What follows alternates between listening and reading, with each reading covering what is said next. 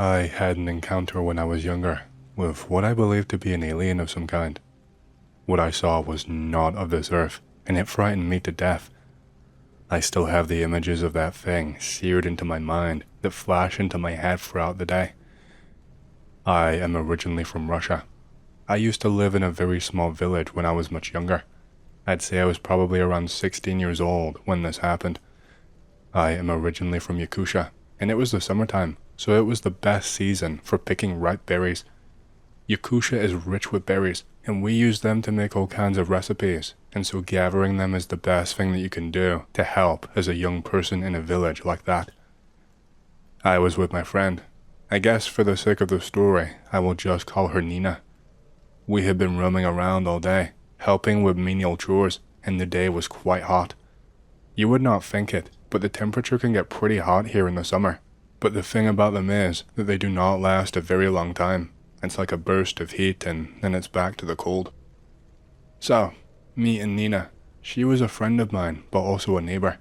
We were venturing deep into some local forests in order to gather berries, and then the plan was to go home and just rest for the day.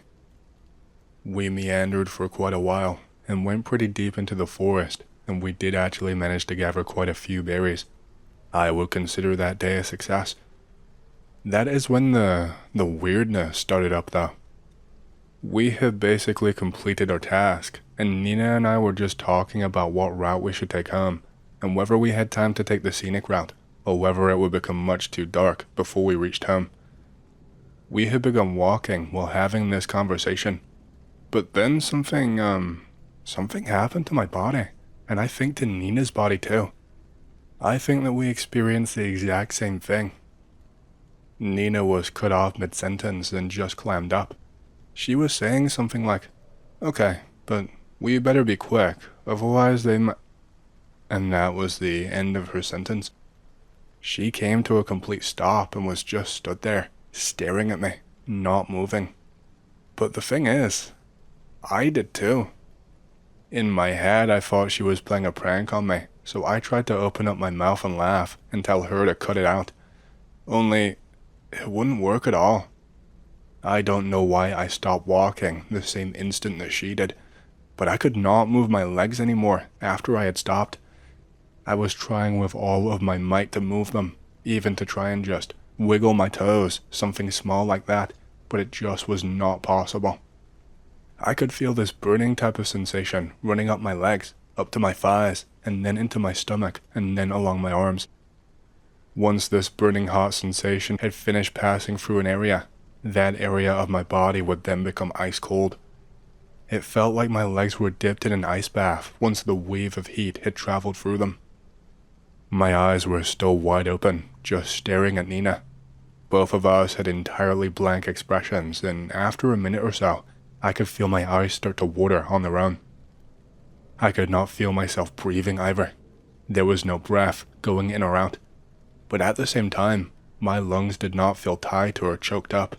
I did not feel any burning in my lungs from a lack of air. None of it made sense to me. It was like some kind of force just froze me in time, I guess is the only thing that I could suggest. I'm not really sure how long I stood there like that, with my eyes burning and the feeling of ice all throughout my body with the occasional jolt of burning. It almost seems like there was a blip in my memory at this point, because I felt myself blink automatically at one point. I instinctively took a massive, deep breath, probably the biggest breath I had ever taken in my entire life. I felt completely out of breath for the next hour, maybe even more. I felt like no matter how deep a breath I took, that it wasn't enough, and that my body was not getting enough oxygen. Nina was doing this too. She was on the floor taking deep breaths, and when it was not working, she started to panic and was hyperventilating and asking me why she could not breathe. I had to spend some time trying to soothe her, even though I felt those horrible feelings too. I only realized while comforting her that there was no light left in the sky. We should have had probably another 2 hours left of daylight, but the sky was now just this incredibly strange, deep dark violet color. I was confused, but at the same time, I was just thankful that I could move again. I shit you not, all of my limbs were just burning, But from exhaustion this time, and not from the feeling that I had running through my body. My arms and legs had that burn that you get when you hold a plank for way too long. At a certain point, Nina just grabs me while gasping for breath and just starts dragging me along by my sleeve and is begging for me to take her home. It was like she was drowning on land. We had both left our collections of berries behind. We did not even have the strength to lift them and take them home. At some point we just started running because Nina kept pulling me along faster and faster. We were just trying to rush home. At some point, we reached this gully type thing and we were lucky not to trip and stumble in because neither of us noticed it in the darkness until we were right on the edge. I remember this part pretty clearly because we only just managed to stop ourselves from falling and boom, I just saw this massive, blinding flash of light in the sky. It looked as if lightning had suddenly struck nearby, except the brightness was in a much wider area, way brighter than a flash of lightning, and there was no sound that I could hear at all. We looked towards the area of the flash, and when we did, we managed to spot something just floating in the sky. It was this huge thing in a disc sort of shape. It's hard to describe. I don't remember it really having much color at all, but I do remember that it just stayed in the same spot for as long as I looked at it. It didn't seem to be spinning or gyrating or anything at all. It looked as if it were just frozen there, like it was just a 2D sticker someone had stuck onto the sky. Both of us screamed as we saw this thing and started running towards the village as fast as we could once again. I guess we both just kind of instinctively knew what it was. We both had the same thought that it was a UFO, and once we got back to the village, we told everyone what we just saw. We were not the only ones either. Apparently, everyone in the entire damn village saw that flash of light, and a local hunter had rushed back to the village to warn people because he had apparently seen that disc too.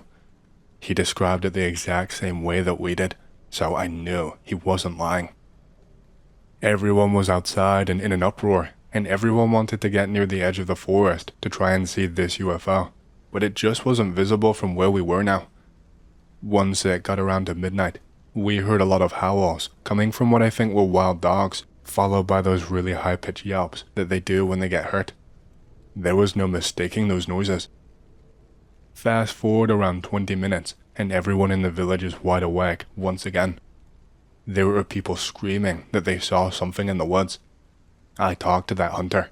He said he ran out immediately when he heard a small boy shouting near the edge of the woods. He said that deep in the woods, he could make out the silhouette of something. He said it looked like something shaped like a human, but not quite right, and it was walking around, and then apparently dropped to all fours and just ran away. He could not give me any more details than that. The hunter informed everyone that he was going to go and take his gun and kill whatever was out there causing trouble. He said it didn't matter what kind of animal it was, that he had seen and killed everything before in his lifetime. I begged him to take me with him. I was really scared, but also I really wanted to see. It was that youthfulness, you know, when you're shit scared of everything, but also super curious, and you want to risk your life. I don't know, it's hard to explain. I just wanted to see. I wanted to know what happened to Nina and I wanted to know why. I wanted to know what the hell was going on. The hunter refused me completely. He told me that the woods was no place for a girl and told me to stay behind and just look after my parents. The hunter went out alone. I tried to convince Nina to sneak out with me, but she flat out refused. So, I waited for a couple of minutes until the coast was clear, put on the darkest clothes I owned, and tried my best to quietly sneak through the woods as best as I could and tail the hunter. I knew those woods pretty well, thankfully. It's probably the only reason I was able to follow along. I only wanted to see what was out there. I didn't want to get in the way or cause trouble. I just wanted to know the truth. But, I wish I'd just stayed behind in my village, like the hunter told me. I had a rough idea where the hunter was. I kept hearing twigs snapping, and then these long, drawn-out breaths.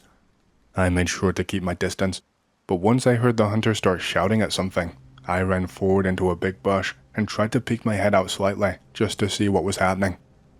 I was probably so obvious and looked stupid. I think the only reason nothing happened to me because the hunter was so focused on other things and was there to take the fall for me. He was shouting at something that was down on the ground on all four legs. He was pointing his gun at the thing and screaming at the thing to fuck off, but after 30 seconds or so, I heard the hunter yelp and drop his gun to the ground. I could see steam actually rising up to the air from the gun and what little moonlight there was.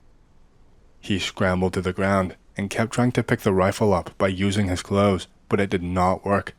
He kept yelping and pulling his hands away quickly. This thing went from all fours to standing on two legs, and when it did, the hunter turned around to run, but once he started to move his leg, he just stopped, frozen mid-movement on the spot. He was facing me. His eyes were staring directly at me, not moving. I could just see them starting to water after a little while. It looked like tears were welling up in his eyes. This thing was only about average human height. I could not make out much in the low light, but it looked mostly human. Except it was steaming. Like there was literally a ton of steam pouring out of this thing. It wasn't a lot at first, just a little bit in the moonlight. But once this thing got up from its four legs and started standing and walking on two and walked over to the hunter, it started pouring out so heavily, it was like a thick fog. This thing walked up to the hunter and placed its hand on his head, palm open, and I watched the steam pouring out. I saw the hair of the hunter start to catch alight and burn down. And then I watched as this thing's hand started to sink further down the longer it went on. The hunter's skin was literally melting off and coming off in strips, but the hunter was not moving, he was not screaming, he was not making any kind of noise at all. He was just there, frozen on the spot, still staring directly at me. By the time I had enough and turned to run away, the hunter actually had a bowl-shaped indent at the top of his head where it had melted and sunken in. I just ran and I ran until I got back to the village. I didn't know how to use a gun, so I could not pick it up and help him. There was nothing I could do. I think I would have just ended up frozen like he did. I was scolded by my mother and father for sneaking out at night, but I told everyone what I saw. I told them an alien got the hunter, that it killed him, but no one was man enough to go outside and look for him right then and there. The search for him did not begin until morning light. I did not sleep one bit.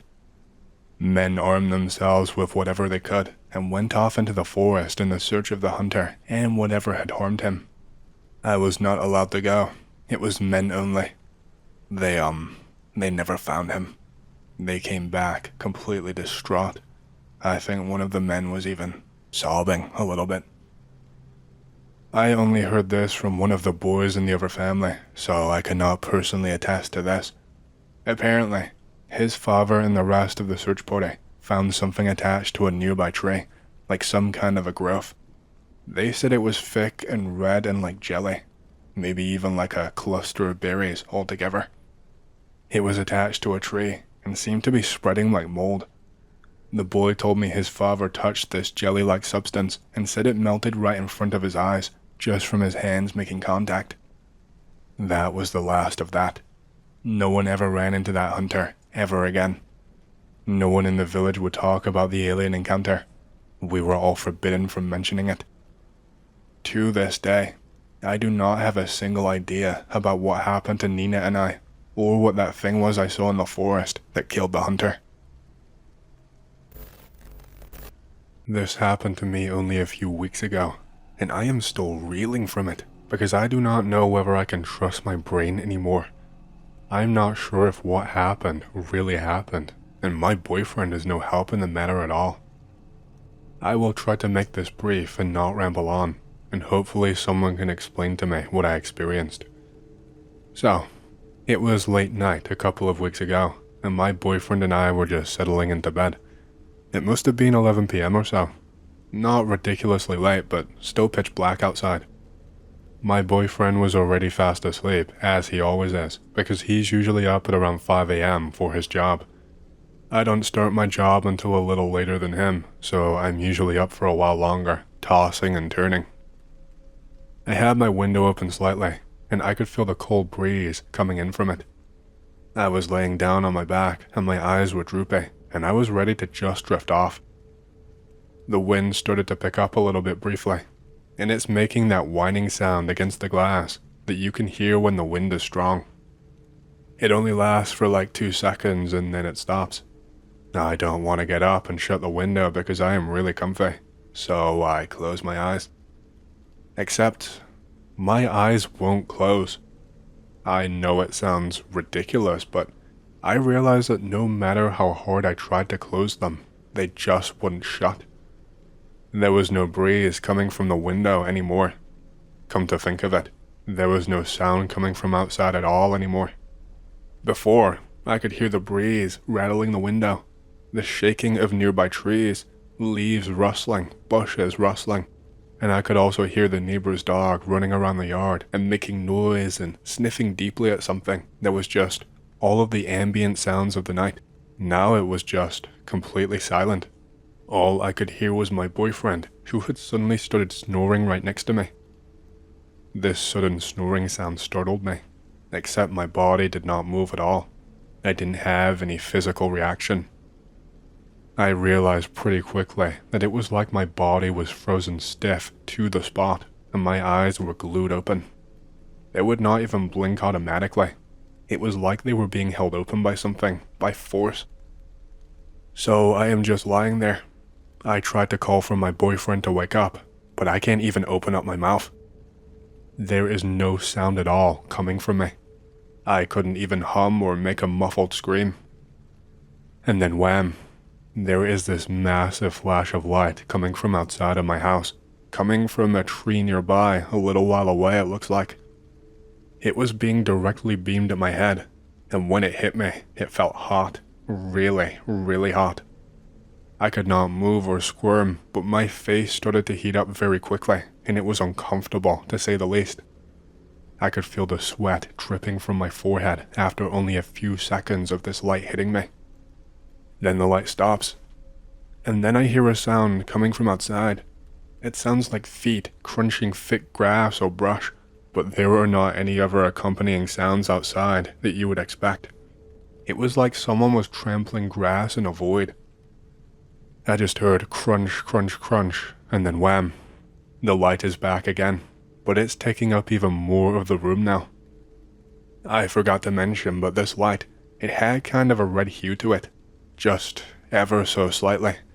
It made me feel like I was in a dark room where you develop photographs. But now it was hitting me, my boyfriend, the entire bed. My boyfriend did not react to it at all. He just kept on snoring away. After much of the same feeling, it goes away again, and I can hear more and more sounds. Again, it sounded like just this noise in isolation, but it sounded like a tapping against the side of the house, followed by something sharp, sinking deep into the wooden exterior of the house. It sounded like it was low to the ground, and then it seemed like the sound itself was scaling the wall. It seemed to stop just below my window, and then I got hit with that light once again. This time it engulfed the entire room, and I could not see anything in my vision because it felt like I was being blinded. All I could see was block red. When it stopped and I could finally see again, I saw a sight that I have not been able to get out of my head since that night, a sight that still haunts my nightmares. All around my bed, I could see faces. I did not count exactly how many. It must have been half a dozen of them or so. All I can see are the heads. I cannot see the bodies whatsoever. I don't remember whether the bodies were covered in the darkness of the room, or if they just weren't there or what. All I could see was that they were essentially 6 floating heads all around my room, and they were right by the foot of the bed, in a kind of semicircle. They were not human heads though. They had some human features, but the heads were much too big and bulbous. They were much thicker at the top and skinnier at the bottom. The eyes were as big as golf balls, and they were pure, shiny black. The skin was this almost translucent grey. It felt like I could partially see through the skin and see little bits of what was beneath it. I think the jaws of these things were what frightened me the most. They were not like human jaws at all. They were hanging loose and were really far down. They were constantly just hanging open, and I could hear these horrible wheezing sounds coming out from them. It was as if someone took a human's jaw and just stretched it down until it became skinnier and unhinged. I could not move. I could not do anything. The most I could do was make my eyes dart around the room, but I could not close them. I wanted nothing more than to just shake my boyfriend awake, but I couldn't. He was still just laying there, snoring. These things did not do all that much at first from what I can remember. They just stayed there and looked around the room, and I think they looked at each other. I could be wrong, but they almost looked as if they were communicating with each other in a way that I could not really perceive, but I can't quite explain how I know in retrospect.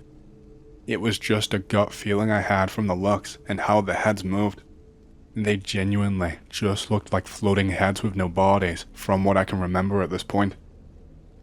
After this, there was a big gap in my memory that I don't really know how to explain.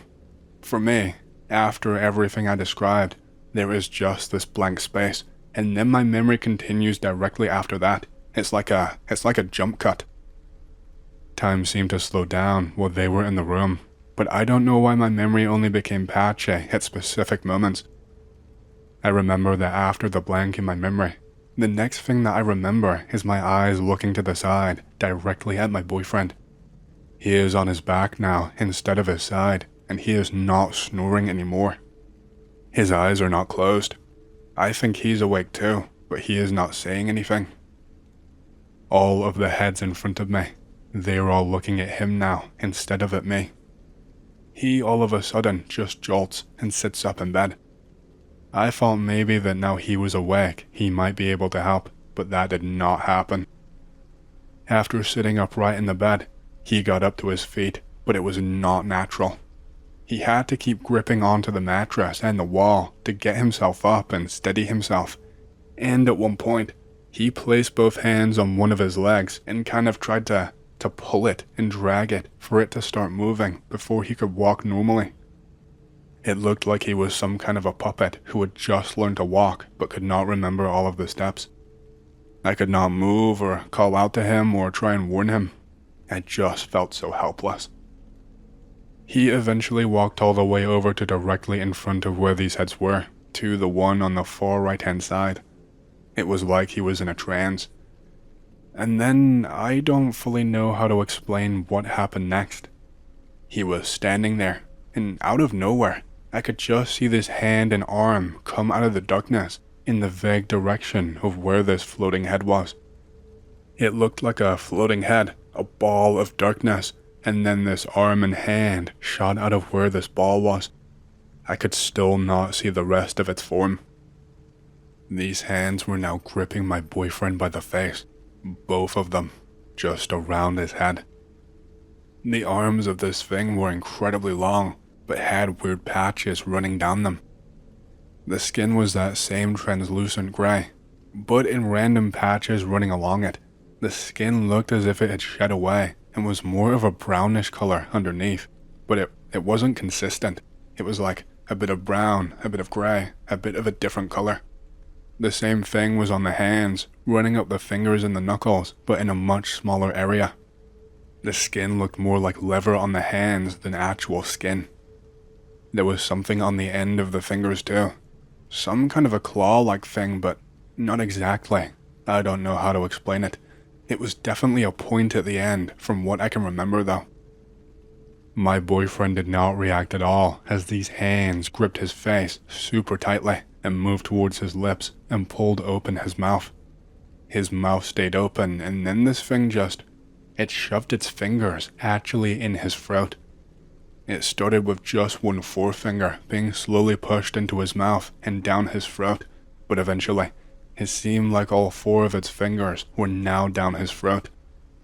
I could hear my boyfriend making these choking noises, and they sounded horrible, but he still was not reacting consciously. And for whatever reason, this thing, it used the hand rammed down his throat, along with the other hand gripping his face to forcefully move my boyfriend's head and force him to turn around fully and face in my direction. I could see that my boyfriend's eyes were fully rolled back inside his head, and they were moving rapidly. They were watering too. My boyfriend seemed to be twitching and shaking all over his body, and I think that he had raised skin and goosebumps all over his arms. At this point, I could just barely see the body of this thing, this alien, peeking out of that ball of blackness.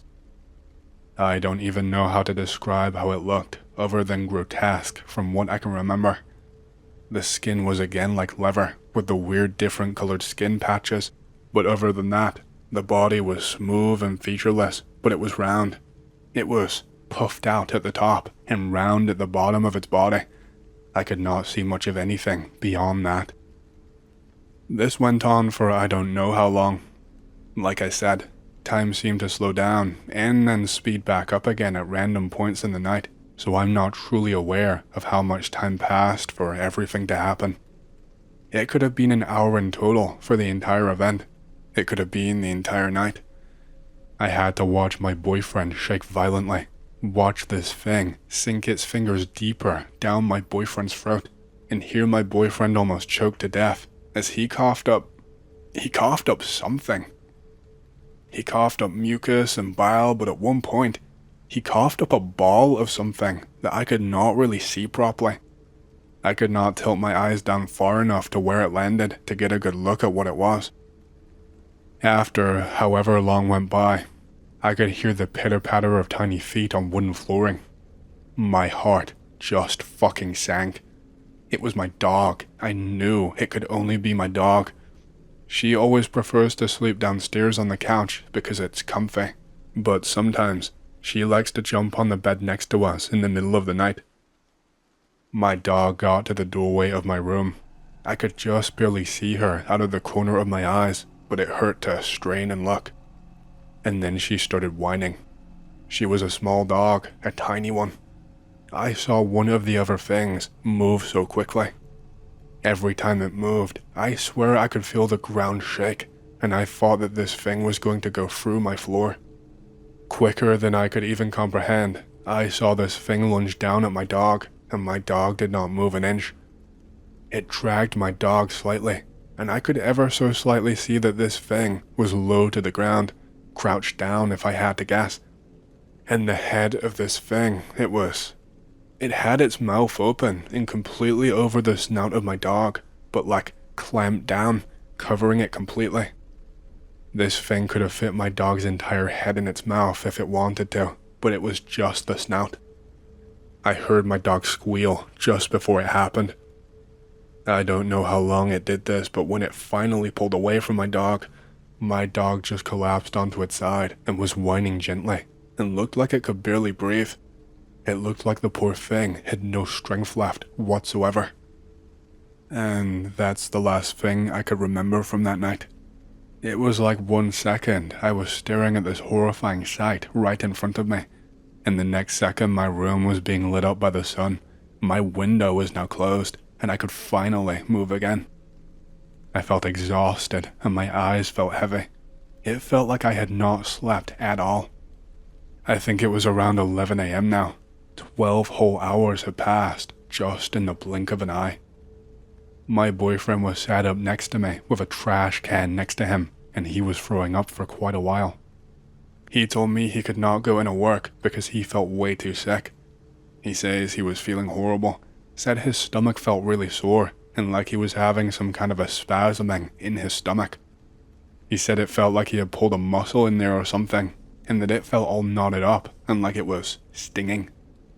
He told me that he tried to eat a sandwich earlier in the morning and drink a glass of water, but he could not keep it down.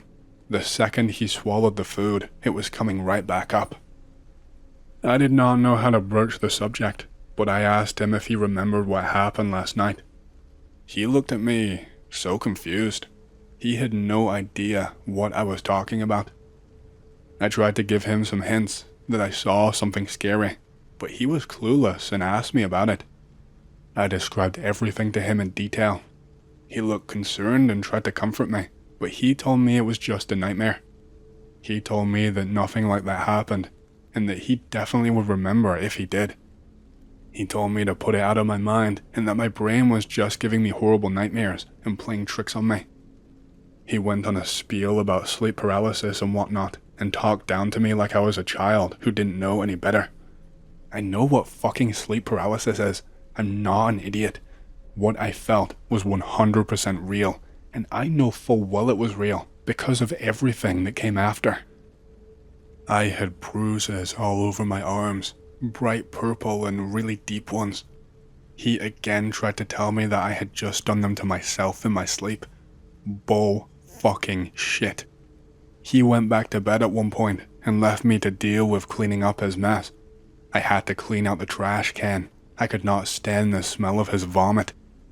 His vomit was a weird color. It had no food in it at all. It was almost entirely liquid. It looked like it had some blood in it, and was more of a brown than the usual color of bile. But it was like a really dark brown.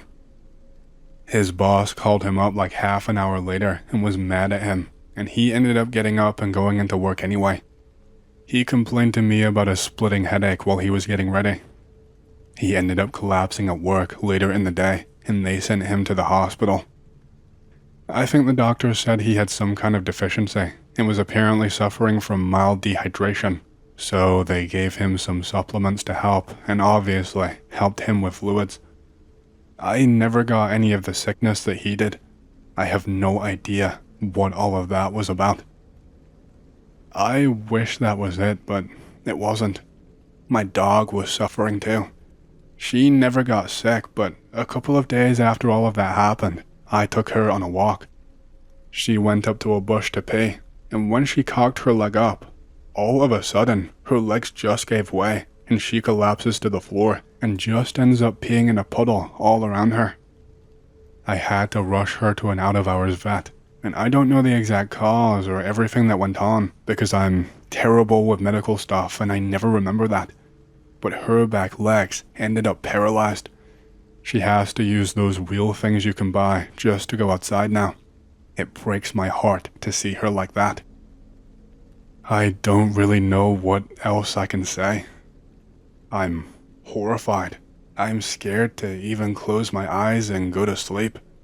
My boyfriend is on and off with his health. Some days he feels completely fine, and other days he feels just as sick as that first day. It just doesn't make sense to me. I don't really have any way to explain it. Normally these things have a perfectly reasonable explanation, but it's like there's just nothing to explain this. In the last couple of days, I have not been able to remember any of my dreams.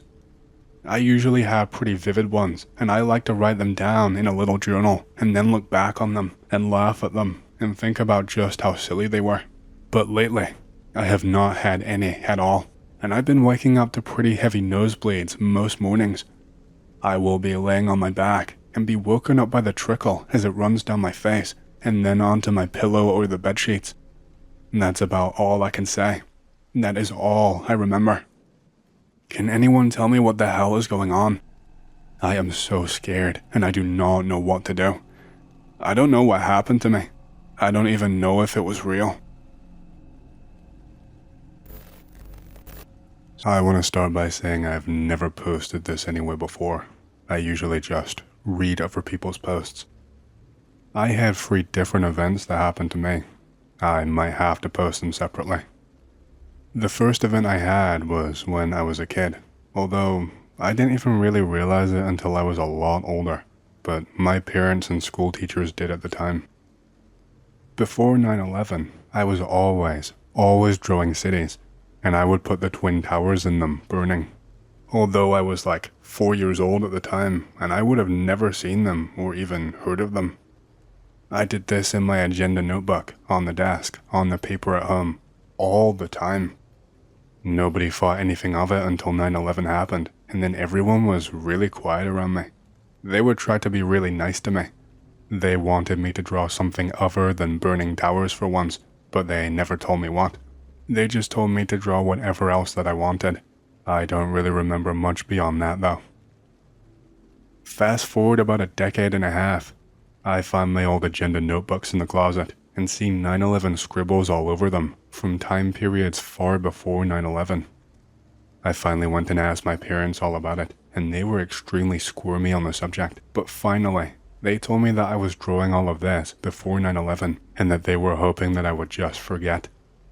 They had told me that my mother apparently predicted a bunch of plane crashes between the 1960s and the 1980s to excruciating detail, down to the exact locations that they would hit. Although apparently she lost this ability when I was born and stopped being able to predict things like that. Apparently, my grandmother and my great-grandmother had the same ability to varying other degrees. It's really made me question a lot of stuff ever since though, to the extent that I seriously worry about my own thoughts. So that was the first story. Here is the second one. Significantly after this, but before rediscovering this weird life event of mine, I had another incident take place. I had the day off and had gone to sleep, although once I had awoken in my dream, I didn't realize I was asleep. I lived out day after day, week after week, month after month in this dream that I didn't even know was a dream. However, it was not a good one. Eventually, at some distant future point, the space station was deorbited.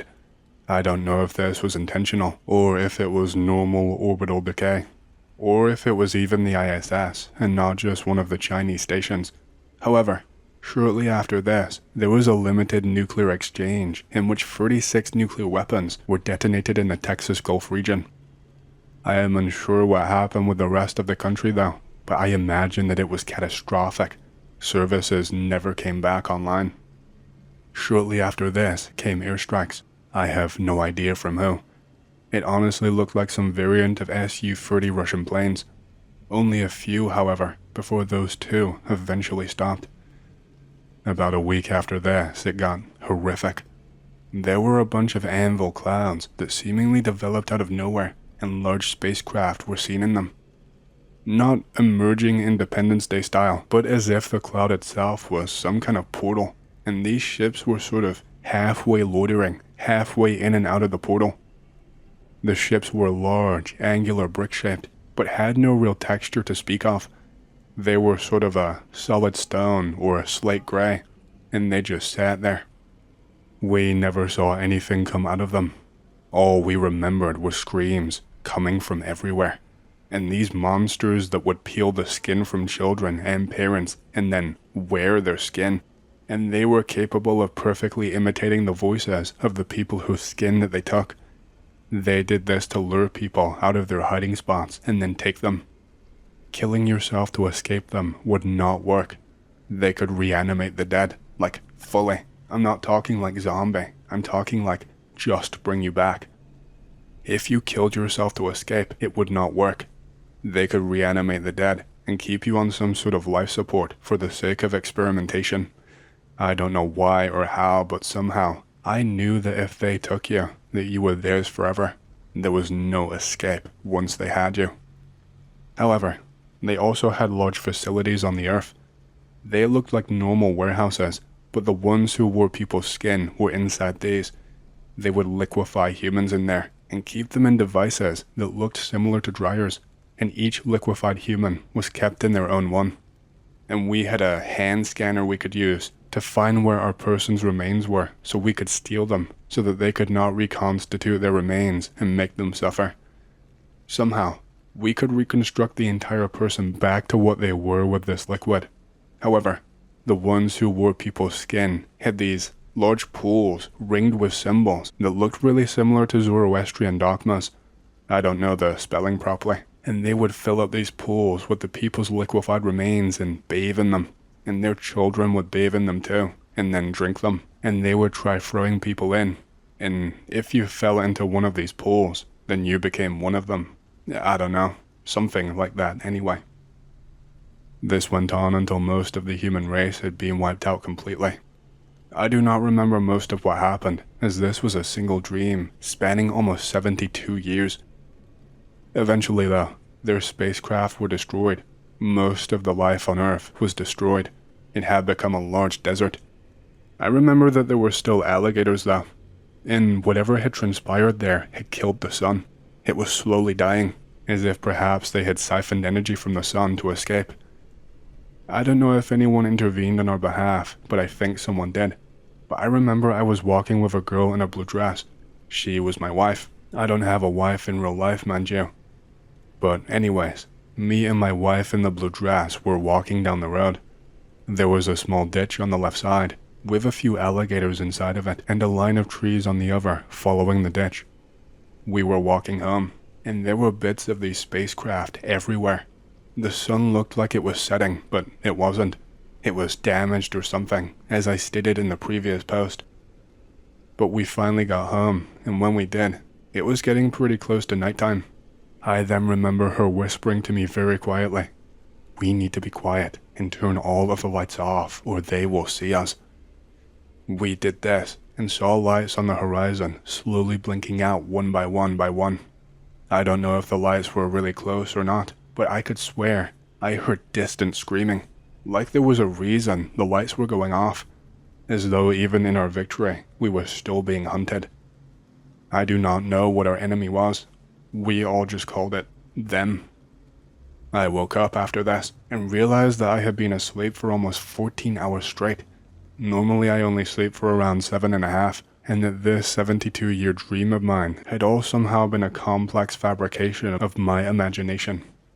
However, every single event leading up to this has happened so far again. Every single last one. And I fear that either I am once again in the long dream, or that this has become reality this time, and we are about to see tribulation. Russian invasion of Crimea, Iraq falling apart and returning to a fractured state, Syrian intervention. The next things to come along are that the rest of the Middle East falls apart. Not just what we're already seeing, but I'm talking Jordan, Lebanon, Saudi Arabia, Iran, pretty much everything except for Israel. Eventually, a space station.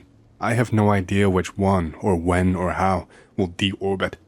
A war between Russia and the US is going to kick off. It's inevitable. Russia is going to invade up through Mexico. The red line is how far into the US they end up advancing, due to aid from the native Mexican population initiating an insurrection due to increased nationalism, and a weak quasi-breakup of the US following a civil war. The green circle is a flashpoint where Russia did not invade at first. They stayed on one side of the ship channel until finally attempting to cross it, and that is when things go nuclear. 36 nuclear weapons are exchanged in and around the green circle. I have no idea how many are exchanged elsewhere, as that is the last time we have internet or TV ever again. Many of our electronic devices and vehicles still worked, however. Mostly older ones though, and for some reason, as I said, the handheld scanner for finding humans worked. Russia does a few more strikes with aircraft that I assume were hardened against the initial nuclear exchange, although they very quickly stopped, as I imagine they likely ran out of fuel or some such of a reason. Very soon after this is when the ships arrived. They are able to reanimate the bodies if they are fresh. I don't think they can if they've been dead for a long time, or in the ground for a while, but I think there's around a 1-week window that they still can. I would not advise killing yourself though, obviously. I'm not sure what they looked like. They were always wearing human skin when I saw them, although it was sort of loose, and they would walk upright like humans, but they could run faster than any human, and even faster on all fours. Even the child-sized ones were stronger than any human. There was no way to kill any of them either. I don't mean that figuratively. I mean literally, in my entire time, I had not seen a single one die. They had a weird sort of glow to them though, like you could see underneath their skin, where they had glowing machinery or augmented body parts, or something like that were part of them. And some of them, the heads did not look right, because you could see the human skin on them, but you could see 4 or 5 glowing white eyes underneath the skin.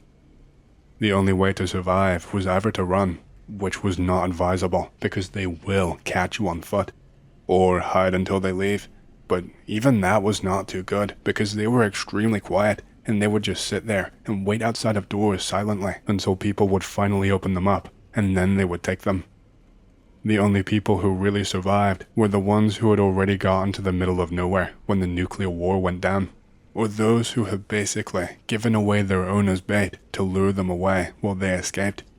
I would not doubt for a second that by the end of the 72 years, there were probably only a few 100,000 people left on Earth, if even that many.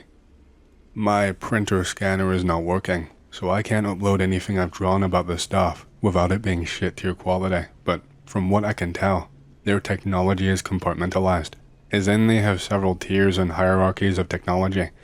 Whether this is due to them being an amalgam of civilizations or not is unknown to me, but I think it might be a similar reason to just not wanting us to get their technology. I'm pretty sure the hand scanner was theirs, but it was based off existing human technology. Or maybe human technology was based off of it, I am not sure. Most of their other stuff was absolutely useless to us though. There was no way for us to use it. Somehow, with these portals being open, they were siphoning some kind of energy that powered the ships completely differently from electricity. Although I'm not sure they even needed the portals, to be quite honest. Without this exact energy source, the pieces of their ships were literally nothing more than useless common metals and alloys. They somehow underwent some kind of rapid breakdown without this energy source. I don't remember how the portals closed or how the ships were destroyed. I was in the middle of nowhere at the time. I'm almost certain, 90% anyways, that they are some kind of scavenger civilization. They wait for civilizations to wipe themselves out, and then it's like some kind of cosmic law that for the most part, everyone is allowed to pick through the remains, which I think is what happened after the nuclear war, and I think someone did not like this and kicked them out, but not before they damaged the sun as a final fuck you to humans and whoever else helped them. As I said though, it was not fun. There was something left behind. I don't think it was them though. I think it was something else. It was something in that long darkness that would eat people. They didn't glow and I never saw them. I just knew not to ever show any light at nighttime ever. And when it was nighttime, we slept underground. We slept underground underneath the house in case the things in the dark came inside and found us. I think they were little more than animals, maybe something that they left behind, but I do not know. I don't even know if the long dark was permanent or not, as that is when the dream ended. The sun was just dying.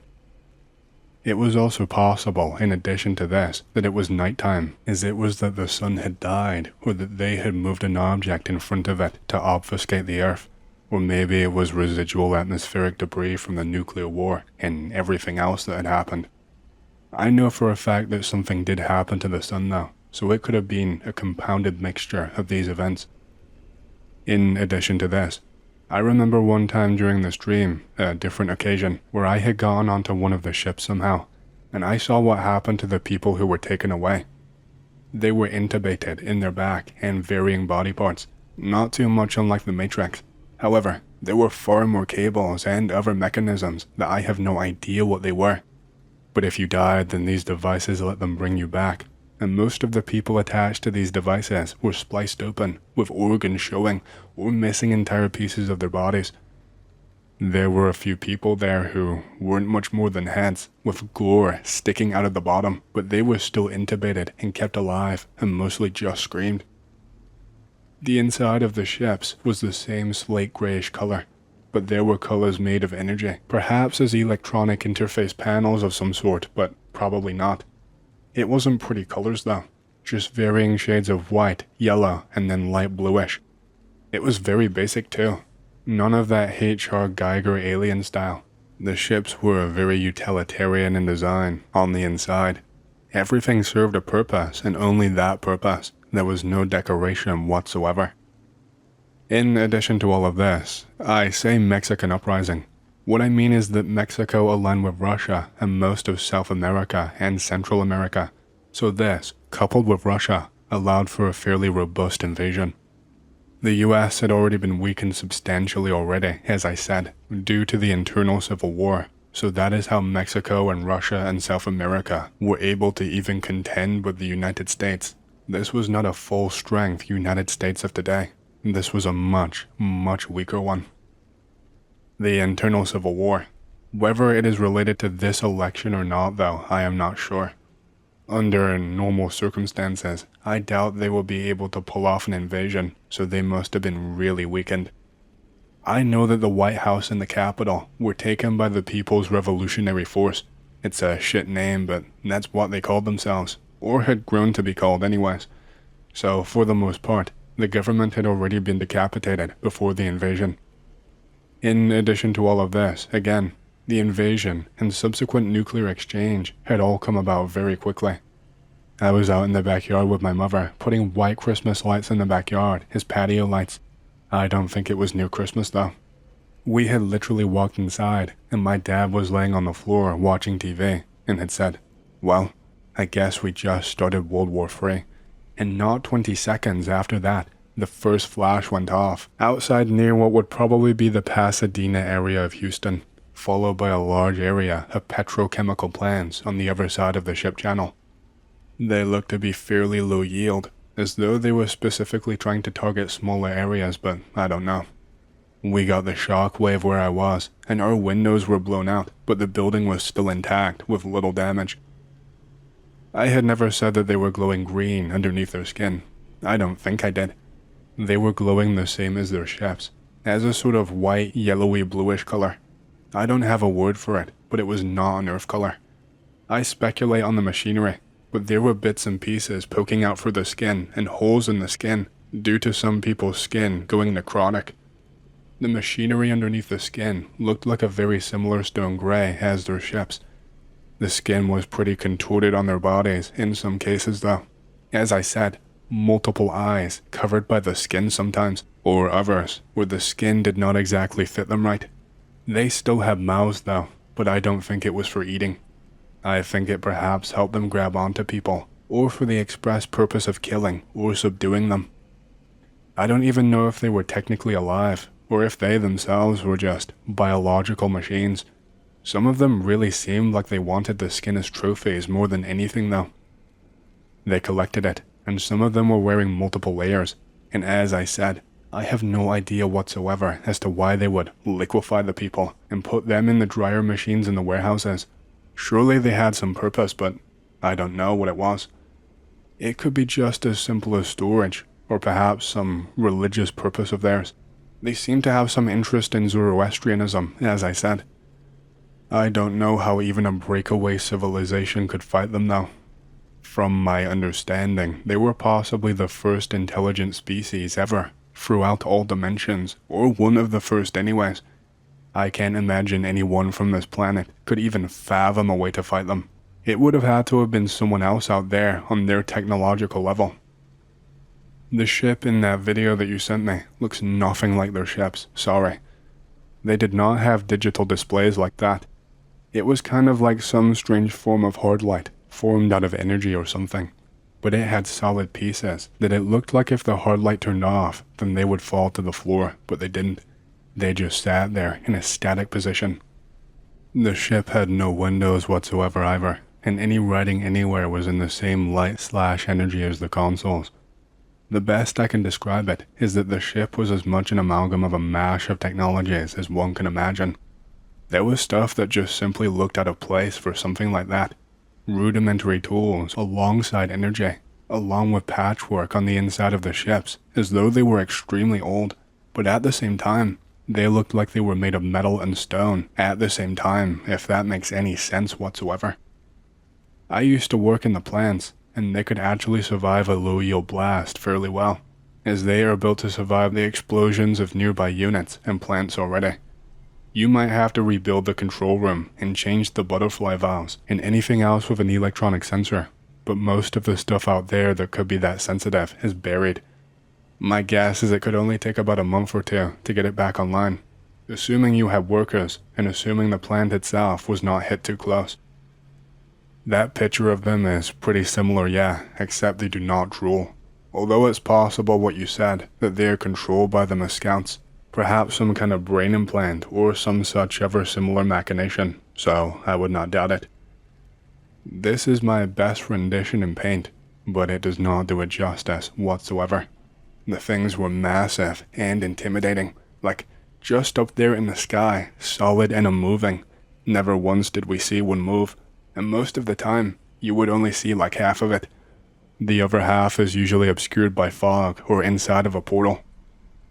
I can't make it look like it in paint, but the surface is pretty much completely seamless, but it can open up. The inside looks like a mix of the metallic stone and the energy when it does. I never saw anything come out though, but they would leave these things that looked like giant stone caskets on the ground below the holes in the ships, and the things would just crawl out of them. I have something that happened to me that I'm not even really sure how to put into words.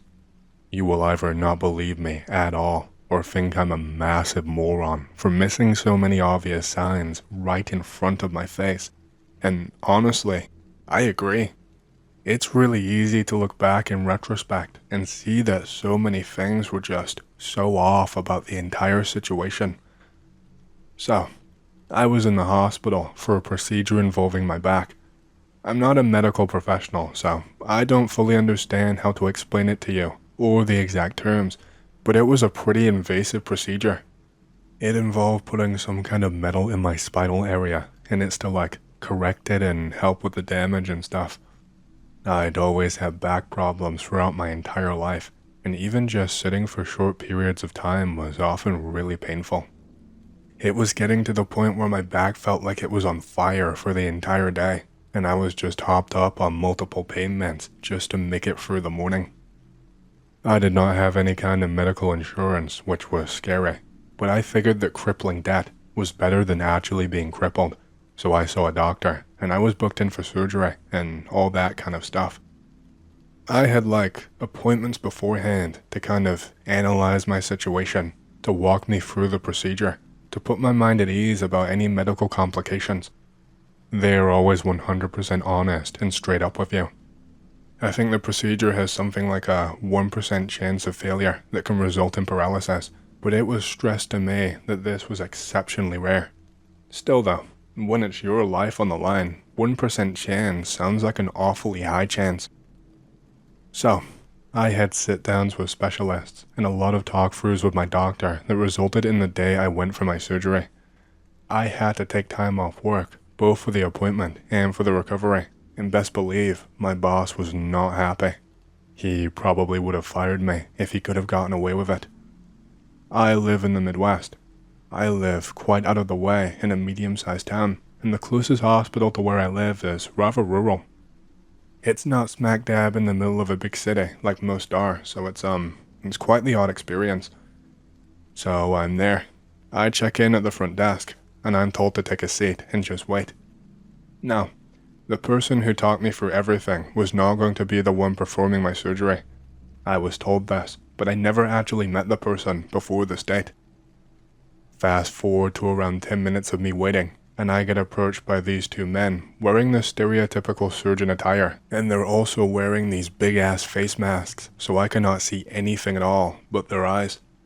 They ask me if I'm here for an operation, and I say yes, that I am here for my back. One apologizes to me and says that he was not supposed to be working today, but would be taking my surgery, and that he just needed to be briefed. He was like, "Would you like to follow me, Mr. And he fumbled for a couple of seconds before I said my name, and he was like, "I'm so sorry. Sometimes names just slip out when you meet so many people. Please forgive me." He seemed nice enough, and it did seem like an honest mistake. I was led into this room quite a ways away from anything else. It was just a small patient room with only like 2 beds, and no one was in there. In fact, the lights were actually all turned off, so the room was just pitch black. They asked me to take a seat on the bed and told me that they needed to just run through a few things before the surgery could begin. I had to not eat anything prior to the surgery, and so I was really hungry at this point. They told me they needed to do pre-operation blood work, and so they fumbled around for a little while, and I wasn't really paying attention. I was super nervous, and so I was just in my own little headspace, trying to prepare myself and stop myself from worrying. They both left after that, and just asked me to wait there for just a little while. I think they were gone for around 5 minutes, and this random nurse I had not seen before just kinda peeks her head around the corner and is like, "Hello?" She seemed confused and I responded hello back to her. She asked me if I was lost or something, because that no one was scheduled to be in this room, and she noticed that the door was open and that the lights were on, so she thought she would come and take a look. I explained to her the situation, and she seemed a little, I don't know, she just seemed irked by everything. That's around the time when those two guys came back, and they shooed her away. They had their ID medical badge things on display at all times, and they actually reprimanded her quite badly, saying that she should not be interfering with a patient right before an operation, and that she probably frightened me even more. I think the nurse started crying actually. She said sorry and jogged out of the room. This is where things really took a turn for the worst. They both walk up to me, and by this point, I'm starting to feel really, really nauseous. It's not even from the nerves though. I don't know how to describe it, but it felt like a real sickness. But obviously it couldn't be from food because I had not eaten anything in like 24 hours. One of them is talking to me. He's talking some medical mumbo-jumbo that I'm not really understanding. It doesn't sound at all related to my surgery though, so I'm a little bit confused.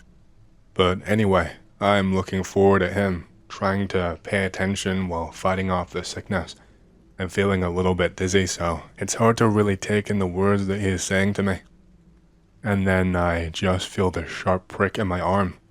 I'm like, what the hell? So I look over, and his colleague, the other doctor, he's just put a needle in my arm. I didn't see what was in the needle because it was already gone. He tells me not to panic. It's to help me before the operation, that I already looked scared, and he wanted to distract me so I did not panic and get in my head even more. I am thinking at this point that surely that's some kind of medical violation, especially since they did not ask me for consent. Then they wheel in this bed, and they ask me to get on.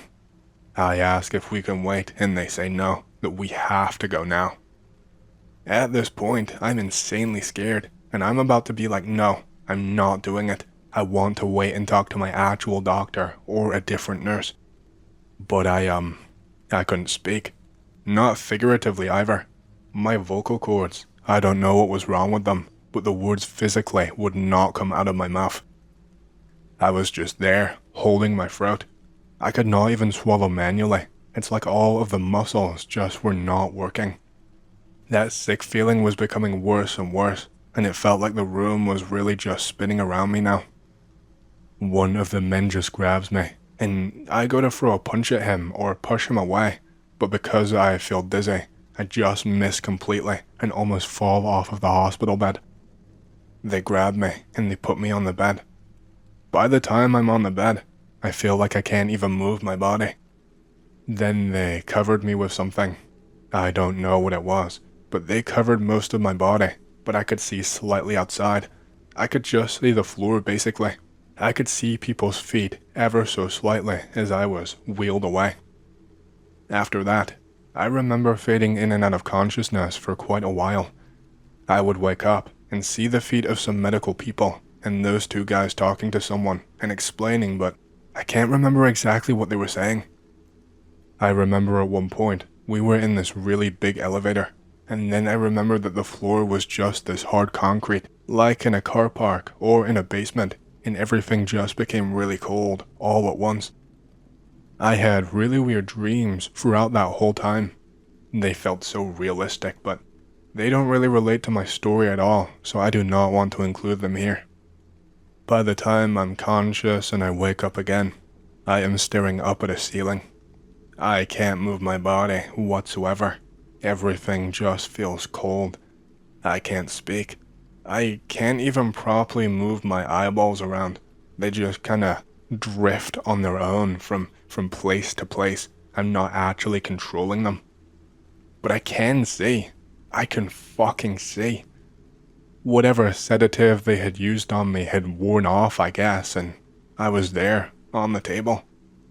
It wasn't just those two guys there anymore. There was now a team of around 4 people, I think. All men. all in the exact same attire, with their faces hidden by those big face masks. And they were also wearing something on their eyes, some kind of eye protection, I think. But there was also a man in the back of the room, just watching. We were in some kind of basement room, is the only way I can describe it. This was not a sanitized operating room, and they were not operating on my back. I was still fading in and out of consciousness even when this was happening, so I can't tell you everything crystal clear. But I know that I was opened up, like fully opened up with a scalpel. I remember that I could just about see inside my body, and they took something out of me. That guy in the back room in a suit, he was wearing a face mask too, and he brought something towards the table. A box. It had a handle on the top. It looked like it was made out of plastic. It looked like a beer cooler, if I had to describe it. I remember they shouted at him not to get too close to me, because I might get an infection and die. Whatever they took out of me, they put in this box. I don't know what it was. I physically cannot remember. When I try to remember what they took out of my body, it's just a blur in my mind. And then once this was done, I remember what he said. I fucking remember, and I can still hear the words coming out of his mouth in my head right now, clear as day. He told the people operating on me to shut up and to not talk back. He said something about his boss paying them good money, and that they had another 2 pickups they had to hit later in the day. I have no idea what that meant. The place was so dimly lit.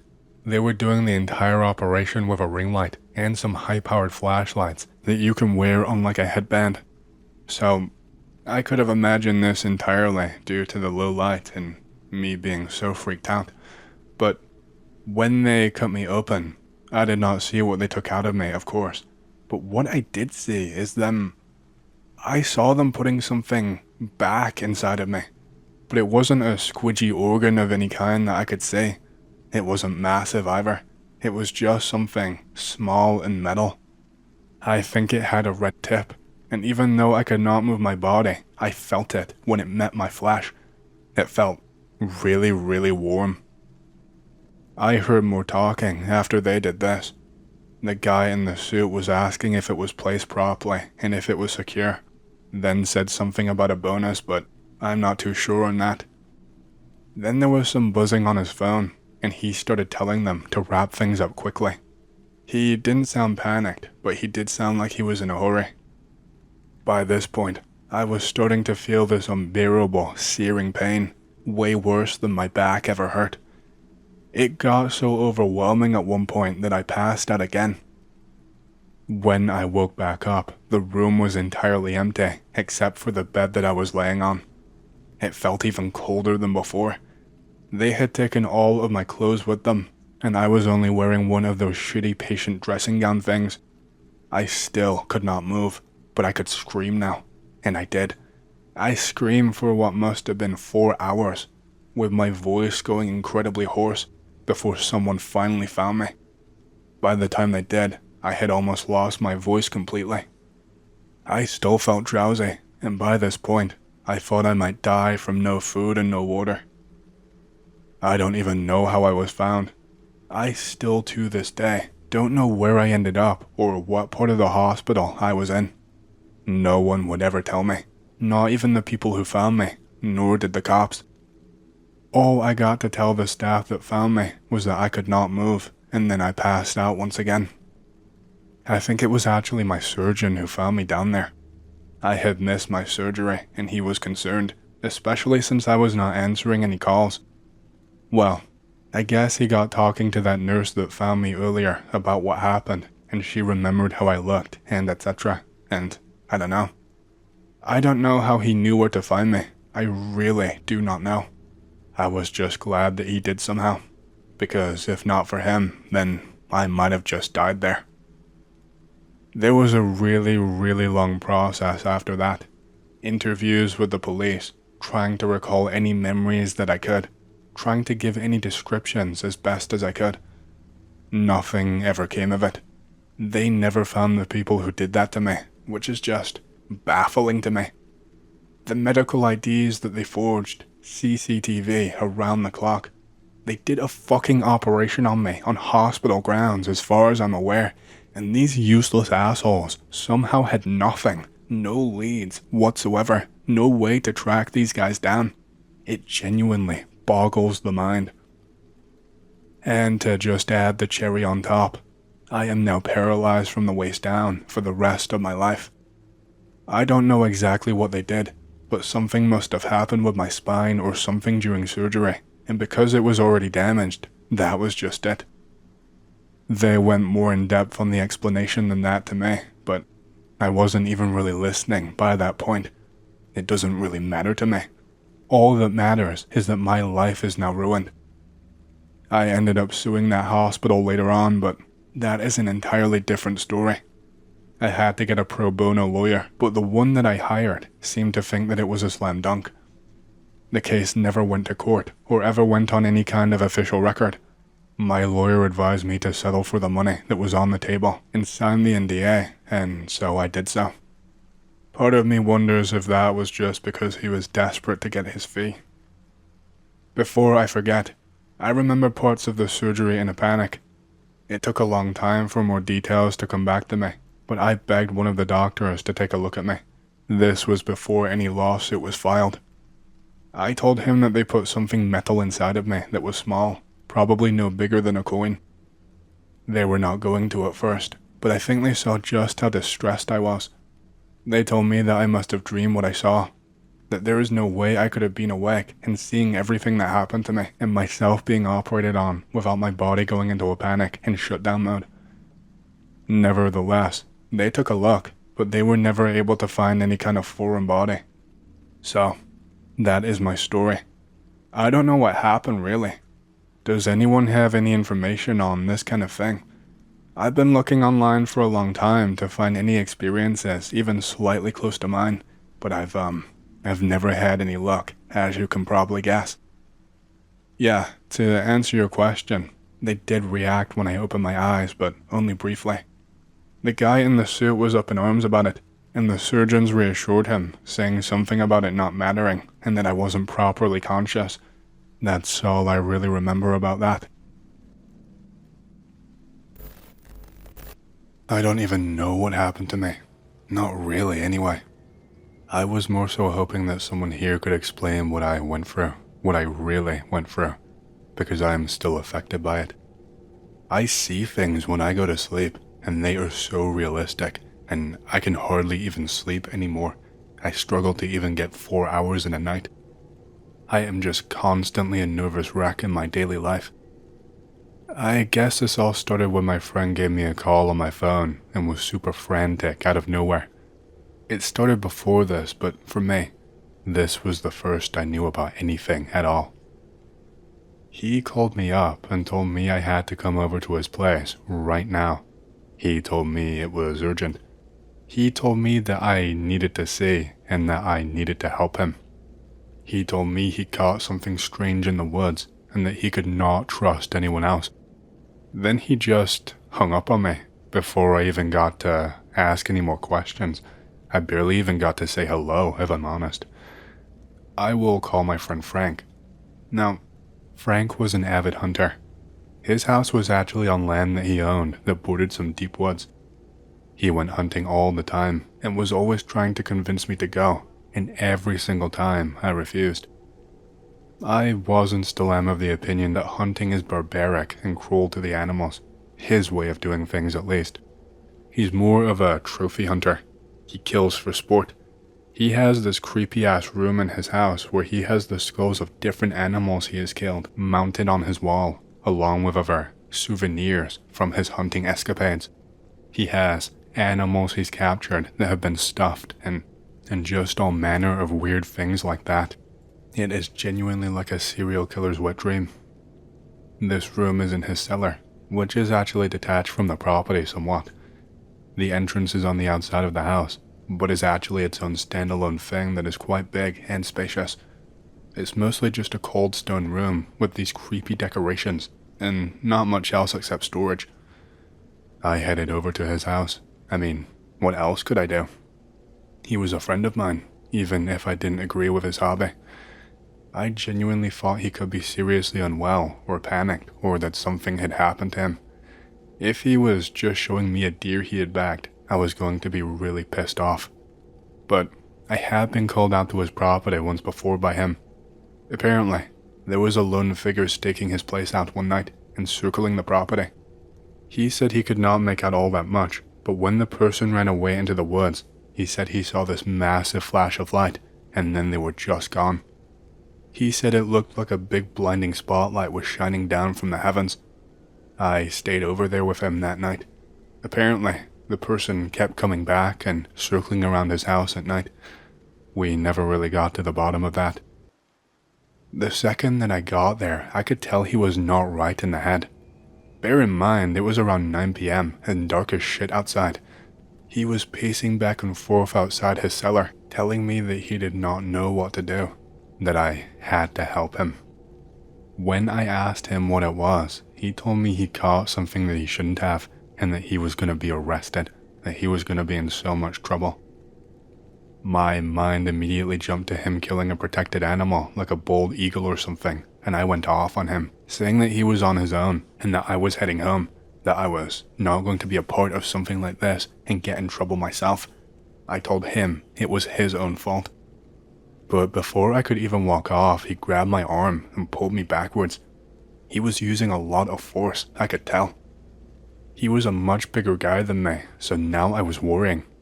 He told me that was not it, that he couldn't explain, that I just had to say.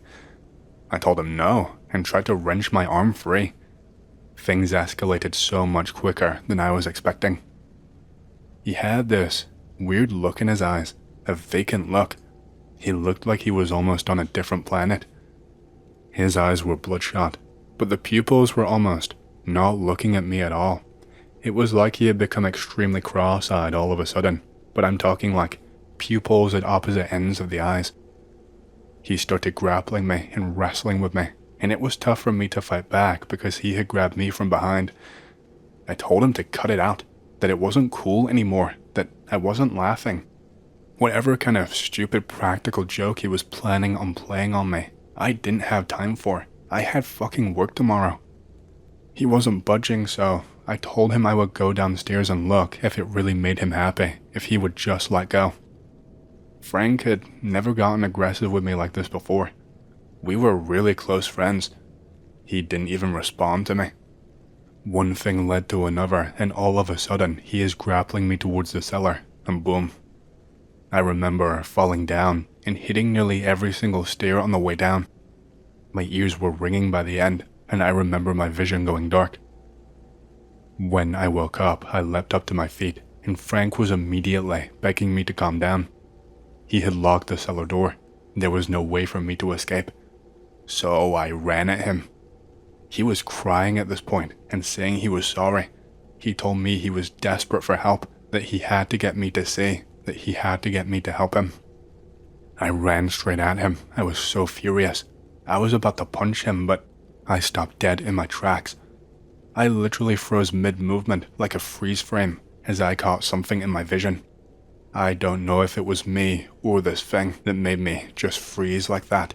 It was like my muscles instantly became paralyzed.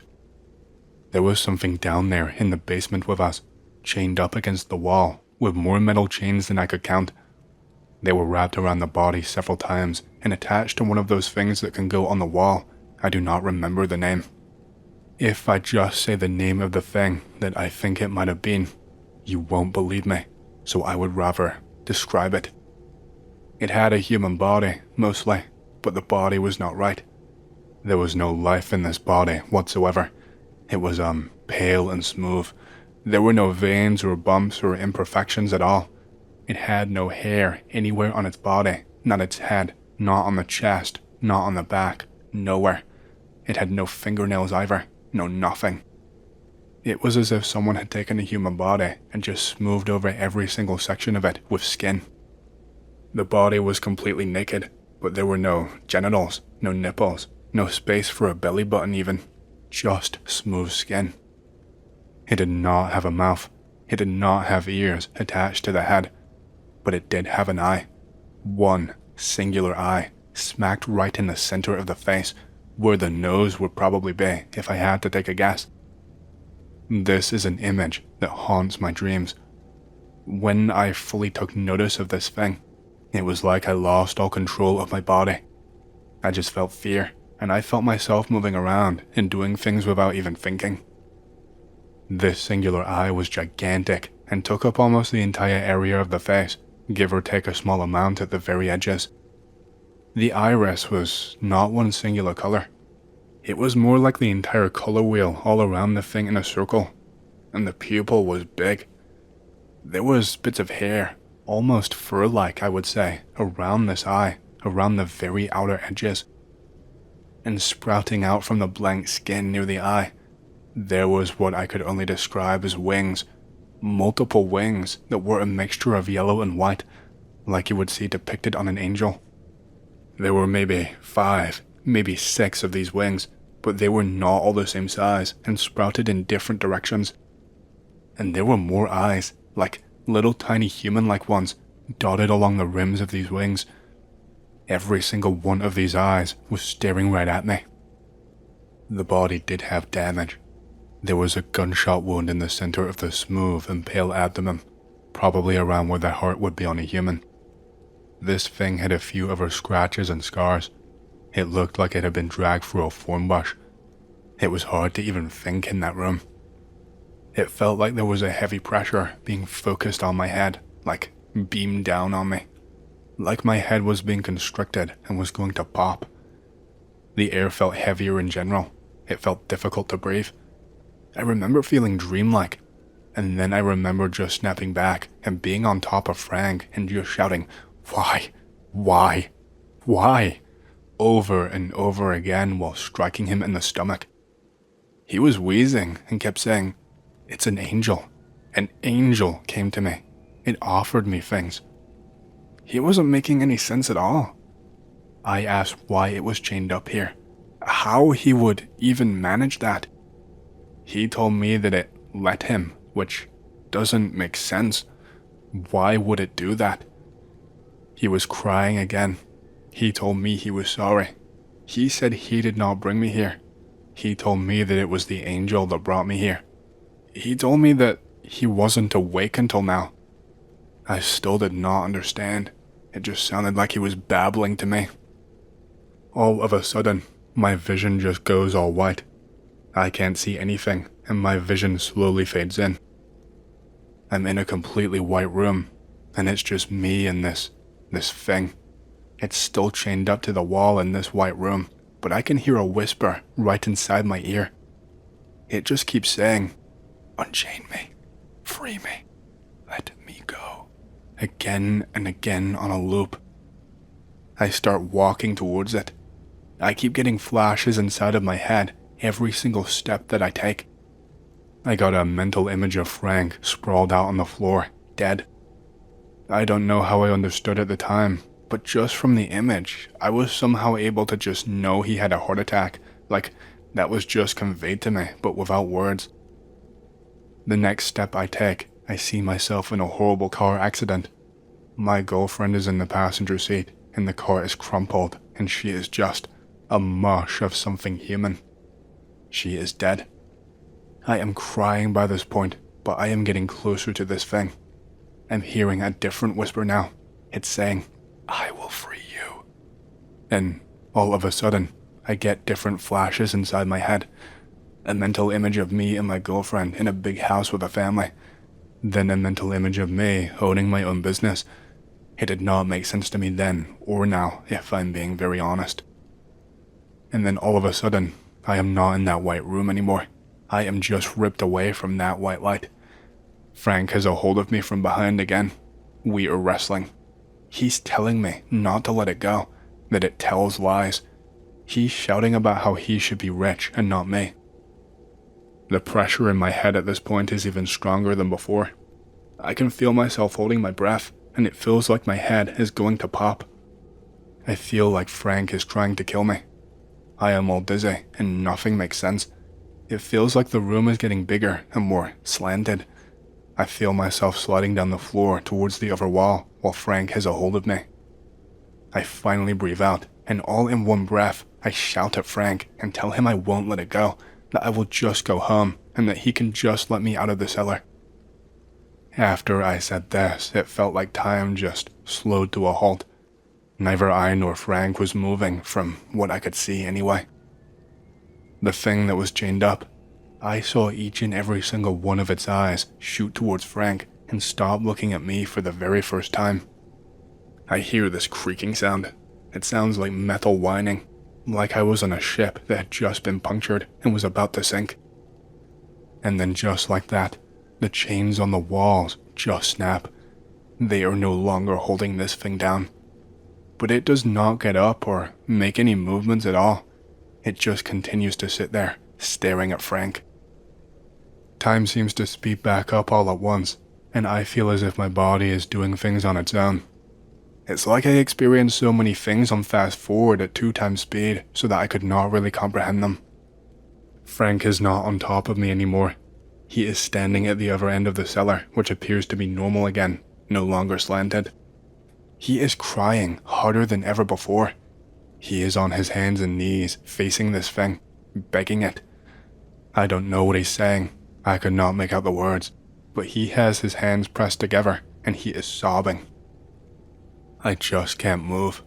My entire body feels heavy, and I feel like I am on the verge of passing out. Gravity feels stronger than it should be. The angel just stares and stares right at Frank. Then I see something starting to form, just over the top of Frank. It looks like light, like blinding white light. Like there's a tiny ball of light hovering high above him, but it's small and it's bright white. I watch this ball of light get bigger and bigger, until it becomes more of a cylindrical shape rather than a ball. And all at once it just kind of expands. It's now like a giant cylinder of light that's covering the entire area where Frank is standing from top to bottom, like a giant beam shining down. I can just about see him through the light, just barely. He's more of a shadow, more than I can see an actual person. He is shouting something, but it's so muffled I can't make it out. All I remember is him pushing his hand outside the cone of light.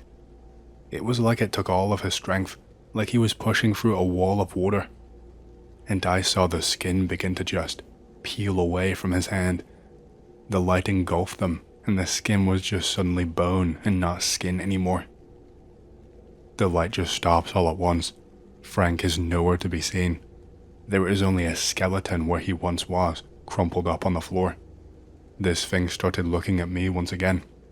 All I felt was immense dread. It kept its eyes on me as it moved over to Frank's skeleton, and I saw it pick something up. I think it was his skull. Then I passed out. I felt my vision go white again, and the next thing I remember, I'm awake in Frank's basement, but he is nowhere to be seen. The entire room is now bare. All of the trophies of the animals have been removed. There is nothing being stored in the basement anymore. I could feel a strong wind flooding into the cellar, and I was freezing. The cellar door did not even exist anymore. It was just open. There was nothing on the hinges. The entire property looked messed up. The garden was overgrown and a mess. The wood on the property and other things just looked to be rotting. I could not find Frank. I never found that thing again. I felt like I just had a psychotic break and lost my mind. I went home. I told no one. I tried to call Frank's phone a number of times, thinking it had maybe just been a bad dream, but the number was not even in service anymore. I never heard anything about a missing persons report being filed by his family. I was never contacted by any of them. Last I asked, someone told me that the land he owned had been abandoned for a couple of years and that no one would buy it. None of this added up to me at all. None of it made sense. I need help, because I don't know what happened or what I really saw. I wish I was making this up, but this is my reality, and I know I am not a schizo. I still have dreams, nightmares really, about all of the things it showed me. I still see that thing chained up when I close my eyes, watching me. It watches me all night long, and I have not had a normal dream in years. Please, Someone help me with this. Tell me something rational. It can't have been real. How would Frank even capture something like that? It's just not possible.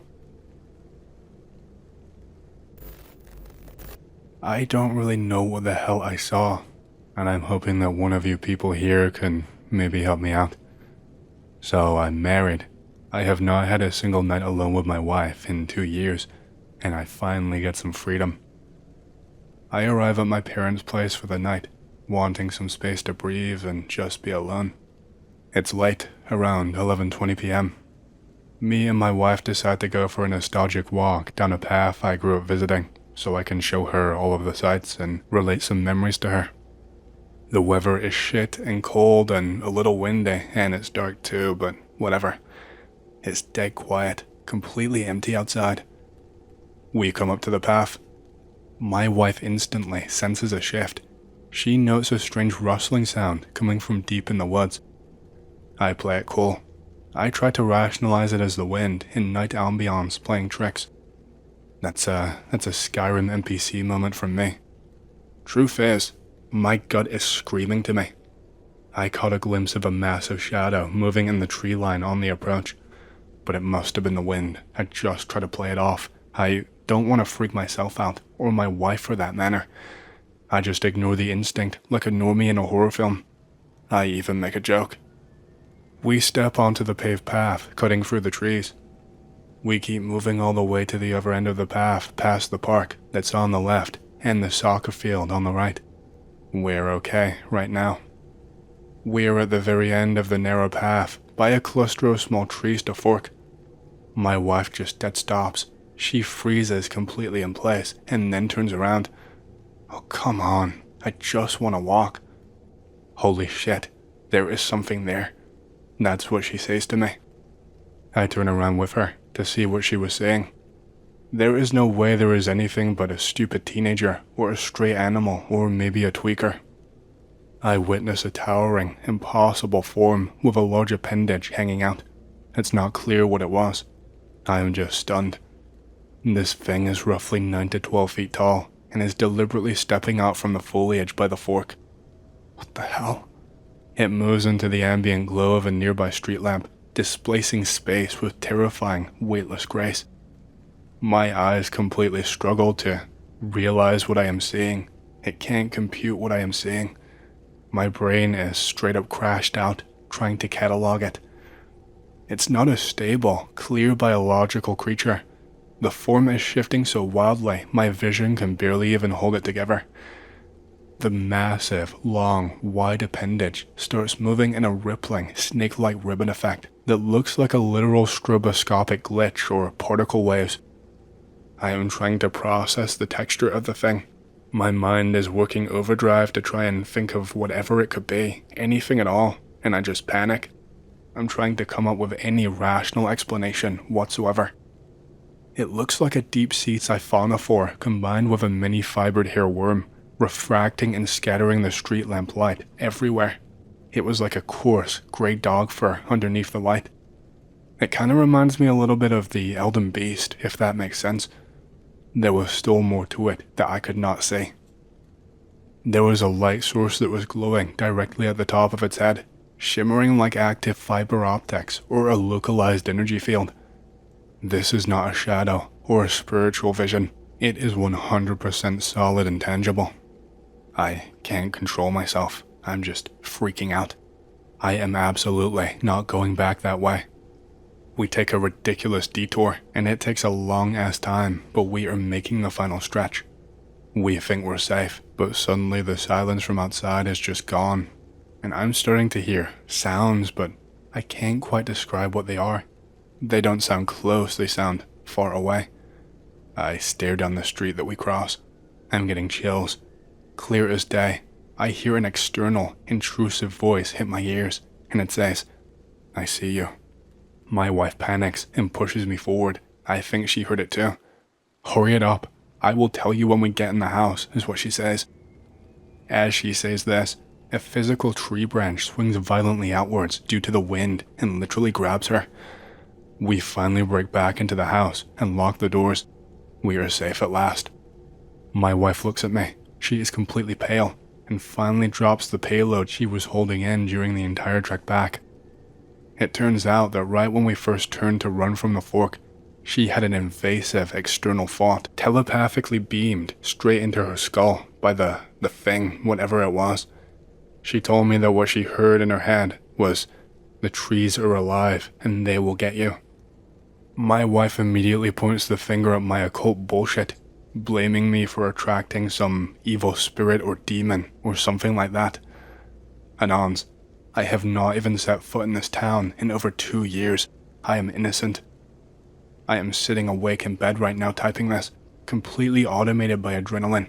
I am dead tired, but I am shitting bricks every time I think about what I saw. I don't know. I have no idea what the actual hell this was.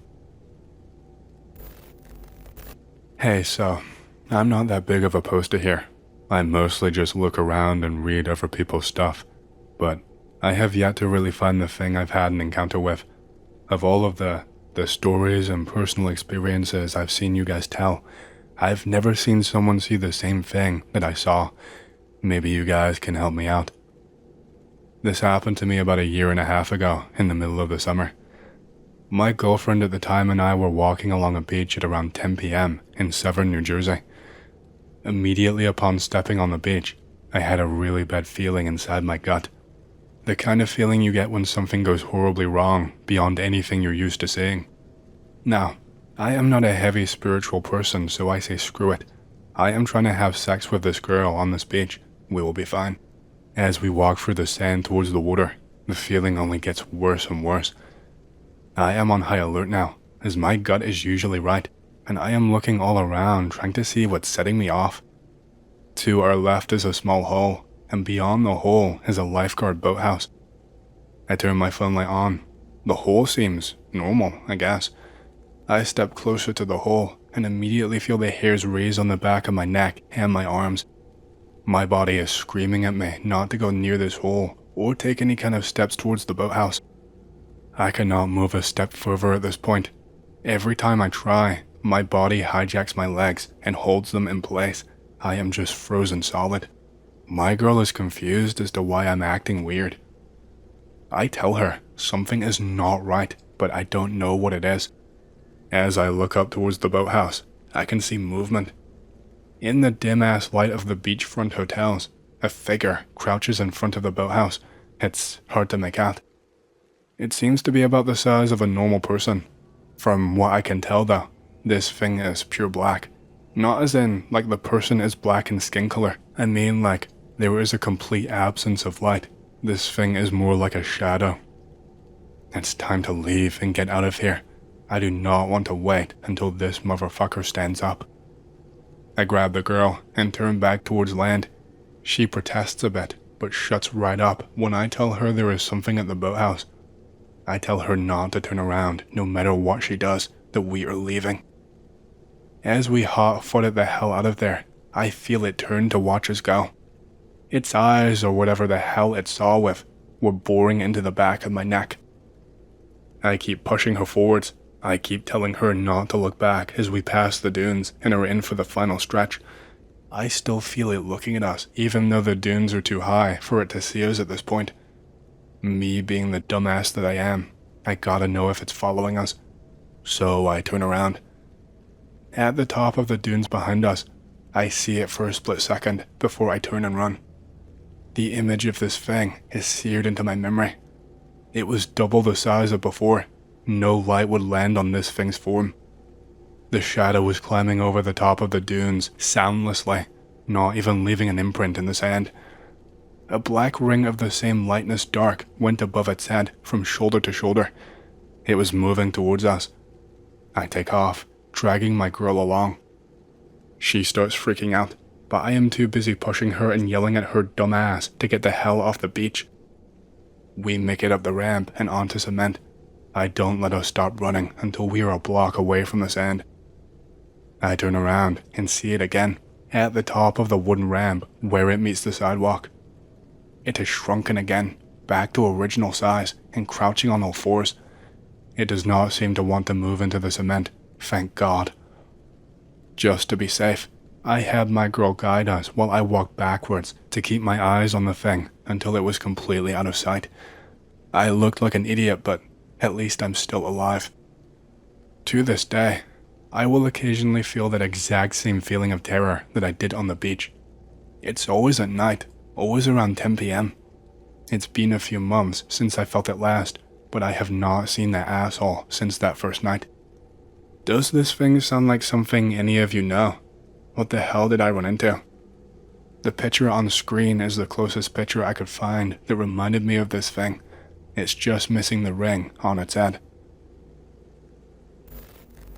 Please do not ask me to clarify any details or any other additional information. I just want to write my story down here and never think about it ever again. I'm only posting here because it's anonymous, and in the hopes that the guilt that I feel might finally die down. My story is going to be long and complicated, so I am going to skip over a lot of details in order to not get bogged down, but just know that nothing I am writing about was ever as quick or as simple as I explain it here. What I was involved in happened across a significant time period and took a lot of prep and planning. With that out of the way, I will tell you that many years ago, I used to be an officer for the CIA. I have long since been retired, and I do not have any of those connections anymore. I was involved in a lot of things that you might consider messed up. Surveillance on residents of the USA, medical research, that kind of thing. But this one that I'm about to tell you is what I consider the worst and most heinous. Like I said, this happened years ago, and essentially, a meteor crash landed into a remote country. I will not be sharing which one, just that it is one that is not close to the United States, and for the most part, the lower class people in the country are left to suffer and live in a lot of poverty. The United States was able to track this meteor for a little while before it crash landed, and were able to plot out a very rough set of coordinates of where it could possibly land. They managed to get the general area, although the area was fairly large. I was not a part of the project at this stage, so why they took so much interest in this meteorite and what they were planning beforehand, I have no idea. It landed in an area that was nowhere close to any nearby villages or settlements, and so they were able to send their people to analyze it and take samples. Only, it all went wrong entirely from the get-go. I know what I know from reading the reports, that's all I can tell you. I know that one of the people that they sent in to examine and extract samples from this meteorite died right there.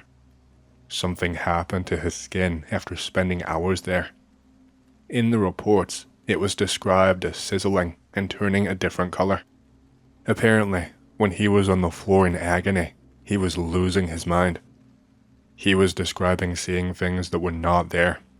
He kept saying that he could see these giant shadowy figures all around him. He later passed away from, I think, cardiac arrest. That is about all that I know. This is where I finally come in. This was passed over to the CIA, and my superiors had a very keen interest in this meteorite and its reported effects. They had samples extracted that they studied, but they were interested in some more human tests. I don't know at all what they found out from the samples that they analyzed. I wasn't in on that part. So the plan was simple, and the plan was fed to us as it was. There were some things that we were kept in the dark for, but for the most part, I think I knew most of the story and the angle, aside from what the meteorite actually was and what would happen. So, we would go to the location of the meteorite. We would build a fancy village all around it with everything that you could possibly imagine. Building wells for a fresh water supply that you did not need to travel for, medicine and a place to treat patients, houses as well as bedding to keep warm, food, etc. Everything will be constructed to perfection, and after that, we will contact people from villages nearby and offer them a place to stay. The plan was to pay them money, as well as giving them access to food and water every single day. The meteorite was never visible to these people, and none of them were ever told of its existence. Something would be constructed over it so that it would not be visible, but it would be still at the heart of the village. The meteorite had actually landed in the only river in the area, so we could disguise it quite easily and explain it away as infrastructure for fresh water. It was not difficult for us to sell it to these people and to fill the village up quite quickly. For most, the offers of food and money were enough to sell them on it. For those wanting to know more, we had a cover story. We informed them that we were there to study certain diseases, the effects on the human body, and how they could be treated more effectively. We told them we had developed more effective cures for things like malaria that had less side effects, and also that we were developing ways to treat the Marburg virus and Ebola, and to reduce the fatality rates drastically. Aside from that, we said we'd be researching more effective ways to bolster the immune system of the children, so that the infant fatality rate could be much, much lower. They bought it, hook, line, and sinker. It still makes me feel sick that we lied so brazenly like that, but I suppose that's just part of the job, really. There were not many rules laid out for these villagers, aside from the participants not being allowed to leave the village without express permission from my superiors. Only they could allow them to leave. The outer perimeter was under armed guard, and prefab buildings had been constructed not too far away to allow for observation and study. No one wanted to get too close to the village or the meteorite just in case. I think it's pretty obvious why. So yeah, the deal was for them to live in that village every single day, and then we would record our findings. Here comes me, the biggest schmuck of all time. My job was to go into the village along with a partner every 2 or 3 days in order to go around each and every house and interview people, discuss with them how they were feeling, if they had any concerns or side effects, etc. I would be required to wear a full hazmat suit every time I would enter the village, and I would have to be fully detoxed before I could leave and go anywhere else. I don't know if a hazmat suit would even provide a defense for whatever the hell was going on. It was all just guesswork, really. I think a lot of the higher-ups were as much in the dark as I was, at least partially. Maybe I do have permanent side effects that I am just not aware of yet. The first time that I went in and spoke to people, I had a lot of comments about my hazmat suit, asking why I had to wear it. Some people were a little bit concerned, and it could have scuppered the whole entire operation. I had to pull something out of my ass. I explained that it was actually for their protection, and so that I did not expose their bodies to anything harmful I could have brought over from the US before their immune systems had been fully bolstered. That stopped pretty much all the questions. I have to say that every single time I entered that village, I felt incredibly strange. It had this weird effect on me, just being in the area. Whenever I got into the village, I felt this heavy pressure feeling in my head, like the most intense migraine I've ever had in my life. It felt like someone with massive hands was putting all of their force into squeezing my head, just at the temples and all around. It was, exhausting. Having that feeling the entire time made me tire out quite quickly. It made me short of breath pretty often, and I'd even experience a nosebleed or two, which I think was caused by this feeling. I got a lot of complaints about that feeling for the first few days that everyone lived there, but after those few days, no one seemed to mention it ever again. I tried asking about it, and people said it just went away, that they could not feel it anymore. I saw a couple of weird things too in that village that I think connected to this, but I will save that for much, much later. But yeah, first visit to the village, most people were fine. Although, some older man had came and talked to me about the water from the wells that we had set up. He told me that the water tasted weird, that this was much thicker than any water he had actually drank before, and that it left a sour aftertaste in his mouth that lingered for the entire day. I made up some bullshit about it being like that due to it being a freshly dug well, and that it would subside in just a few days. Like clockwork, he never mentioned it again after a few days. Just like the head pressure. He said the taste went away, just like I said it would. I wonder if it was maybe because their bodies had just acclimatized to it. That first day, I went house to house and introduced myself. I made sure that people were settling in. I did this across a few days, and by the third day or so, I had a sick child on my hands. His parents were distraught and begged me to take a look at him, and so I did. He was in a heap on the floor, with drool just spilling freely from his mouth. When he talked, it sounded like his mouth was full of cotton wool. I found that his tonsils were swollen up and that there was something really seriously wrong about him. He was sporting a pretty high fever, and he was babbling absolute nonsense. He kept telling me that he could see them. I kept asking him who the hell they were, and he told me that he could see these people, but that they were not like him, that they were made of shadow. He told me that they watch us and that no one else can see them. He told me that he thinks they are angels, that they keep telling him what to do. I asked him what these angels are telling him to do, but he would not tell me. He was clearly losing his mind. I prescribed some medication for the fever and told his parents to just keep an eye on him, to make sure that he gets enough fluids and eats some food to keep his strength up. That kid passed away around a week later, and his parents blamed me. They were furious. They were ready to fight me, and I had to leave. They would not even let me have a look at the body. The father was threatening to kill me if I tried. I did not want to make a big deal of it and escalate things to an uncomfortable degree. I did not want him to end up shot, and so I left them to their grief. The father seemed to be losing it just as much as his son, telling me that I refused to help them and that now an angel had stolen their son away. Things only got worse and worse from there. I was called in pretty urgently this next time. Soldiers on the perimeter had reported a lot of shouting and some commotion, but they did not want to enter and put themselves at risk without any kind of PPE or protection.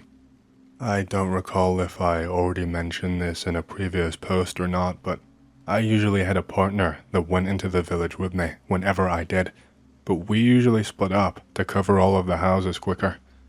We stuck together this time. The second we got there, we could see one guy scuffling with another. There were a ton of people gathered around, but they were not really helping. It was quite weird, actually. Some people were just sat around watching, just not concerned at all. Others I could see were getting really riled up and shouting. They looked like they were about to join in at any second. And the rest of the people just kind of stood there, not with any facial expression at all. Not a single one of the people there looked scared. My partner helped me to pull this crazy guy off of the other one, but the damage was already done. The guy on the floor had a chunk taken out of his ear, and he was just drooling, like the first boy I attended to who was unwell. I tried to talk to him, but he would not respond to me, and it was hard to do anything at all with the other guy going crazy and still trying to fight this guy.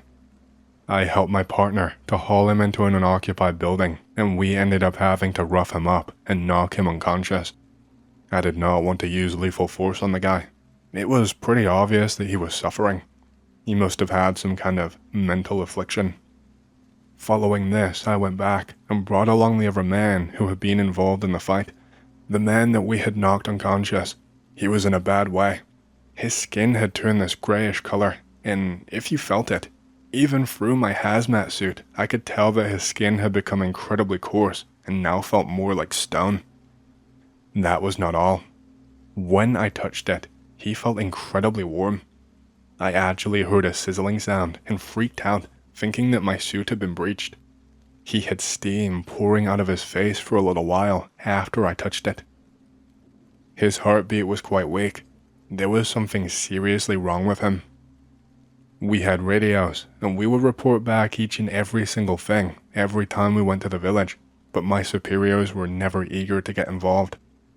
They would not let anyone outside the village, or any other medical assistance inside, because they wanted to limit the variables at risk. They told us to just do what we could, and leave it at that if we could save him, to do so, and if we couldn't, to not stress. That man eventually passed away. I don't even know how to describe his death. He never woke up after we knocked him unconscious, and after a while, his heart ever so slowly just stopped. Once he died, his body released more of that steam, and we had to exit the building. There was not much that we could do with the bodies, aside from try to dispose of them once people were not awake. We did not want to panic them. We were not allowed to remove them from the village because of orders from our superiors, and we could not exactly dig a hole quietly, with so many people around. So we piled them under a tarp in a building that was not being used. The man who had a chunk taken out of his ear, he passed away too. He kept on drooling for a while, with his eyes wide open. Even though his eyes were open, he would not respond to any stimuli whatsoever. His heart gave out gradually too. The rest of the door-to-door checkups we did on people that day were cut rather short. We made sure to do them very quickly and then got out of there so we could give a full report in person. Fast forward to that night. We got reports in the middle of the night from soldiers who were on the perimeter. It was hard to miss them, considering we heard gunfire that woke us up. According to the soldiers on the perimeter, a man had attempted to break out of the village that night. He hopped one of the fences that we had erected when we built the village, and the soldiers caught him pretty quickly. It was pretty insane actually, because these fences were insanely tall. Surely they would have heard the gate rattling from underneath the person's weight before he got to the top, and at the top was barbed wire, but he didn't have any sign of cuts on himself, at least none that were visible. But yeah, soldiers caught him pretty quickly. They tried to keep their distance away from him because they were worried about any side effects, so they warned the man to return to the village, otherwise they would shoot him.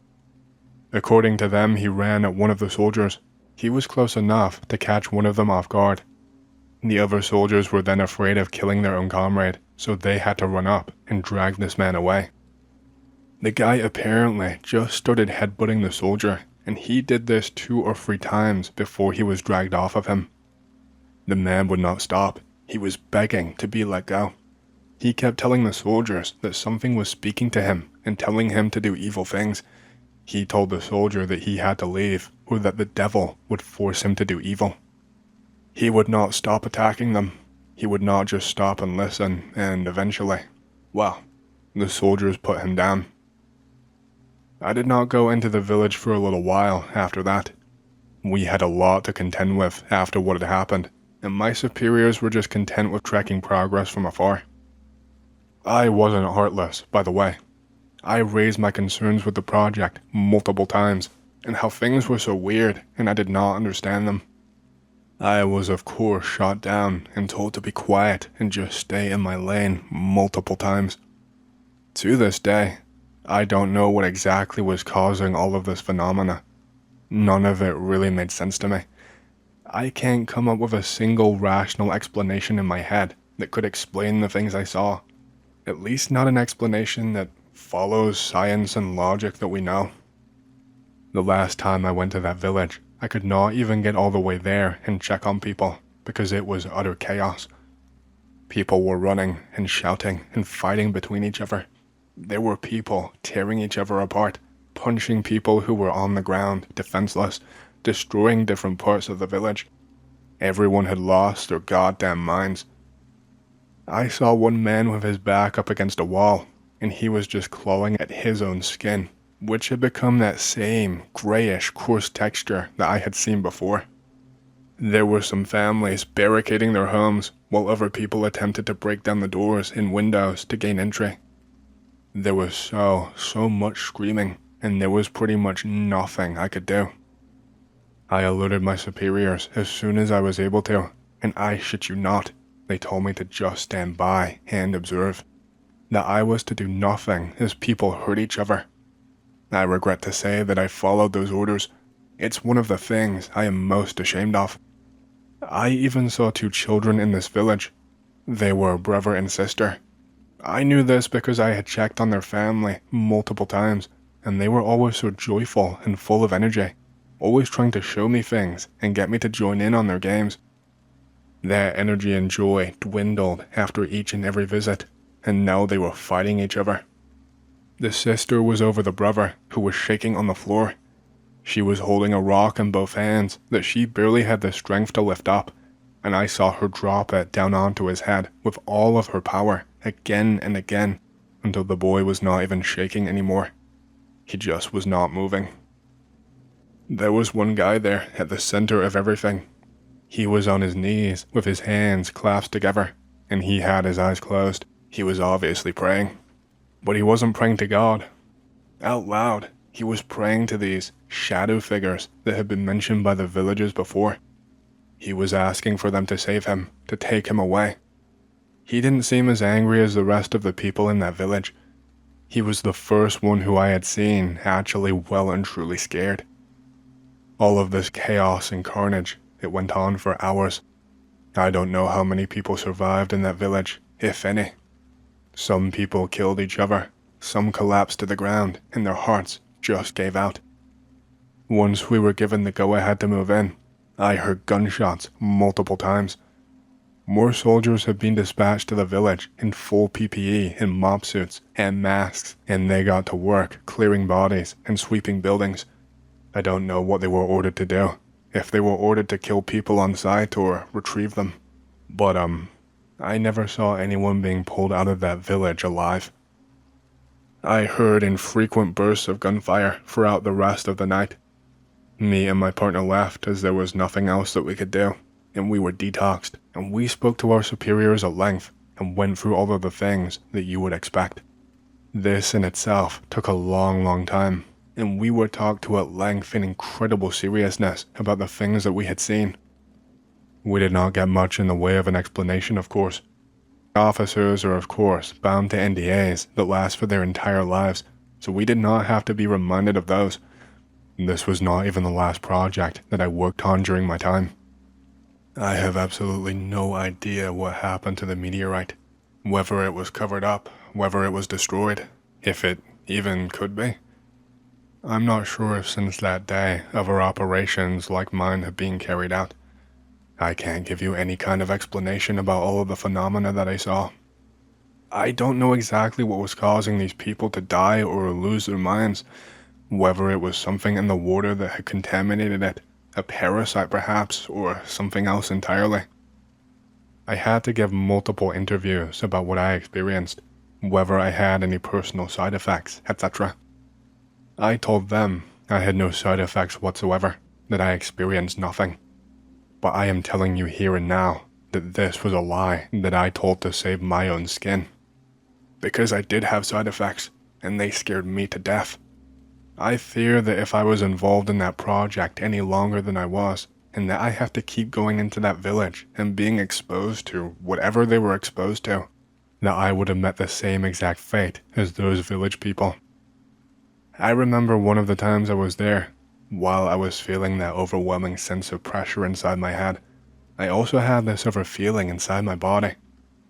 I don't know how I know what it was, but it felt like a primal feeling, like a deep-seated feeling I was not even aware that I had. And I don't know how I was aware that this was a primal feeling. It's like I just knew instinctually. It felt burning hot, and I knew it was a feeling of anger. I felt really angry, and I did not know why. The man that I was talking to, he just wouldn't shut up, and I hated how he smacked his lips when he spoke, and just every single little thing about this man suddenly became a source of annoyance for me. I wanted nothing more than to choke the life out of him and shut him up forever. And then when I snapped back and I realized that I was having these thoughts that weren't mine or that I didn't think were mine, I realized I was not even there anymore. I was not there stood talking to him anymore.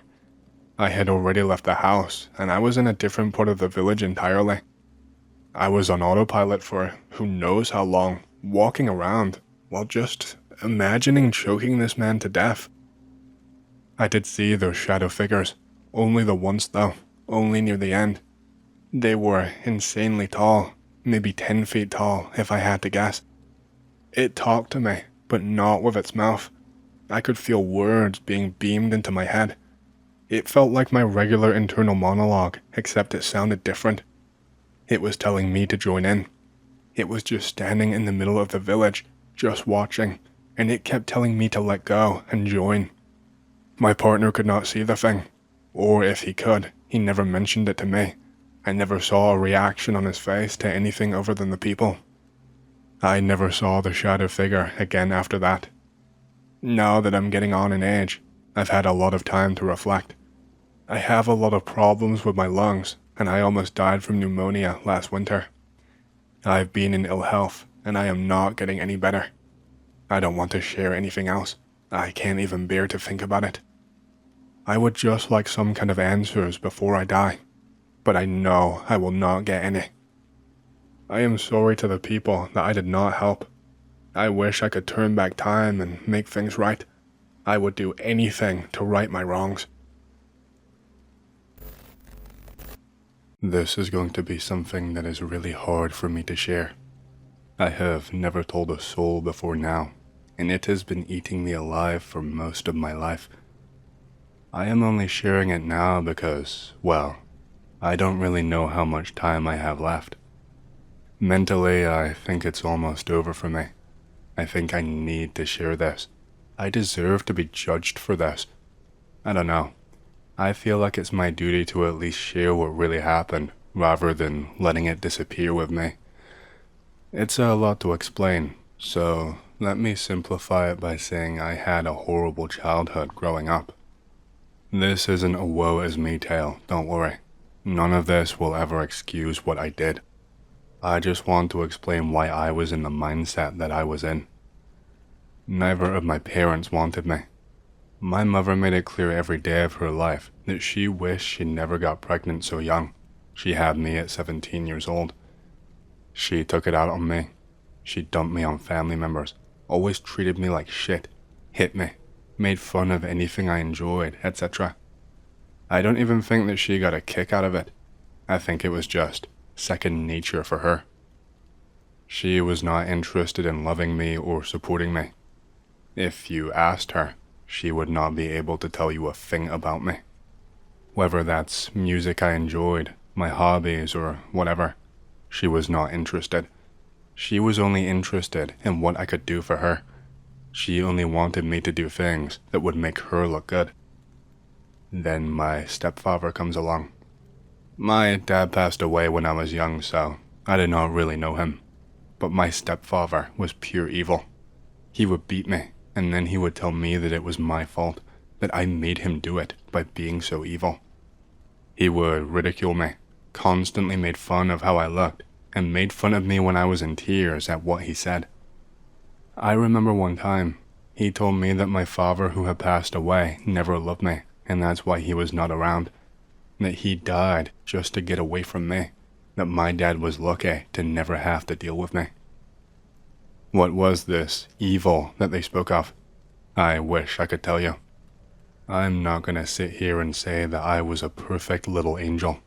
I was a kid. Kids are forgetful and stupid and brash, but I don't think occasionally forgetting to wash the dishes deserves that kind of treatment. As a result of this, I became something of a recluse. I was scared to even be downstairs for fear of punishment. I would lock myself away into my room and hide and try to just avoid people, because it felt like that was the only thing I could do to please people, by not being around. I would try to keep to myself, thinking it would stop the beatings. Of course, that did not happen. I would be punished for never coming out of my room and told to go outside and make friends. So I did. I tried really hard. But once I made those friends and would ask to see them, all of a sudden I would not be allowed to anymore. That I was an evil, spoiled child that didn't deserve to go outside and have friends. This cycle repeated for years and years until I was around 16 years old. Something deep inside me thought that if I just kept trying, that eventually maybe they would just stop treating me that way. That maybe my mother would love me or take an interest in me. That never happened. I grew up hating myself. Even from a young age, I did not want to be on this planet anymore. This made me engage in a lot of reckless behavior. I would hurt myself and look for any ways I could do this that could be explainable. Things I could hide. Things I could just say was just an accident. I would do stupid things and act out in the hopes that it would just stop my suffering. It was around this time I started browsing the internet every single day of my life. I would go on forums and talk to people about my hobbies and stuff. It was pretty much the only escape that I had. I made a few half-friends on there. It never felt the same as in person though. It could never fill that void inside of me. I don't know. The friendships didn't feel as real. I ended up in a lot of messed up places because of this. I was still looking for ways to hurt and punish myself. I thought I deserved it, after all. I thought that God was punishing me, that I deserved all of this. In pursuit of this, I would spend hours on gore sites like LiveLeak. I would imagine that the people in the videos were me. I don't want to go on too long with this. I'm sure it's already unbearable. Let me get to the point. Anyway, through an online friend, I discovered the deep web. He sent me a video of himself setting everything up, and I followed it, and it worked. This was pre-2010, so the deep web was a lot more wild. There were actual insane things on there. You could buy drugs, illegal firearms, that kind of stuff. And these places were not sting operations like they are now. They actually couldn't be tracked, I think, as long as you did it right. I am, of course, simplifying a lot of things. My friend told me about all of the crazy stuff on there, and I got really into it and wanted to do some research for myself. My first plan was to buy a firearm and get it shipped to somewhere nearby that was abandoned and then pick it up. Money was a little bit of a problem, but I had saved up a little from summer jobs and such. My parents made me start working from as young as was possible, and so I had a little bit in an account, and I also had money that was put aside for me to go to college. None of it was from my parents, by the way. My grandparents had passed it down to me in a way that my parents could not get their grubby little hands on. They hated my mother and my stepfather just as much as me.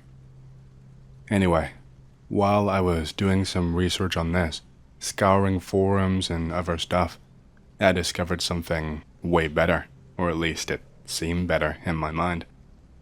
I discovered a hitman service. For between $5,000 and $10,000, they were offering their services and that they would kill someone for you, whoever that you wanted.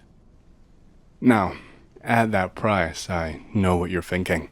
It's either a scam, or this person is not a real hitman and is just some idiot drug addict off the street. The thing is, I didn't really care. I had enough money, and since it was me who I wanted to be killed, I figured it would be pretty easy to set up. I could collaborate, and surely it would make the job easier and less likely for the guy to be caught. And if it was the police, which by the way, wasn't even really a thought in my mind at that time, well, I mean, you can't exactly arrest me for trying to kill myself. I thought it was a genius plan. Before I continue on, I just want to mention that I also had a younger brother. He was around 13 at this time, and he'd had just as rough of a go of it as me. When he was first born, he could do no wrong, and my parents worshipped the ground that he walked on. But once he got older, he started getting a lot of the same treatment as me. We didn't really get along. We would blame each other for things and get in fights because neither of us wanted to feel our parents' wrath. So it was like we were always competing, always blaming each other for things, trying to seem like the good one. Still, even after all this, I never hated him deep down anyway. I would be annoyed with him and resentful sometimes, but I never hated him. I knew it wasn't his fault. Anyway, both he and my parents were actually heading out on a vacation to a different state in just a couple of months. I think they were going camping and then trekking around some landmarks in nearby state parks. It was for my parents more than him. It was their favorite hobby. I was not even invited. They told me I had to stay here and look after the house, which was fine by me. I did not want to go with them anyway. So I hatched a perfect plan. I went through all the hoops and hurdles of the website, got into contact with the supposed hitman, and then wired the money, using this service that I think was called e-gold back then. I don't even know if it's around anymore. I haven't used anything like that in a long time. It was like a precursor to crypto, and was designed to be semi-anonymous, but I don't know how safe it actually was. Definitely nowhere near as safe as Bitcoin is now and things like that. Back then, Bitcoin wasn't even a thing, I don't think anyway. Maybe it was still really young. I am skipping over a heck of a lot to make this story a lot shorter. It really is not as simple as messaging a dude and saying, "Hey, please come and kill me." There was months of planning and checks and guarantees that I had to give this guy. I obviously never met him in person, but he made me go to certain places in real life and drop things in certain places just to confirm things, I think. Again, it's a lot more complicated than I made it sound. He obviously had his reasons for certain things that I just didn't understand as a kid. Fast forward to the night that it was going to happen. My parents and my brother had left that morning, and so I wanted it to happen ASAP. I made sure to leave the door unlocked, to leave keys available for the house and other things in easy to find places. My plan was to be in my bed, waiting for him. I didn't agree this with the guy, but my plan was to get blackout drunk and lay on my bed. That way, I wouldn't be scared, and I would never have to wake up, ever again.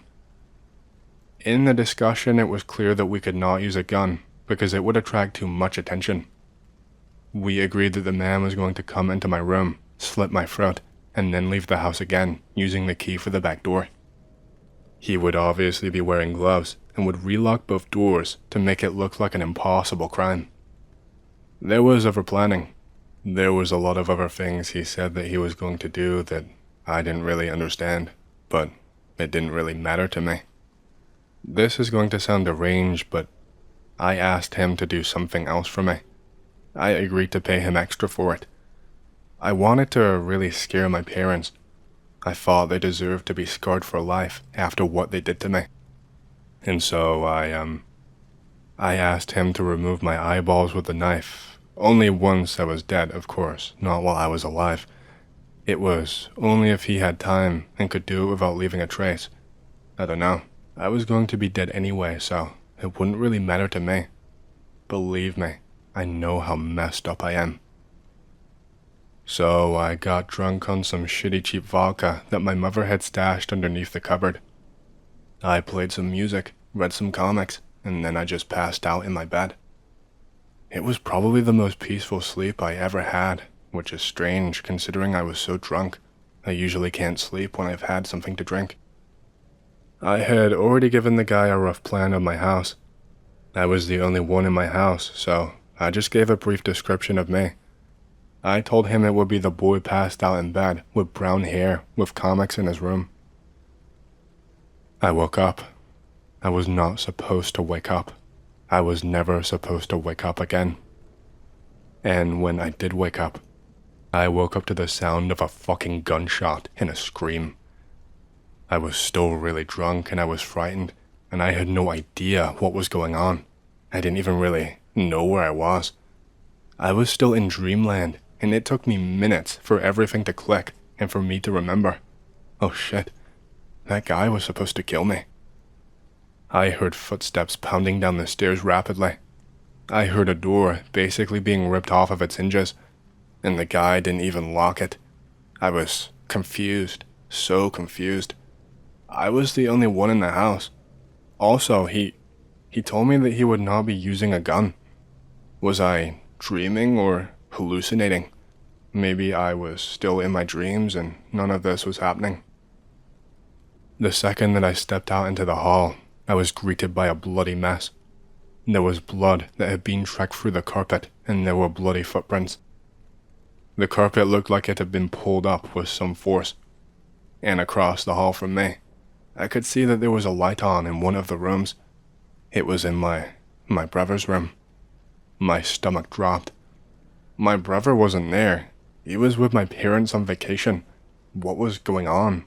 Why was the light on in that room? But, come to think of it, that scream, it did sound like my brother. I did not even rush to the room.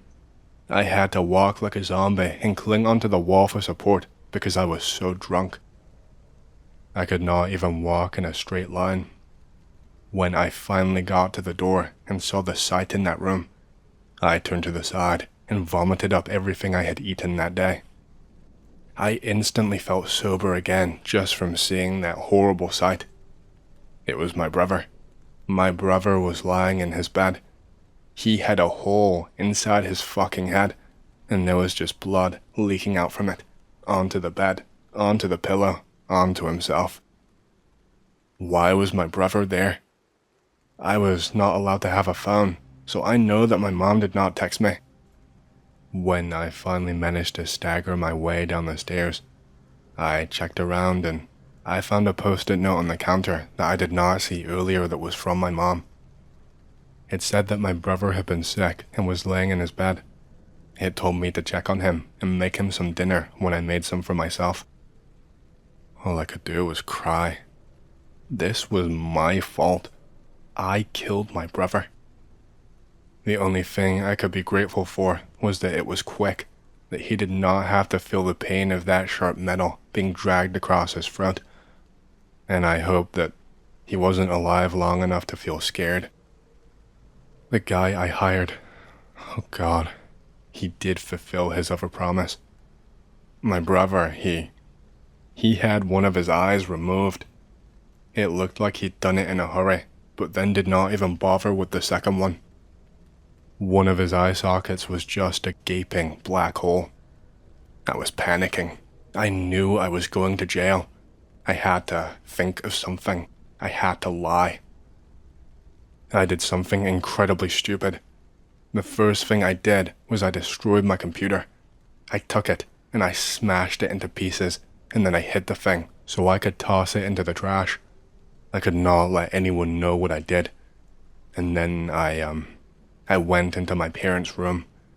I took whatever jewelry I could find that looked expensive, and I hid it. I wanted to make it look like a robbery gone wrong. It was stupid, but it was all I could think of in that moment, with me being drunk and scared out of my mind.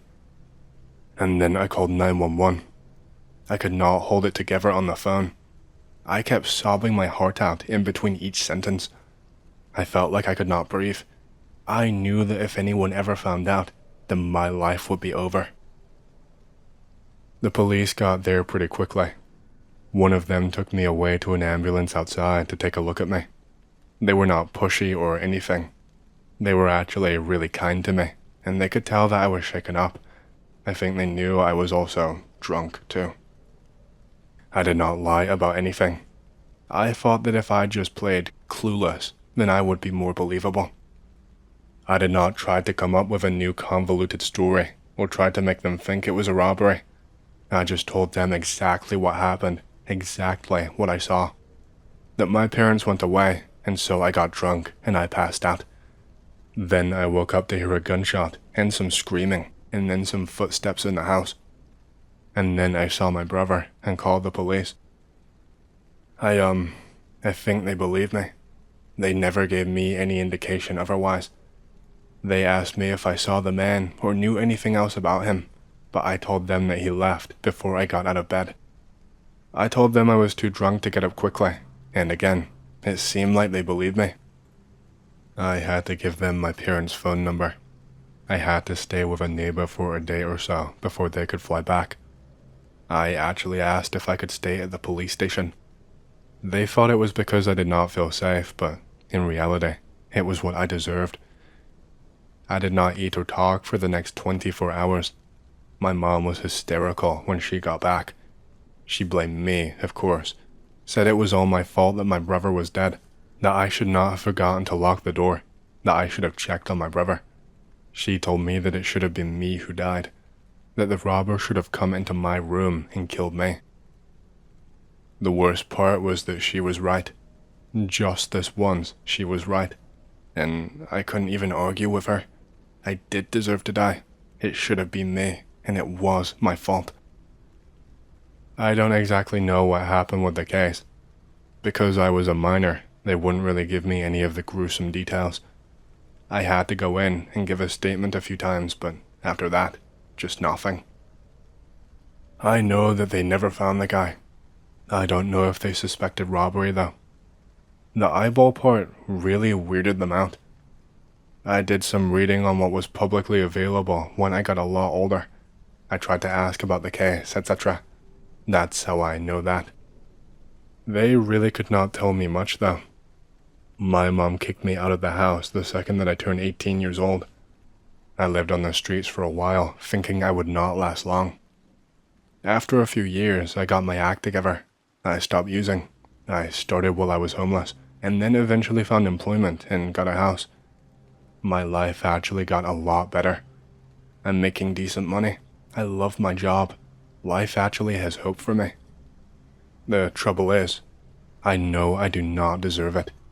I can't feel happy because every good thing I get is tainted. I keep hoping that one day I will just get cancer or struck by lightning or something. I try to stay away from people. I don't want to make any new relationships because I don't deserve it, and I don't want to hurt anyone else. I hate myself. I will never be able to live with myself. All I can say is I'm sorry. It really should have been me. I've spent a good portion of my life hiking the wilds of the lower 48. Most local law enforcement, park rangers, and busybodies in nearby towns will give you the skinny. The answer is that it's people. From grow-ups to homeless mountain men to bored killers. I've only had something close to this happen to me once.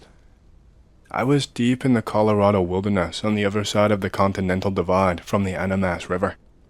I had done some peaks and was coming back to my camp in the late afternoon.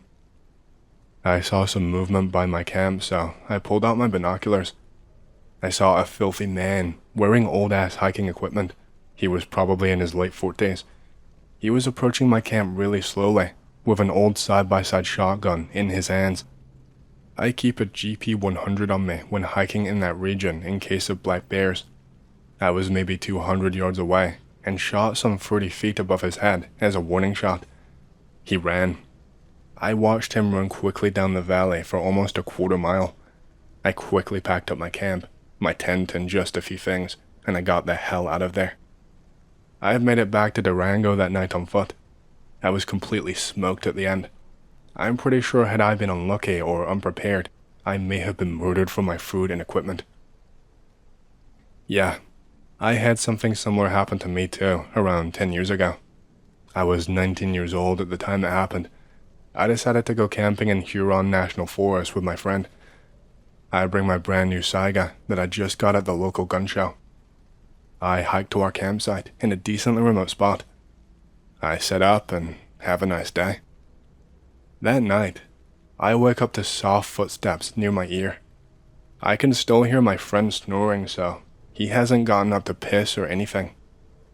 I think maybe it's a bear, until I hear my friend's tent zipper getting pulled. I grab my AK, I turn my flashlight on, and I burst out of my tent. I see this filthy man with a machete, and he looks at me like a deer in headlights.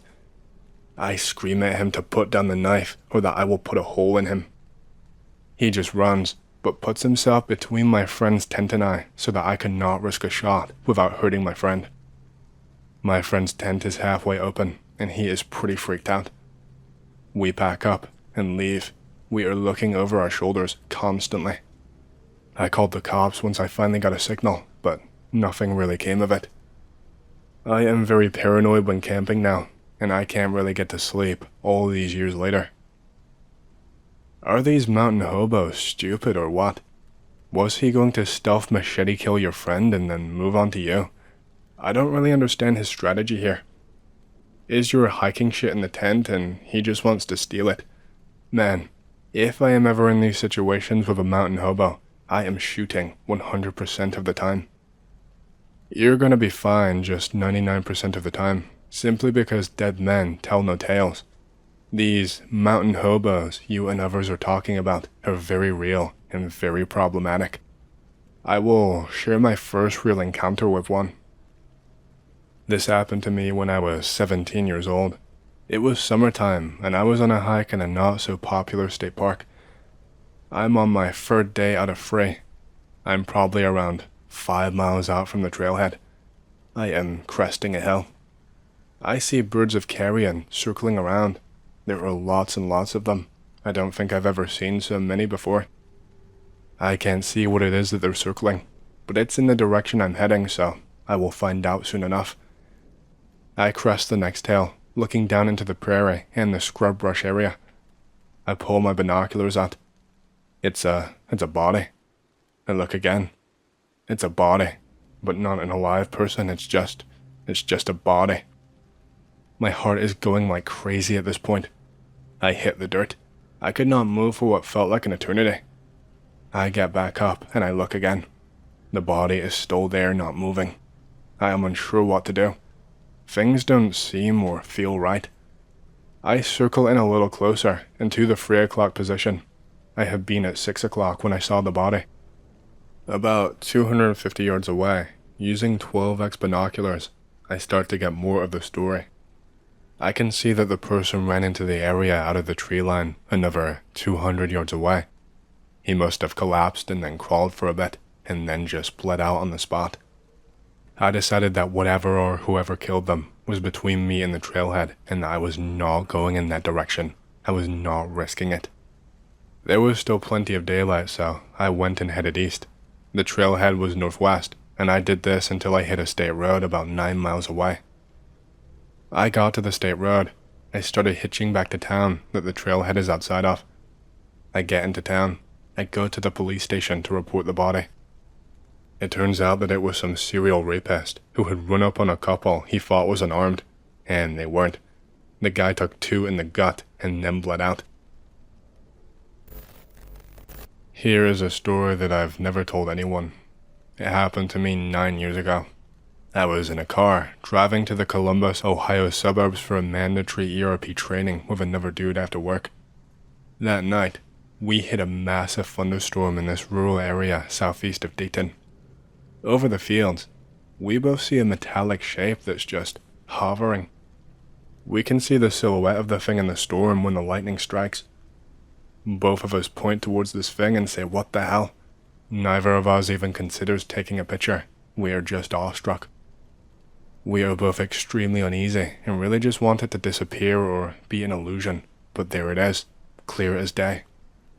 Keep in mind, this is during a massive, severe thunderstorm where anything flying should be torn the hell apart. It just smoothly appears to keep pace with us, in the distance enough to stay in view, or maybe that was just a trick of perspective. I remember it being metallic and appearing ovular, like an oval, terminating in rounded edges. Looking back, it may have been a saucer viewed from the side. I don't recall at what point we made it out of the fields, or it disappeared from view. It was like I was in a trance or on autopilot somehow. We arrive at the hotel parking lot without remembering coming out of the fields or anything else. I did not even think to check my watch. We never spoke about it again to each other, or anyone else for that matter. The other guy quits about 2 weeks later. I honestly don't know what the hell that thing was, or why it made me feel so much dread. I really cannot understand why it affected me just like that, and I don't know what happened from when I went into autopilot mode until we arrived in the parking lot and both got out in silence. It seems like time just fast-forwarded almost. Has anyone else ever experienced anything like that? I have a story to tell that frightens me to even think about, really. I lost a good friend that day to something that I cannot explain, and even when we reported it to the authorities, they did not have much to say.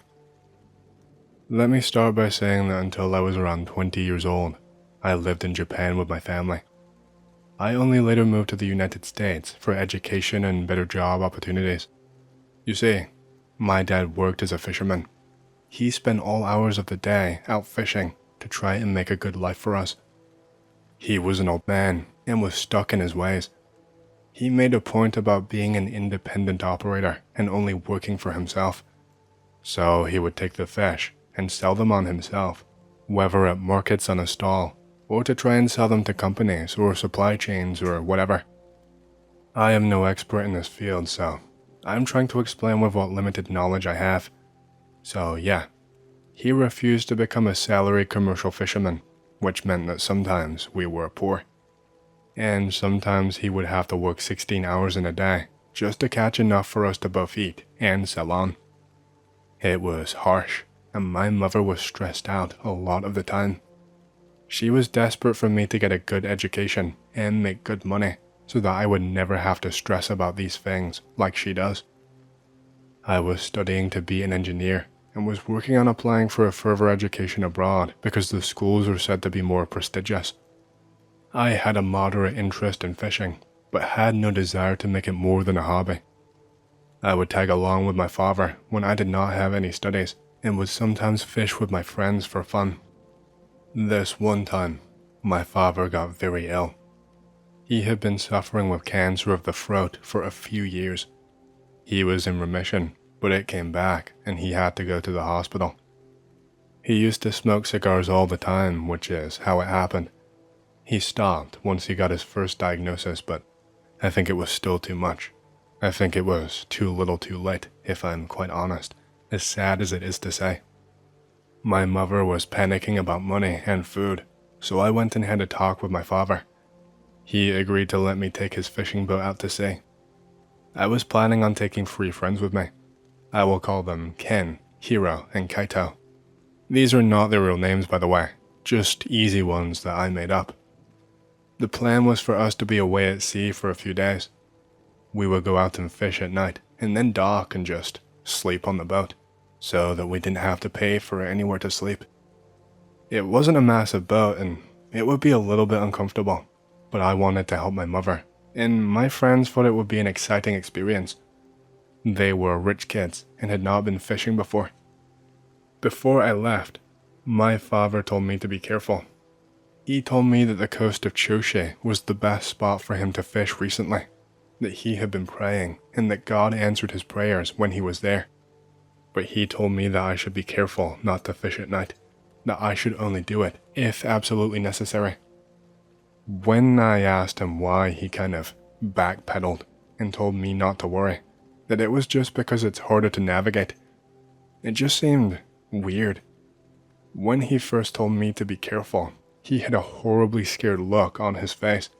I had never seen my father scared of anything before in my entire life. He was always the headstrong kind of man, the one who wouldn't show weakness to his family.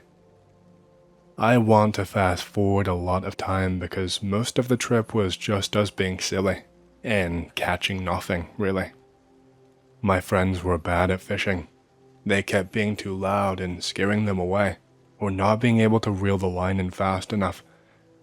My father's fishing boat was really nice. It actually had a grill on it so that we could cook the fish without leaving the boat and have a meal in between catches. It was nice. The first day went by fine. We docked at nighttime and then went back the next day. The first day seemed to be plentiful. My father asked me to continue his prayers and to thank God for the fish, which I did. My friends laughed at me for this though. They said that it was silly, that there wasn't a man in the sky helping me to catch fish. It was really hard to even get through the prayer, through all their talk and laughter and teasing me. Fast forward to the second day, and we did not have a single catch. We were starving, and we could not eat what we had already caught, otherwise we would have nothing to take back to sell. I tried my prayer again, but my friends were being assholes, so I just stopped and gave up. I remember that Ken was laughing and putting his hands together and shouting, "Please, fishy fishy, God, give me fishy fishy." And I gave him a scowl. He thought it was hilarious. We continued on throughout the day. I spent most of it in silence, trying and failing to catch any fish whatsoever. The entire place was silent. This was usually a really popular fishing spot, and you would see various commercial ships all around. But there was zero around today. I had not seen so much as a single person, not so much as a rowboat. It was just complete and utter silence, no people and no fish. It was starting to grow dark, and we had not even made our way back to land yet. I was saying that we should go, but my friends convinced me that we should stay outside this night. that we can't go back with nothing. Everyone was unhappy because of their empty stomachs, and Ken actually took the fishing equipment from me and told me to let him have a turn, and so I did. What harm could it do? As soon as it grew dark, it got really bad. We were still having no luck with any fish, and weird things were starting to happen. The sky had been clear all day long, but the second the light started to go, this thick wall of fog just appeared out of nowhere. The lights on the ship could barely make a dent in it. They weren't built for this kind of weather. I decided that it was best to just stay put. Trying to make it back to land in this fog would have just gotten us killed probably. After a couple of hours, Ken starts shouting and calling us over to look at whatever he's looking at, saying he was seeing something weird. There was nothing there when I went to look, but I could hear a strange sound though. It sounded like whistling, but it wasn't the wind. There was no wind. It sounded like a person whistling off in the distance. It went on for quite some time, and then I started to hear what sounded like chimes. And once that faded away, Ken was shouting for me again, and I actually saw it when I went to look this time. There was a light in the water. I mean, this isn't always a cause for concern. There are various bioluminescent fish near Japan. We have squid that can glow and can cause quite a distraction. But I had never seen the color I was seeing before. It was this really dark purple color, and it was glowing, like it was pulsing from somewhere deep underneath the water and rising to the top ever so slowly, getting brighter and brighter. The color pulsed a few times, and by this point, everyone was watching. Only on the final pulse, it pulsed red. It went from a deep, dark purple, and instead of becoming a brighter purple color at the surface, it became a deep, dark red, and the surface of the water actually bubbled when it turned this color. It was like something squirted to the top of the water, and it did a bubbling motion, like when you boil water. And then Ken was immediately in a frenzy, and we did not have time to figure out what we had just seen, because he had a bite on his rod. Ken was screaming for my help, saying whatever it was is too strong, that he cannot get a proper grip, that he couldn't reel it in. I had to grab his hands and try to help him, and I immediately felt that same heaviness. Whatever he had caught had to be incredibly big. The whole time we were trying to pull this thing up, that pulsing glow was still going, and it was getting faster and faster. Deep purple to deep red, again and again and again, until eventually it just stayed red, and the water just kept on bubbling at the surface. I started to smell something horrible around that time too. It smelled like fish that had been left to the side to rot for a long time. I knew that smell all too well. At some point, we are thinking that we cannot hold on anymore, and then boom, everything just stops. Nothing is pulling on the rod anymore. The light is gone, and there is no bubbling on the surface of the water anymore, but that smell is still there. We eventually managed to reel in whatever it was, and it was not a big fish at all. It was relatively small. It did not look like it had the size and the power to make us struggle like we did. It was an aji. I think that's a kind of mackerel in English, but it did not look normal. It was smaller and shriveled, and it just looked not right. Its skin was really rough to the touch. It felt like how coarse a cat's tongue feels when it licks you. The skin was not a normal color. It had a mix between a purple and a reddish hue. And its eyes, the eyes of the fish, they were not there. They looked as if they had been scooped out by something, but the thing was still very much alive when we pulled it up. It just had these dark pits, and in its mouth, instead of its regular teeth, there were some long ones poking out. The teeth looked really deformed and jagged, as if they had been sanded down to look sharper. It smelled like rotten fish. This thing was what we had been smelling all that time, at least I think so. I was about to throw it right back into the ocean, when Ken started fighting me for the thing. He told me that he was the one who caught it, and so that it was his. That he was so hungry, he did not care. He was going to grill this thing right now. I told him it was a horrible idea, and that he would probably throw up, and that we should just leave, but he would not listen. I watched him cook it for a while. The smell kept getting stronger and stronger. At one point it smelled like vomit, and everyone on the boat was telling Ken, begging Ken to get rid of the fish. But he cooked it, and we watched him eat it. It made me feel sick to see the sight, but he seemed to enjoy it. He was apprehensive to take the first bite, despite his previous bravado, but after the first bite, he just started chomping the thing. He seemed really happy. He went from taking a small bite to finishing the entire fish in just a few seconds, like a wild rabid animal. He seemed satisfied. He even told me that he wanted another one. I stayed by the rod, but we did not get anything for quite a while. And then Ken, of course, he got sick. He was complaining about a stomachache, and I told him that it was his own fault for eating a diseased fish. This went on for a long time though, and he started begging me to go back to shore. I obliged, but of course I had to move slowly and carefully because of the fog.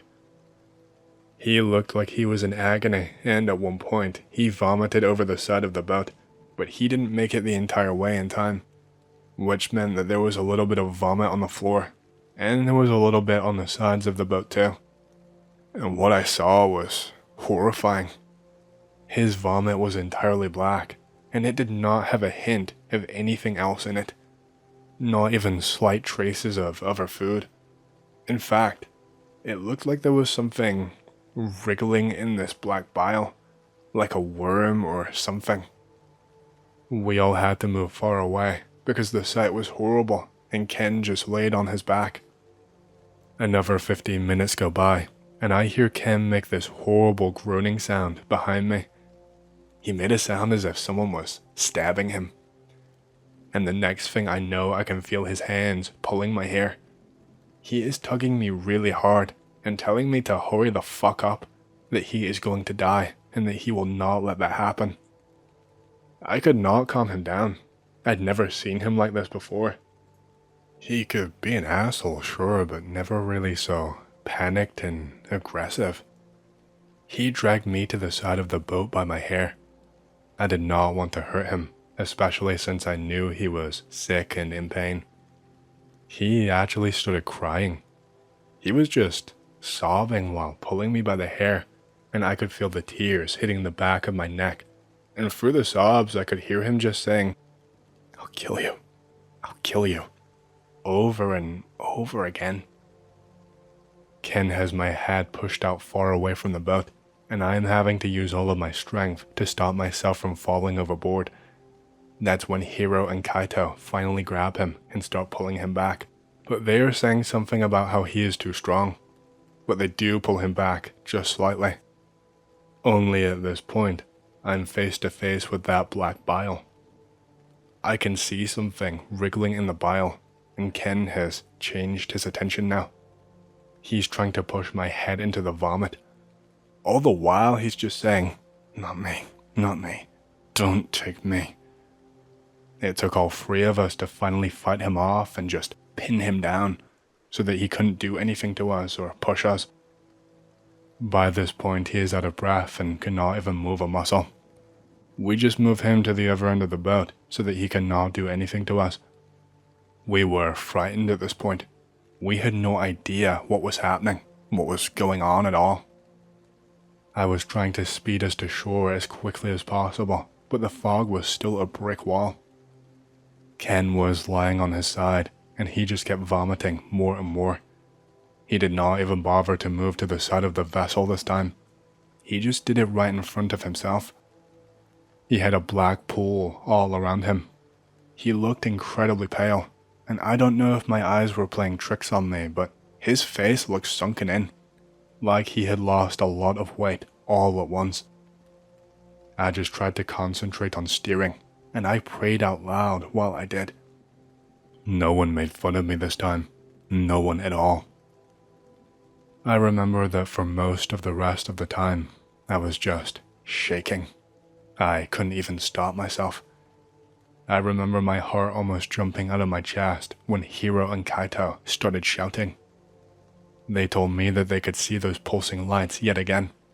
Only, they were not staying in the same place this time. The lights were slowly following us. I tried to move the ship faster and faster, but the lights kept on following. The lights had gotten almost right next to the ship, and when they had, Ken was now crying out in pain. He was just wailing again and again without taking a single breath, like he was a wolf howling at the moon. He was still in a puddle of black vomit. He looked like he was wasting away, but like really rapidly. His arms even looked thinner and like they had shrunken, but maybe the darkness and the fog was just playing tricks on me. I remember being called over to look because the lights were so close to the ship now. I could see something just underneath the water. It looked thick and long. It looked like some kind of a tentacle, but I could not see an actual body of a fish. I just started praying louder and louder, closing my eyes, and then everything just got even worse. Ken was not lying on the floor anymore.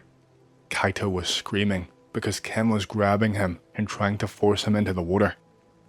Ken had him by the neck and Hiro was on the floor, just shaking violently. I don't even know what happened to him. I don't know how Ken got up and moved so quickly, especially in the state that he was in. It didn't even really make sense. I ran over to help, but Ken was as strong as before, even though he had vomited up everything that was inside his body. He wasn't even saying words anymore. He was just vomiting. It was just dribbling down his chin onto his shirt. And while we were trying to wrestle him, we saw that light pulsing and the water bubbling once again. It sounds insane, but I know I saw this. I saw a tentacle come out of the water.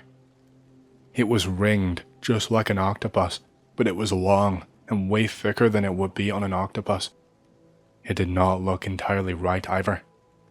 My memory is a little bit shaky, but it looked necrotic, like the entire tentacle was diseased and dying. It came crashing down into the water, and it made the boat shake. The entire water was just rippling. I thought we were going to flip over. This made Ken lose his grip and stumble backwards, and he fell into the water. I wanted to jump in and help him, but Kaito stopped me. He told me that I couldn't. He told me I would die. That I was the only one who knew how to sail and the way to get back to land. He said that he and Hiro would die if I did not make it back. Ken didn't even look scared. He was just floating there. And I saw that tentacle shoot back up to get him. He did not even shout for help or try to get away. He just floated there. He even looked pleased with himself. And that tentacle, oh God, it went through him. It actually went through his stomach and pierced it. I saw something black splash up into the air, and then just as quickly as it came up, it was gone. It pulled Ken down, and he was nowhere to be seen anymore.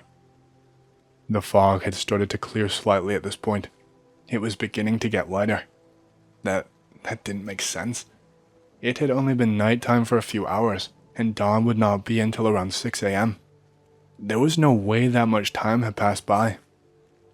The water was calm the whole way back to shore. Hiro stopped shaking and coughed up a lot of water, but it was not a black color. We tried to take him to the hospital, but he begged us not to. He told us that he would be fine, and his mom would worry if we took him. So we just went to the police. They were no help. We couldn't tell them what really happened. They would never believe us. Japan as a culture, we have a lot of legends about creatures, particularly yokai.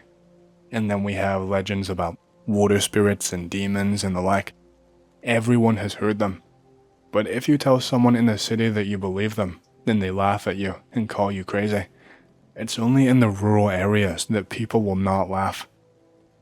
The people in Japan are very serious and very busy and won't tolerate things like that.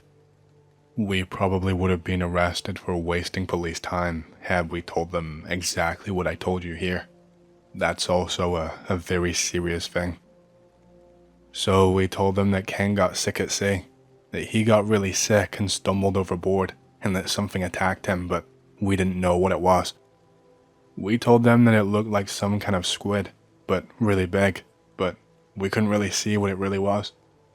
And as expected, we were laughed at and told not to come back. They didn't even believe that our friend was hurt.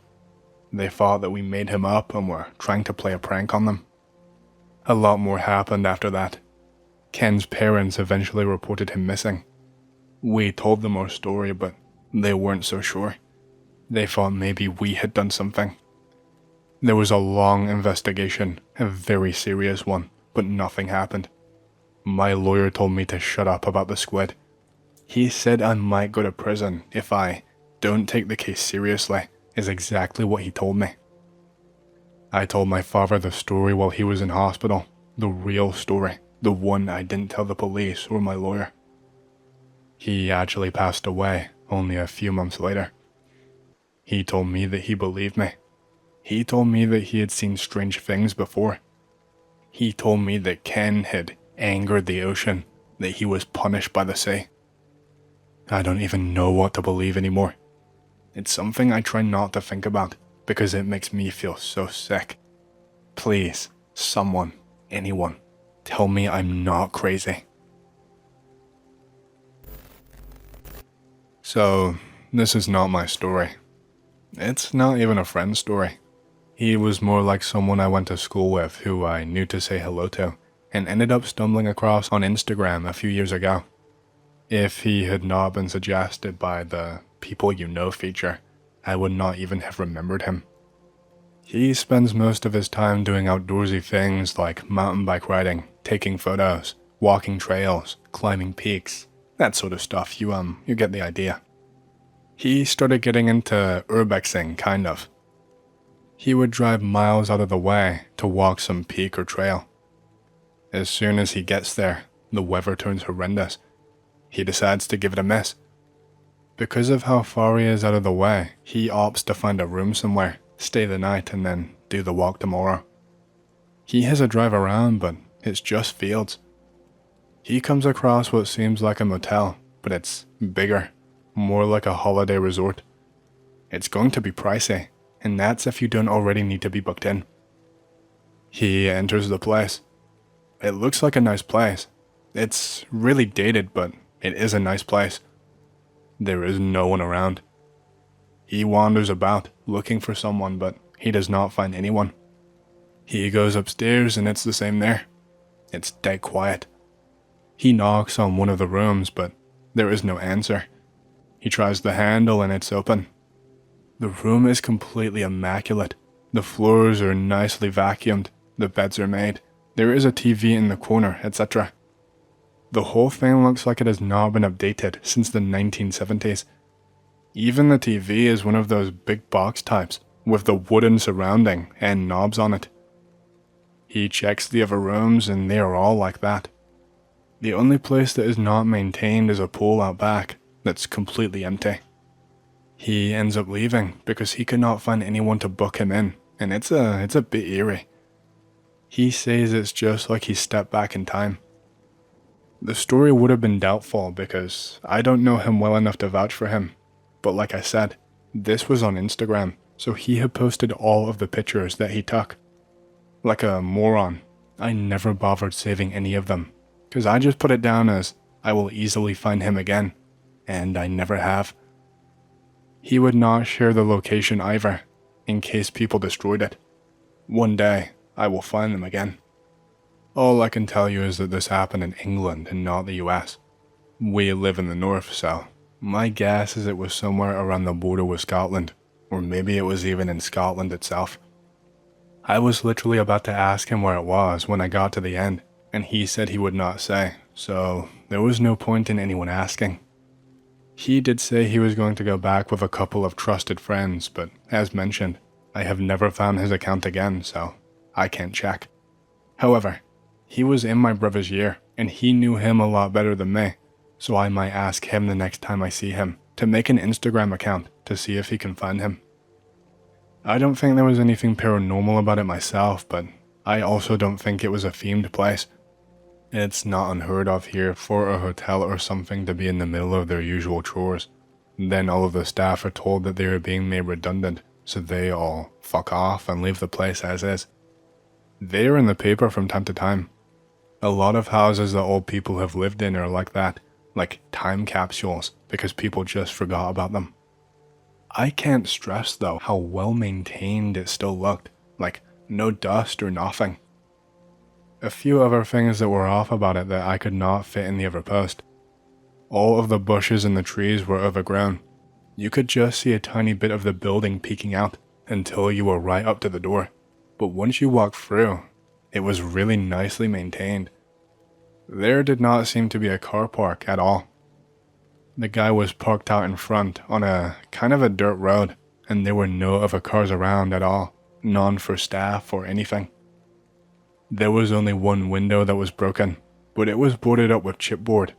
There was no other vandalism at all, which made me think that no one had hung around the place, or it would have been all messed up. It sounds like a really cool place though. I would love to visit myself.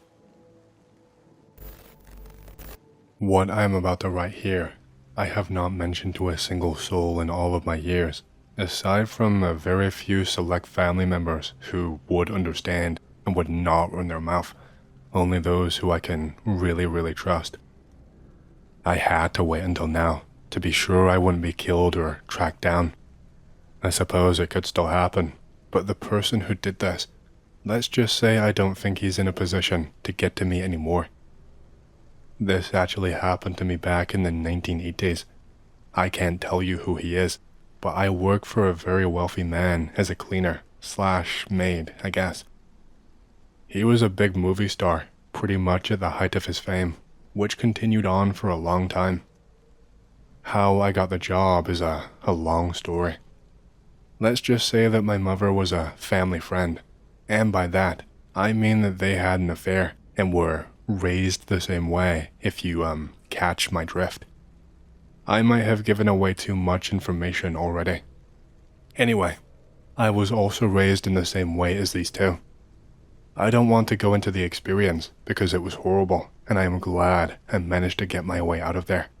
It was basically like a cult. Not basically, it was a cult. This man had stopped caring for my mother, but I don't know. I was allowed to work for him in this manner. I was not really interested in making it big time or having a high-profile job.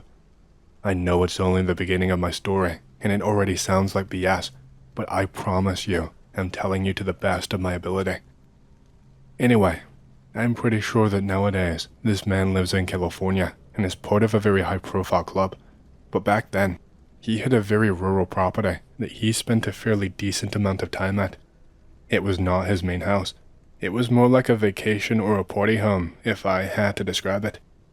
It was this big estate with a massive plot of land in practically the middle of nowhere, and it was surrounded by tons of woodland and forests. You could not even park up next to the property. If you were staff, you had to walk miles through thick woods just to get to where you were able to park your car, or to reach a main road if you were traveling a different way. This basically meant that there were no neighbors around within many miles of the place. There was just nothing around at all. It was completely deserted, just all isolated on its own. Because of this, staff like cleaners and other essential people were permitted to actually sleep over on the property overnight if required, usually if we were going to finish late with preparations, or if there was something we had to do the next day. The accommodations were horrible. It was like in the basement of the property, down a long row of stairs, so it was all stone floors and walls, absolutely freezing cold, and we all slept down there with a bunch of single beds with metal frames stacked next to each other. It was like a dungeon with how it was set up. It looked really horrible. I think it was used for storage in the past.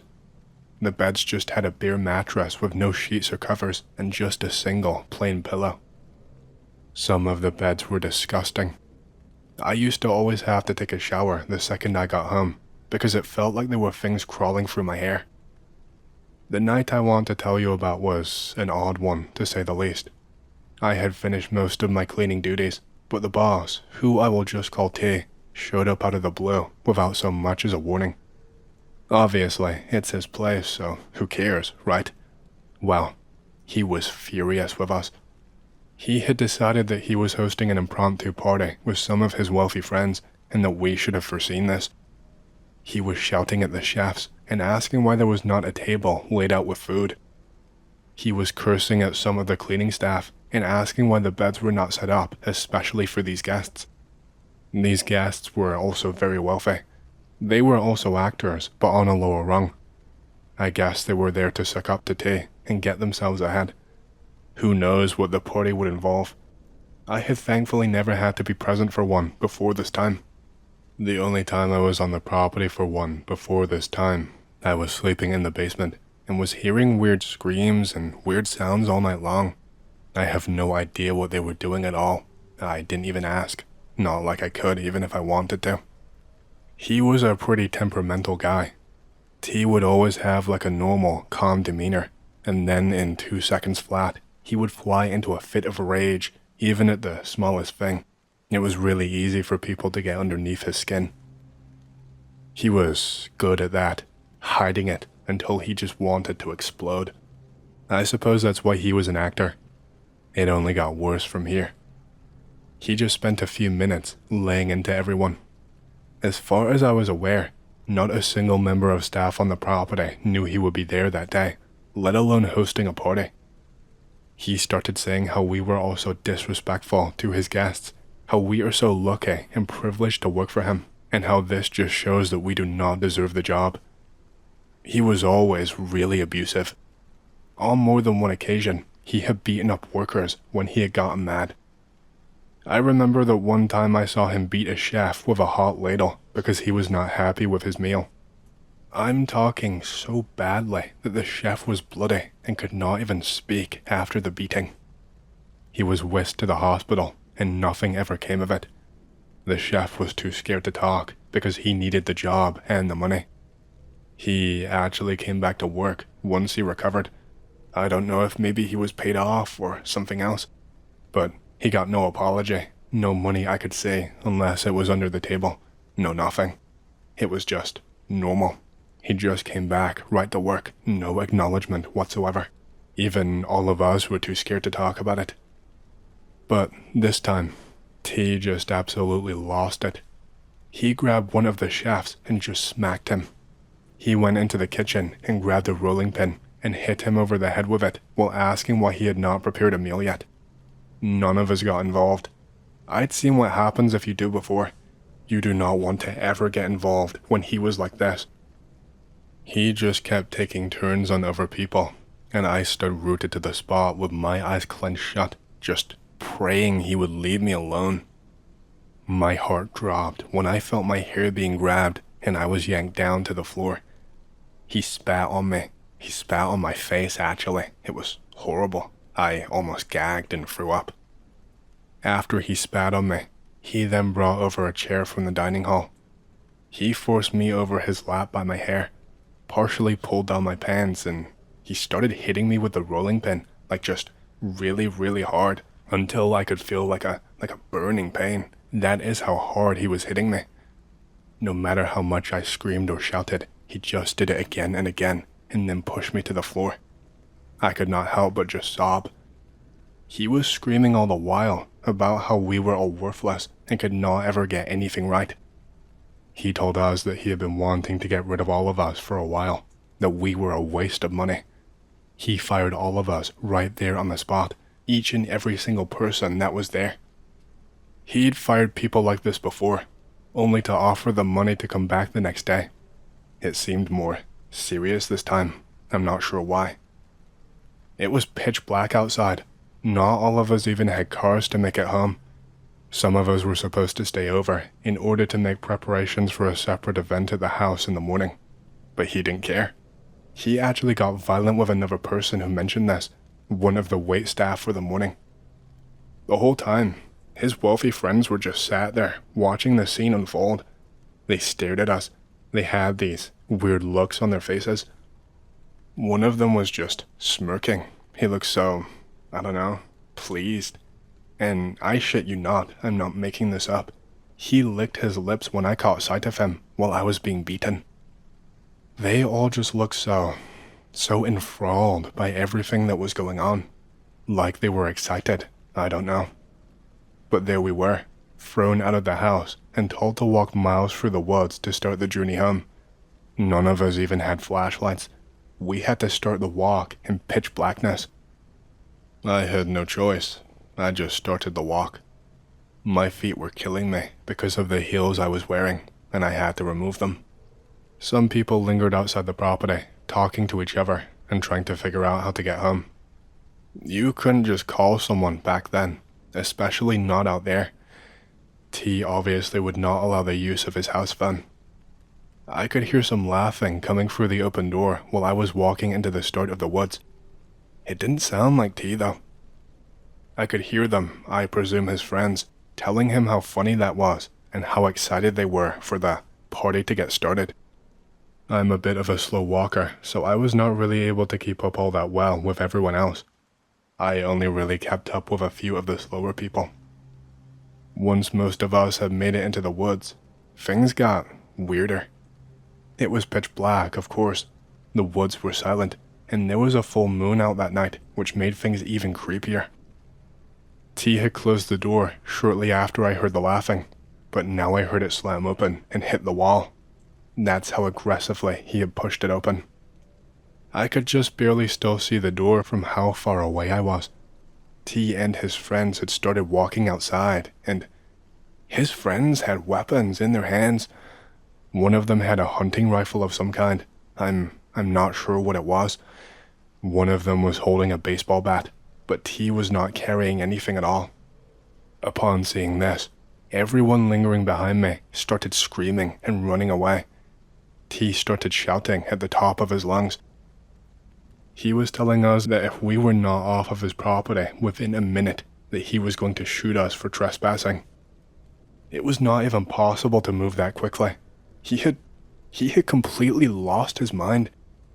Everyone got scared, and I just started running. It was too cumbersome to hold my heels, so I just threw them into the fallen leaves. I was asking people to slow down, to help me, because it really hurt to run barefoot, but nobody did. Everyone was just focused on running themselves. And at one point, I hit something that stung my leg, and I just lost my footing and fell over completely. My ankle was throbbing, and it really hurt to put any pressure on it at all. I was begging for someone, anyone, to just help me up, but no one would stop and help me. I landed near some pretty tall grass and heavy foliage. It was enough to be able to lay down in and not be spotted. I think. I wasn't really sure. I didn't really have time to check. There wasn't really any way to test it, and I didn't have the time anyway. I just had to hope. I had to just quickly pile leaves over myself and try to stay as still as possible. Otherwise, I thought I was going to be shot and I would be dead. And so I did. I tried to lay still and just hold my breath. I could still see, partially, but not fully.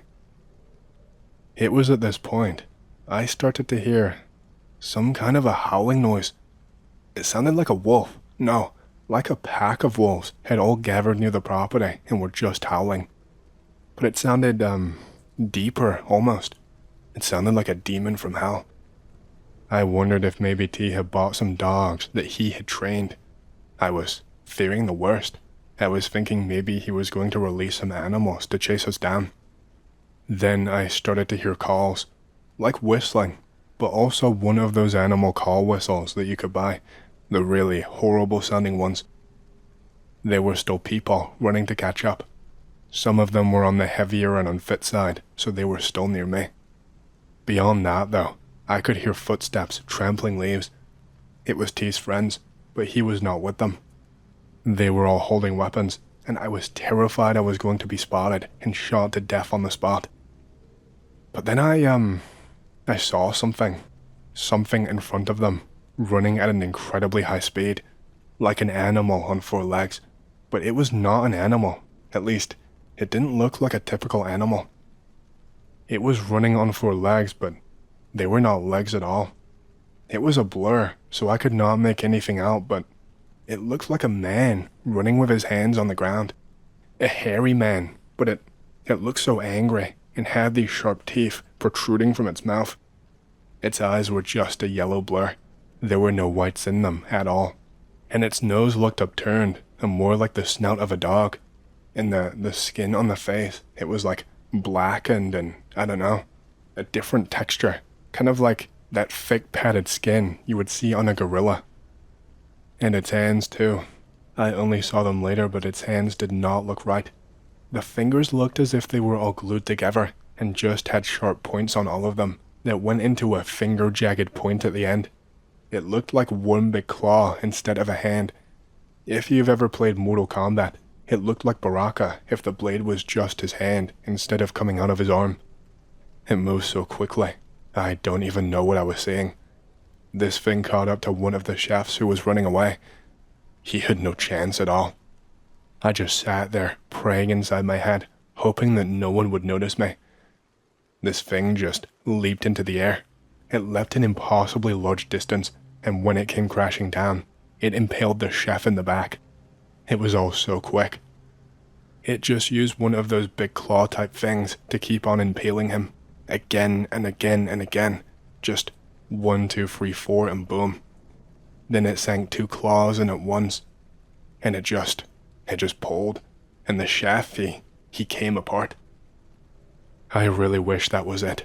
I wish my nightmare ended there, but I had to watch another man die. He was close by to the commotion, and I guess he knew he would never be able to outrun the thing, so he climbed up a tree that was nearby. I watched him almost fall from a high branch once or twice, while this thing attacked the chef more and more. He actually spotted me once he was high up in a tree. He looked down at me, and we made eye contact, and he was about to make a motion with his hands, but I just shook my head really quickly, and he stopped. I had tears just falling down from my eyes, but I was not making any noise. They knew that he was up there. They had seen him. This thing was sniffing at the base of the tree, and T's wealthy friend shouted out, "There is one up there at the top." The thing did not even acknowledge them or look back. I didn't understand why this creature was not attacking them, if it was some random rabid creature. If I'm honest, I didn't understand what was happening at all. I watched this thing use those claw things to scale the tree. It was like those things that mountain climbers use, those axes. It just leapt up high and sunk its claws in one after another and just kept going up and up and up.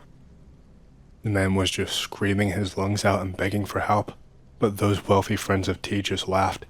They could not stop laughing. Once this thing got up to the same branch as him, that was it. Just as quickly as the chef, this thing it impaled him in the neck with both claws, and before I could even blink, his head was not on his shoulders anymore. I actually heard the impact of it hitting the ground, but I never saw where it went. After that, I just watched those wealthy friends take pot shots with the rifle as they sauntered after the other people who were running away. They were just chatting with each other like everything was normal. And then that thing leapt down from the tree and started moving quicker than I could ever see again. I did not dare to move even a muscle. I don't know how long I laid down there. It must have been multiple hours. I just closed my eyes and prayed that no one would find me. I kept hearing screams throughout the night in the distance. I never personally saw anyone else die, but I heard gunshots. I heard howls, and I heard people screaming. People that I had worked with. I knew that it sounded like them. This just kept happening intermittently while I laid there in silence. I don't know how I did not have a heart attack on the spot. I'd never felt so unwell from anxiety before. I felt like my heart could beat out of my chest. So, I was just there in the pitch blackness, and eventually, I hear a rustling sound and some footsteps. I opened up my eyes, and I could see a flashlight bobbing back and forth. and there were some men walking through the forest towards the property. I thought that at any second now, that flashlight was going to hit me and that I would be done for. I thought maybe someone told them where I was and that they had come back for me.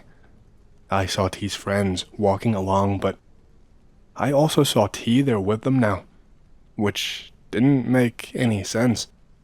I never saw him leave the property, and I would have known if he left, even with my eyes closed. Steps in those woods made so much noise. I had no idea how he got there or where he had come from. That was not even the worst part. His friends were all dragging bodies behind them.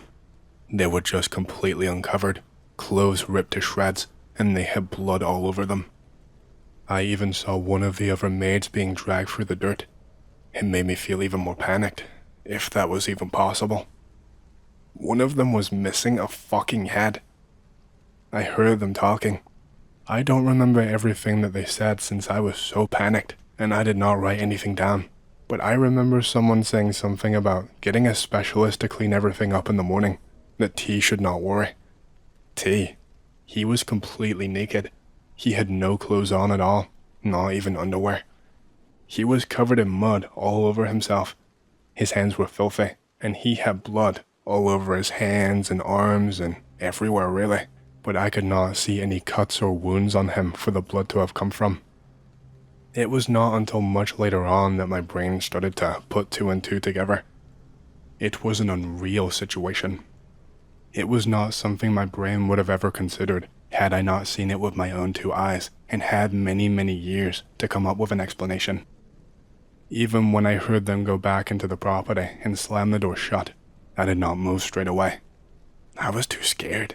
I thought that maybe it was a trick, that they were just waiting by the door for me to move, that they already knew I was there and were just having fun with me.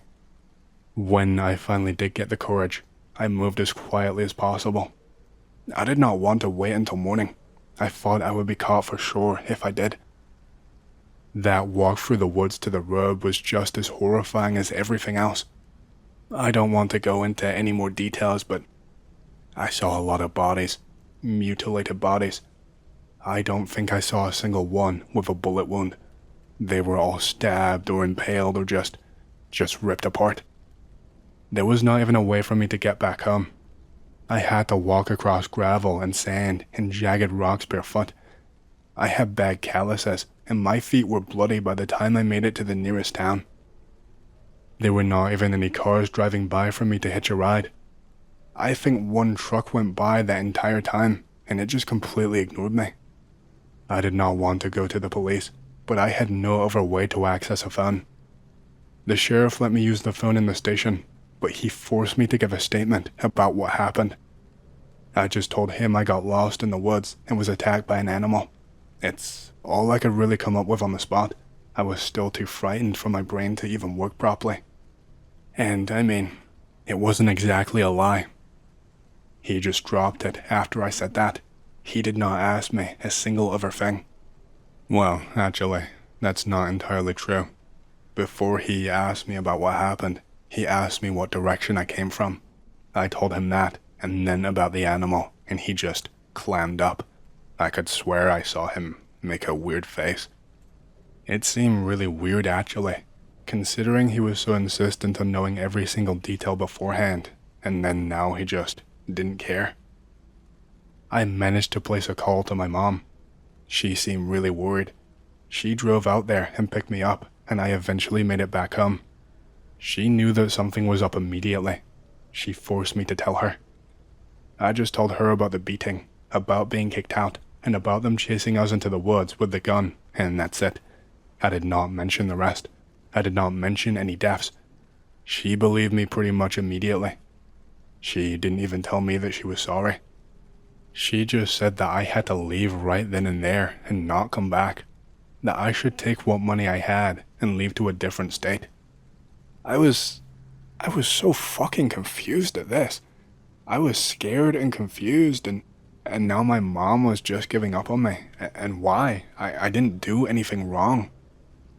Luckily, I had a little bit of money saved up. I left after a few days. I have not talked to my parents since then. They have not tried to get in touch with me either. I was, happy to get away, honestly. They were not very nice parents. Before I left, though, there were a few messages for me left on the answering machine. 3 of them, all about 30 minutes apart. They were all from T. He told me that he wanted me to go back there immediately to help with preparation for this morning event. He was telling me that he was really sorry and that he had no idea what was wrong with him, firing everyone on the spot like that. That he didn't know what came over him. He told me that he was wrong and that he was sorry, and that he wanted to make it up to me by upping my pay and giving me a flat bonus. He said that all I had to do was go back in and take my job back that day. He said that I could just get right back to work. I obviously never answered or went back. I never got another message. I never received any trouble. I don't think he could get me anymore. That's why I'm finally writing all of this. It sounds unbelievable, but even if no one believes me, it is a weight off of my shoulders. I held in that guilt for so many years. So, when I was young, I lived in northern New Jersey, in a development not too far away from the woods, in a place it was clear there had been a previous settlement. There were old rock walls to mark boundaries, and there was a lone standing fireplace further back in the woods. Now, for some reason, for all the time I spent playing in the woods with my friends, I never really thought about the stone fireplace standing in the woods on its own for no real reason. I had grown up with it always being there, and never really thought about the thing. It just seemed normal to me. It was about the height of a 2-story house, and was wide enough for a large fire. I can only assume that because the stone was more substantial than a wooden house, it was the only part of the house to survive. I'm not sure if it has any relevance, but the legend surrounding the NJ Devil mentions a chimney, and the encounter happened pretty close by to it. When I was around 10 years old, I remember I was chasing fireflies or something around my backyard, and they took me into the woods. Not very far though. I would always stay within sight of the house at nighttime. Now, the interesting thing that night is that the crickets that normally make a shitload of noise were completely silent. This was not that uncommon, but while this by itself was not that important, I also noted that further into the woods, there were no fireflies at all. Now, I had chased a few fireflies in the yard to the woods, and there were now none, when normally there would be at least a few more. It was when I was looking for the lights of the fireflies in the twilight that I saw something that I wrote off later until very recently. What I saw deeper in the woods were 2 dull red eyes, and instantly I was paralyzed. It was far off, but seemed to look straight at me. Then came the smell. It was something that at the time I could not place, but a few weeks later we had a scrap bonfire, and I would realize that the smell was that of burning metal. After what seemed like an eternity, there was a twig snap in that direction, and I bolted to the house. I did not look back, and I did not sleep that night. From that night on, I never went outside at night without the crickets chirping. That's it. No revelation, no murder, no future sightings, nothing. I know that this is pretty boring, but I still hope that you can help me. The thing is, at the time, I knew of the legend of the New Jersey Devil, and for a time it scared the shit out of me. As I grew older, I wrote it off as me making things up. I like to think I am logical, and so I just forgot about it, thinking it must be some bad lighting or something. I had not thought about that for years, and a few years ago, I moved out of the country. One night, I was outside drinking with a friend of mine when I thought I saw something in the woods on the way back. That's when I told him about what I had seen when I was younger. Being drunk, I thought it would be a funny story of how stupid I was. We had a laugh about the situation until I mentioned the smell of burning metal. That was when my friend told me about goatmen and showed me one of the stories on here. That night I did not sleep. I simply shivered in my bed, but not because of the cold, but because I was drunk and terrified. Then I looked up goatmen for myself and started to think more and more about that night, and the more I thought about the situation, the less I could ignore what I could not make sense of. I would write the whole thing off as a trick of the light and inconsistent memories of how quiet it was, but the smell, that smell was unique and is not something I could ever forget. I feel crazy for talking about it. It makes me sound insane, but I know what I saw and smelt and heard. I can't think of how I would remember those three things if they did not happen. The red eyes are consistent with other descriptions of the NJ Devil, and the smell and the silence that fit with descriptions of goatmen. What I'm about to tell you is going to sound ridiculous and unbelievable, and I completely understand if you laugh out loud at my story.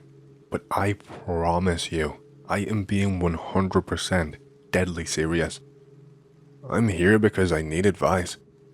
I know that some of you have seen things before, weird things that you cannot explain. I've read people on here talking about weird things in the woods, and I just don't know what to do. For context, I work pretty long hours in the day. I'm very hands-on at my workplace and usually do not get home until well after dark. It's always pitch black outside when I pull up into my driveway, and I am always exhausted and just ready to go to sleep and be up and ready for the new day. I can't do that though, because I have to walk my dog. See, I own a Labradoodle, I think it's called, and he is around 2 years old. These things are tall, and they grow incredibly large. Depending on what kind of Labradoodle you own, some of them can be almost as tall as people when standing on their hind legs. I'm not even shitting you. Look up like a big one, and you will see. Of course, that depends on your height and a couple of other factors. Some of them can be quite small. So anyway, I pull up in my driveway after a long day, and I open up my door. Usually what would happen is I would call my dog over by its name. My dog is called Courage, because that was one of my favorite shows growing up, and he would run over to me from some distant area of the house where he was relaxing, and then I would take him on a walk. I would always feel really bad because he would be inside the home all by himself most days, so I tried to make this up to him on weekends by taking him on long trips. He never seemed like a massive fan of them. Heck, I don't think he was even excited by walks all that much. He always seemed content to be left inside the house, or even just in the yard when I was not there. What do I mean by not excited? I don't know. Most dogs, when they see a big beach to run on, they would wag their tails and shoot off, but he always just kinda stuck beside me, and he wouldn't really go anywhere unless I told him to. Same for walks. He would come up to me when I called his name, but he wouldn't be wagging his tail and getting giddy and ready to go. He would just, be content to just walk beside me and walk pretty slowly. Even when I let him off a lead on a big-ass field, he wouldn't go sprinting off and chasing other dogs or chasing other animals. He was just content to stay by me. But this time getting home was completely different. I'm rummaging for my keys and I cannot find them. I'm worrying I maybe left them at work again for the second time this week, like an absolute idiot. I really did not want to make that call to my boss again and have to go back for them looking completely incompetent, so I decided I would check my car first. What I did was I knocked on the door and shouted for Courage, just to let him know I was there and that I would not be long. I didn't like the thought of him waiting all sad and worried for me.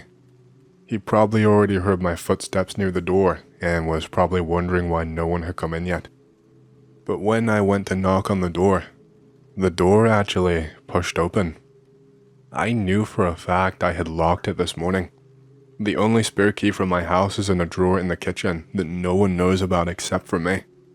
There would be no way for anyone to get inside without causing a lot of damage. I was immediately on high alert. I am not allowed to carry while at my job, company policy. My gun was upstairs in my closet, so I had to be ready. I grabbed the baseball bat that was nearby and prepared to sneak through the rest of my house. The only thing running through my mind was that my poor dog had maybe been harmed by some robber. I could feel my arms and my hands just trembling. I'd never had to deal with a home intruder situation like this before, so I was panicked, as you can imagine. I sneak around the corner, low to the ground, doing my best not to make any sound. If this asshole was still here, I wanted to catch him off guard and teach him a lesson. And as I quickly round the corner, I can see that someone is standing up in my kitchen, their face blocked by a kitchen cupboard that is open and that they are rummaging through. I was actually home a little early from work that day. I got let off about an hour early because I finished up some important stuff pretty quickly, and my boss wanted to reward me, is what he told me. I was just going to use it for a little extra sleep. There were a ton of things piled up on the kitchen counters. It looked like letters, but like old ones that were dirty and ripped up into little pieces, like ones I had cut up and thrown into the trash since I was done with them. And standing there, all I could see were the legs and the torso, because of course, the cupboard was blocking the face and the head. But the torso, it was a furry and a fluffy torso with a white coat, completely stained with mud and specks of something else. It had paws and claws. It looked like my fucking dog had taken a mud bath and was now standing upright and going through my kitchen cupboard. I could not even get any words out. I just kinda gasped, and in a split second, that kitchen cupboard was slammed shut. My dog looked over in my direction, and he fell down onto all four legs, and he just started sticking out his tongue and wagging his tail. What the hell? I was in complete disbelief. I wasn't sure whether I was just tired, or whether I had actually just seen what I had seen. Either way, my dog was filthy. I tried to go over to him to get a look at him, but he backpedaled just a little, and when I said, "Here, now, I need to look at you," my dog stopped wagging his tail and just turned his head to the side. When my dog looked at me when I caught him, before he dropped down to all fours, I don't even know how to describe it. The facial expression he made was not like a dog. It was so human. Like a human was wearing the mask of a dog, and it was contorting their facial expression. The expression my dog made was that of shock, followed by a frown, or maybe it was a look of disappointment. I tried to call out to my dog again, shouting "heel," but he just stood there and backed up a couple of more steps. I was furious. There were letters all over my kitchen counter. Some of them were from weeks and months ago and had actually been pieced together on the counter like a fucking jigsaw puzzle. They were just in my trash can not long ago. I saw them being taken off to the dump. It was things like bills, letters about my credit card balance and how I should sign up for this account and that account and blah blah blah. An email from my insurance provider telling me my premiums were going up for the third time this year. Just lots and lots of personal things. That was not all. My drawers have been turned over. Lots of documents were pulled out and on the side. Even my damn passport that I usually kept in the same drawer as the rolling pin and utensils like that was laid out on the counter. The final straw was my spare key. I could see it. It was on the floor beside the back door. I needed to know what was going on, but at the same time, my brain could not accept the answer right in front of me. I started shouting really loudly, asking who was in my house, if anyone was there, and if they were, that I was going to go and kill them. I went over to my dog in a rage and went to grab him and said, "Come here." I needed to give him a bath. My dog started growling as I put my hand near him. He had never done that before in his entire life. I got angry and I yelled, "You aren't my fucking dog." And that is when things went even further south, and I wish I had just, left my house, ran away, anything at all aside from what I actually did. My dog just slowly rose onto its hind legs. I swear it was taller than me at this point. I'm around 5'6" for reference. I don't even know what to do at this point. I feel like I'm in a movie. I go to swing the bat as this thing almost dives towards me, but it moved way too quickly. It ended up shoving me to the ground and ended up on top of me, and I could feel its horrible hot breath on my face that smelled like something rotting. It was drooling on me, and it stung a little when it hit my face.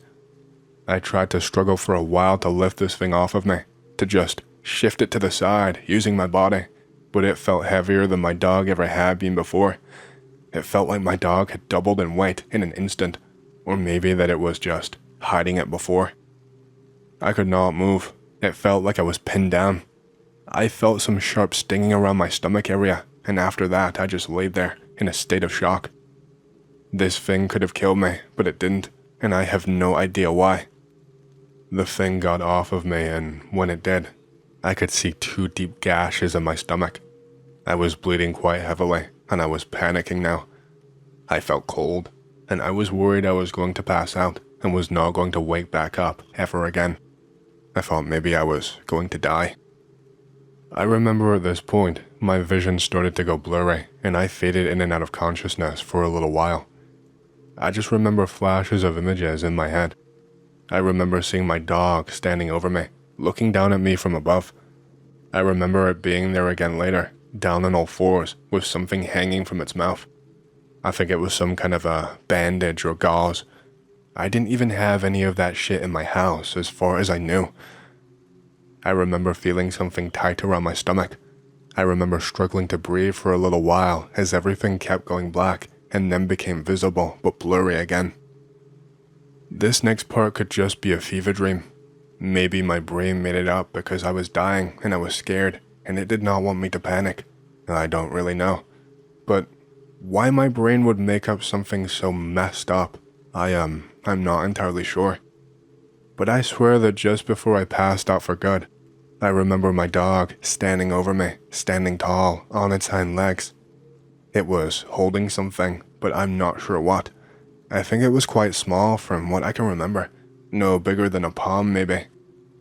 I swear I remember him leaning over me, and I think I heard him say something. I know it sounds ridiculous, but I heard my dog talk. I heard my dog say something to me. I heard him say something about everything being okay. I don't remember exactly, but something like that. Something that was meant to be reassuring, I suppose. And the worst part of fucking all, I remember his voice sounding almost similar to mine. Not exactly. It was, a little gruffer, a little more nasally than mine is. But I swear, it sounded like it could have been me with a bad cold or something. After that, I just passed out. When I finally woke back up again, my kitchen was still a mess and it was the morning time. But I was alive. My stomach had been bandaged up completely, but there was blood all over my clothes and a little on my floor too.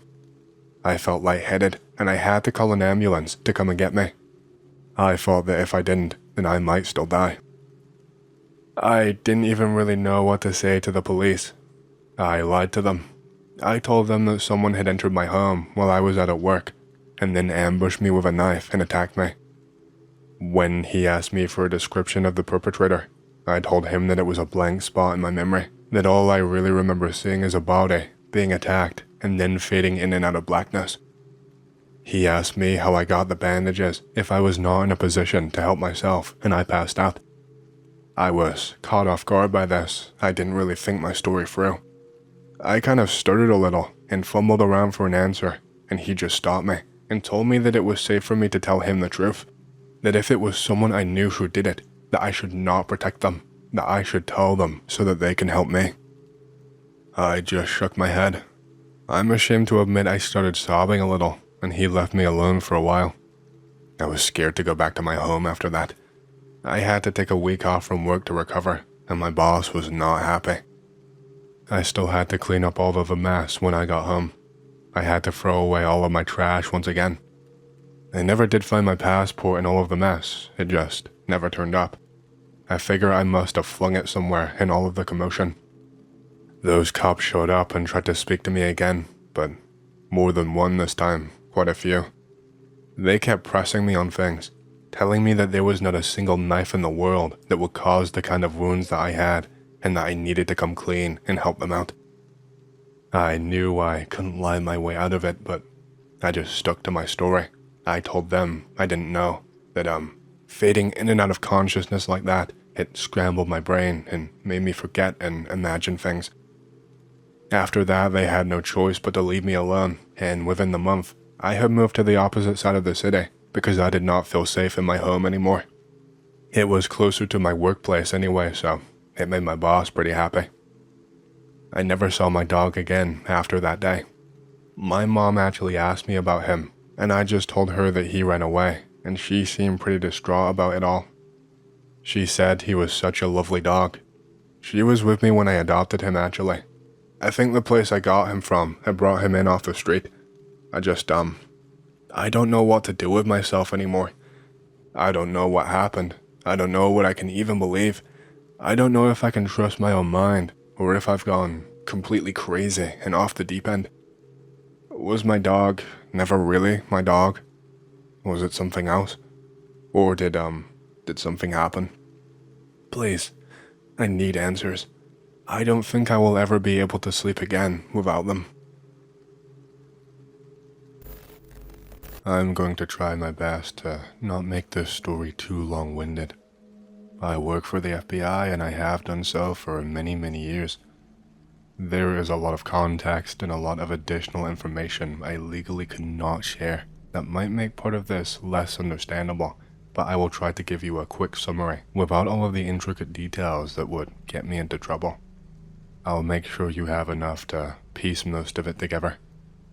What I will say is this was probably the case that has disturbed me the most in my time working as an FBI agent in the field, and was also quite baffling.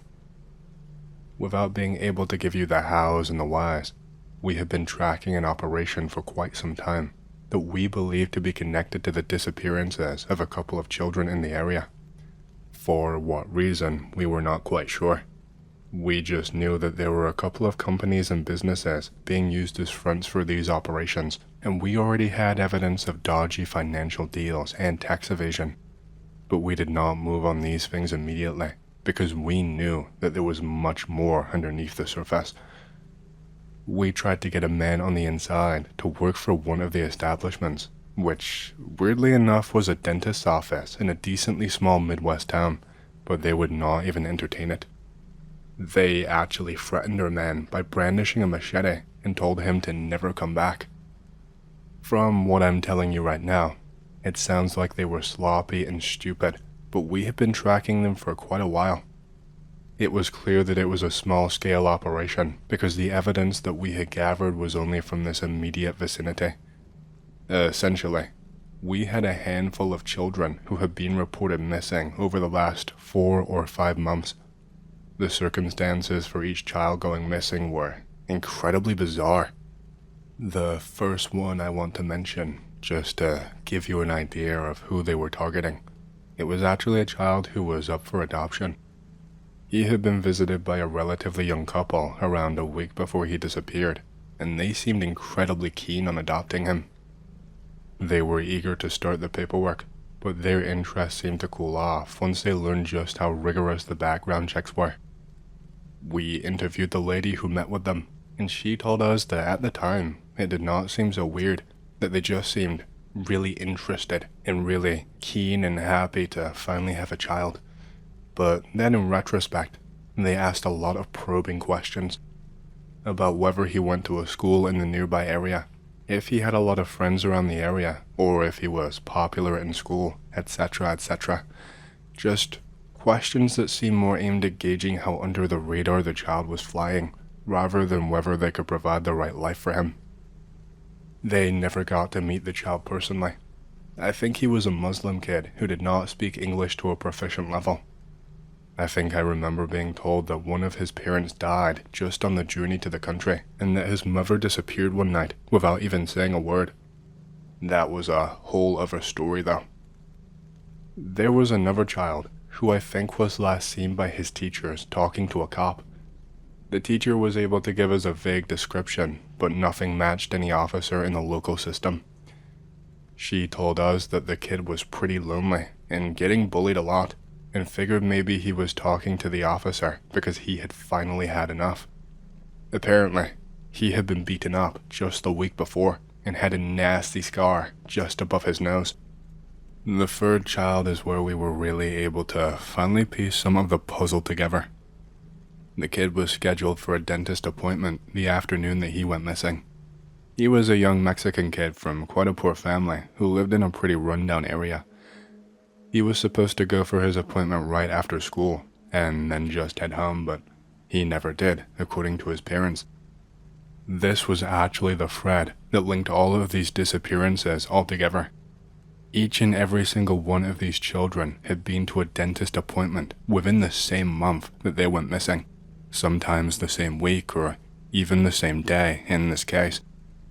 They were always poor kids or cut off from support, sometimes orphans or missing one parent, and that was not the only strange thing.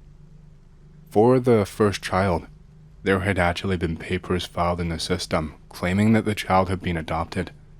They were clearly forged since the staff knew that there was no record, but the forges were not bad at all. There were just a few things changed, just basic things, like it was the same child, but the child's name was completely changed.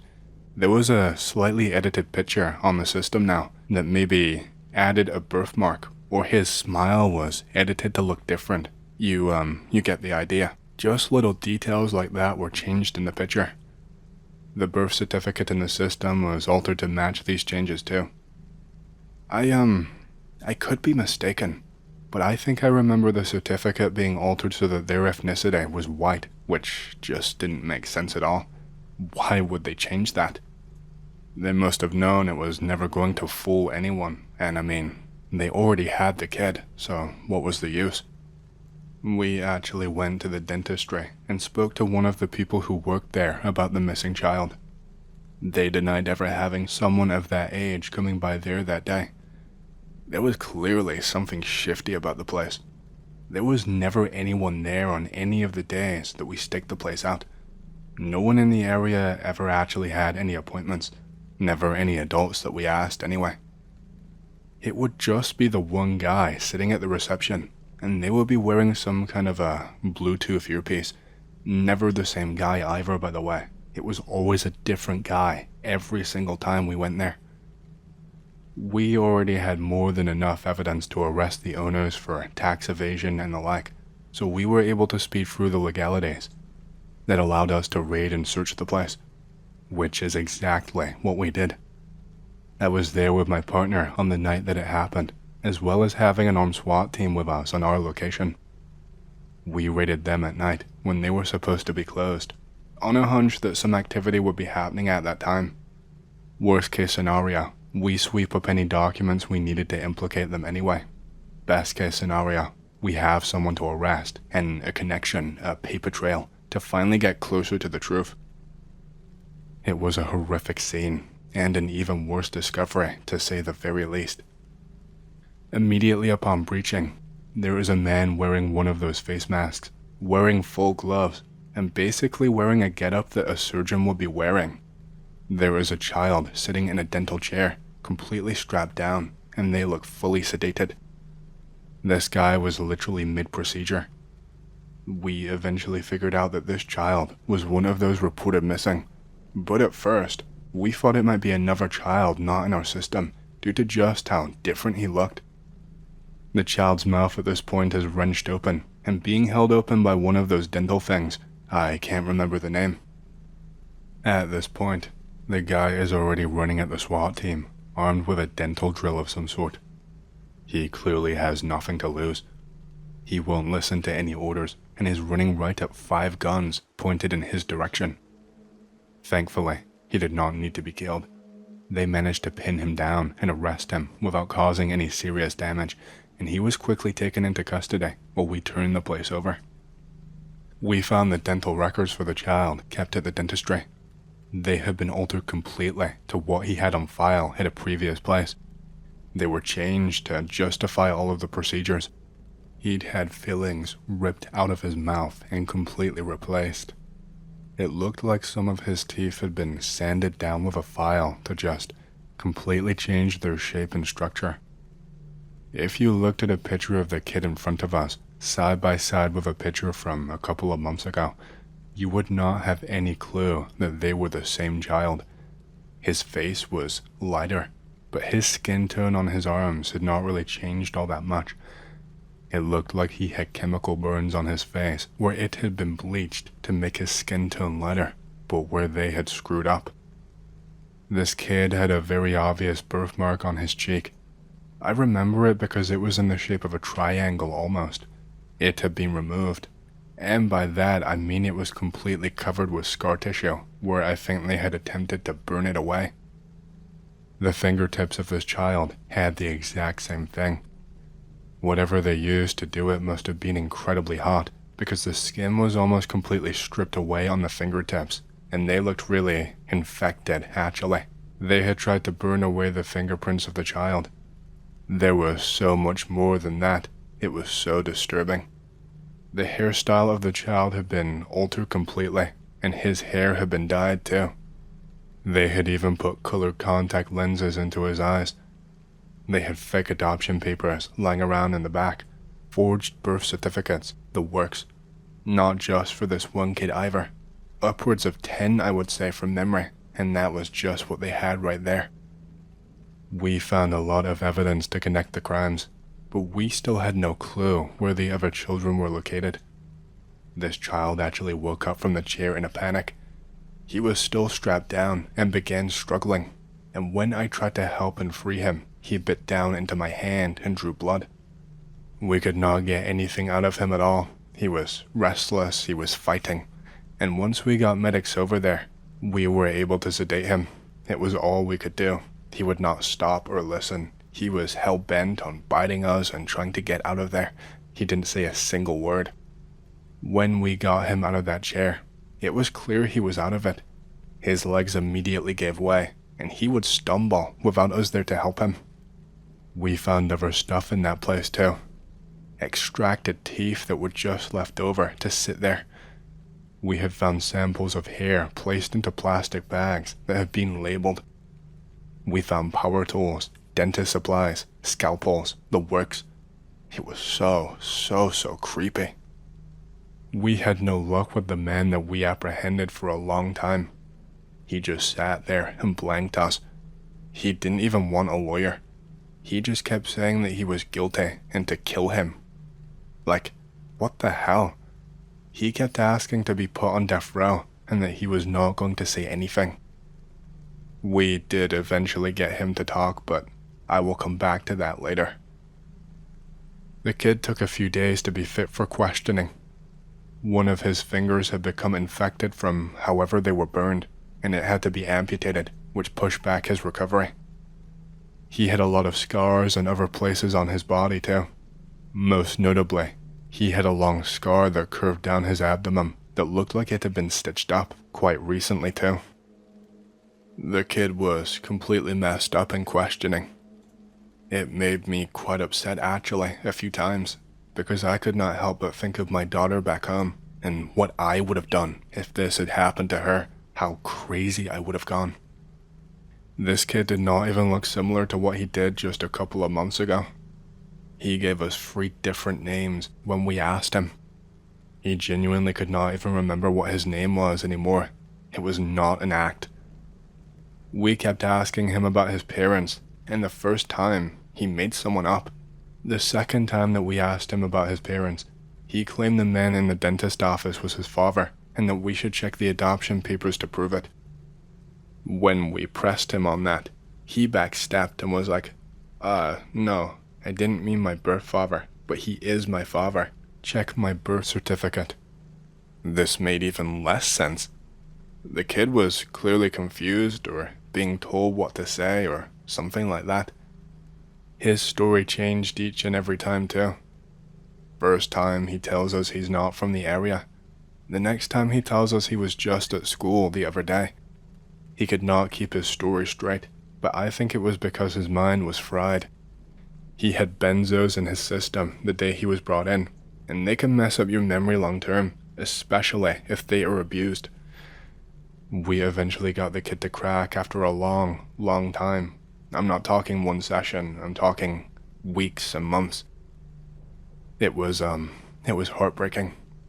We actually brought his mother in to see him, and he genuinely did not recognize her. Kids are terrible actors. I knew from his face he did not know who she was. It was only when we mentioned the other children that he finally broke. We mentioned the boy who was up for adoption.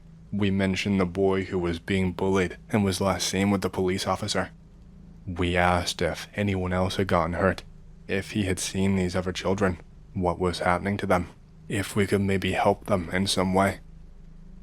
He stopped for a second, and he checked all around him.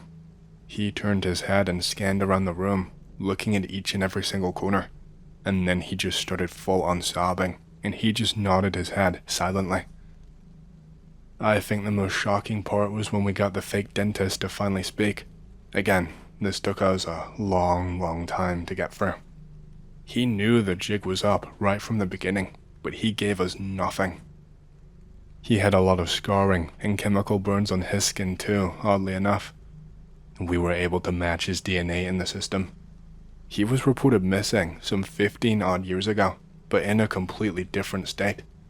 His prints were only on file because he was caught shoplifting at a local store on multiple occasions. He was never found, obviously. His mother reported him missing and said that men had been coming to the house at night and asking for him by name. That before they knew it, they were getting rocks thrown through the windows, and one night, they tried to throw a makeshift Molotov through the letterbox, but they screwed it up, and it ended up smashing outside the front door, which they were able to put out. The man in front of us was only around 13 years old when he went missing. They knew it was to do with those men, but there was never anything else to go on.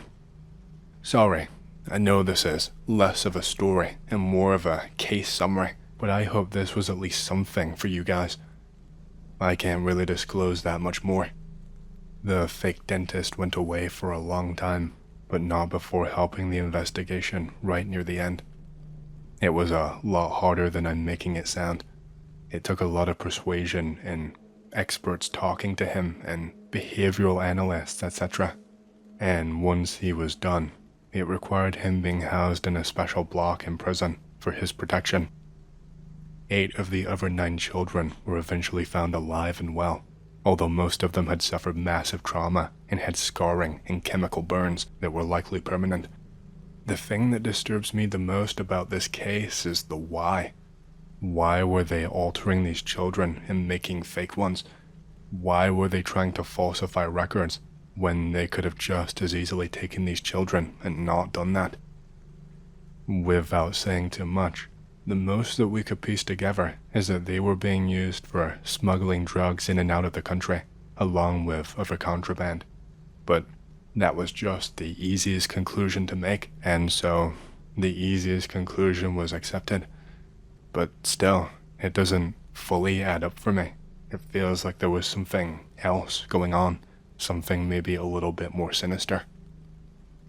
It doesn't seem like the most efficient or inconspicuous way of carrying this out. Let me know if you have any theories, because I am still stumped to this day. The exact date that this happened was the night of November 11th and the early morning of November 12th, 2020. I know this because it was the release date of the PS5, and we were going to grab one from my wife's brother in the early morning. We decided to pull an all-nighter and go on a brief hike to stargaze near my father's house beforehand. It was about 11 p.m. We hiked a mile through the woods to get to this clearing where there is electrical wires that crest the top of a hill. We stayed for about 10 minutes, then decided to go back because it ended up being too cloudy for proper stargazing. We walked back. We were only about 150 yards away from where I parked my car when we started to hear this animal noise. We speculated that it must have been a coyote or a deer, or even maybe an owl.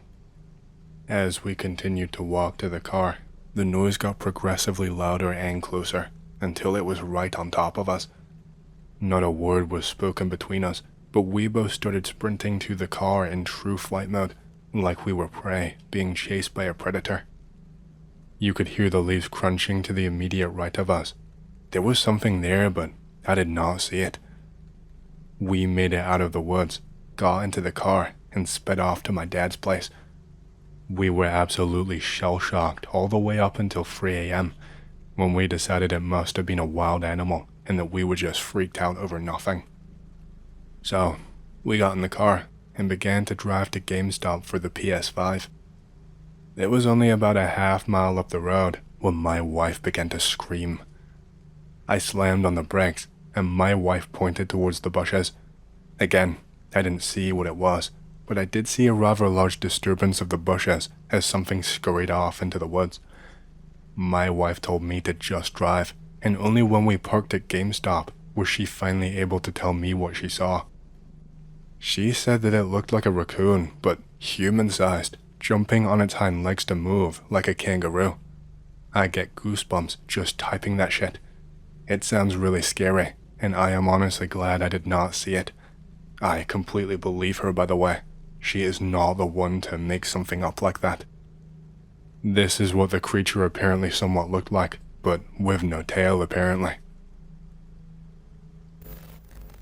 I won't/can't say where the park in question is because I would dox myself pretty heavily and I don't want to do that.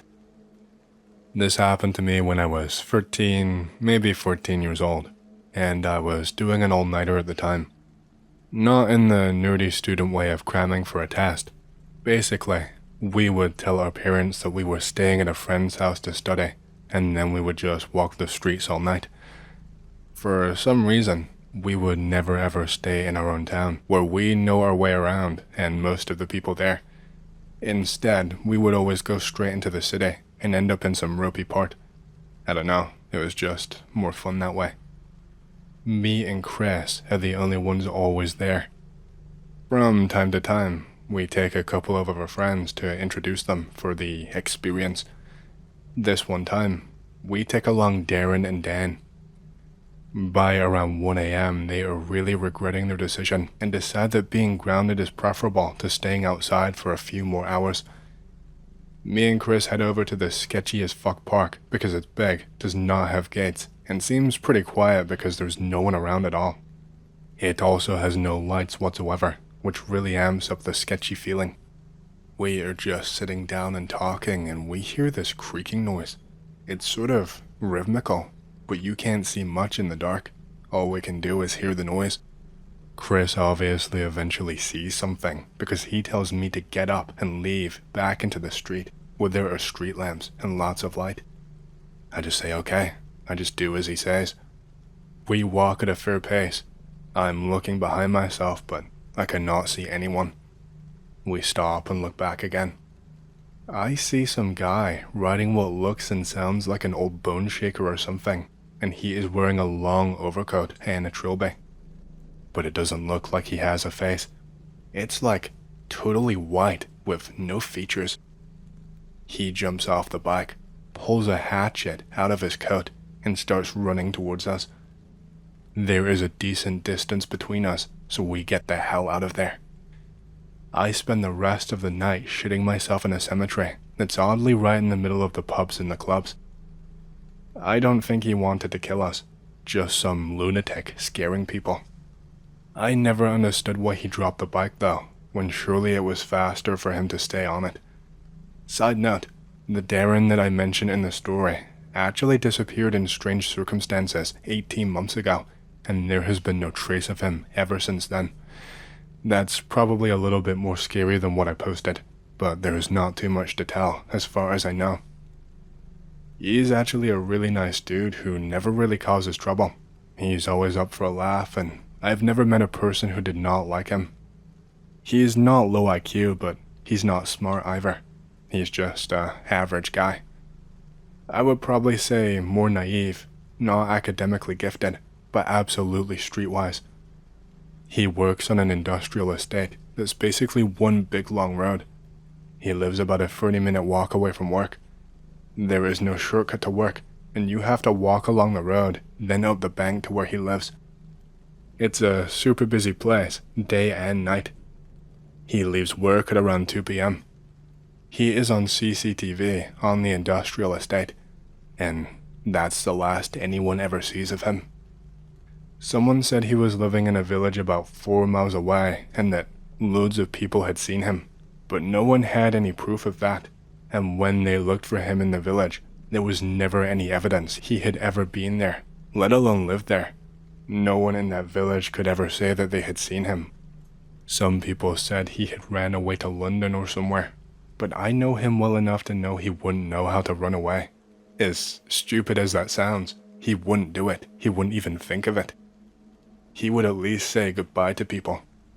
Besides that, he can't drive, and there was no CCTV or any evidence of him buying train tickets or anything.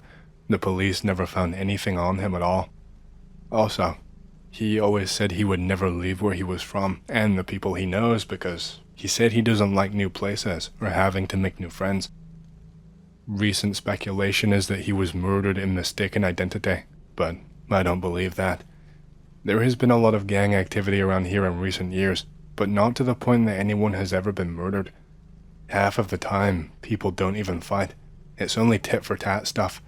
He just up and vanished. I don't really know what else to say. This is a weird one that happened to me, but nothing too crazy. So I was driving to a site. It was evening time, in the dead of winter. The snow was falling really heavily. I was with my coworker, shooting the shit. We have a long drive ahead of us. We're driving through a pretty forested area. There are trees on both sides of the road as far as the eye can see. It's a straight shot. There are no real turns in this road.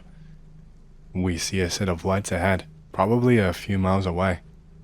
It's a straight road, so you can see other cars really far away. Plus, there are no people around this area for a few miles. The headlights start coming closer, much faster. The car ahead of us had to be going over 60 miles per hour probably. It's the dead of winter and the road is icy, so that is insanely dangerous. I call the sheriff, since we do not want this idiot killing anyone, if anyone is even out here to begin with. The sheriff says okay, he will come out. I get a call back 2 minutes later. The speeding idiot is fucking DNR. That's Department of Natural Resources if you don't understand the acronym. They're just like game wardens. I'm like, what the hell? They should not be doing that. They should know better. We get close enough where we can see he is slowing down and waving us down. We pull up to his truck. I jokingly say, "Damn man, who's chasing you?" The DNR guy has a look of absolute horror on his face, and he just says, "Turn around now." We were called out that way. Did something happen? The DNR guy says, "Don't fucking go any further. Turn around right now. I'm not playing around with you." The DNR dude keeps looking in the rearview mirror, as if he's being followed by something. I don't know. I just say, "Listen, man, we have to go out there." "What's going on?" "Listen, this is not a game. Turn around now. I already talked to the sheriff. Get the fuck out of here now." At this point, I'm getting pretty scared, and so is my coworker. The DNR guy speeds off. I call my boss, but I get no answer. I call the sheriff again. The sheriff says to do exactly what the DNR guy said, and get the hell away from the area. We turn around and start going about 50 miles per hour. The DNR truck was nowhere to be seen on our drive. We did not spot it even once. We never figured out what happened, but it was quite weird. My boss and the sheriff of that area also never spoke about what the hell happened, and they refused to let anyone know anything when we asked. What I'm about to tell you, you are never, ever going to believe, but I promise you it is 100% true. I swear on my life, I know what I saw. Just for reference, I'm actually from Russia. There is a road located in Sevastopol that's roughly translated as mother-in-law's tongue. It's located on the outskirts and runs down from a nearby village. The road is long, narrow, and winding, and it's a really rough road for travel. This place can be found on any map. This is a completely real place. You can find this place if you want to. These events happened to me probably around 2012 in the wintertime. So, Sevastopol. I live in the center of this place, and my grandfather lives nearby in Inkerman, which is a nearby city and is quite the distance away. I probably visit him every 2 or 3 weeks because it's hard to make the journey so often. It requires taking a minibus to the other end of the city, and then I have to catch another separate bus, and it takes many, many hours. Anyway, my grandfather and I were talking and got into a bit of a silly argument. I admit that I got kind of rude, and I hung up on him, and once I had, I kind of felt really ridiculous because the argument was just so trivial. Within half an hour, I had calmed down completely and the anger was gone, and I felt really guilty. I felt a pit of anxiety forming in my stomach when I realized I had been a complete asshole to someone who had done pretty much nothing wrong other than say a few different words to me I didn't like. I decided to call my grandfather back, but he would not answer. I figured he was now mad at me and did not want to talk, and I didn't blame him, not one bit.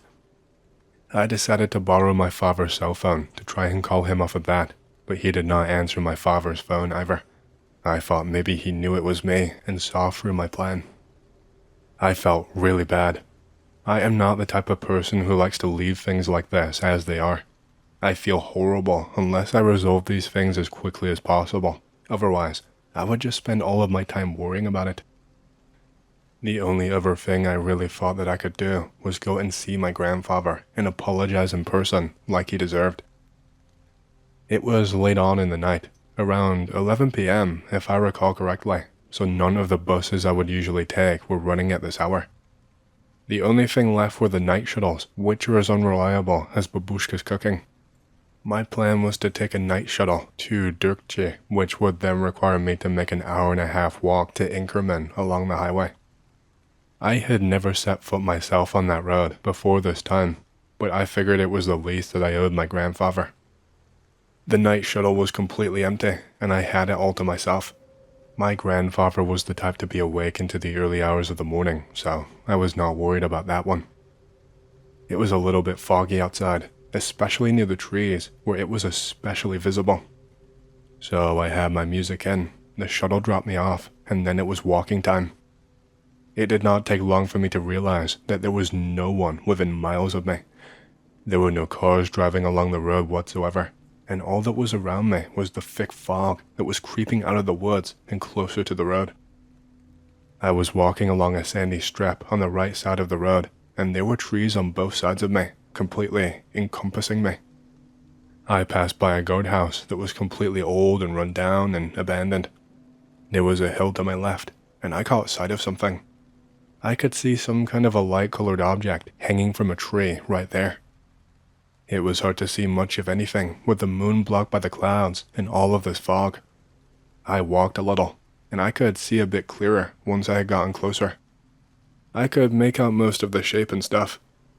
It looked like a broken child's doll was hanging from a tree. You know, one of those realistic plastic babies that you can actually feed to prepare you for having a child or whatever. It looked as if someone had snapped and bent the limbs on one of those realistic dolls and thrown it up into a branch. It was just sitting there. I got closer to it because it really was not a sight that you would usually see. Once I got closer, I was able to realize that it was not a doll at all. This thing was real. It looked real. It was living and breathing, but it was not quite right. This baby, child, whatever it was, it had a large, lumpy head, a long neck that kind of looked melted and meshed together with the rest of its torso, and it had a swollen up belly. It looked like a beer gut on a baby, but the skin was all messed up. The skin was wrinkled and had these marks, kind of like boils, and it looked like pus was oozing from one of them. One of the legs was significantly shorter than the other. The size of the head did not match up with the body. The baby looked entirely deformed, but thinking back on it, much larger than any child should have been at its age. It looked massive, hulking, but the skin was just a mess. It looked twice the size that a baby should be. This thing was just up there and not moving. It had its eyes closed. I'm not even sure it was properly breathing. It looked like a baby born in a nuclear reactor. It was tucked up against a tree trunk, and there was a branch pressed up against its head, which looked to be sunken in. Like someone had punched memory foam and left a visible mark is the only way I can really describe what I saw. The temperature outside that night was barely above freezing. I felt sick to my stomach. You can call me a dumbass, but I was still for some reason under the impression someone had just discarded their child out here. I know that doesn't make sense, but When you see something like that, a baby up in a tree, no matter how messed up it looks, you worry, your parental instincts kick in. Like I said, I know that doesn't make sense, that no sane person would put a child in a tree and just leave it there, that no child would ever look like that, but you have to understand that it was dark, foggy, and I was panicking. I did not even have a cell phone with me to call anyone. The one at my house, it was a crappy flip phone because we were dirt poor. I did not even think to bring it along because it never works for me anywhere but my home or big cities. There were no cars passing by for me to flag down to get any kind of help. I had no idea what to do. I took a few steps closer towards the tree, towards the thing. I walked a little back and forth because I was freaked, and I noticed something. I saw a blur of something in my peripheral vision that made me panic, step back, and look up all at the same time. This baby, this thing, it looked at me. It raised its melted neck and it looked right at me. But it snapped its head around so quickly. Its eyes were just so disturbing. They looked yellowed where the white should have been, and the eyes would not move away from me. Whatever this thing was, it was not human, and definitely not a damn baby. The thing's mouth slowly opened and closed. It looked like a fish gasping when it's on land. I did not hear anything when it did this, but looking back, my music was still playing. That is probably why I heard nothing. I just stood there with my mouth agape like a moron. But when I saw this thing reach out a tiny little hand and use the tree branch to lift itself, I just started running for my life. I did not run down the road. I don't know why. I guess I just panicked again. I ran into the woods on the opposite side of the street, thinking I could just get away from this thing, lose it in the dark in the forest. Once I made a decent headway into the woods and the trees, I could hear something moving rapidly behind me.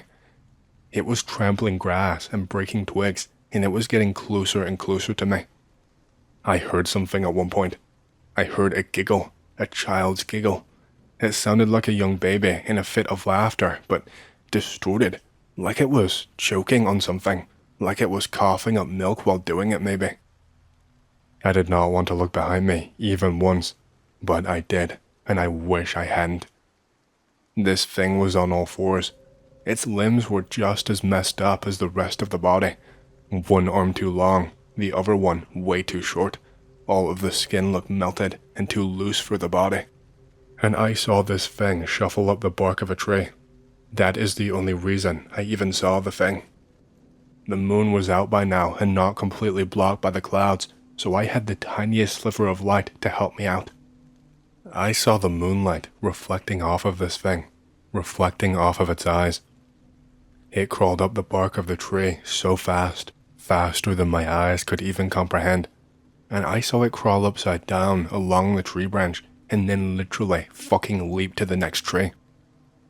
I was losing my mind. My vision was blurry because I was starting to sob. All I could think of was my grandfather, that I was going to die here before I could apologize, that he was going to hate me forever and ever. My brain zoned out for a while, and the next time I can remember, I saw this thing hanging from a tree branch right out in front of me. I almost ran into it face first, and it let go and dropped onto me. It was clinging onto my head. I could feel it. It had its tiny hands wrapped around my eyes so I could not see, and I felt it trying to put pressure on them. This thing smelled horrible. It smelled like vomit that had gone off and like rotting meat. I was grabbing onto the thing, trying to get it off of me, and I felt a sharp pain on my scalp. This thing had bitten into me. I checked the wound in the mirror after the fact when I got home, and this thing not only drew blood, but ripped out a patch of hair that was in place. I don't even know what really happened after that. I remember I managed to pry it from my face and toss the thing to the floor. I remember running back to the road again and feeling a jolt of pain in my leg near my ankle, and I almost tripped over. I felt my body get weaker and weaker as I got closer to the road. The wound near my ankle, I could feel it physically throbbing, and I felt like I was getting really lightheaded. Even just breathing was difficult. I got very lucky that night. There was a man with a moped passing by. He tried to floor it away from me. He must have thought I was a highway robber. I managed to get in front, and he had to slam the brakes, and I begged him. I told him I would give him money, that something was chasing me, that even just 5 minutes up the road would be fine to leave me. I could tell that he did not want to, whatsoever, but he eventually gave in and did. I guess I didn't even really give him a choice. If it wasn't for this man, I absolutely would have ended up dead, and I would not be here telling you my story. I actually blacked out on that moped. He told me when he woke up that he had to come to a stop and pick me up, because I had apparently completely let go and was falling almost completely off of the side. He tried to ask me what happened once we had reached a brightly lit gas station, but I just shook my head. I told him it was an animal in the woods that bit me, and I gave him some money for his trouble. He would not believe me if I told him the truth, and he did not press me any further, so I just left it there. It took me around 5 hours to get home after that. I never ended up speaking to my grandfather that night, although I did get the chance to apologize to him in person eventually. I told him that something strange happened on the walk. My grandfather was not a superstitious man, but he believed in some things. He used to tell me he had seen the unbelievable before with his own 2 eyes, that Russia has creatures that some people would never know they existed. He told me about that road, that it has a bad reputation. He told me that in the previous 5 years alone, 11 bodies have been found dotted along that road, always in the woods. He said that across time over the years, even back when he was younger, people would go missing there. He said the bodies were usually covered in bite marks, and that they were the only thing that could be pointed towards as the cause of death, although he said the bites usually did not look serious enough to be fatal. How does he know this? Well, he used to work for the militia in his younger age, until he was quite old actually. He told me that he had recovered a body along that road a couple of times. He said that one time, a body he found did not have bite marks. He told me, and I have no way of knowing if he was trying to fool me or not, but he told me that the body was wrong, that the skin of the body looked way too loose, and that it looked like some of the bones were missing, like the arms, they just looked deflated, like there was nothing underneath. I did not mention it to him ever again. If I'm honest, I have no interest in hearing about things such as that. I never ask him about his time in the militia because it scares me, but yes, Anons, that is what I saw. I know that my story sounds completely unbelievable, but I swear it is true. I don't know what that thing was. I don't even know if it still exists. All I know is I've stayed away from that road for the past few years. I have some stories for you all that I've never posted anywhere else. These happened to me personally, years ago. I don't remember exactly how long, but I have a few. This first one was probably elementary, like 4th grade. Being a child, I am watching Bigfoot ghost hunting and cryptid shows like that. My younger brother watches them with me, and we are equally interested. We share a room, a bunk bed, and we have wooden floors. For the longest time, whenever I'm sneaking my GBA and playing it at night when I'm not supposed to on a school night, like a shit child, I occasionally hear cracks in my wooden floor, like someone is coming into the room. Instinctively, I would always quickly shut off my GBA and pretend I am sleeping, in fear that my parents would catch me and take it away. But 70% of the time, there is nothing there. Of course, I eventually start ignoring the noise because of this, and I get caught, but that's off topic. After we started watching a bunch of ghost shows and my brother is asleep, I hear the footstep cracks again and decide to try and communicate with the ghost. I start asking all kinds of questions. I realize that they cannot respond. I somehow come up with the idea to rock me back and forth slightly for yes and to do nothing for no. Somehow this works. The ghost is pretty chill. The next morning, I tell my brother all about the ghost. He thinks it's cool, but we should keep it a secret from our parents because they will think that we are mental. This continues on for a few nights whenever we hear the cracks. Sometimes my brother joins in if he stays up long enough. Although the ghost never really interacts with my brother, it always resorts to me for answering the yes or no questions, and I just relay the answers to him. I decided to make a Ouija board out of printer paper and pencil using a quarter for better communication. The ghost tells me his name is William Baker Newton. I search it up and only find one source on it, saying that back in 1930, he was a shop owner in my local town. It says his wife is also here, but is shy. I start having regular conversations with William. I keep my brother informed. He is interested. He sometimes joins me. William proves he is there occasionally by moving curtains, opening and closing doors, other stuff like that, just to remind me that I am not crazy. William, being the smug fucker he is, actually pulls pranks on me, like telling me shit that I walk right into and then get juked. I can't for the life of me remember what any of them were, but he got a laugh out of me a few times. This goes on for around 2 to 3 years. William is my bro. I am always excited whenever I get home from school. He actually helps me with my homework occasionally. Using the same method as with the Ouija board, he actually sometimes draws pictures for me. If I hold the pencil over paper, he does his best to move my hand to make a picture. The drawings usually look like shit, but it's kinda cool anyways. I decide to tell my mom about William. It has been long enough. I do this without consulting him first. I tell my mom. My mom immediately thinks I am crazy. I have to go to therapists, and I am on medication left and right. William is disappointed in me. I slowly start to hear less and less from him. He would just ignore me when I tried to call him for the board. Therapists have been trying to play it cool. Like after taking the meds for so long, he would ask like, "So, have the ghosts moved on yet?" Of course I lie and say yes, just to get this shit over with. I tried to contact William one last time. I get no answer. I did not even feel his presence. I feel terrible, like a horrible person. My brother still believes me to this day, as again, we have seen and experienced him several times in the past. I swear to God I am not making this up. I still have the drawings that he did, and the Ouija board that I made somewhere. I have not heard any cracks in my floor in over a decade. I miss William. My last encounter was, I believe, in the early 7th grade. The last thing big I remember him doing was I was out on the patio with my cat, and he was opening and closing the patio door for me because I liked watching that kind of stuff. It just seemed cool. I know it was him because there was hardly any wind, and the door was opening about almost halfway before closing back, and not in the way that wind would do it.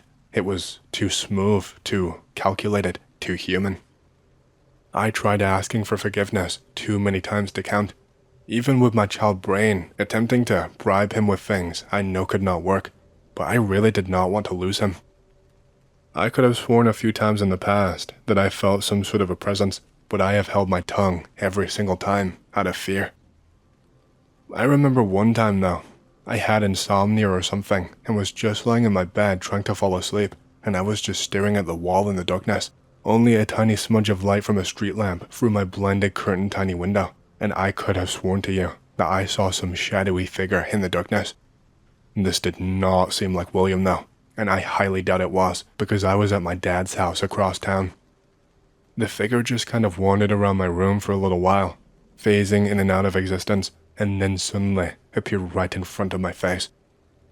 I was scared shitless at that, and immediately texted my friend all about the encounter, and she thought I was just sleep drunk and shit, of course. I fell asleep finally shortly after that, and that was all I ever saw of that figure.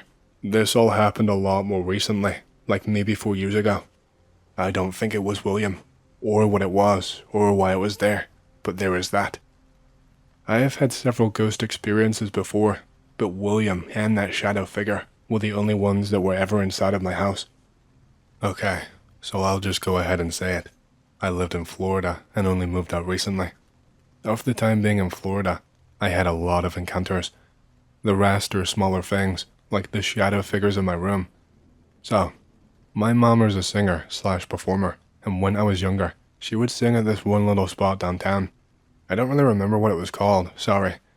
Her piano player, Randy, who was super cool, had to babysit me and his daughter for a bit, while my mom sang a number, only accompanied by the bassist.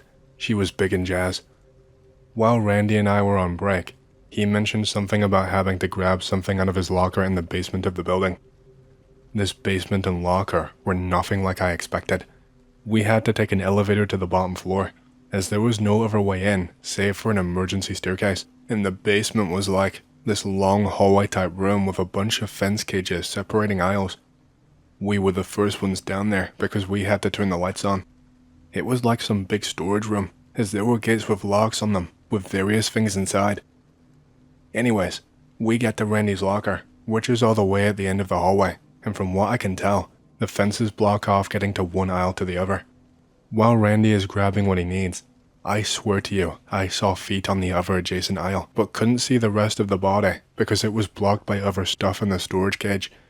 He got what he came for, and we all headed back to the elevator, and while passing and looking at all of the stuff down there, I look back, and on the other aisle, I swear, the same feet from before were walking with us. We make it to the elevator, where both aisles are visible from front to back, and I saw no one.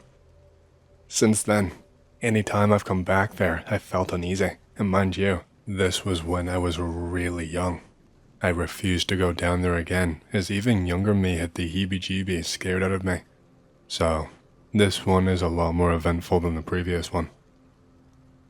Around the time of William, my mom knew I was totally into that ghost hunting show. So, one year for my birthday, we took a trip to St. Augustine, where one of the events this one ghost shop hosts every week or so is this paranormal field trip of sorts, where they tour you around St. Augustine's most haunted spots in a little bus. All in all, the whole thing was stupidly cheesy. They even had actors portraying ghosts in character, talking about how they died, though that's not what ended up spooking me. Of the few spots they took, an old jail was one of them, which is where one of the actors were. I cannot emphasize how mood-killing it was. But as stupid as the event was, boy, was spiritual energy there potent. I felt a really negative energy while touring through the jail, like the spirits were seriously pissed off or something. Not even kidding. Most likely because the assholes portraying them acted like they were on a Disney Channel sitcom. Anyways, I could have sworn while passing between hallways I saw some figure passing by. At first I thought it was another actor getting into position, but there were not any more acts for the remainder of the time. Here is where the fun begins. For the remainder of the tour, rather, for the remainder of the night, I could not stop shaking this negative energy. Like, I was feeling like I wanted to hurt someone for no reason at all. This feeling only got worse as the night went on, sometimes just thinking out scenarios in my head, sometimes low-key acting them out when no one was looking. I had never done anything like that before. I remember just for no reason, just slapping my arm as hard as I can out of the blue, and my mom just assumed it was a mosquito. Finally, when the tour ended, we of course had to exit through the gift shop, or the final shop was through their store, and let me tell you, as soon as I stepped back into that building, I felt like a huge weight was lifted off of me, like back to normal, better than ever before. I don't even know what or why. My guess is they anticipated all of this, and set up some kind of incense or blessing or whatever. I don't know much about that kind of stuff. I don't know. Maybe there was a spirit trying to possess me or something. I am still not entirely sure, and my memory of then is a tad bit foggy. But yeah, that happened. This all happened to me a few years back. Back in high school, I had an interesting friend group, and during this time, we would hang out at one particular friend's house. This friend's name is Jake, and he's kind of a cool guy. Anyway, his house is on a major road in our suburbs that is flanked by both woods and urban development on either sides. Welcome to PA. The road's name is Scalp due to some interesting lore surrounding Native Americans in our area. We normally hang around his house, but we also loiter around the shitty drive-in movie theater. The place is abandoned half the year, so we had it all to ourselves. The place is actually pretty neat during the day, but it's really, really creepy during the nighttime. Every night there will be these lights. They move sometimes. They kind of shimmer and change direction depending on your movements. Every single night all around that area, and trust me, we have investigated hard. There is no natural origin we could find or think of for these lights. It's just trees and dirt and hills all around. We have found some hobo camps back there, and I am almost certain I've seen a few fires. One night, we even heard a very, very loud scream. It sounded like a woman.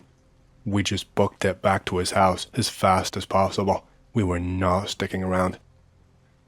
So, I have this uncle, and after he found out that we dick around back in those woods, he tells me some things that I did not know. He was into the occult and Satanism. He still is. And he told us about this barn that he and his friends would do some stuff at. Satanism shit, I don't know.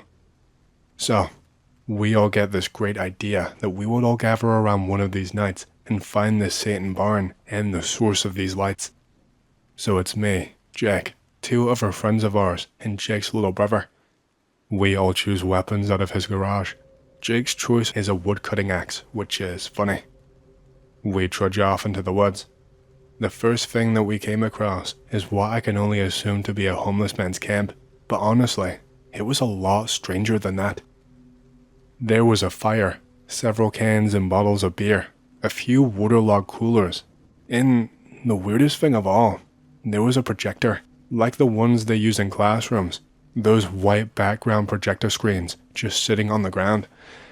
There was no bed or tent, which I thought was strange, and there was some weird string contraption. Whoever owned this thing was using it to hold up the projector. After moving on from this, we trudged deeper and actually found the barn and several other houses, but they all burned down to shit. There were some very strange markings in red on the walls that were still somewhat standing, and there were one or two very ominous looking trees.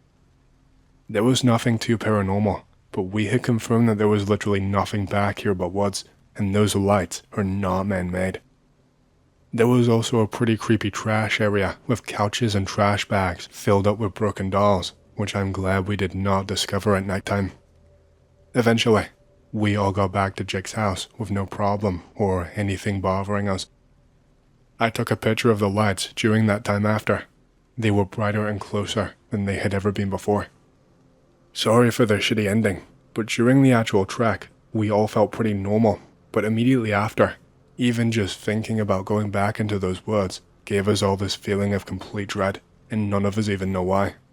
Here is a picture of the burned down barn. I don't want to get bogged down in the details and make this story way too long, because it's already going to be really difficult to explain. Back in the late 1980s to early 1990s, I was a fire lookout in a national park in Idaho that I am not going to name. If you don't know what that is, then basically, people would volunteer to stay up in these big lookout towers for a certain amount of time. Usually for me, it would be a summer placement, but some people would man them at different times of the year. The job was to watch in the distance and be on the lookout for anything that could cause a fire. You also had to manage the people that would be hiking through and report any suspicious activity, etc. That's just a very basic gist. I imagine most will already be familiar with this job role, although I think some people call it Firewatch or something nowadays. I wasn't an inexperienced guy. I had done this for around 3 years in a row by the time this happened, and although it could be incredibly boring and isolating at times, it was a good way to make some extra money, quite a lot of extra money actually. The pay back then was not bad at all for the work that you had to do. We would have roll calls over the radio every morning and at various points throughout the day. Without hiking for multiple hours, depending on how isolated your tower was, these radios were your only point of contact with anyone else, and this is why you always had to be fully ready. In my case, my tower was probably around an hour from the nearest person, so if I ever got into trouble, the motto would always be to delay and defuse. Sometimes you get troublemakers coming through. We have even had hunters illegally trying to poach on the land, and let me tell you, that can get hairy. Out in the middle of nowhere, with backup miles away, and you have to tell a guy or even multiple guys with a high-powered rifle that they need to stop and leave, or that you will call the cops. Yeah, it's really scary stuff. My boss, I think by that point, he had worked in the same national park for I think around 20 years. He told me that when he was a rookie, that one of these poachers actually shot at him when he called out for them to stop. He said that he actually felt the air displacement as the bullet shot above his head. The bullet took out some of the fabric on the very top of his hat, and he had to duck out of there immediately. Those guys were apprehended later by the police, thankfully. Cops not being useless. I suppose there really is a first time for everything. Let me move on to my story. I spent most days just scouting with my binoculars, recording weather patterns down in my journal, noting people passing by, and just reporting into home base. We are allowed brief breaks every now and again, which I've used to stretch my legs and scout around the area. I even helped a couple who had no idea where they had ended up. I got pretty much no action aside from that though. That was until around 3 weeks into the job. This one night, I was up pretty late and I could not sleep at all. I was a pretty young guy at the time and I was feeling kinda homesick. It was a bit of an alien feeling being so far away from home or any family and not being able to just call them. You can call me a pussy, but whatever. So I was just sitting there, looking off into the mass of trees towering around and some brush, when I noticed a flicker of light off in the distance. At first, I thought someone had turned on a flashlight that was pretty high powered, until I noticed that the color was much too dark for that to be the case. What I saw was almost certainly a flame, just like a little spark, probably no larger than a finger. I kept seeing it happen, but it was like it was darting around and would only ever last for a second or two. I was scared and called it in, and a note was made of it, but because nothing actually happened, my superior thought that maybe I was just tired and that my eyes were playing tricks on me. The next night, I was tired again. I did not sleep the night before because I was terrified the entire force would go up under my watch, and I did not want to be the guy to blame. This time, I didn't just see a flicker. I actually saw this ball floating around, like this actual spherical shape. It was floating around, veering past trees, but nothing it went near ever set alight. It was literally a big ball, but it had like flames all around it. It was definitely burning. That much I could see for sure. And it seemed to, I don't know, draw animals towards it. There were deer and other animals in the area, but of course, they tend to stay away from humans, so I would never see them very much by my tower, since not only was I there and making noise, but a lot of people took this path during the day and evening time. But when this ball appeared, and it appeared a couple of nights in a row, mind you, these deer would slowly creep up into the area, and I would not notice them at all until they were completely illuminated by the ball of fire. They would just stare and follow it around, but they never got close enough to touch it. I saw flies and other bugs fly around it too, but I never saw them fly back away. I was terrified and mesmerized all at the same time. I should not have done this, but I had to go and see. I left my tower without telling anyone. I still had an hour or so before roll call. I don't know quite how to describe the feeling when I walked into those woods and got within the vicinity of this ball or orb. I felt almost weightless. I felt like I was floating. And weirdly enough, I felt a kind of a pull. I felt like I wanted to touch this thing, to get closer. I actually had a voice inside my head, my own voice, actively telling me to go up and touch this thing. I didn't do that, of course, but boy did I want to. I wanted to feel it. I don't know. It was like an irresistible urge. At one point, I stepped on a twig or something, and it made a pretty loud crack sound, and I drew a lot of attention towards me. The second that sound echoed through the trees, it was like each and every deer. There were probably around 3 of them, all following this thing. They all looked over at me in an instant. And this ball or orb of flames, it went out completely. I heard this sound like glass cracking, and the orb instantly stops floating in the air and just drops to the ground.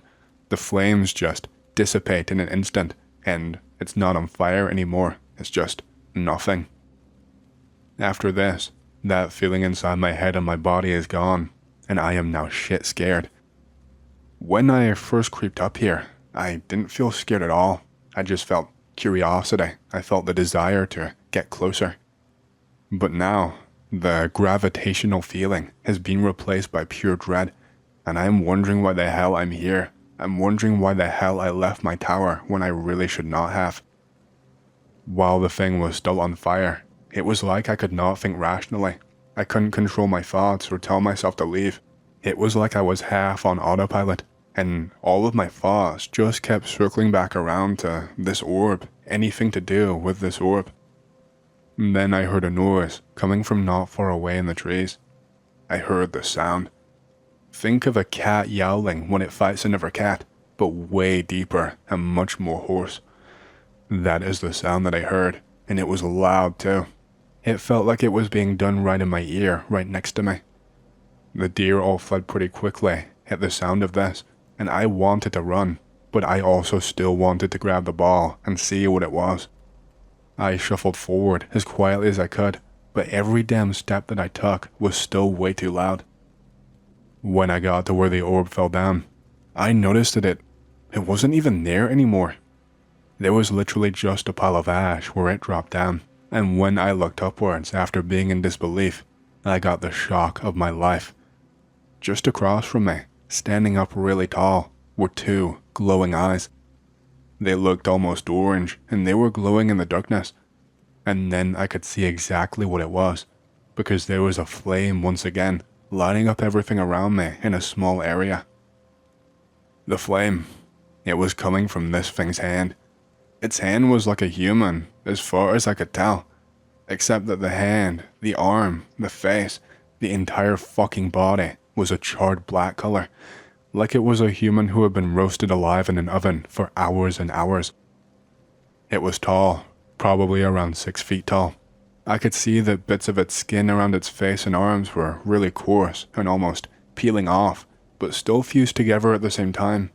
It's really hard to explain. It was not wearing any kind of clothes. It was just charred, top to bottom, and it had this flame coming from its hand. Like, the whole hand was just a light, with no visible source of where the fire could be coming from. Its mouth was sealed shut. It never opened it up.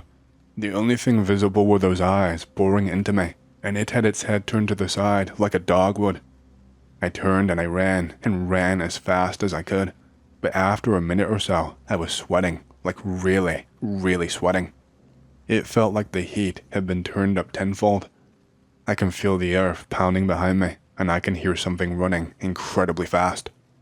While I was running, I never even turned to look back. I didn't dare to. I was much too frightened. But then out of nowhere, I feel pressure near my ankle, and then all of a sudden, I am knocked firmly onto my ass. Something had grabbed my leg, or rather, this thing had grabbed my shoe. I turned slightly and shuffled away backwards while flat on my ass, and I saw that this thing was prone, still with its head turned to the side, and it must have dived to grab me. My shoe was actively smoldering in its hand. I could see the steam coming up from it, and within seconds, I could smell the smell of burning leather, and it was horrible. This thing's eyes looked even bigger now somehow. I felt like my skin was going to peel off with how hot I felt with this thing next to me. I got up and I ran again. And the thing, I don't think it even bothered to chase me this time. I did not call it in once I got back to my tower, because who would believe me? There was no fire, and people already thought I was going crazy from isolation and wasn't fit to do my job. I needed this money. I just needed to ride out another couple of weeks. I was just going to stay in my tower, no matter what. I was not going to let curiosity get me again. Luckily for me, I packed a spare pair of hiking shoes to contrast my comfortable leather ones, so luckily I did not have to walk around barefoot for the rest of the time like an idiot. But yeah, I wish that was the last time that I saw the thing. I noticed those flames again and again over the next couple of days. I even saw the orb again, but I never saw the charred man. That was until a couple of days after the first charred man encounter. I saw the orb in my area once again. It floated around for a while, and I noticed that it only attracted a single deer this time. After a while, I saw the orb go out and lose its flame and drop to the ground, but the deer did not run away and suddenly regain its senses like last time. I could not really see all that much for the next minute or so. Then, out of nowhere, there was just a sudden explosion of flames. Something had just gone up, and really quickly too. It was like something was doused in gasoline and just received a spark. That's how quickly the flames appeared. I could see the charred man again because of the flames lighting up the area. He was just standing there with his same hand burning. And next to him, set completely ablaze, was a deer. The deer had flames over its entire body, like it was an aura just engulfing the thing. I called it in immediately. I told them that there was something on fire, that it was an animal, and everyone was just confused. I didn't have time for the questions. I was just shouting and in a panic over the radio.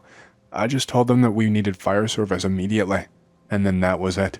I got out of my tower and got down there to see what the hell was going on. The deer stopped for a second and stood directly beside the charred man. Then, after a second, it just starts running after the charred man made a gesture. I can see that it's running in the direction of my tower, running faster than I've ever seen a deer run before. Before I realized what was going on, this thing was not far away from me, and it was charging me. I tried to run a little bit and change directions, but it was like this thing was locked on, like it was a missile. It had this weird glint in its eyes. Usually, deer eyes are really large and brown, but these things looked tinted almost orange, and it looked like the pupils had shrunk considerably. I could not get out of the way. This deer hit me full force into the chest, and I was lucky I did not end up with more than a couple of cracked ribs by the end of it. The deer never even stopped once it hit me, but it also did not circle back to try and attack me again. It was like the thing was just possessed. It kept charging in an exact straight line and did not stop until it collided headfirst with my lookout tower, and then it just hit the ground and never got back up. The wooden leg of the lookout tower went up even faster than I could comprehend. I didn't have anywhere near the supplies to put the thing out. That deer was just slumped up in a ball and was burning. It still had the flames all around it, but I couldn't smell it was burning. Maybe the smell of wood going up cancelled out the smell of the deer, but I never smelt the smell of burning meat. I tried to get close to the thing, but the heat was way too much. It was overwhelming on my skin, and I almost felt some of the tiny hairs on my arms start to singe. I had to sit there and just wait like a useless idiot until the fire service showed up and put out the mess. Cue a lot of really awkward questions. How does a deer set on fire? There is no reasonable answer to that whatsoever. The most I could give is that I saw a weird man in dark clothes messing around with matches of some kind, and that's why I saw flickers and sparks a few days prior. I got a lot of funny looks. I was just trying to make myself seem less incompetent, but I guess I just made it worse. Because how ridiculous is the suggestion that a deer not only just let a human get close enough to touch it, but also let the person set it on fire. And the deer would not just go up just from a small little match. There would have to be something to ignite the whole entire body, like what I saw. That deer never stopped burning, by the way. It took the fire service a while, and it did not go out until it was manually put out with water. It never charred or melted, by the way. It should have been black and messed up, but I saw it. When it was put out, it looked as if it had never been near a flame, let alone on fire. Not a single person said a word about that. They all just stayed hush.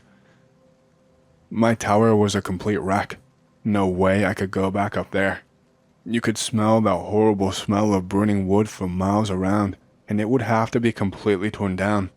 There was no saving it. It would take a lot more than just some repairs. I had to be treated by medics and had to rest up for a few days. Cracked ribs take weeks to heal, but no way was my boss letting me get paid for nothing for the rest of my time there. Man, It hurt just to walk around, even just to breathe sometimes. I ended up subbing in for people in various towers so that they could take extended breaks, which meant I had to trek for miles around the entire park with cracked ribs, and it was torture. Aside from that, I did a lot of foot patrols, mainly around the area of my tower, just to check that everything was in order. If I'm honest, I was so lucky that the fire did not spread from my tower. It was like it was localized in just that one spot. My story is almost done, don't worry. I told you it would be long. Fast forward to the final week of me being here. The guy in Tower 6, which is the complete opposite side to the park where my tower was, the guy was injured. He'd radioed in, asking for medical help, telling everyone that a crazy person had attacked him in the woods after he went for a toilet break. I think he gave some bullshit story to the boss about being jumped and beaten, but this man had burns on his legs and on his arms. He had some serious and nasty wounds that had to be treated. I had to sub in for him for a few days while he got treated. I had to take over his tower while he was gone. Again, I don't know what he said to other people, but when he came back to his tower for the last day or two, I got a chance to talk to him properly. He practically begged for me to stay in his tower with him, and my boss okayed it. Here is the story that he told me. So, he had gone into the woods for a piss or something. He had heard footsteps nearby and got annoyed because he was absolutely bursting. It wasn't even nighttime either. I think it was around 3 p.m. or so. He said he called out for the person nearby and announced himself and who he was so as to not scare them. He said that they did not respond whatsoever, and when he rounded the corner, the person, I think it was a lady, was just standing and facing a different direction off in the trees. She was looking at something further into the woods, I think. Something floating that was bright. He said that she walked off towards it and would not listen when he called for her to stop. He said he walked after her and that once she got near the thing, the light was gone, but only for a brief second. He said that he saw the lady standing where the orb had once been, and that there was a hand being placed on her shoulder from something out of view. He said this hand was like charcoal, and that he could see it flaking off in the sunlight. And then boom, just like that, his hand ignited in this lady, and then flames were all over her, coming off of her. He yelped and shouted at her, started telling her to drop and roll on the ground, but he said that she stood there, then turned, and then she just sprinted at him. She was not screaming or even making any pain noises. When he realized that she would not stop, he tried to turn and run, but she grabbed his leg and he felt his leg burning. He described it as complete agony and then nothingness once it had burned for a little while. I think maybe his nerve endings had been burned away or something. She apparently wrestled with him for a while. She was not strong, but she was persistent and managed to grab onto his forearm at one point before he could fling her off of him. He did not want to hurt her, especially since she was already on fire, but once he realized what was going on, he kicked her as hard as he could, and because she did not weigh all that much, he said that she went flying. Then he just ran. He made up some bullshit story to the boss. They kept trying to press him on the burn wounds, and he kept saying that he just didn't know, that he probably did it by accident and did not remember. They were really close to sending him home because of him not being mentally fit and having me as a replacement, but they decided against it since there was not long left before we were going to be headed out anyway. They never found the woman. They never found a body. It was written off as some junked up crackhead losing her mind, and I think I was the only one who ever knew the true story, aside from the guy it happened to. I shared my story with him too. I was going to take it to the grave originally, but after hearing his, I figured, why not? It was worth a shot. He believed me. By all rights, he shouldn't have believed me, but he did. So, yeah, that is my story. Take it as you will. I have no proof. All I really want is answers. Even if you don't believe what I encountered, any kind of speculative answers would be great. This was so many years ago now, and I still cannot get the image of that thing out of my head. I don't know what it was or what it wanted. Can anyone tell me what I might have seen? Has anyone else ever encountered anything as strange as this in the woods? Okay, so my story is not paranormal, but it could have had a bad ending. I think I've told it here before though. So I leave my house one night and go to the shop at the top of my street. It's kinda dark outside, but it's also only around 7 p.m. I see a woman walking down the street, just looking at all of the houses as she passes by. It's my mother's friend. She has only been to our place once before, and so she's probably looking around to see which house looks familiar. She looks super spaced out.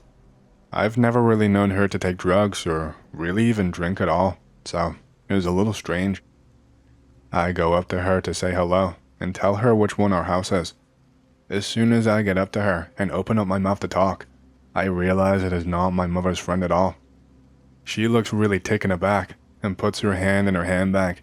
It's pretty awkward to be honest, and I do not want to get pepper sprayed by some crackhead. I just cross over the street towards the shop without saying another single word. I come out of the shop and round the corner back into the street. I can see my house from where I am.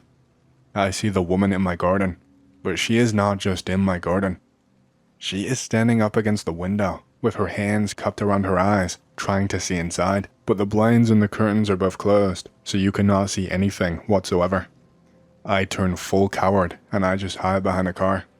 I spy on her as she is leaving. I get to my gate and she is near the bottom of the street now. She turns around just as I enter and she starts sprinting at me. Screw this. I run into my house and lock the door. My mother asks me what is going on, but I shush her. I hear the garden gate open and footsteps approaching. I wait for a knock on the door, but nothing happens. At the same time though, I do not hear her leave whatsoever. I peep outside the window and she is nowhere to be seen. Fast forward to the following day, I go back to the shop. All of the papers are by the counter and I am reading the headlines. I see the psycho woman's face from last night on the front page of a local rag. It turned out that she had gone home from work and her husband said that he was leaving her. So she just flipped and stabbed him to death. Then she left the house with a knife in her bag and started stabbing any men that she came across in revenge. Apparently, she stabbed like 4 or 5 people before the police finally caught up with her. Dude, I'm from Australia. In Victoria and pretty much all of the eastern states of Australia are Yowie country. Yowie is Australian Bigfoot if you don't know. They always do that damn yowling and screaming bullshit, and they like to check out campsites and other stuff. So, I was 19 years old when this happened to me. I was on this road trip kind of thing with a friend. I was driving a flatbed with a car on the back because it is my friend's sister's car. We are better than FedEx. I am driving down some road that's in the complete middle of nowhere, and it's getting pretty late on. I decide to pull over so I can get some sleep. I decide to climb into my sister's car to sleep so that we each have a car to sleep in. This was just so we all had more space and stuff. Hours later, I am woken up by this awful noise of gurgled screaming coming from all over the place. What the hell? I make sure that the doors are locked, and I text my friend who responds, but we decide to go back to sleep because we do not believe in yowies. We just decide to ignore. We go to sleep. I wake up again for some reason. I check my watch. It's almost 3 in the morning. I hear a sound coming from the back of my car. I sit up from where I am curled across the back seat. I wait for my eyes to adjust to the darkness. There is something on the back of the flatbed outside the car, just hanging on. I am suddenly very afraid. This thing is pretty damn big and dark colored. It's really dark, I don't know. I grab my trusty dolphin torch. I shine that shit through the window. I am an idiot, an absolute idiot. It's a monster. Oh my god, why? It has matted fur with all burrs and shit caught inside of it. It looks like dirt is rubbed in there. There could be stuff growing from it. What the hell is this bullshit? The big hand coming from it is gripping the side of the flatbed. The fingers are huge and gnarled, curling over the edge. The eyes have that weird shiny thing that cats do. What in the fucking fuck? My friend's light comes on from his truck, shining back at us. I hear his window go down. I begin screaming as I realize this thing is trying to haul itself up onto the flatbed. I can hear the sound of a window going back up with a whir. This thing is so tall. My friend starts up the truck and rips away from the thing. It finally lets go after a little while, but it seemed to hold on for quite a long time. We drive for ages until we reach a service station. I pull over so I can change my pants and get back in the truck. I have a story to tell you that I am really not proud of. It was quite a long time ago that all of this happened to me, the early 1980s to be exact. But for me, it still feels like yesterday, and it's something that still haunts my mind every single day. Let me give you some backstory just so that all of this makes sense. I had a really close friend who I will call Jake.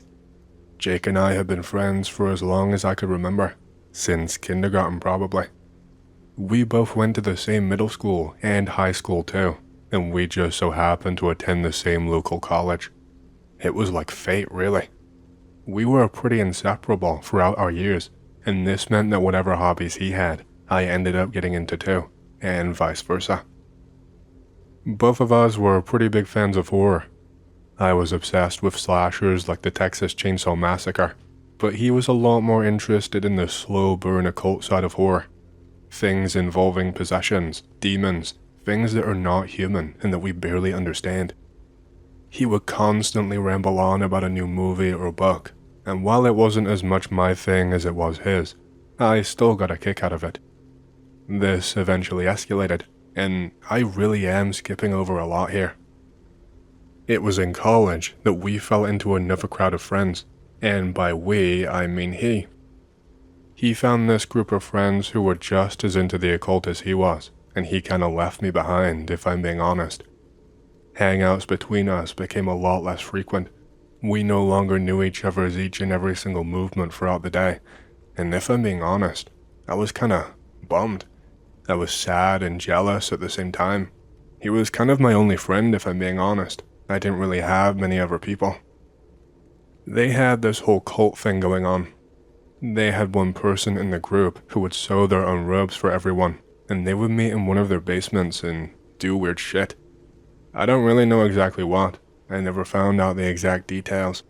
Just rituals and whatnot, I suppose. I was never really let in on that side. Jake was kind of evasive about it and would never really tell me any details, and that was when he did hang out with me. After a while he just didn't, and then obviously I knew nothing. I was never invited by Jake. I only heard about it one time when Jake and I got together for his birthday party. It was probably the most awkward day of my entire life. If I'm being honest, I don't even know why I was invited. Well, I got my answer once I got to the party. It was Jake's mom. She said he'd been really down recently, not really full of energy, and that she was sad that we had not been hanging around, that I had not been anywhere near the house, so she told Jake he had to invite me. I met with Jake and I talked to him, kind of. He just seemed so different, and only a few months or so had passed. He seemed more dead behind the eyes. He was not his usual chatty self. I tried numerous times to strike up a conversation, and it was like he couldn't even really keep a hold of his train of thought. He would just keep forgetting and stuttering and then just going quiet. Normally, he would take charge of every conversation and bring up something that he loved, but now he just let me fumble through the basic pleasantries with only a vacant grin and a nod. He felt like a shell of his former self. He was just really awkward around me. He kept fidgeting and didn't want to be close to anyone and didn't know what to do with his hands. Just kept shifting his eyes back and forth all around. All his other friends from his little cult or whatever were there. I lingered around to see if he acted the same way with them as he did with me. And he did, actually, which surprised me. He just seemed lifeless and had this gormless look on his face, like he wasn't thinking about anything. He would just stare and nod and barely speak. He was so passive now. There were a few others in the group who acted similar to Jake, but there were a few who weren't and seemed normal, I guess. I want to add that I grew up in a heavily Christian family. It was in the 1980s, so satanic panic was a real phenomenon, and it made my mom start acting a little bit crazy as the years went on, giving me weird long-winded lectures about the devil, and she started hitting me too, which she never did before then. It was quite literally beaten into me not to mess with anything that seemed evil. She knew about my love for horror, and she told me that it was sinful, which made me have to start hiding it. Once I started college and had a part-time job, it was a lot easier to hide, but of course, I still retained everything that she beat into me. So what I'm about to tell you next is something absolutely crazy for me. I walked up and I introduced myself. I was met with mostly blank stares and a few weak waves. No one really said anything, so I pulled Jake aside once again. I was miserable and depressed, and I missed my best friend. I begged him to let me join his cult or whatever it was. This was one of the only times I saw his face not be blank and light up, but only for a little while. I told him I would do any kind of initiation or whatever, that I didn't care. I just wanted to hang out again. But he almost tried to warn me off. He told me it was dangerous, that I could get hurt, that the rituals were not for the faint of heart, etc. I laughed at him because I thought it was a joke. As much as I loved horror, I did not believe in it. Whatever make-believe bullshit he was doing with these people, I knew was a load of crap. He told me no, straight up no. He told me not to get involved. I asked him if he hated me or something, and why he was so eager to get rid of me. I was really angry now. He said he didn't hate me, and so I snapped back and asked him why I could not join. Well, this cult group leader or whatever he claimed to be was obviously listening to our conversation. It was kinda hard not to really. We got really loud, or rather, I did. He actually encouraged me to join. He said that I was welcome, but that I had to do an initiation ritual and follow it to the letter, that if I did not follow the rules, I would be out. I agreed, and around a week later, I met up with the group. They did not have any robes prepared for me. They told me to wear whatever I wanted, and that it did not matter for this ritual. I was told not to bring anything with me at all, and so I didn't. They laid out a ton of complicated rules for me that I did not really pay attention to. They told me that this ritual was to prove myself, and that Jake would be the one guiding me through it. Jake seemed really shocked at this, scared even. He dragged the leader of the group away and spoke to him for at least 5 minutes before they came back. I did not hear much of what was said, but Jake was practically begging for someone else to guide me through the ritual. He did not want to do it whatsoever, but they said no, and to the basement we went. The rest of the people involved in this cult were in a different part of the basement for this ritual. It had been set up so that there was a little glass window in the basement door that people could see in through. Probably so this guy's parents could check up on him every now and again. They locked the door.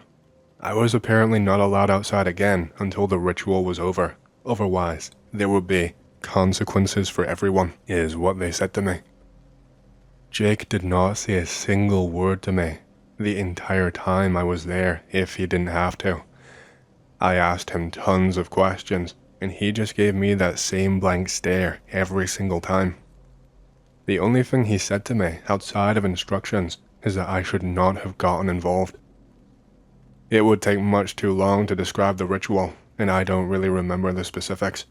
A lot of it is just a haze where a memory should be. Let me tell you what I do remember. I remember I had to draw a circle with a pattern inside of it, but it was not a stereotypical pentagram. It was, something else. I remember that at one point, we both had to cut our palms and allow blood to leak on the floor, which was not pleasant. I remember near the end, I had to lay down in the center of the circle while Jake read something, and then he sprinkled something around the circle. We had candles going, and that was the only light that we were allowed. I tried to crack jokes every now and again, but Jake got very angry and told me to shut up. And this is where things get bad, really, really bad. Because I was lying there on the floor in the middle of that circle and was told to close my eyes. I laid there for a long time, and at one point, I heard Jake make a noise. I opened up my eyes, and he was gasping for air, and he told me not to move, or else it would be trouble. I asked him what was wrong, and he could barely get his words out of his mouth. It sounded like he was choking on air. He told me something was wrong. He told me that the ritual was supposed to be for me and not for him. I did not understand what he meant at the time. I didn't care anymore about the stupid ritual and the stupid rules. I got up to help him, and he could not even get enough air to tell me to stop. He was holding his own throat, and he could not breathe. I tried everything. I ran to the door and told them what was happening. I begged them to let me outside so I could get Jake some help. I could not see or hear any of them. Before everything started, I heard them muttering and laughing and other things, but now, there was not a single sound coming from beyond that door. I was wondering if maybe the basement was soundproofed and they could not hear me or something. Jake was just lying there on the floor and had just begun shaking. It was like he was having a seizure or something. I think I heard on a TV show at the time that you're not meant to touch people having a seizure because it can hurt them. I was just a dumb kid. There was no way for me to contact anyone or to get any kind of help, so I just had to sit there and watch it happen. Jake eventually stopped shaking, and I called out his name when he did. He did get up eventually. He got up and opened up his eyes, but he would not respond to his name. Then something worse happened that to this day, I'm not sure whether I really saw or whether it was just the trick of the mind. Jake's eyes were now just entirely black, just two big shiny balls of blackness. He just stared at me for a second. It felt like he was staring into my soul. I had this horrible feeling now, somewhere in the back of my neck. It felt like something scuttling up and down it again and again, but with sharp claws nicking me ever so slightly each and every single time.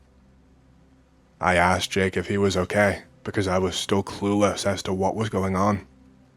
Jake, or whatever Jake was now, just shook his head and said, "Not Jake, not human," in this horrible deep voice that never could have come from Jake. After that, Jake ran at me. He ran on all fours like some kind of dog and leapt onto my chest. He was drooling all over my face and making this hissing sound that was so deep and so guttural. He moved way too fast for me to be able to stop him. He was always a skinny guy, shorter than me too, but now it felt like he was twice my size and the strongest man in the world. I begged him to get off of me and that I did not want to fight him, but he just kept on making that noise. And then something that I can't really describe happened. I will sound crazy if I tell you, but I know what I saw. Jake's head, the skin, it started to split and tear at the top. He was bald, if I did not already mention. His hair was receding from when he was pretty young. Once we got to college and he joined that cult, it was coming out in clumps, and so he shaved it smooth. I told him it was probably just stress at the time. This skin on top of his bald head was now splitting and cracking, and I saw his skin just ripping itself apart without anybody touching it, and I could see something else beneath it. A different color, more of a red color. Something sprouted out of this broken skin. Two black, sharp points on either side of the head, curled at the top, like some kind of goat horns. His skin continued to crack and peel until the top half of his face was replaced and another head had grown through, like an egg was hatching. The top half of his face was this red hue, and the bottom half was still normal, still human. All the time that this happened, he kept drooling on me, snatching at me with his fingernails, which didn't do much. But after this, he started talking to me again. He told me to kill him. He told me if I did not kill him, then he would kill me. I was like, what the hell are you talking about? What is going on? What are you saying, Jake? And again, he said, "Not Jake, not human." I kept trying to shove him off of me, but I couldn't. And after this, Jake, or whatever this thing was, a demon, the devil himself, it took its teeth and bit into my arm as hard as it could and drew blood. It spoke again. Whenever this thing spoke, it made me have this sick feeling in my stomach, like a big, deep pit of sickness, like my body just wanted to rid itself of everything inside. It starts talking to me again, and it just starts talking nonsense to me, telling me that Jake is already gone, and that the only way to save him is to stab this demon.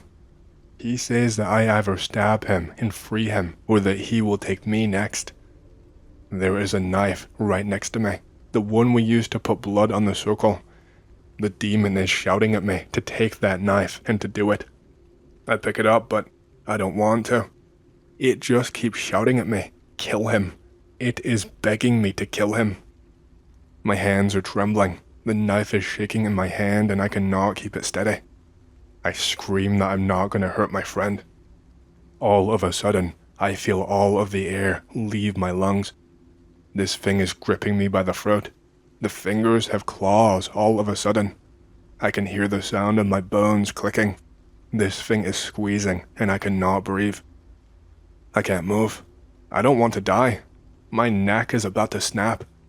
And before I know it, the knife is in this thing's throat. And it is just smiling. Jake is just smiling. It smiles and stares at me and then falls backwards, and that's it. I sat there just trembling for a while. I did not want to acknowledge anything that had just happened. I wanted to go home. I wanted my mom. I wish I listened to her about staying away from demonic things. I tried to pray, but all I could do was just cry. I crawled over to Jake. There was blood spilling out from him. And then my heart sank for a second time. Jake was just Jake. There was no red skin, no claws, no horns. It didn't make sense to me. I still had the marks from teeth in my skin. I still had blood dripping from me. I still had scratches on my back and on my arms. They were all real. All of the damage I suffered, that was all real. But Jake was just normal. Before I even knew it, cops were there. Only around 5 minutes had passed by between me stabbing that demon and the cops arriving. That should not have been possible. It was Jake's other friends, those cult members who called the cops. They were out of their robes and just wearing normal clothes now. They were all crying and begging the cops to help them. They were telling them that I was evil and sent by the devil, that we were supposed to be playing a fun game of D&D in the basement, and that I snapped and locked the door and killed Jake right in front of them. They told them everything was my idea. I pled guilty under the advice of my lawyer. I tried to be honest with him, and he told me to keep quiet about demons, otherwise I would be in a nut house for life, and he said that would be worse than prison. He told me about the statements the other boys made, that I had become jealous of Jake getting new friends, that I forced my way into their group and hatched a plan to make him pay, that the others were all scared of me and that they played along at first because they did not want to get hurt. My lawyer told me not to bother. He told me that there was no jury in America that would believe that demons came out of my friend's head and told me to kill him. My mom believed me, not that it was much consolation. She only visited me the one time. I told her everything. I told her I was sorry for not listening to her. She told me that I was going to hell. Her and my dad both passed away before I even got out. I was sentenced to 40 years in prison, but ended up serving 25 before getting out on parole. That's all I have. I'm sure that now you can see why it has haunted me for all of these years, and why I was so desperate to write it down somewhere anonymous, where people might actually be open to believing my story.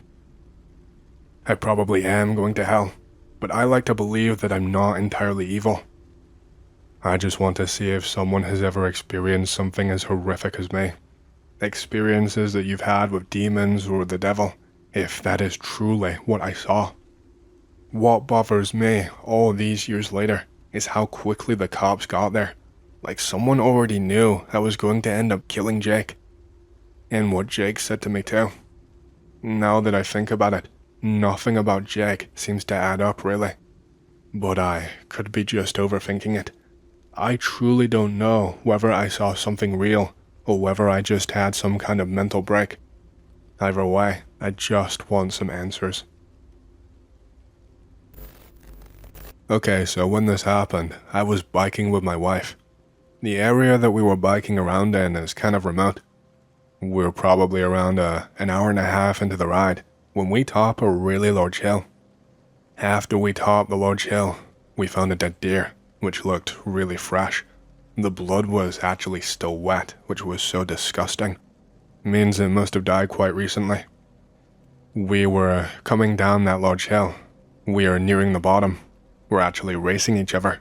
I'm winning because I just am. I am about to round the bend that we agreed would be the finish line. I just see something sail past the front of my bike coming from out of the woods. I hit the brakes hard. I have to turn just to keep myself from flipping. I turn just in time to see my wife flip over.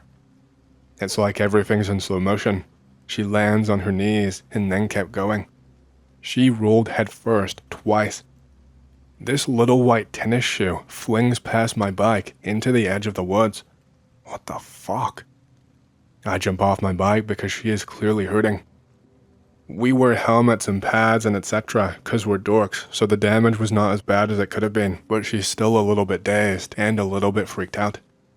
I get the first aid kit and bandage up her scrapes and cuts. I check the bike.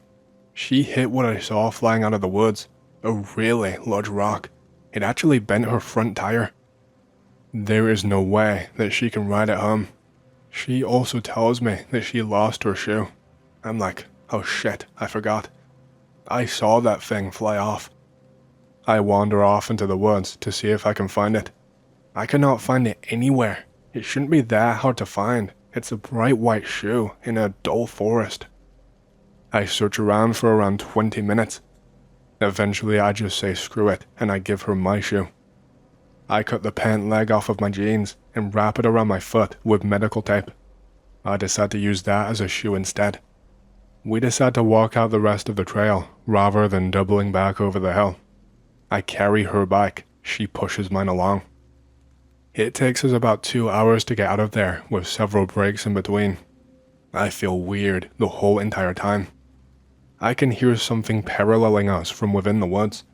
Every time that we stop, whatever is moving stops too. I don't make a big deal about it though. I don't want to freak her out anymore. It's kind of spooking me though. She is apologizing for messing up the bike, telling me that she did not even see the rock. I tell her that I'm pretty sure it fell off of the hill or something. I mean, I literally saw it fly past me from the edge of the woods. We get close to our Jeep. There is something white on the hood of the Jeep. I'm thinking, what the hell? So I get closer, and I come to find out it's her tennis shoe. There is no fucking way. Sure enough though, it's hers. It has her name written in the tag on the inside. She is really creeped out. I load up the bikes and we leave. We do not bike there anymore. Okay, so this happened in a small town near Savannah. The town has a local legend about a ghost light that moves up and down a track. The locals stay away for the most part, except for, the thrill-seeking teenagers. I arrive in the mid-afternoon and make my way to the county sheriff department. Outside, parked in his black car, is my contact. He is a lanky old man who constantly has a cigarette in his mouth. We exchange pleasantries, and he leads me inside, where I am brought into a room that's usually used for interrogations. Inside is a detective and another man. My contact leaves, and I get to work. The detective introduces me as an analyst from the GBI to the other man. The middle-aged Hispanic man squints at me and nods. He says, I already told you my story over and over, man. Look at the tape and tell me if I'm full of shit or not. That's what he says to the detective. I sit down and introduce myself to the man, telling a lie in the process to keep with the detective's story. The Mexican man scoffs and pounds his cuffed hands on the table. I didn't do shit. Look at the tape, asshole. I begin his interview and start by asking him about the tape. He was referring to CCTV footage of the railroad where he works. From the briefing I received from my contact, I was aware that the mangled body of an 8-year-old girl was found on the tracks. The man in the cuffs worked for the railroad and was instructed by the local law enforcement to gather up all of the CCTV footage from before the incident. I am also aware of the fact that this man is a suspect in her death. Turns out, detectives had done a sweep of the area and found a shack in the woods about a few dozen yards away from the track. In there, they found evidence that someone was being held against their will. From the toys and size of the chain and collar, it was determined to be a young girl. They found some things linking the men in custody to the shack. The detectives had the accusation that the man was holding the girl against her will to assault her, but the theory is that she broke free and was hit by a train in her escape. The theory had much more weight behind it when they discovered the man destroying hundreds of hours of CCTV footage. The suspect was fiddling in his seat. I moved the talk towards the topic of the tape that he is claiming will prove his innocence. He leans forward in his chair. They have it here. Make them show you. I lie and tell him I will, but first, I need him to give me his account of what's on the tape. His posture tenses up, and he begins to tell me his side. He was collecting the video footage as the police had requested, but he stopped when he was on the feed that was from around 3 a.m., the night before the body was discovered. He said that he saw on the tape the girl run from the woods to the tracks. She looked disheveled and panicked. I noticed that he had a look of satisfaction when he said that. He continued to say that the girl rested on the tracks for a little while just to catch her breath, but in the footage, you see a bright light off in the distance. The girl then gets up and looks towards the light that's coming closer and closer to her. She does not get off the tracks, and she just waves towards the light that's just getting closer. The man looks me in the eyes and says, "You won't believe this shit, but man, that light was in the center of a black cloud, like the size of a dog." He said he saw on the tape that the black cloud floated a few feet off of the ground. It had a bright light in the center of it. The mass floated towards the girl who did not move, like she was frozen in place. The next thing he saw in the footage was the light glow so brightly that the screen was completely white for just a few moments. After clarity had returned, the body of the girl was on the tracks, torn up and chunks missing like she had been mauled and partially eaten. The detective beside me let out a snarl and spit in his cup. That's his bullshit story, but where the fuck is the tape? The cuffed man bangs his hands on the table. "I gave it to you cocksuckers. Y'all have it, you bastards. I did not do this, man. Please." Feeling like my job had been accomplished, I excused myself from the room as the discussion between the two other men became heated. My contact was outside the door, waiting for me. We exchanged forms and paper, and then I made my way outside. Officially, the story was a runaway Jane Doe accidentally hit by a train. The suspect was found hanging in a cell just a few days after I had left. A fence was put up around the tracks with no trespassing signs. All CCTV cameras were removed. According to a colleague of mine, there was a tape recovered, but it had gone missing around the time the suspect was found to have taken his own life. There was no train scheduled officially to make its way down those tracks at the time the girl had allegedly gotten hit. Okay, since we're sharing strange things that have happened to each other, I was working as a security guard at the time. I was armed as I worked these shifts. I had a taser, a baton, the works. I have to make my bones in the company by doing an overnight patrol route. I catch the route that no one ever wants, which includes one haunted apartment building, an abandoned shopping center, and a fun little drive for a privately owned canyon in the foothills.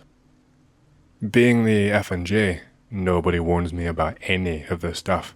They just post orders, a car, and then they tell me to get a move on. I get to the apartment building and grab the keys to turn off the elevator and lock the laundry room, etc. The place is known locally for suicides and murders, and it's really, really old. While I'm on the ground floor, I lock up the laundry room at the end of the creepy hallway. No other doors in sight. I look down the hall real quick and then turn back. And then I hear a hello. I'm like, holy hell, where did you come from? When I turn back to where the hello came from, there is an olive-skinned girl who's around 18 to 20 years old. She has this long dark hair, and she is wearing what I can only describe as a long grey pillowcase with holes for a head and arms cut out. She is not wearing any shoes or socks either.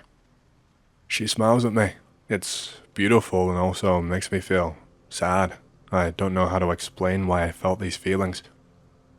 I recover my composure and grin with a good officer friendly, "Good evening, ma'am."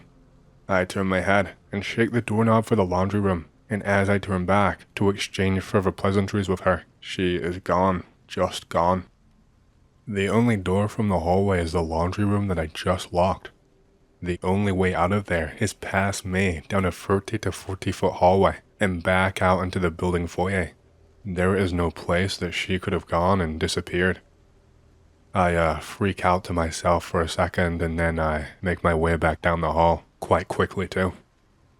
I make it to the foyer and call the elevator and ride to the top before turning it off and locking it. That's the client's rules, not mine. This clunky old thing even had one of those old-timey accordion gates inside. I turn to start walking down the hallway to the stairwell. The door at the far end of the hallway is open. Not wide open, but just enough to see inside. I remember the client note to lock the door if I ever find it open. So I grumble to myself and curse whoever left it open because, have some manners. I stick my head inside the doorway to make sure the room is empty before closing it.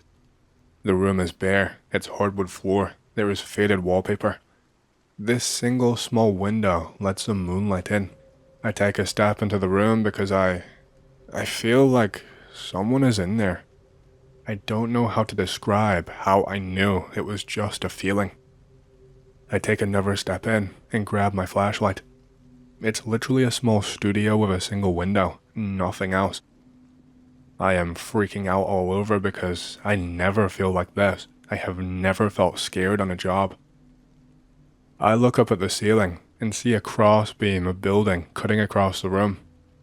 As I stare up at it, I feel the sudden tightening feeling on my throat. I feel a wave of overwhelming despair crush my chest. I feel like a rope is constricting my airway. The room suddenly rushes into an icy cold feeling. I stumble backward, I catch my head on the doorframe and land on my ass out in the hallway. The door, which I had opened wide to look into the room, slams shut right in front of me and the lock clicks. Fuck that. I spiral down all 5 flights of stairs and out onto the street before I even know it. It's like I was on autopilot, just fleeing from that place. I turn to look up at the building. The dark-haired girl from the laundry hallway is looking down at me with a smile from the top floor room, backlit by a lamp. She turns away from the window, and then when she does, the light goes out. It took me an hour and a half and a pack of cigarettes to marshal myself into driving again. I just did not want to do that job after that. I talked to my friend in the company afterward and he apologized. He said he would have warned me if he knew that I got that route. All the old-timers know not to check the room. He said if it does get found open, there was a stick with a hook on it in a closet room down the hall to pull the door closed. No one ever tries to lock it. So after this, I'm thinking, screw me, I guess. I got the short end of the stick. A few weeks later, I have to do a patrol through that privately owned canyon I mentioned before. I actually did get warned by my work bro about this one. On this patrol, a firearm is required, which, doesn't really make sense, but sure.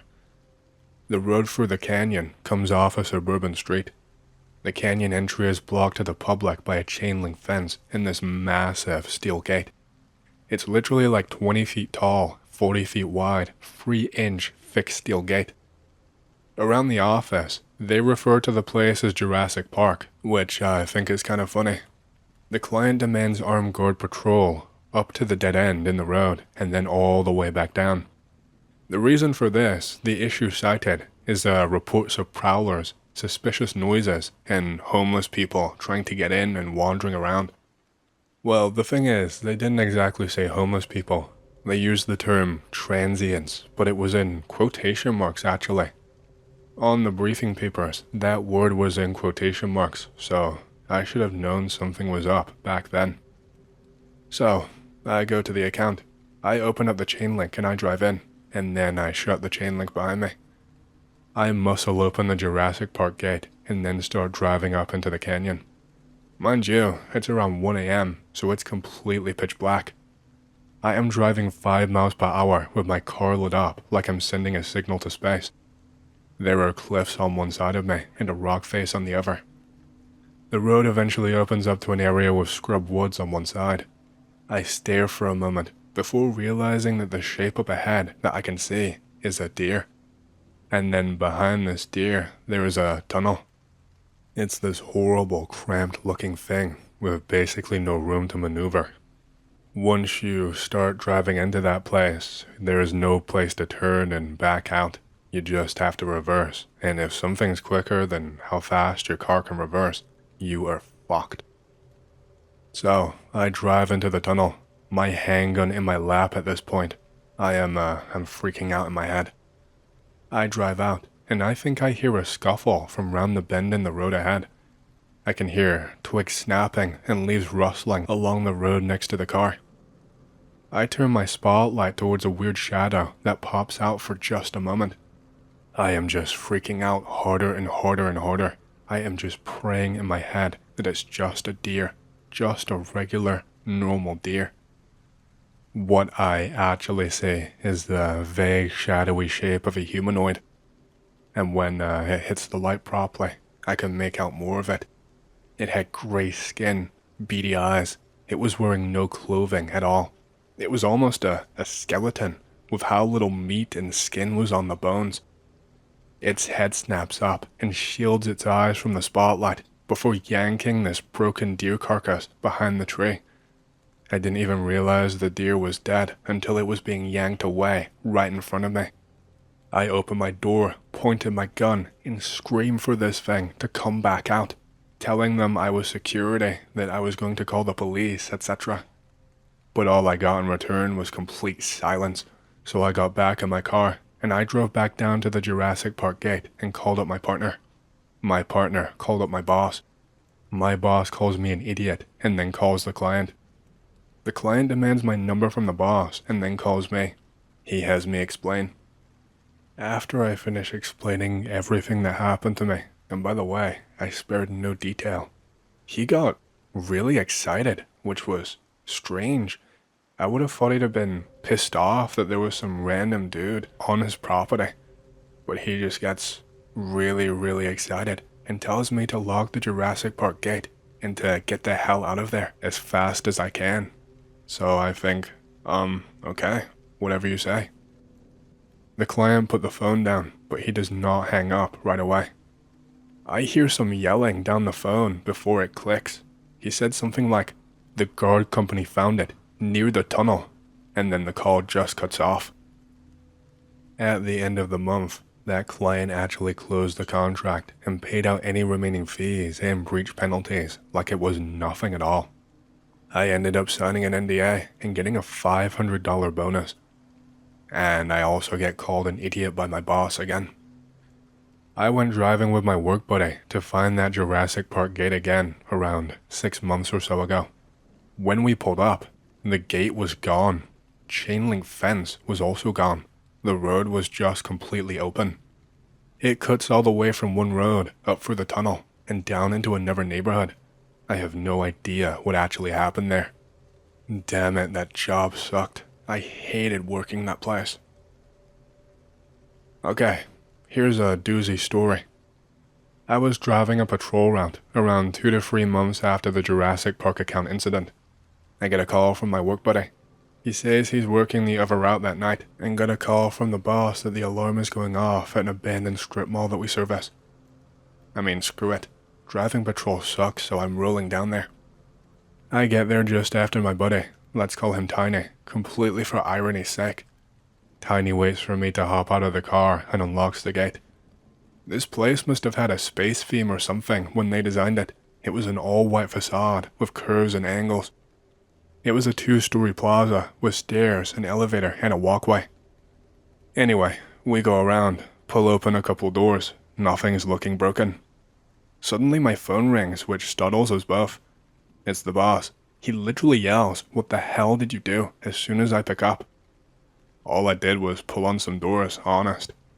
He goes into this tirade about the client calling him, saying that the fire alarm is on, that the break-in alarm is triggered from all sensors, and that the elevator entrapment alarm is going off on his setup at home. The actual site where we are is completely dead quiet. My work buddy gets on the phone and tells the boss to get off my back. Nothing is going on. The client's system must be messed up. He hands me back the phone, and the boss says he does not care. If anything is broken, I am fired. He hangs up on me. I start taking pictures as my work buddy opens the security/breaker closet. The elevator at the end of the walkway dings and opens. It's pitch black inside the elevator car. We both shine our flashlights into the car. The lights do not break the dark. I can't even see the back of the car. Tiny actually draws his gun. He walks towards the elevator with it hanging down by his leg. I say his name real slow with a question mark at the end of it as I draw my weapon too. I'm a little confused as to what's going on with him and why he's on such high alert, especially since earlier he thought everything was just a system error. Just as he's about to step into black void where the elevator car should be, the cell phone rings again, and he snaps out of whatever funk, pull, or fugue state he was in. He literally jumps 3 feet in the air and yells out in shock. He retreats away from the elevator, pointing his gun. The elevator door slams shut and the elevator dings. The display on the elevator showed that it was descending to the basement. Tiny looked really pissed off and says, "That thing tried to eat me." He waves for me to follow and run downstairs to the basement. He did not explain at all what he meant by what he said. The elevator is waiting, doors closed.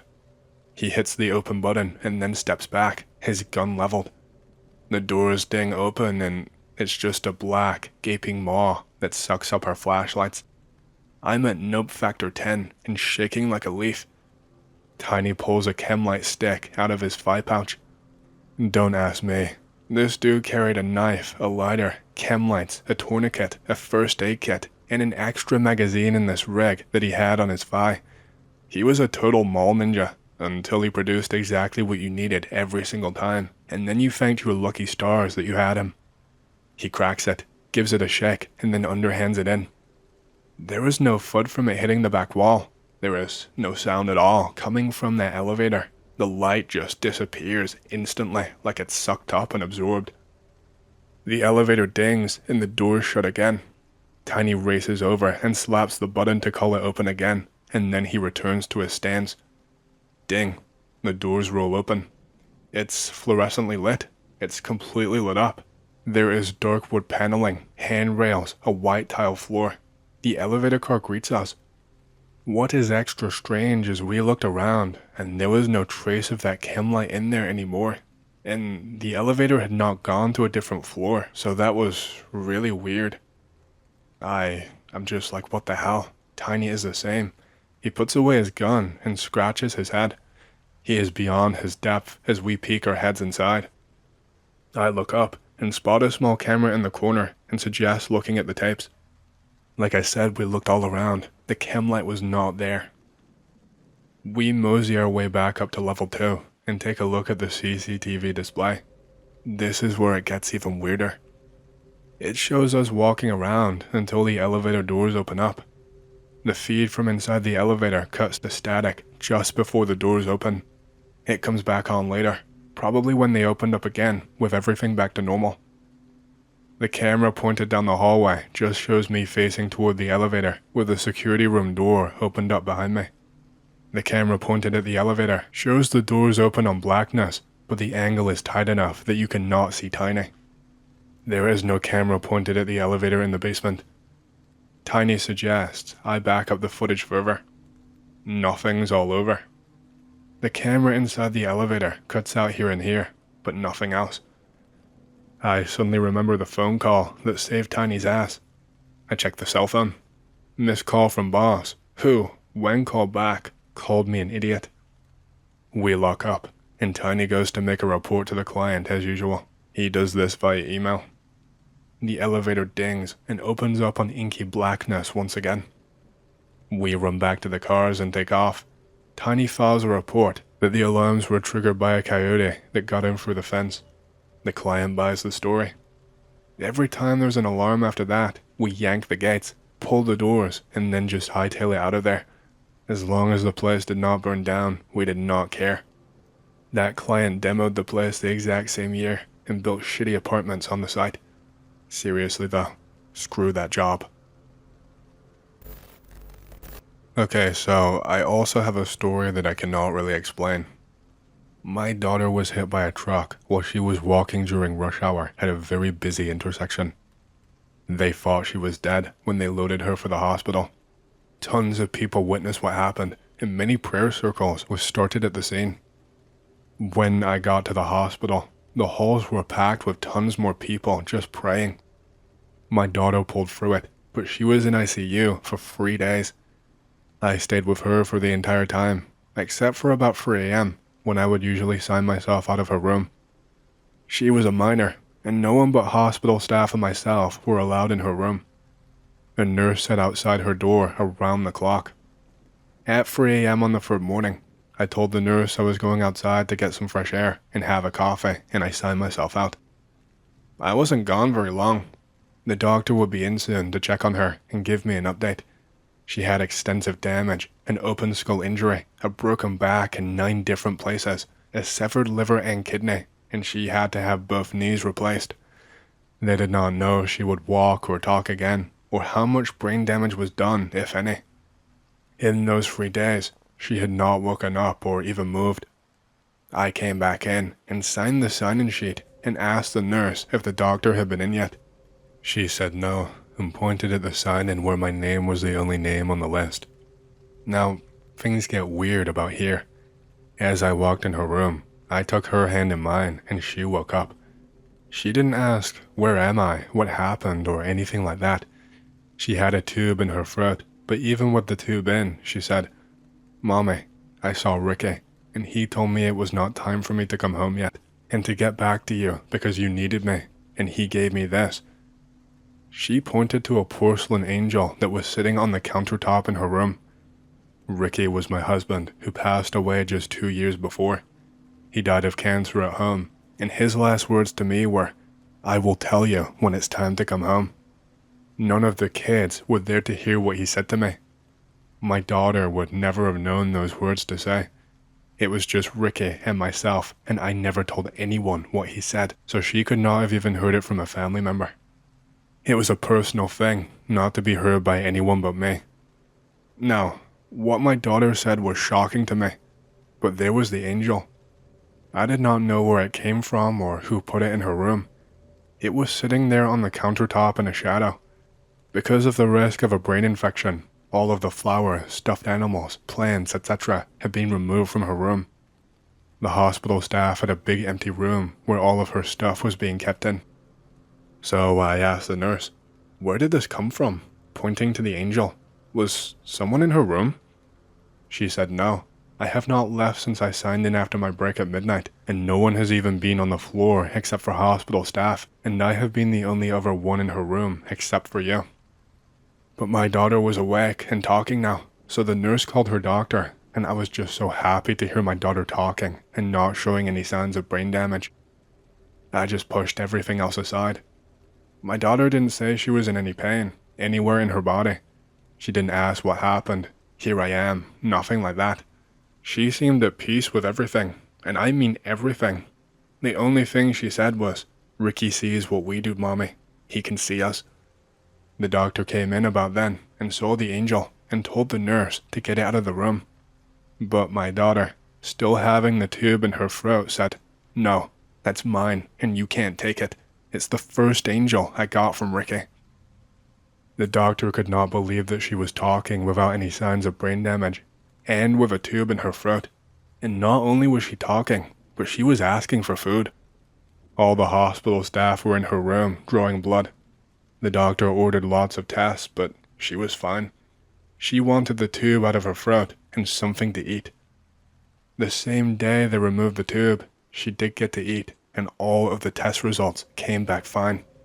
So they moved her to the pediatric unit. The next day they released her in a wheelchair. She did have to have a double knee replacement. All of her flowers, stuffed animals, and plants she donated to the children's hospital. All of them, except for the angel. 3 days later, she was finally home. She asked me to take her to a Wednesday night church service, so I loaded her up with her wheelchair and took her to the church, which was packed. That entire town thought that she was a miracle. I packed her in the center aisle. Halfway through the sermon, she said that she was tired and wanted to go home. I turned to get my bag, and all of a sudden, people were shouting out. I turned back and looked at my daughter, and she was walking toward the door on double knee replacements. I could not believe it. She was just walking like nothing had happened. But my daughter went back to school 2 days after that and never used that wheelchair ever again. She kept that porcelain angel for years, but whenever she would be going through a hard time, another small angel figure would show up, but never one as elegant and crafted as that. Usually like a stick or something even smaller, all different kinds over the years. We did not know where they came from, but one day, after a really bad time in her life, she found one of the angels in her safety deposit box, and she called me and said, "I remember Ricky could see us. All these angels are him showing me he's watching us." Now let me tell you, we were not a religious family at all. We did not go to church or anything, so to us it's just something that we cannot explain but I believe, I was there and I saw it. I heard it happen.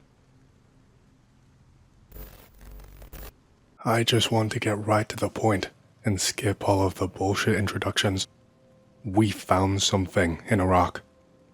When Iraq was invaded in 2003, because they were thought to be in possession of weapons of mass destruction, that was not even half of the story. This was just blind justification. There were never any WMDs, and we were fully aware of that, and people found that out pretty quickly. Sure, the deposition of Hussein and the elimination of terrorists was a real reason, and the invasion was not launched purely because of this. Think of it as killing two birds with one stone, if you will. UFOs crashed down in Iraq. Not just one, but multiple of them. I do not know all of the details aside from the mission I was assigned to. I think the first couple of UFOs were completely empty. They were just empty vessels, scouts or something maybe, but still, they harbored technology and materials that no one else on the planet had access to. This was a big reason that the invasion was launched. The US did not want Iraq to get their hands on any of these materials or be able to conduct any useful research to get ahead, and they especially did not want any other countries finding out what they knew. When another UFO crashed into the middle of the desert due south of Fallujah, the invasion was brought forward. Multiple ops teams would be carrying out the shock and awe and overwhelming Saddam's forces by hitting presidential palaces and major cities, rolling through major roads and shutting them off, using armor and Humvees to cause destruction. While all of this was going on, a few specialist teams were dispatched at the same time. Only teams of 4. I think Intel knew that a few had been recovered and taken into Baghdad somewhere. That is where one team was headed, once the main forces had hit the place. There was at least one more, located around Qasr. These crash sites were only thought to be materials. Well, all of them were thought to just be materials, as that is the only thing that had touched down so far and that we had any kind of intelligence on. People above me were confused as to why every single craft had crash-landed and broken into pieces rather than completing reconnaissance or whatever they were sent here to do and leaving behind no trace whatsoever. Anyway, my team was assigned to the craft that had touched down recently in the desert near Fallujah. I am skipping a lot to stop this from being way too confusing and bogging it down with tons of terminology and things that we had to go through. I can't and will not be giving backstory on what branch I was a part of, what kind of training I underwent, who was in charge of me, etc. Every single little part of this is top secret. I am risking a lot just typing this here. The only reason it feels safe to do so is because it has been eclipsed many times over by even more major discoveries and happenings, and is no longer really an advantage for anyone to know anymore. It's the type of thing the government would be fine with you all knowing, because they are so many more steps ahead now, and it would not pose any kind of risk or threat. What we were doing, what the other specialist teams were doing, it had to be unassuming, and we had to look like we were just another shock and awe operation. We were given two of the shittiest, most run-down looking Humvees you had ever seen. This was part of the plan. We looked just like another underfunded set of saps roaming around the desert like headless chickens under stupid orders. We met no resistance out there whatsoever. It was just barren for miles and miles around. It did not take long to locate the crashed craft. No one had been out here. I think we had hit them too quickly for them to make preparations and to come and secure the place. But yeah, you could not miss that stench from miles around. It smelled like when grass is being burned. It was still smoking, actually. Our orders were not for a full recovery at this time, at least not alone. Higher-ups did not want to risk us coming under fire while transporting something top secret like this, or any other units gaining knowledge that they shouldn't have. The instructions were to take pictures, make notes, and stand guard for 24 hours until the situation had been stabilized and a more efficient plan could be put together. It was like most of our operations going on in Iraq at the time, the blind leading the blind. Just because we were a specialist team didn't mean that we got specialist equipment or any other kind of advantage. Everything was just more bullshit made up on the fly that you had to adapt to, and adapt we did. We pulled up about a mile away from the wreckage and continued on foot. There was no way to make the vehicles more discreet out there, and plus, we needed them for cover once the area had been secured and everything had been documented. Sitting out in the open for that long would be suicide. The smell of the wreckage was even worse once we got closer. We did not have any kind of PPE to work with other than plastic gloves, although thankfully we did have our mop suits due to the fears of a chemical attack. Half of our equipment was FUBAR.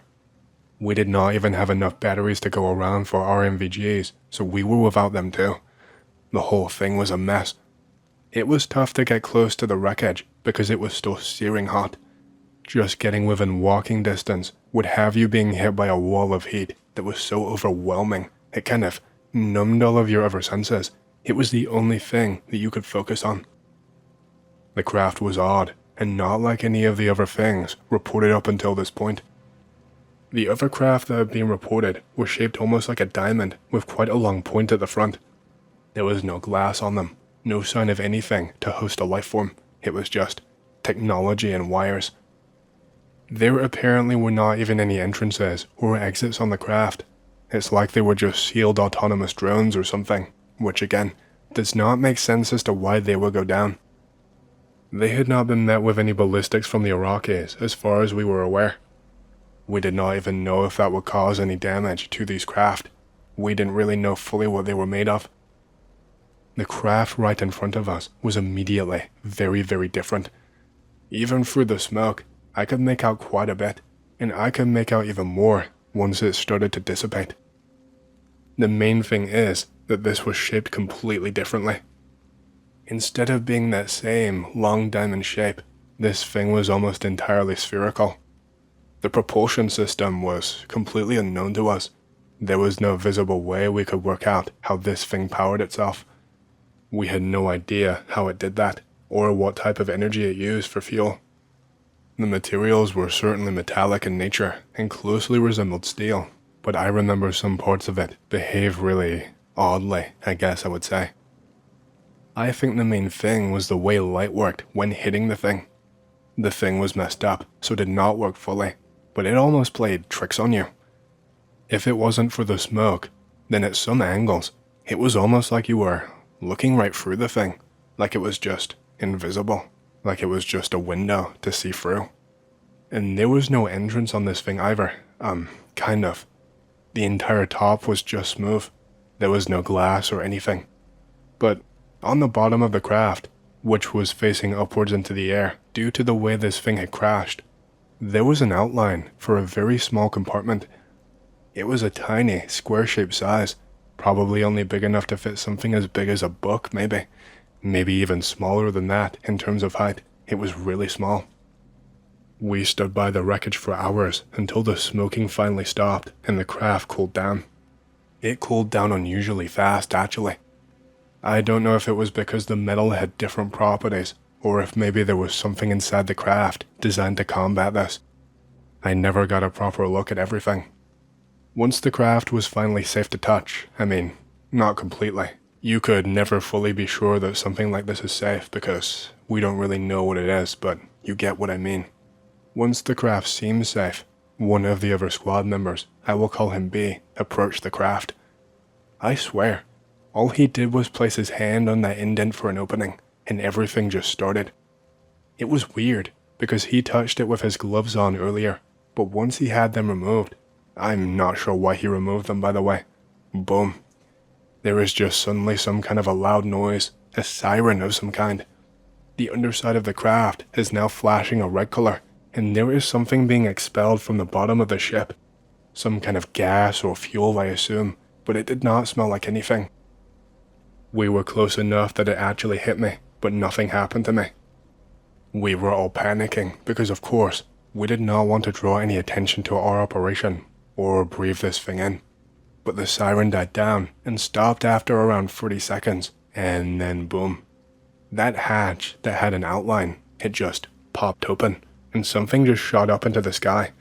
I'm not sure what it was. I would almost call it a flare, only it wasn't blinking red or anything. It was a white color, and it blended in with the clouds, almost, unless you were looking for it. That was the only way that you could make it out. And it went pop, just like a firework. What came down was like a fine mist. It was like the tiniest spritz of water on my skin, and I was just confused. None of it made sense. I did not suffer any adverse effects from this, so I have no idea as to its purpose. You're probably asking at this point why we were idiots and did not fully put on our mop suits and our gas masks, and all I can say is that we were so distracted, amazed. Like I said, the mist and the gas, as far as I'm aware, they never did anything to me. I never felt any adverse effects.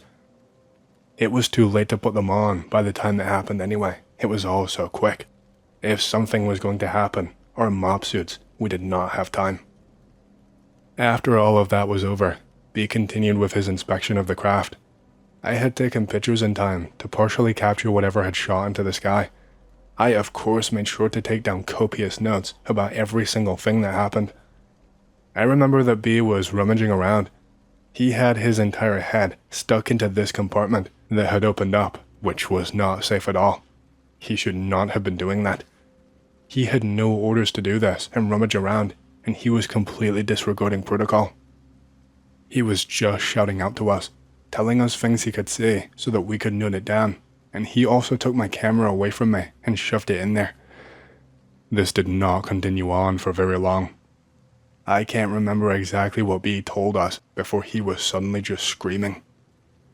I know he said something about the inside of the craft being exceptionally cold.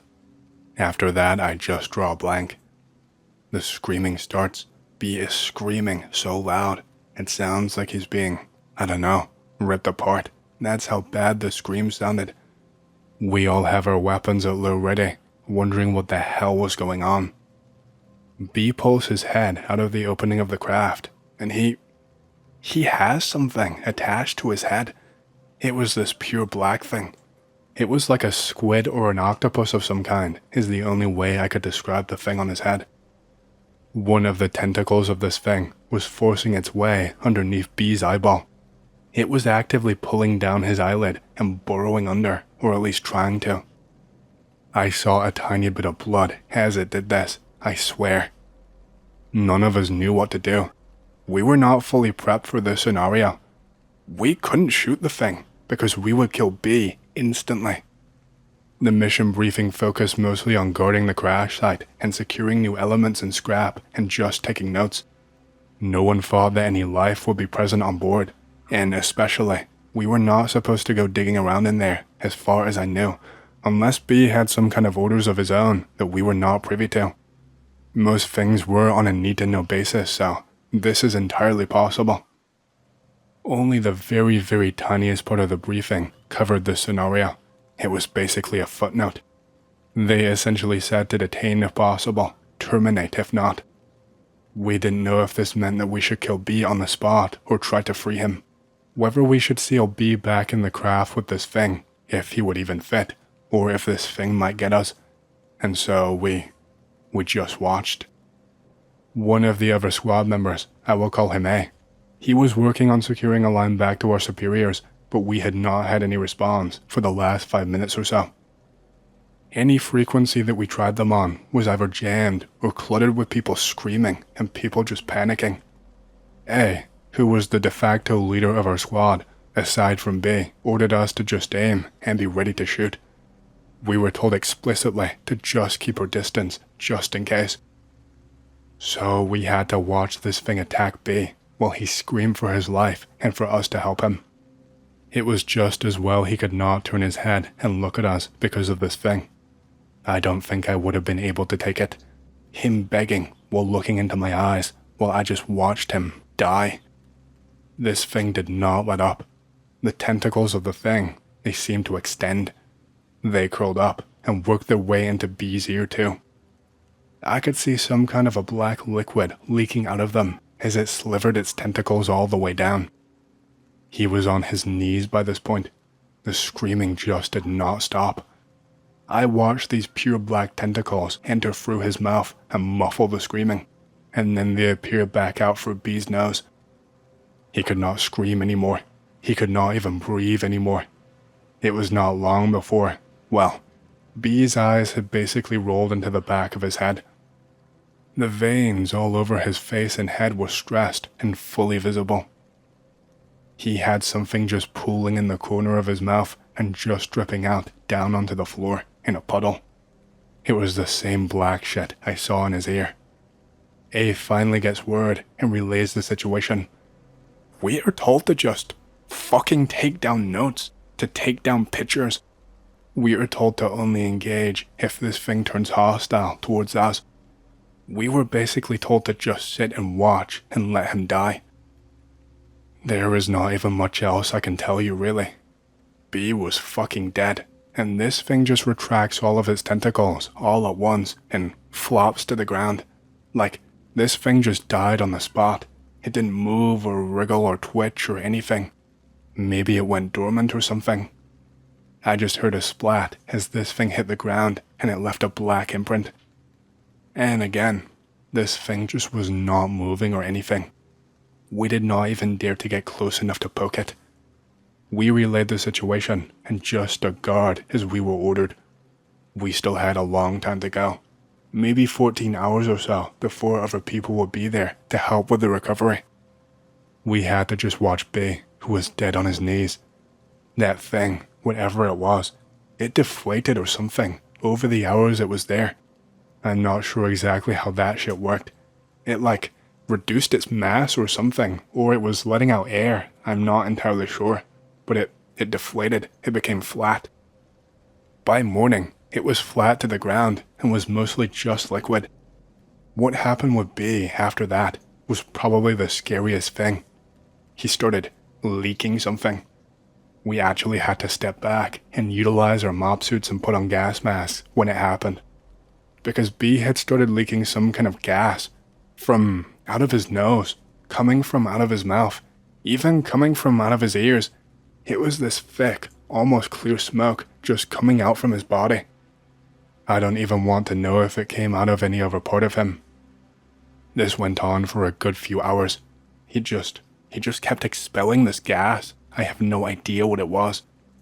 None of us had a clue, and neither did any of the team who came after us as far as I knew. Just almost clear smoke. Not clear, but like white or something. It just poured out of him. I don't know if it was odorless or if it had a smell. I was not stupid enough to find out. And B actually exhibited a lot of the same thing. It looked as if his stomach actually shrunk when expelling the smoke. His face sure as hell looked a lot more gaunt. And that is about all I can tell you. Cleanup arrived. We were not really involved in much else other than standing guard and ground support. We were not redeployed to help with the actual invasion. We were sent straight home for a debrief and to report everything that we saw. I had to write up everything, and it was a big hassle. I had to hand over all of the photographs and all of my notes. I never got a good look inside of that craft. I couldn't get close to it, not after what happened. All I know is what I wrote down here. It was far from the last thing I was involved in, but I do not want to speak of any of that on here. Do whatever you would like with this information. You don't even have to believe me. Just save this somewhere on your computer, just in case. That is all I ask of you. As a consequence of recent events, I cannot trust myself anymore, and I really need an outside opinion. Maybe someone has encountered a similar phenomenon. I will attach some pictures I took during those events. I hope there's a rational explanation. However, if you're looking for a reveal of truth at the end of the story, or an explanation from me, you are not going to find it here. I simply cannot think of one. 3 years ago, in 2016, my girlfriend and I moved into a house in New Jersey. It was not in good shape when we bought it, but with a lot of cleaning and redecorating, it became quite cozy for just the two of us.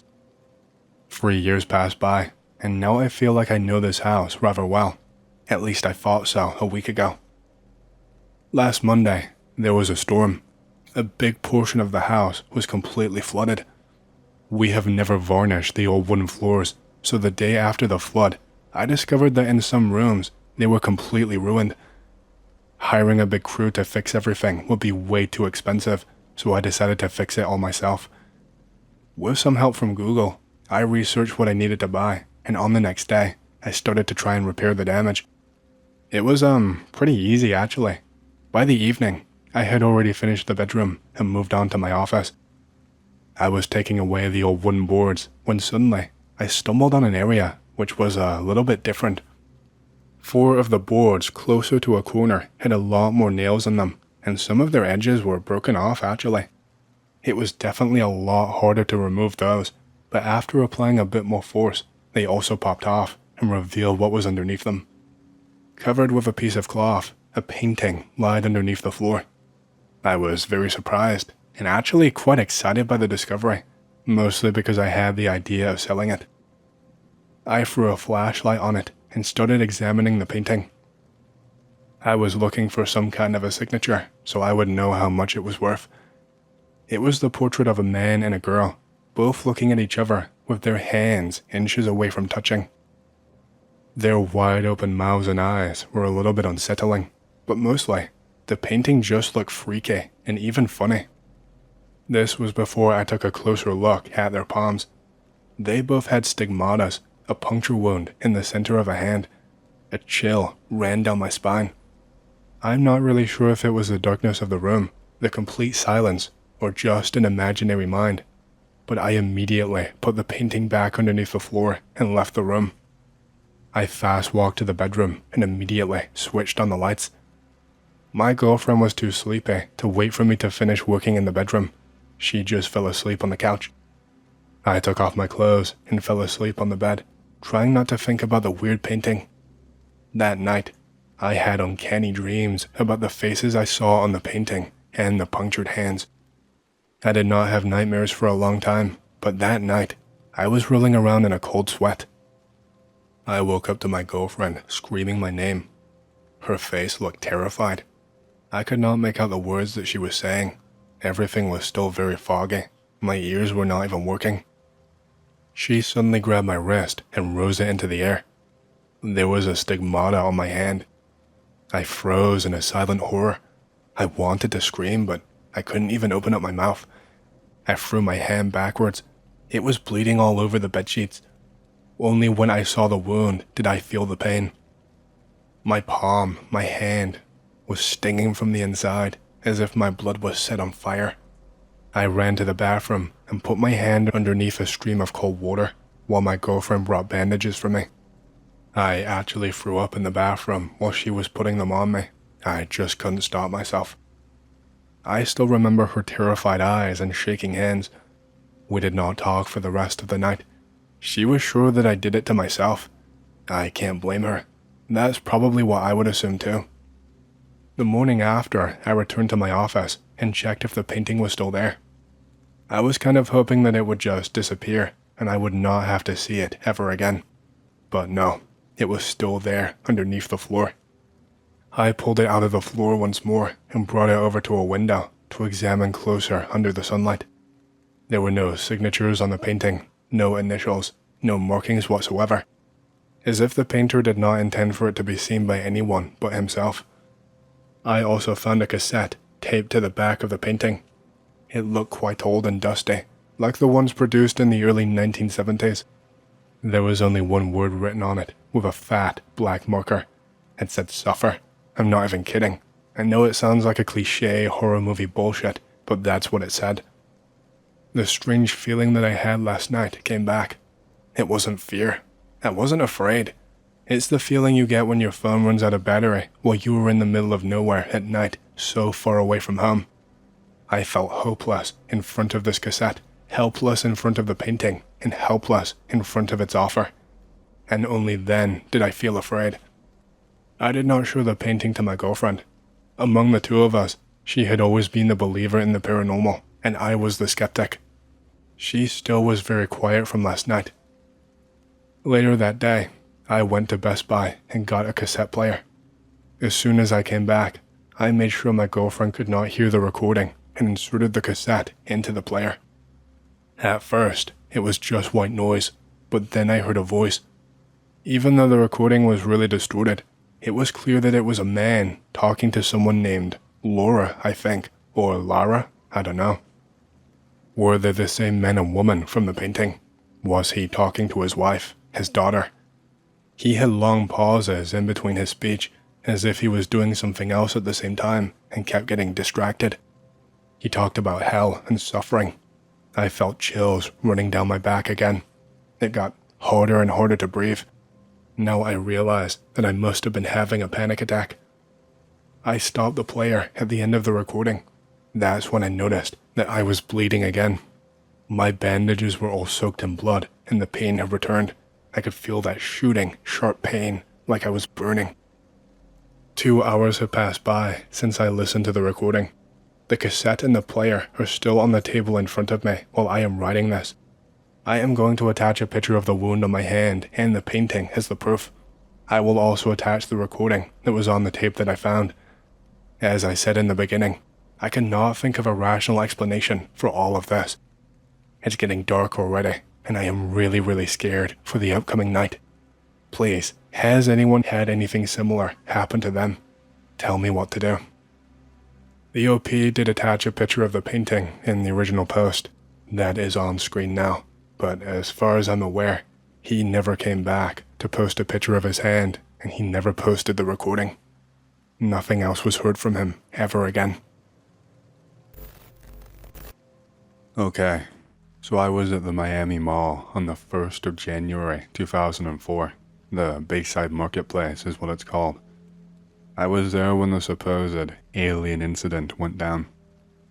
It's taking me this long to write down everything that happened to me, partly out of fear, and partly out of knowing that I most likely would not be taken seriously at all.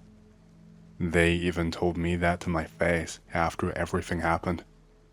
I also really wasn't that aware of this website and all of the stories that are posted here until recently. I went on a binge just to see what other kinds of things that people post here. Most of the stories seem like absolute bullshit, so I'm not sure I believe the reputation this place has for truth-telling, but whatever. So, I work as a cop for the Miami PD, but the day that this happened, I was actually off duty. I was just in the local area having a lazy day. I just wanted to walk around and get some steps in and just enjoy the outside without having to worry about anything related to my job. Well, that all went up in smoke later that evening when I heard screaming coming from the direction of the mall and a couple of people running outside. I am qualified and permitted to carry my firearm when I am off duty. I think most Miami cops are actually, but I'm not sure how it works in different states, so I just wanted to mention this. I stopped the people running away, flashed my badge, and asked them what had happened and what was going down. It was a boy that must have been around 16 years old, along with his father, who I would place probably between 40 and 50 years old if I had to take a guess from my memory. The father was bleeding from his nose, and he told me that some psychopath grabbed him and tried to claw at his face with his fingers. I asked him for a description, and he gives me a pretty vague one that sounds like every single white man ever. I tell him that I will take a look into everything, and then bam bam bam. What sounds like explosions, maybe 5, all go off at once, and then I heard a couple of screams, so I rush inside. I was met with a group of around 5 or 6 teenagers holding some shitty fireworks that they probably got under a table at a store, and they are chasing after each other and firing them in the direction of people. Most of them run when they see me and when I shout for them, but I managed to catch one of the little assholes. The security guard from outside had come in by now and helped me to reprimand the little shit. We managed to get him to snitch on his friends, and the security guard dragged him off from me while I made a call. For some reason, the connection is really spotty out of nowhere, and I cannot get a call through at all. I am waiting for at least 5 minutes, and I just keep getting a disconnected tone, and the call drops out, and that is it. While I was waiting, I checked up on one of a few of the people who were being terrorized. I asked them if they were okay, etc. While doing this, I noticed someone skulking around, and just seeing him really rubbed me the wrong way. He had his hands in his pockets and a hood over his head, like he was trying to hide who he was. I felt like I'd seen him before. I only caught a very brief glimpse of his face, but he looked familiar. I walked behind him for a little while, trying to get a better look at his face, because I'm convinced that one of these little shits has come back to the scene of the crime. I noticed that he is following this one specific guy. The guy he is following is wheeling around a stroller, but it just has shopping bags inside of it instead of a baby. I guess this kid must have been with a partner or something. The guy with the hood up is like mirroring this guy, making sure to stay out of his sightline. He keeps reaching into his pocket and making a motion like he's holding something. He is breathing real heavy too, even though I'm not super close to him. I can hear it, even over the loud crowd of people. And then I catch a look at his face because he pulls his hood down rather quickly, takes one quick look around, and then speed walks off in the direction of the man that he is following. I felt like I was losing my mind because the guy looked identical to the security guard I had just talked to outside. He could have passed for his twin. There is no way for him to have changed out of his uniform and to be pranking me, so it has to be another guy, especially since he just took that kid away. I could not even fully react in time. I knew what this guy was going to do, and still I could not stop him because he was running so damn quickly. That man pushing the stroller, this guy ran up to him and grabbed him from behind and pulled him to the ground. People all around were starting to get anxious and were moving away, not wanting to get involved. By the time I got close enough to them both, the stroller man was on the ground, and the other man had his hands gripping the stroller man's head, and he was doing something to him. I could see bits of blood in the stroller man's hair. I shouted that I was police, shouted that he needed to get up very, very slowly with his hands up to let go of the man. He was not complying, so I had to unholster my weapon and ask him once again. At this point, People around me were running and screaming, and I was asking them to call the police and tell them that there was a situation, as I could not risk operating my phone while trying to detain this guy. I shouted that if there was no signal, to go and fetch the security guard from outside and tell him to call them. I guess someone must have listened to me eventually, considering what happened. This man half turned towards me. He had his hood down now so I could see his face. His eyes looked alien to me. They seemed like they were bulging and like they did not quite fit his face, like they were the wrong size and much too big for his sockets and the skin surrounding them. He had these insanely long fingers that did not look human at all. I know for a fact that they weren't. They stretched further down than any human fingers I had ever seen before, and this is going to sound incredibly strange, but where the ends of his fingers and fingernails should be, there was just ripped skin, and then the rest of the finger just kept going. But the rest of this finger was a different shade, almost a grayish hue, and it had a point at the very end. It was like a claw or something, but not exactly, because it was not curled like one. It was quite thick and was more like a tube. This is where the panic seriously started to hit me, because I had no idea what the hell I was actually looking at right in front of me. This thing's fingers were so long that without even bending down, they reached the man on the floor. And they were actually jabbed into this man. One was inserted into his neck, and I could see the gap where it had pierced, and the other one was pierced right through where the man's belly button would be.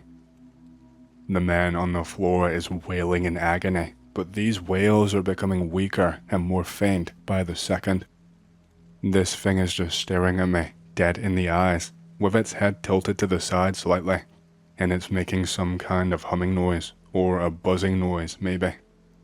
I can see its eyes shrinking ever so slightly, and then bulging to the point where it looked like the eyes were going to pop out of their sockets. The man on the floor, I could see that in their neck, in their veins, there was something bulging and traveling up them. Something really thick that looked like it was getting stuck and ever so slowly passing through the body. And I could see that in both claws or whatever this thing had, there was something passing through them. It was white or clear maybe, but had blood all around it. And it was just slowly traveling up these fingers. All of this happened in a short amount of time. It makes it sound like I allowed this thing to hurt the man for a long time while just staring at him and doing nothing, but I promise that it was more like time seemed to slow down for me. It was like time was not flowing properly whatsoever. I gave him one last opportunity, and when he would not comply, I shot the thing. He wasn't complying. I couldn't just let him kill this man, whatever he was doing. It looked like the man was dying anyway. I aimed center mass at the thing, but I was panicking and shaking, so I hit this thing a little bit lower in the chest. It was the strangest thing I had ever seen. The bullet made contact, and I heard the contact.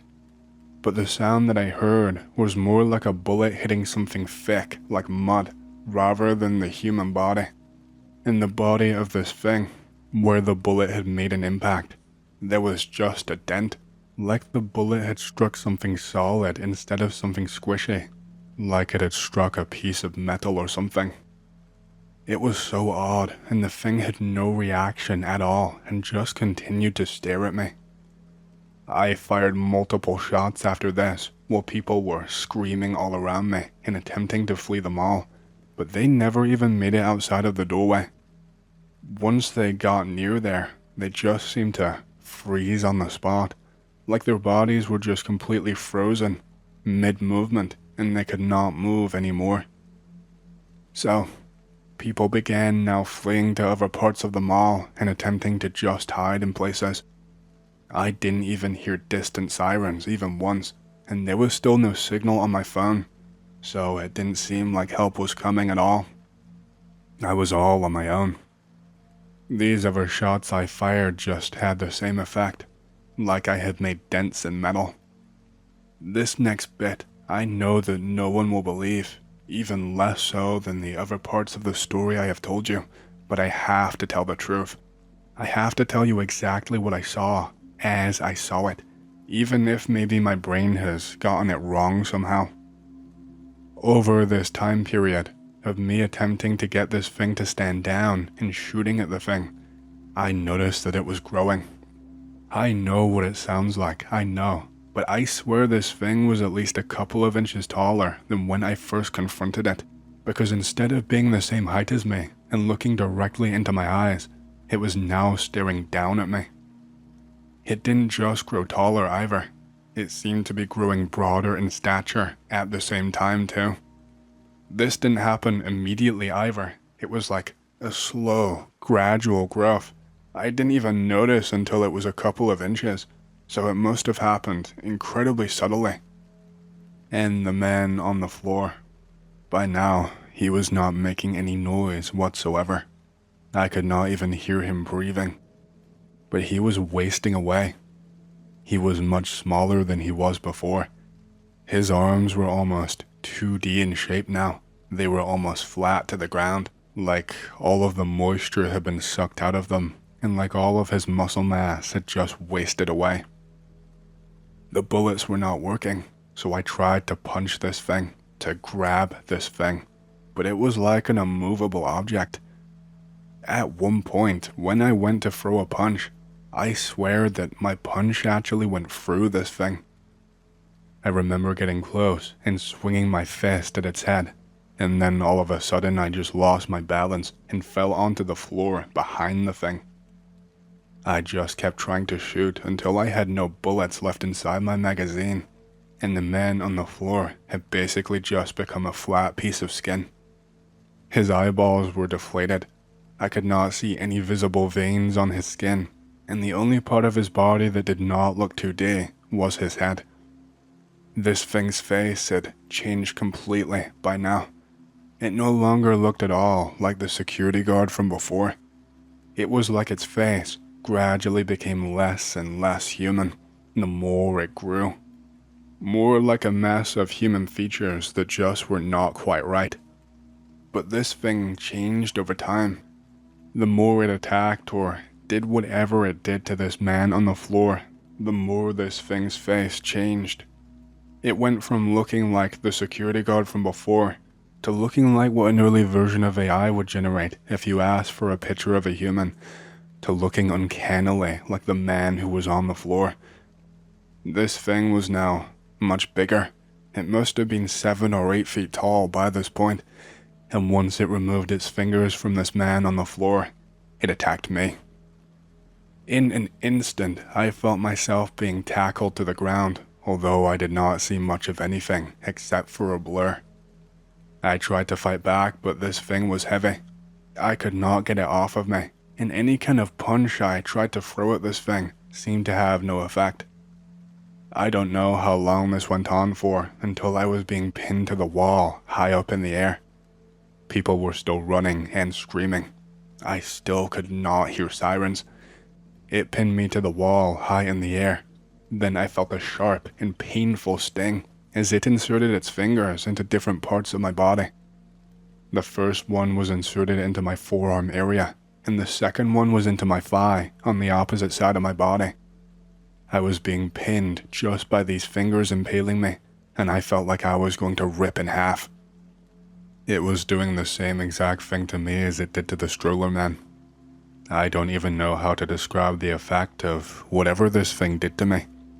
I remember everything going not silent but muffled, almost as if I was in my own little bubble. Everything around me, people moving, it all seemed to slow down to a crawl again, and I could see people's mouths moving, but no sound coming out of them. My thigh and my forearm, my whole body really, was just burning. It felt like a flame starting in those areas that slowly grew outwards until I felt like I was engulfed in flames. I really don't think that time was flowing normally at all the entire time I was there. I saw and retained way too much information for how little time actually passed by. But at the same time, It felt like an insane amount of time passed by. It doesn't really make sense in my head. I could feel my breathing becoming much weaker. My vision was getting these bright spots, and at one point, I remember I started having some weird dreams. I don't want to go into too much detail and get off topic, but they seem to be in the future, or at least not from this world. Me with a family I did not have already. Things happening to my parents, car accidents, etc. It all seems so real, if I'm honest. I'm not sure how I did not die, if I am honest with you. I remember seeing one of my arms looking so incredibly skinny. I remember seeing this thing's face start to morph into mine, but it didn't exactly. This thing was closer to 10 feet tall now. None of its face looked human anymore. It looked like it had just shed all of the human skin. And then cops came swarming in. I don't know what happened to all of the people who had frozen at the doors. I don't remember seeing them again that night. I remember cops swarmed in and I felt myself hit the ground, but weirdly enough, I did not feel any pain at all, even though I landed directly on my back. I did not see what happened after, whether anyone put this thing down or stopped it. The next thing I remember, someone was dragging me outside by my legs. It was, another officer. After that, I had a horrible realistic nightmare, and I woke up in a hospital bed in a cold sweat. There was a police officer next to my bed, one of my superiors, and a man in a suit. I started to panic the second that my eyes shot open, and they calmed me down. Well, they didn't so much as calm me down, they actually told me to shut the fuck up and act normally. My doctor came in after a few hours and explained the situation, that my arm had to be amputated because the tissue in my arm had become necrotic. I can't remember what bullshit story he had been fed about what happened to me. All I know is that I had been in there for days, in and out of consciousness. Once I was finally able to be discharged, I was arrested and taken into custody for questioning. My stomach fucking dropped as I was being read my rights. I thought that it must have been some kind of stupid mistake. The interview was long and boring, but also one of the scariest moments of my entire life. There was a big investigation into what happened, about why I discharged shots like that when I was off duty, and there was no real threat present. There were apparently witnesses around who attested that I acted rashly, that there was a scuffle, but that there was not some kind of crazy man attacking people. They said that people at the scene could identify me, and that they saw me unload my weapon and kill a man. I knew this was not right. I remembered most of what happened, and that was not it. I got really wound up and started talking about my arm, about the thing that I saw, about how I did the same exact thing to another man, asking them to explain how my arm got like this if nothing was there and that I was the one going crazy. I was told to shut up. I was given an NDA to sign. I was told that I was being discharged from my duty as an officer on the grounds of being unfit for duty. I was told that if I did not sign and do as they said, then I would actually be spending the rest of my time in a psych hospital on grounds of insanity. I did not even argue. They gave me a pretty big payout, which didn't really make much sense. They called it a severance package, but that really did not make sense. The investigation and everything that followed was not as short or as simple as I make it out there. It was a long process with a long investigation. I was required to attend court meetings, give testimony, be cross-examined, and different witnesses also shared what happened to them. None of it was done in front of a proper jury or a proper judge, and as far as I knew, no one went to prison. And that's about all I can tell you. That is as far as my memory goes. I know it sounds like complete and utter bullshit, and honestly, I would not believe it either. I just really need to know what really happened that night. I know that CCTV was most likely scrubbed, but what happened to all of those people who I saw there that night? Surely one of them must remember something. Maybe they recorded something?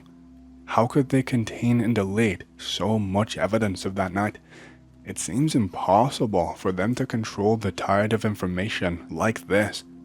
And what happened to that thing? Did they stop it? Where did it go?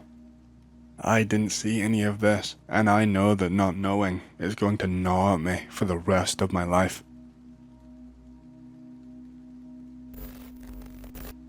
Okay, so this took place for me in 2002, Williamsburg, VA.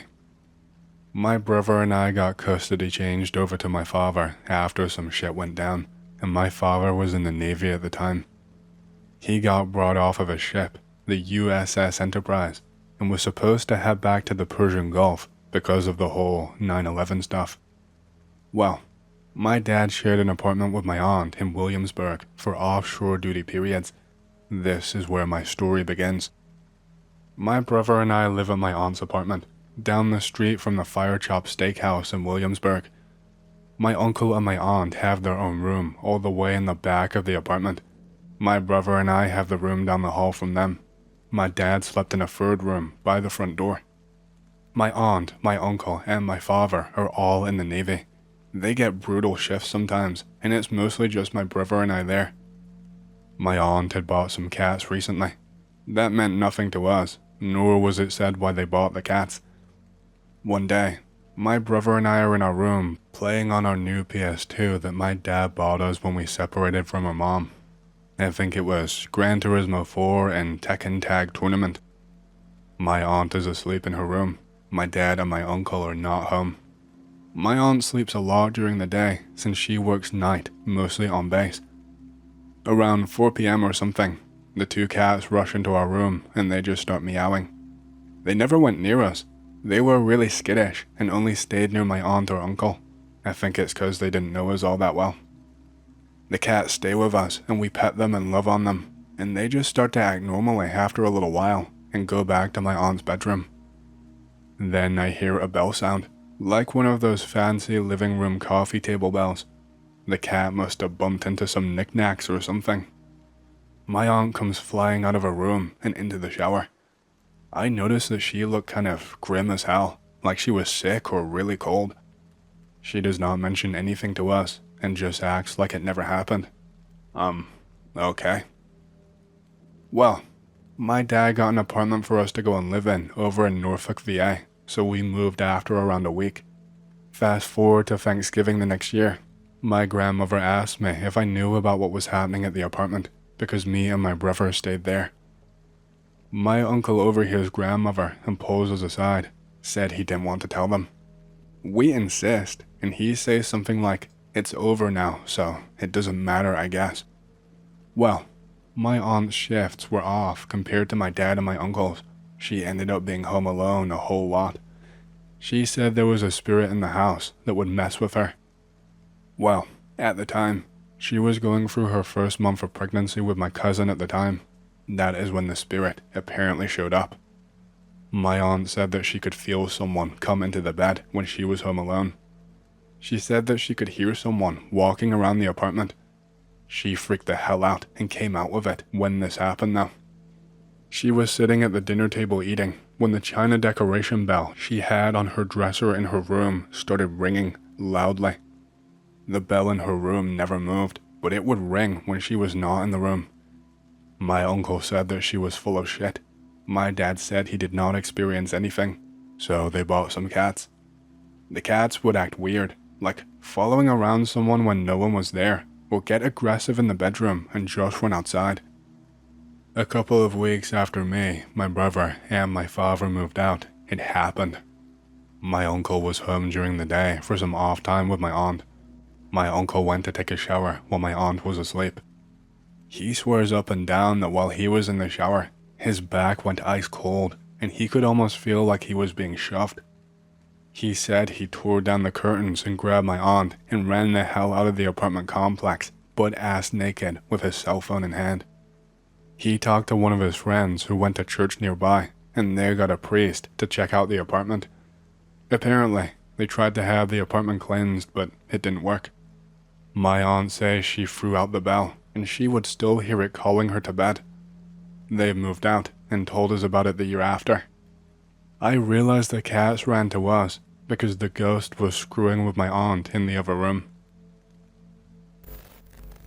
So when this happened, I was riding back from a friend's place in West Virginia, taking Highway 250 over a mountain through Washington Jefferson National Forest. I, being a dumb kid, think it's a good idea to ride a motorcycle at night over a fucking mountain. There's a 2-lane highway and lots of turns. I am slowly making my way up when I see a taillight ahead. There is another motorcycle ahead of me. I pass him. I stick my right hand out as I pass. It's kind of a greeting. There is no demon biker or anything, just a dude on a Harley wearing a brain bucket. I couldn't really see much, other than he had a black jacket on and a pretty impressive ZZ Top beard going for him. He also had a Pennsylvania plate. It's really strange to see another biker out at night here, but whatever. Stranger things have happened. I crest the mountain coming down the slope. I see a taillight in front of me. It's 1 lane here, and I'm not really supposed to pass, but bikers do it all the time. I come up next to him. I realize it's the same ZZ Top looking dude, Pennsylvania plate and all. He sticks his left arm out as I go by. I don't really think much of it for the next few seconds, and then I realize that there is no way that could have happened. I start getting really anxious and look in my mirror, and dude is a little ways back. He's not chasing me or anything, he's just slowly receding into the distance. I consider hanging back to make sure that it was the exact same guy, but I decide to hightail it out of there instead. I make it down the mountain to stop at the first gas station that I see, more to calm my nerves than anything else. I know that I was just seeing things and that it was probably 2 different bikers, but still, there is that anxiety that takes a while to go away.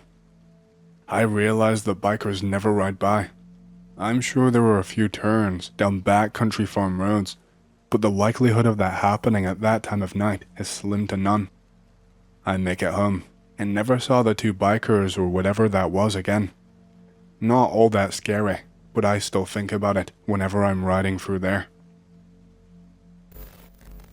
I witnessed something horrible and tragic that to this day, I still hold with me.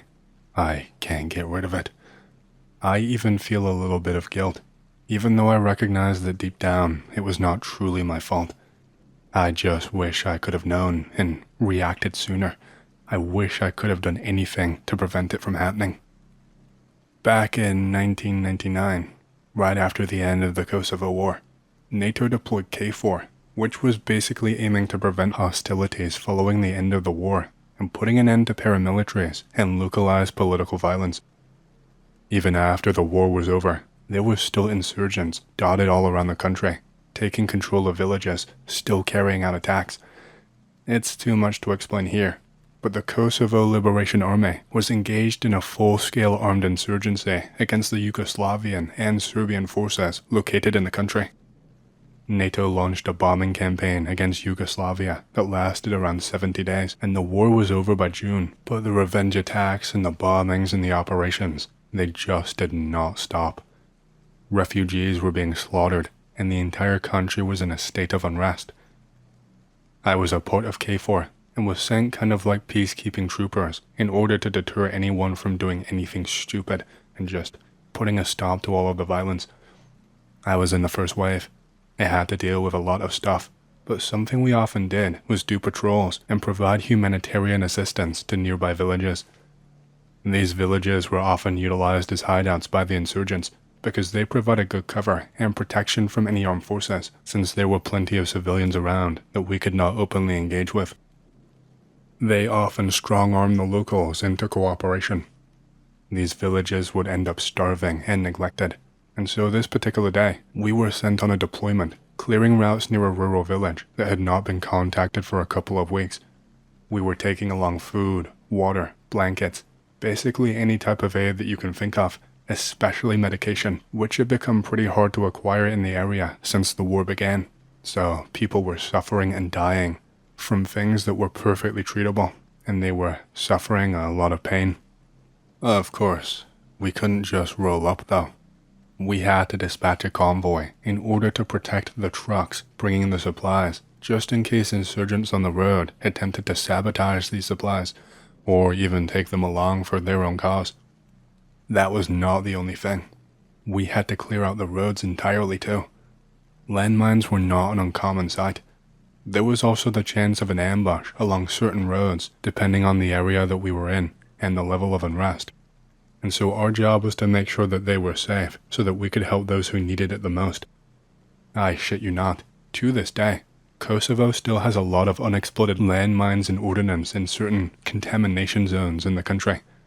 There have been massive cleanup operations in order to make the country safer in the following years, but they still have not all been removed. I think I saw a pledge recently that said they were aiming to remove everything by 2030. That is how long it has taken. I won't bore you with the politics of the situation. I don't want to make the story any longer than it needs to be. I don't want to bore you with the mundane military aspects and the day-to-day checklist type stuff. I don't want to make the story any longer because it makes me feel sick to remember sometimes. We had a convoy with some military vehicles up front, an APC to be exact. The supply trucks were towards the middle of the convoy with an APC beside them, as well as a comms vehicle and an armored ambulance. That's just to give you an idea. That is not exact. So we travel for a while and we suffer no problems. The roads start to become a lot thinner, a lot more blocked off by structures on either side of us. This is where things start to get really ropey and I am on edge, because at any point at all, we have to expect an attack. We have to constantly be on the lookout for any kind of movement in the distance, and if we aren't alert for mines, then it would spell the end for us. Genuinely, we had to check every slight little area. The convoy was barely making progress. We had to move so slowly. We had to be so vigilant. So at this point, we're probably a couple of miles out from the village at this point, and we come to a sort of crossroads with these two lanes heading in separate directions that wind around the path. Like I said, there is buildings all around, though they all seem gutted with no visible windows. The convoy gets called to a complete halt. I am leaning out of my vehicle. People are on comms. The situation is being figured out. I get called over outside. The left path. It did not take us long to figure out what was wrong. It was very clearly a trap.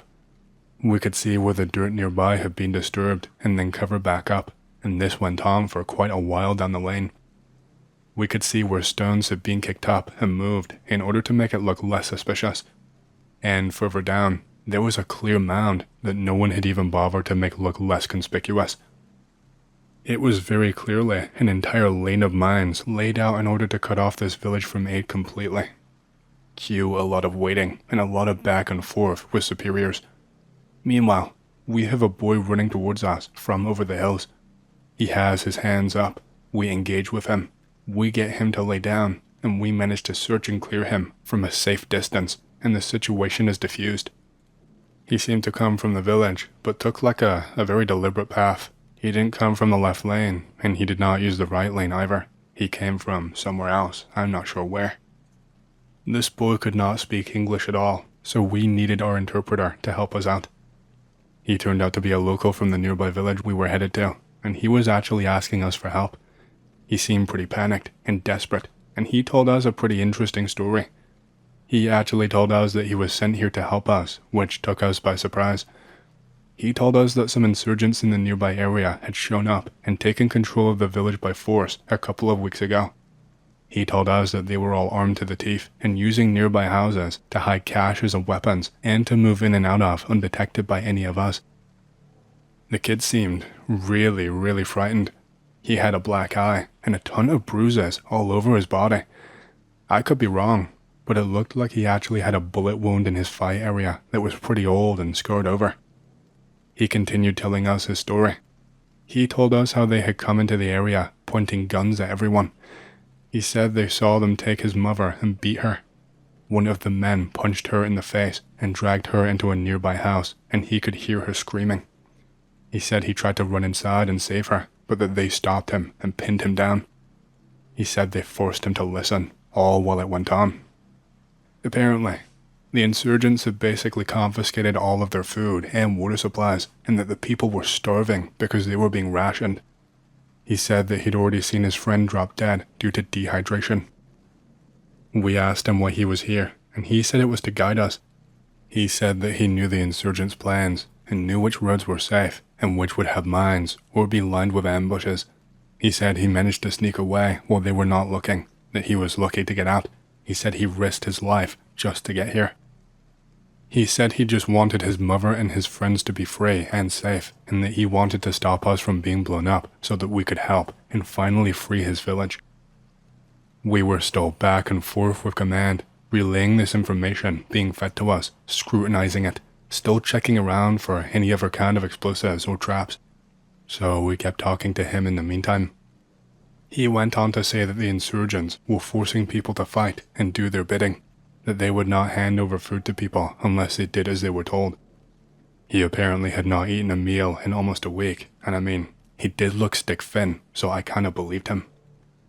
He went on to warn us about the left lane, and that the path was completely littered with mines. He said there was not a single safe place on that lane, and that it was rigged to completely destroy an entire convoy and to cut off supplies so they could control the people in the village and move in and out very safely. He was insistent on leading us around the right-hand side and said that he could lead us all the way to the village down a path the insurgents were unlikely to be watching and that was relatively unguarded. The kid seemed well-intentioned, but of course, we couldn't just follow him and take his word. The entire deployment was sat on their hands for a while before we finally got the go-ahead, but to proceed with the usual caution. We hadn't spotted any traps or signs of explosives in the area, and command were happy for us to proceed down a different path. We offered the kid some food and a ride up in one of the front vehicles, but he refused and wanted to walk ahead in order to guide us. I think that's around the time I got my first gut feeling. My gut feeling telling me something was just wrong or off, and I hate myself for not listening to it. I mean, it just seems strange that the kid would not jump on the food. I don't know. Maybe he was still scared and feeling threatened, and that's why he didn't feel comfortable. But I don't know. I feel like his hunger would outweigh any of his other senses, especially being such a young kid. But yeah, this is where things took a turn for the worst. We followed along behind him pretty slowly and carefully, making sure to perform our usual checks and making sure that we did not let our guard down. The kid was way out ahead of us, but once he got to a certain point, he just kind of stood in place and called us further along. We were not idiots. We were still maintaining vigilance, but you can't account for everything. We pulled up pretty close to the kid, but he would not move any further forward, so we stopped. Something seemed fishy.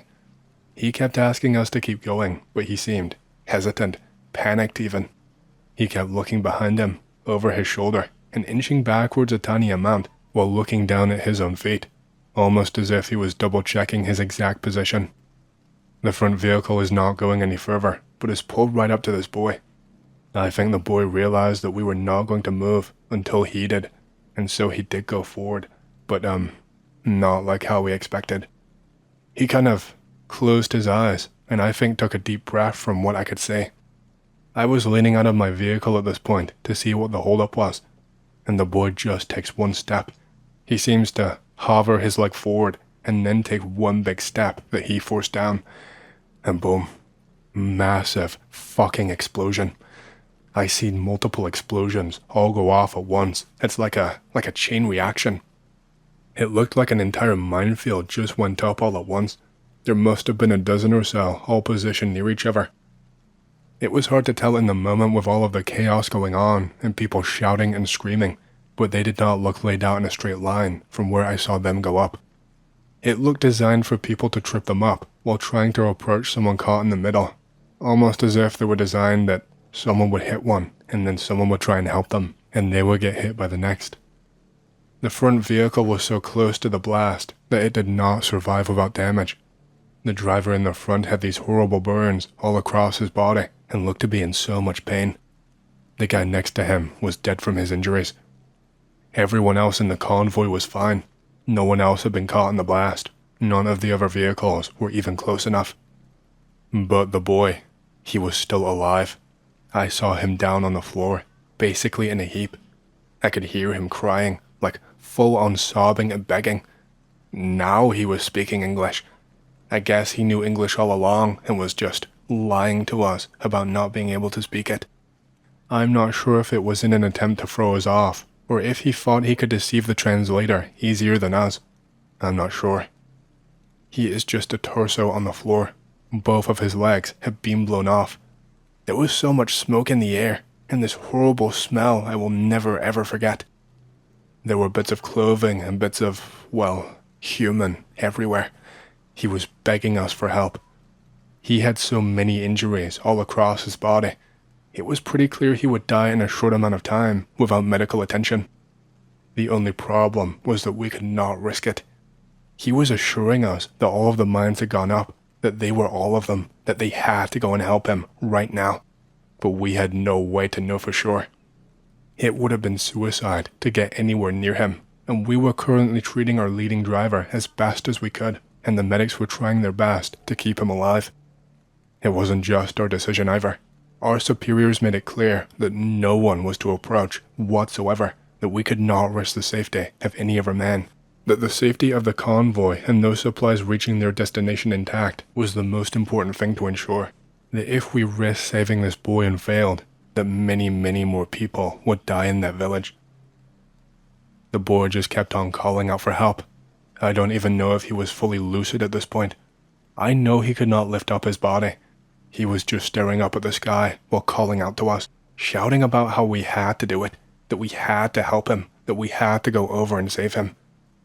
When this failed and we did not go over, he started rambling about other things.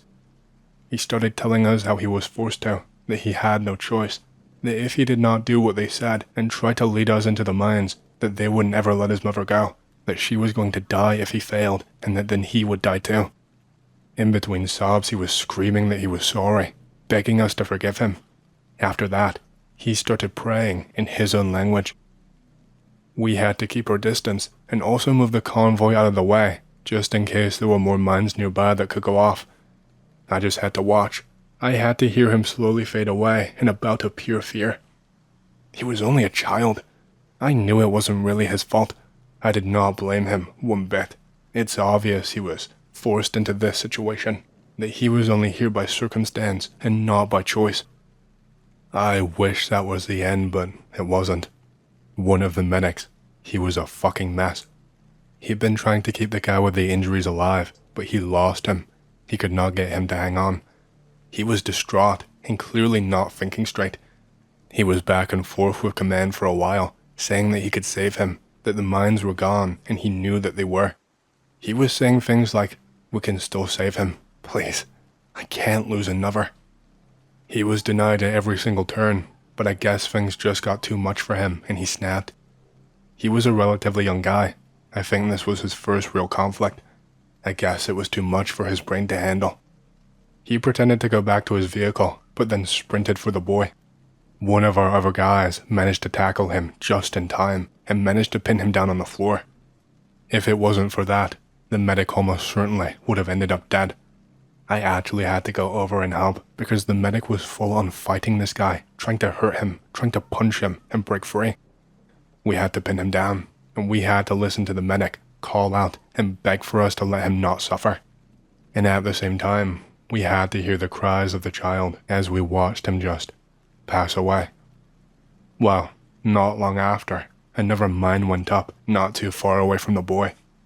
I'm not sure exactly what triggered the mine. I'm not sure if it was the boy's flailing arms or stones being kicked up or what. But yeah, another one went up in the area, and if we did not stop the medic, that would have been him instead. That mission was an absolute fuck-up failure. We never managed to get the aid to the village that day, and had to plan an alternate route and utilize scout vehicles to gain some more intel before moving in. The scene that we arrived to in the village was horrible, but I do not want to talk about that here. I think I've shared more than enough, and if I'm honest, I would like to not have to think about this memory again for a long time. If it didn't pop into my head again for the rest of my life, it would be a blessing. Please do not judge me too harshly. I did not want to leave that boy. There was only so much I could do. I did not want to put myself or the rest of my team at risk and possibly have more villagers die because we could not get aid to them. I pray to God for forgiveness every single night. I want to start off with some context and say that I'm a big nature guy. By that, I mean I'm a little bit of a nerd in that regard. I've always had a keen interest in plants, and especially insects. I love insects. I have a pretty big fenced-off garden on my land, which I like to cultivate, and plant as many different types of plants as I possibly can. I have various terrariums I've made for myself, which have bugs living inside that I have personally caught myself by hand. I do this a lot actually, it's pretty fun for me. I can't always get all of the plants I want to see in my state, and it is actually illegal to ship over some plants and bugs and stuff, so what I really like to do is go to places I have never been before and take pictures of new plants and document them either in a scrapbook with pictures or by taking a sample myself. If the plant isn't alive / can't be planted, then they don't even really check it, and it gets through customs. Whether that's technically legal or illegal or not, I'm not really sure, but I have not been stopped by TSA yet, Lamau. I like to capture bugs I have not seen before and take pictures, or just have them living in my garden. I am particularly interested in small little insects. I love things like ladybugs or stick insects, literally just anything cool looking. I know it will sound really odd to a lot of you, but it's my hobby. I didn't choose it, it kinda just chose me. I've even made a little bit of money over the years writing guidebooks using my knowledge, and writing articles online instructing people how to make their own terrariums, how to take care of and make their gardens look nice, etc. It's like a side hustle, except I don't really rely on it to be financially stable, and it's something that I actually love doing. Sorry, I know that was a lot of yapping for something so simple. I just wanted to make it clear. So, this one day I was traveling to a nearby state. I probably should not mention by name where I was going, since it gives you a general location and could dox me, but I will tell you that I was traveling to New England. You would not believe the unique amount of insects in different US states. There were insects I would never even dream of seeing where I live. There were a couple on my checklist to look for, but one that I had a keen interest in was the 9-spotted ladybird beetle.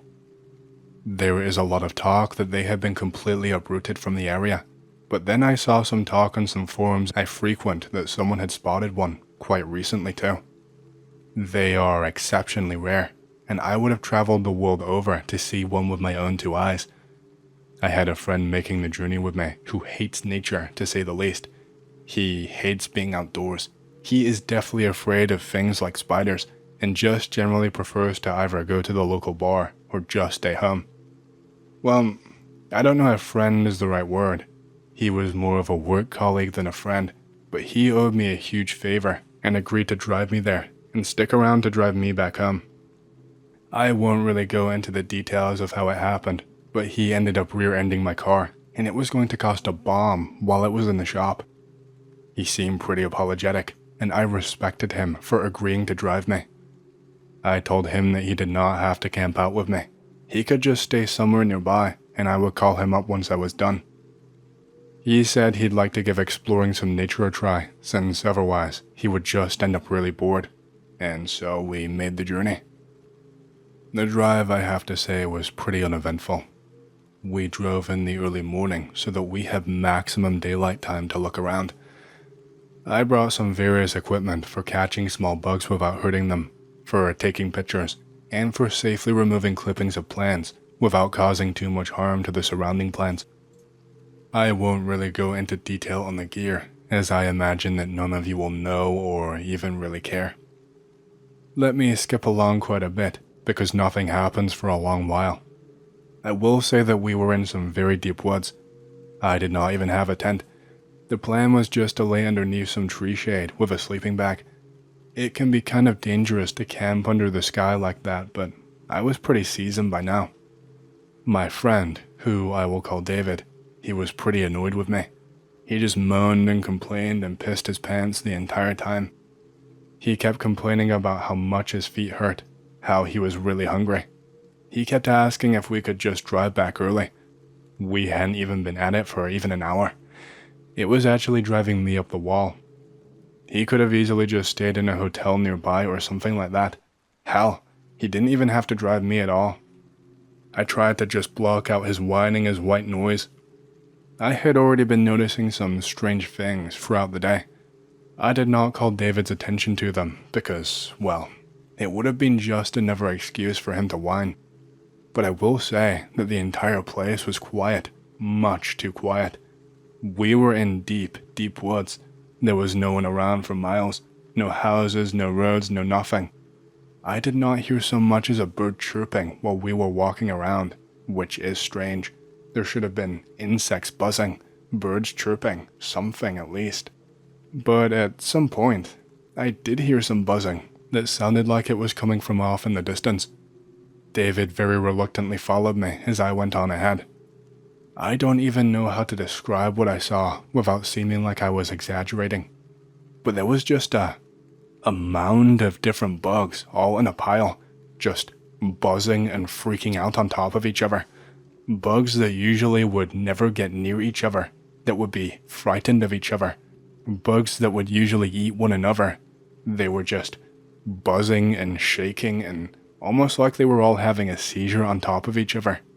Like, by the base of a tree, there was a pile of what must have been 10 or 20 different bugs all buzzing next to each other and like flying in a circle. There was a couple of bees, some flies, and some other bugs too that I cannot remember. And it was not just the one pile. I found multiple mounds of bugs like this, only most of them were dead. They did not look like they had any damage or were attacked by anything. They looked as if they had just dropped out of the sky and died instantly or something. It was so strange. David really pissed me off actually. He was acting like a moron, making fun of me, saying who cares that bugs are dead, they're just bugs. He went to step on a pile of them actually, telling me he was putting them out of their misery, and I just went off on him. I started asking him why he even bothered to come along if he was just going to be cruel and evil, that he did not even bother to give it a chance like he said he would do, and I told him that he should have just fucked off and stayed in the car. This sent him into a rage. He is that kind of guy, prone to bursts of anger. He never ever uses his head when he gets angry like this. It's how he messed up my car and ended up here with me in the first place. Truth be told, I could have easily pressed charges and had the police involved, but I felt really bad, and I guess he took advantage of that. We had a bit of a shouting match, and I guess out of spite from me, this fucker went up to a tree and open palm slapped it and then just laughed at me. He told me to go and cry and hold a funeral for the stupid fucking bug, is what he said.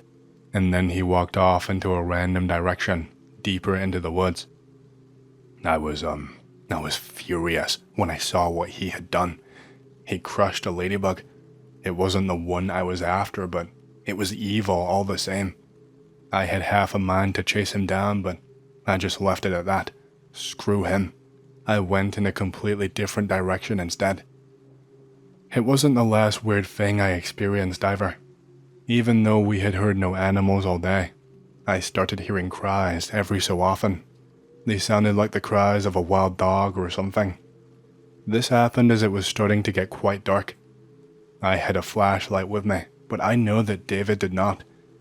Even though I was still absolutely furious with him, I was a little worried for him.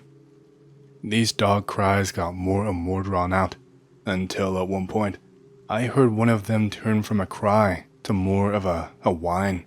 It sounded like it was hurt, pretty badly too. By what, I have no idea. I walked deeper into the woods for a while. I had turned my flashlight on at this point. I was just scanning left to right, but I knew full well I was not going to have any luck that day. I was really unhappy.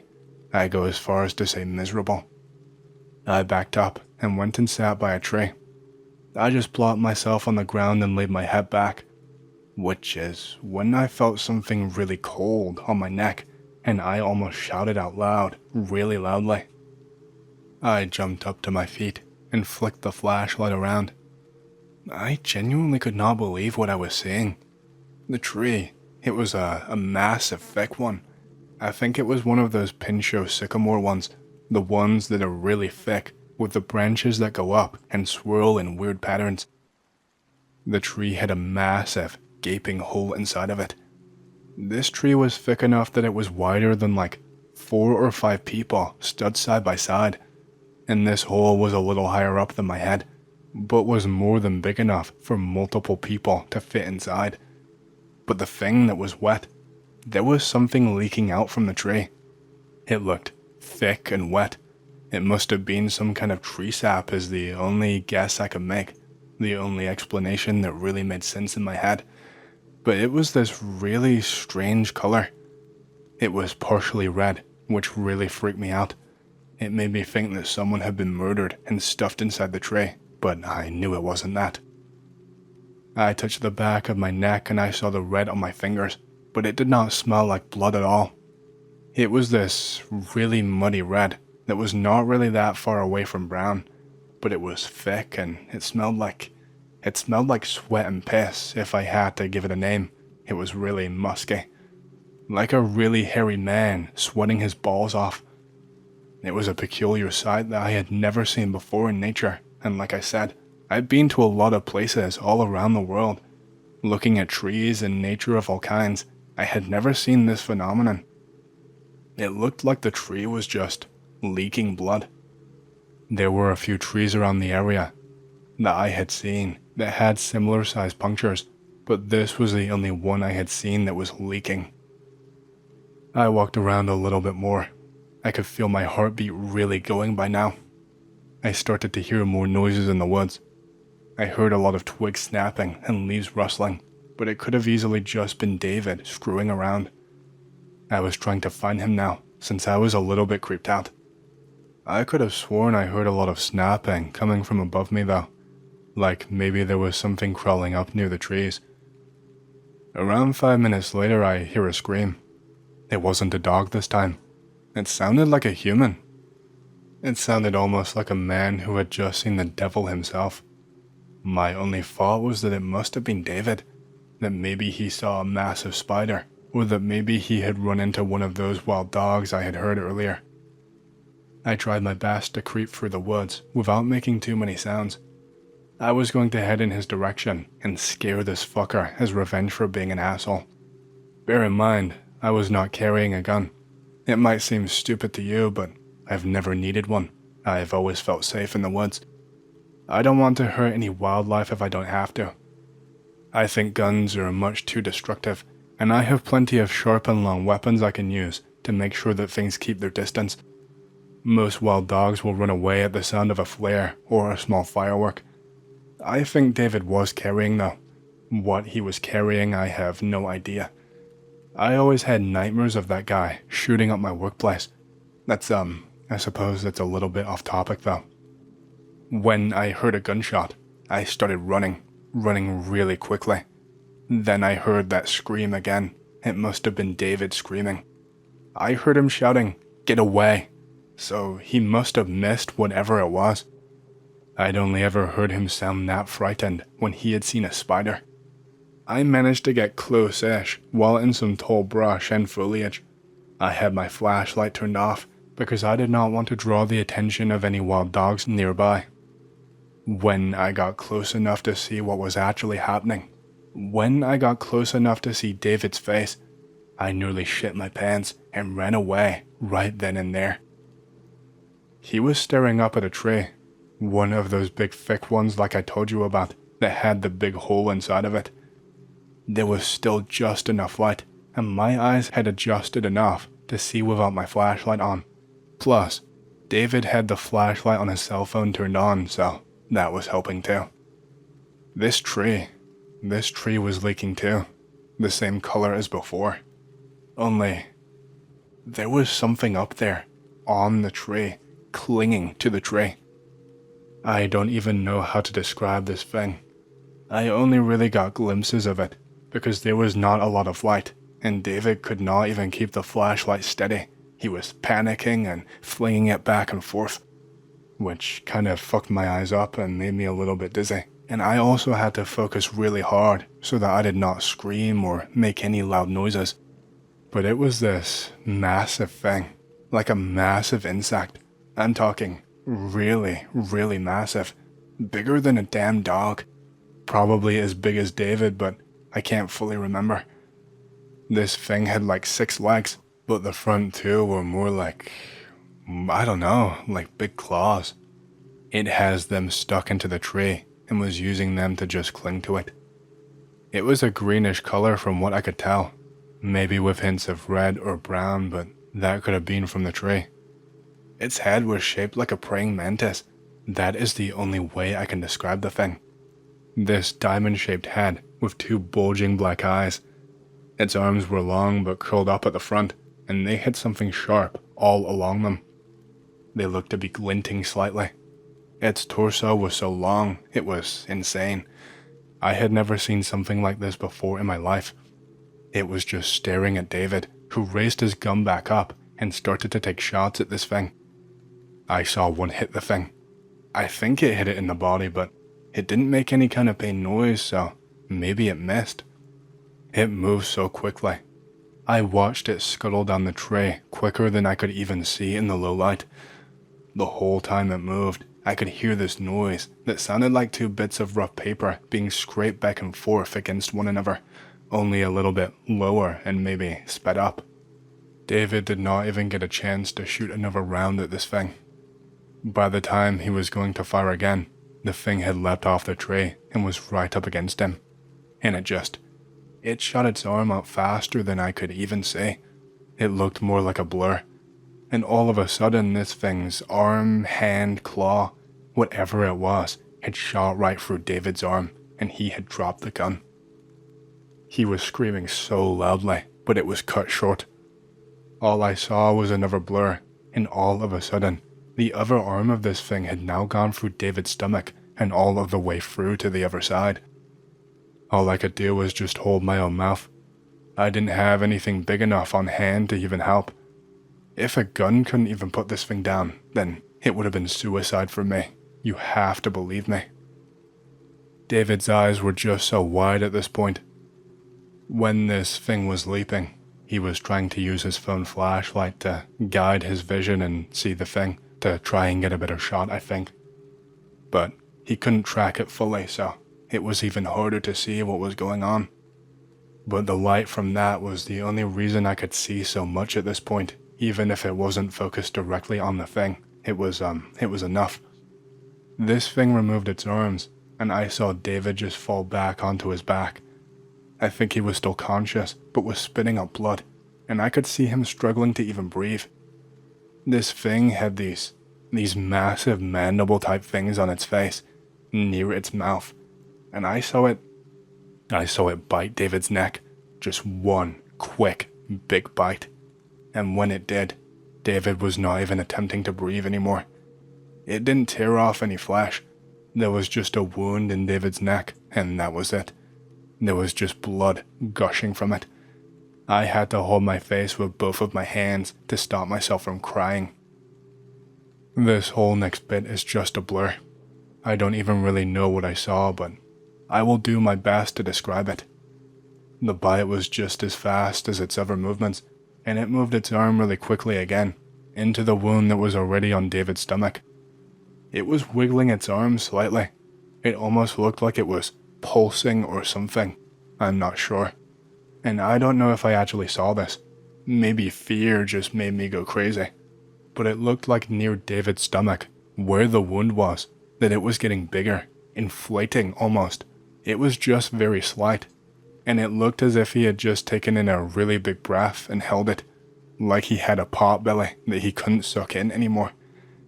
And then I heard a horrible noise, like a kind of a splat sound. And there was a bigger tear in David, where his stomach had gotten bigger. There was something leaking out of him, something red, but it didn't look like blood. It looked different, thicker, more brown, like the trees I had seen. There were parts of David's insides just leaking out onto the ground. It was the most horrible thing I have ever seen in my life. The last sight I saw was this thing shoving its other arm really quickly into David, and then it scuttling backwards, back up that same tree, while pulling David along. It dragged him up the tree, and then into that massive opening. After that, I heard some muffled noises, but I could not quite make them out. I moved as slowly as I possibly could after that. I made sure to double check every single step so that I did not make any noise. It took me hours to get back to David's car. He still had the keys on his body. I could not even drive it home. I had to hike for miles until someone was kind enough to pick me up and drove me to the nearest town. I reported what happened to the sheriff in the town. I had to. I was the last person seen with him. People knew he was driving me up to New England. I was lucky I was not a prime suspect in a murder case. I changed my story. I told them everything that I told you, up to hearing him scream. I told them I saw a pack of wild dogs tear him apart and drag him off, that he had the only gun, that there was no way for me to help. The sheriff looked at me funny. I don't think he believed me whatsoever. He told me that there were no wild dogs in New England. He asked me if I meant I saw some eastern coyotes, and I jumped at that. I just nodded really quickly and was like, yeah, that's it. Which, in retrospect, probably made me look even more guilty. It was a stupid thing. He then told me that it's odd, since they usually only hunt in pairs, even though they live in packs. I tried to make up some bullshit, how I didn't get a good look, so I did not know exactly how many there were, that I was just really scared. I think he really did believe me that I didn't kill him, that I was really scared. I think those two parts are what he did believe. He actually got quiet at one point and told me that I could tell him the truth, that he has seen weird things in the deep woods before and that he wouldn't ever call me crazy. But I stuck to my story. I thought maybe it was a trick of some kind. He eventually let me go. I don't know how much they looked into the case, but I was never arrested or questioned ever again. It took me a long time to get home. It was a combination of really rural shitty buses, hitchhiking, and even catching a ride on a train. People were looking at me funny when I came into work a few days later. They had all heard that David had gone missing. Everyone knew my story by now. People didn't talk to me quite as much. I think they all thought that I killed him, gotten rid of him. I did not stay in that job all that long. It still makes me cry just talking about the situation. I have never felt so scared or powerless like that in my entire life before. If you're talking about Lake Velika, located 5 to 7 kilometers northwest of the village of Central, then you can't miss the artificial hills that surround the entire lake. A narrow gauge railway once ran along these hills. On the eastern side, the hills are tall, while on the western side, they are much lower. During World War II, a locomotive would pull trailers up the hill, then release them to roll down, simulating the movement of bombers. It was on these rolling trailers that cadets of bomber aviation practiced bombing moving targets, with training dummies, of course. The region around here has always had its share of bandits. On the map, you can still find names like Oliva Griva. Local legends say these places were named after a clearing where bandits used to hide their stolen goods. One of the more infamous figures in the area's history was Ataman Vorkon, an accomplice of Pugachev who managed to evade capture. He lived in Goliva Polyana. The land is also marked by traces of a glacier, numerous karst sinkholes and hills. These natural features gave the bandits ample hiding spots for their loot. According to the local lore, they would seal their stolen goods in oak barrels and sink them in the remote forest lakes formed by the karst. The forests in this area are full of strange remnants, abandoned villages like Kreste, which consists of just one house, deserted locations, and a sense of isolation that pervades the landscape. The distances between the settlements are vast, stretching 20 to 30 to maybe 50 kilometers even. I've encountered the tracks of bears here, though they're not very large, in the lower reaches of the Look River. Wild, or more accurately, feral bison live. Their tracks and cakes are frequent. Their droppings are nearly 3 times the size of those left by cows. The Look River is like a twin to the Kurzanets River, and it's not far from it.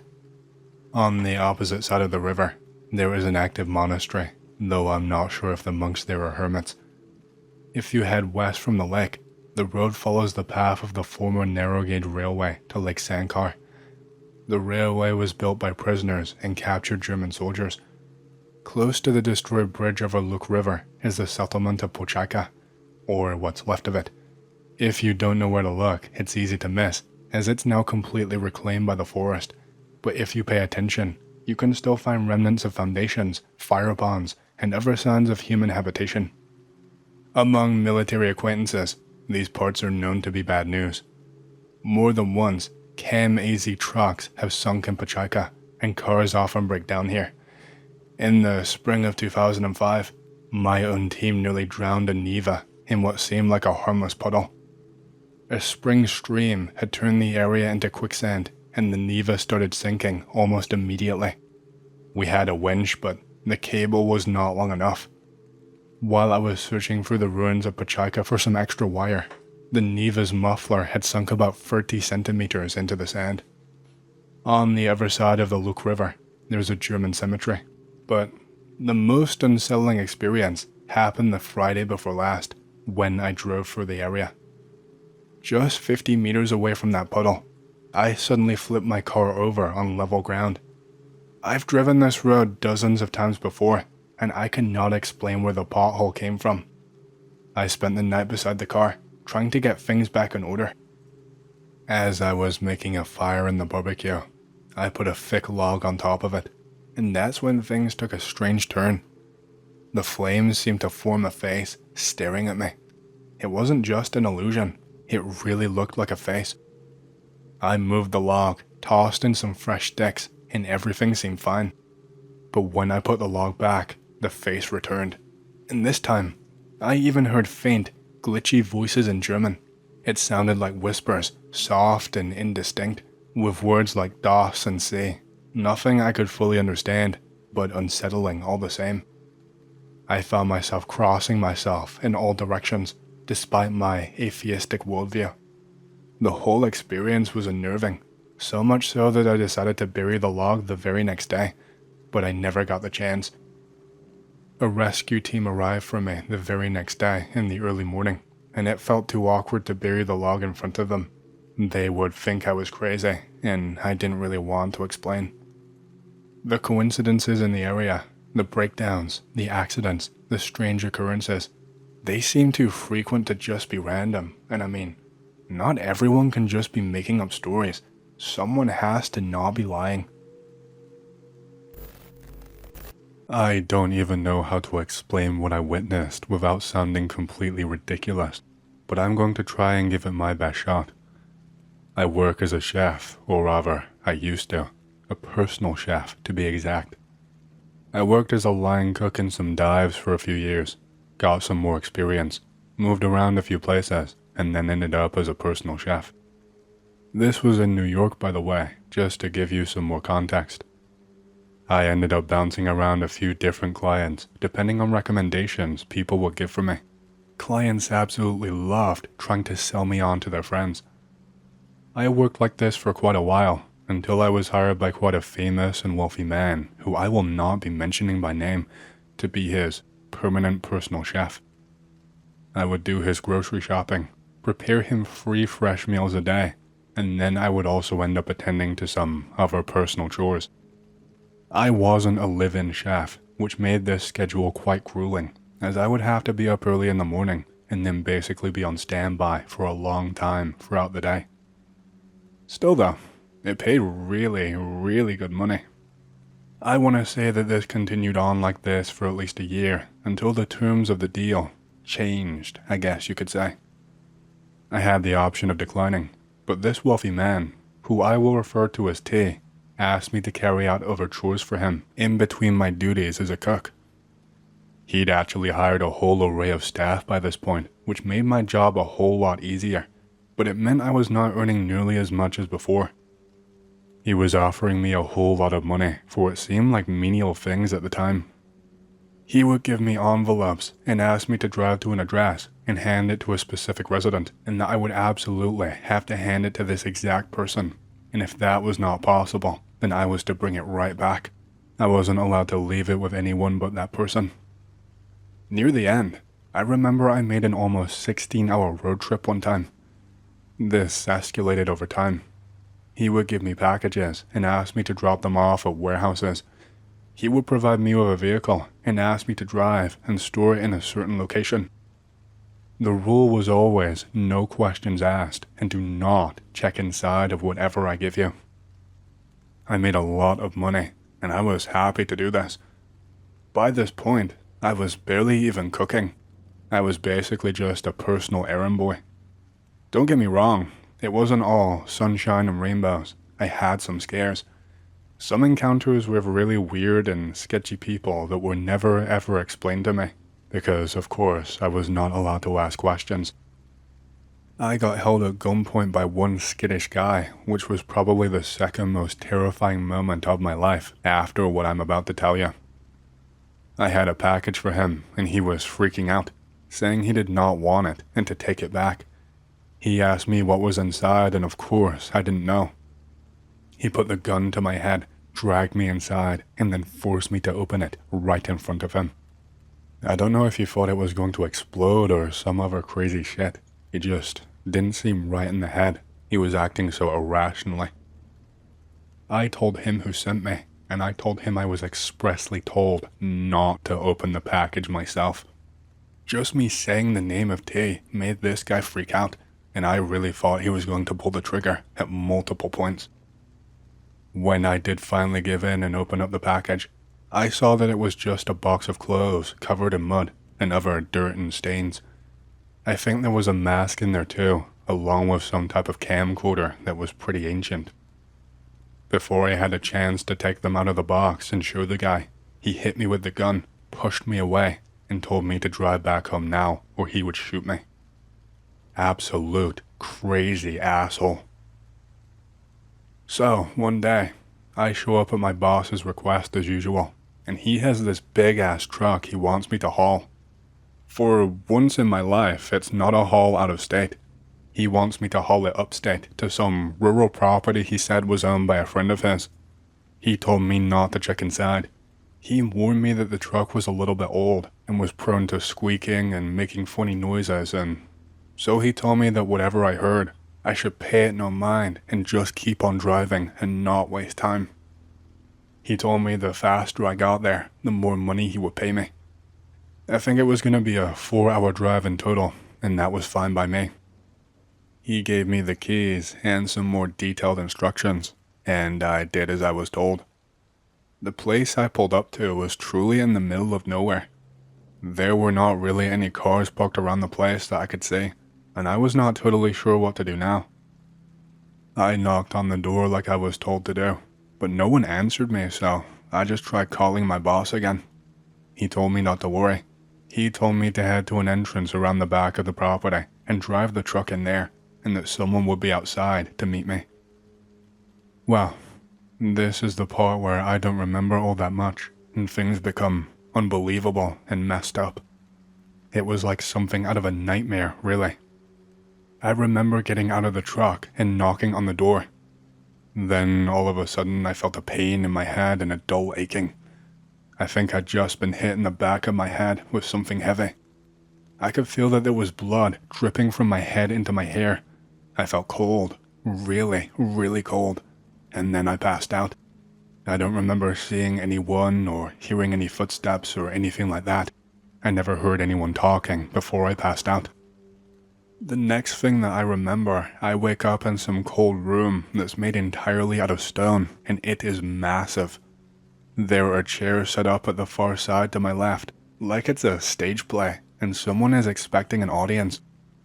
There is this giant, long, wooden dining table directly in front of me, that spans around half the length of the room, and it is completely clear. Almost completely clear. There are no plates, no candles, no utensils. No dining cloth, no nothing, it's just a bare wooden table. But right there, in the center of the table, lying down lengthways, there is a man laying down on his back, and he is chained to the table. He's completely unconscious at the present moment, but he is completely naked and has both his arms and legs chained down to his sides. I started panicking, and I try to scream, but I can't, because there is something covering my mouth. I tried to pull away from the chair I'm in, but I'm tied down too. I was trying my best just to scream and scream, but it was no use. And out of nowhere, the overhead light in the room just suddenly flickers on, and it's like a high-powered spotlight, and it is blinding. It's making my eyes water. It's lighting up the entire table, and where I am too. And then just a few seconds later, a kind of alarm or something goes off. It's like someone is ringing a bell, or something like that, and a crowd of people begin to filter in, and they just sat down. They were all wearing suits in these elaborate dresses, like they were attending a gala, but on their faces, each and every single one of them is wearing a mask. They were enough to obscure the top half of their faces, leaving only their eyes visible on top. Then they kind of curved weirdly and covered parts of the lower face, but left a distinct opening for their mouths to be completely visible. They looked to be made out of wood and were carved or something. Each and every single mask was different and seemed to have a different carving. I didn't exactly have time to analyze them all, so I could not be sure, but from the first glance, they all looked different, is what I'm trying to say. So I was trying to scream. I was screaming at them to help me, but they are just sitting there and watching me. Then one last man enters the room and walks over towards me. I recognize him almost instantly. It's my boss. He is wearing pants, but he is shirtless. His eyes look completely different from just this morning. They look yellow. They look like they are bigger than any human eyes I've ever seen before. His face looked different. His skin looked different. Half of it seemed to be normal, but then one half of his face was a completely different texture and looked to be tinged some kind of a dark green. His skin looked scaly all over his body. He knelt down to where I was, and he spoke to me at length, but I don't remember a lot of what he said because I just kept trying to scream and struggle, and by the end I felt really, really lightheaded. I know I definitely passed out at least one more time. I remember that he told me to be quiet and just watch. Said something about him needing a witness, otherwise it wasn't right. Whatever that meant made absolutely no sense to me. It still doesn't to this day. I never got to ask any questions. He told me that the people that were watching were friends and family. Those people were so creepy. Not once during all of this did they flinch or make a sound. They just watched the entire time. My boss told me that this was my last assignment, to be a witness for him. That if I stayed quiet and did not squirm, then I would get a bonus and he would just let me go. I got real quiet after that. I remember I passed out after he started talking, and when I came to, the man on the table was now awake. He had something in his mouth now that was making his voice muffled, and he was trying to break free. He turned and stared into my eyes, and it was like he was begging me for help. I could see his eyes just watering. But even if I wanted to help him, there was nothing I could do. I was stuck there just as much as he was. My boss was addressing the crowd of people and walked back over to the center of the table on the opposite side of me. He spoke in this loud and bouncy voice like he was a showman introducing the show to his guests. He seemed really genuinely excited. He told them that it was about to start and that no one would be allowed outside of the room until it was all over. I had to just sit there and watch each and every single second of this. No matter how much I pinched my skin to try and distract myself, or how much I attempted to zone out and daydream, none of it would work. And I saw the most bizarre thing that I know no one will believe. My boss, he started to choke, seemingly out of nowhere, on nothing at all. I never saw him eat anything or put anything in his mouth. He just started making choking sounds. His pupils got bigger and bigger as he started clutching at his own throat, and he was making sounds like there was something lodged in there that he was choking on. The blood vessels in his eyes started to become strained to the point that they looked like they were about to pop. He looked to be in absolute agony. And then, ever so slowly, I started to see this large lump start to form at the base of his throat. It looked like it was traveling upwards at an incredibly slow pace. There was saliva coming out of my boss's mouth the entire time he was choking. It looked more like bile than saliva. It was a mixture between yellow and a sickly green color. It looked thick and viscous, and by now, it was all over the table, near where the man was chained down. That lump in my boss's throat began to travel further and further upwards. It looked massive. It looked like it was the size of a bowling ball, but it was a different shape. As this kept on happening, my boss's skin started to change more and more. Before, only half of his face and body were a different color, but by the end, his entire body had become that same greenish color, and the rest of his skin became more coarse and scaly to match. It looked as if the skin on his body, the human skin, was just ripping itself and tearing itself off to allow the skin below it to move to the surface. It was like he was just wearing a suit of skin that was just ripping apart. At one point, my boss has his mouth wide open as far as it will go, but farther even. It looked like a snake unhinging its jaw, almost. It was so uncanny. It looked completely impossible. It looked like his jaw had dislocated itself. His entire body was shaking and trembling as this was happening.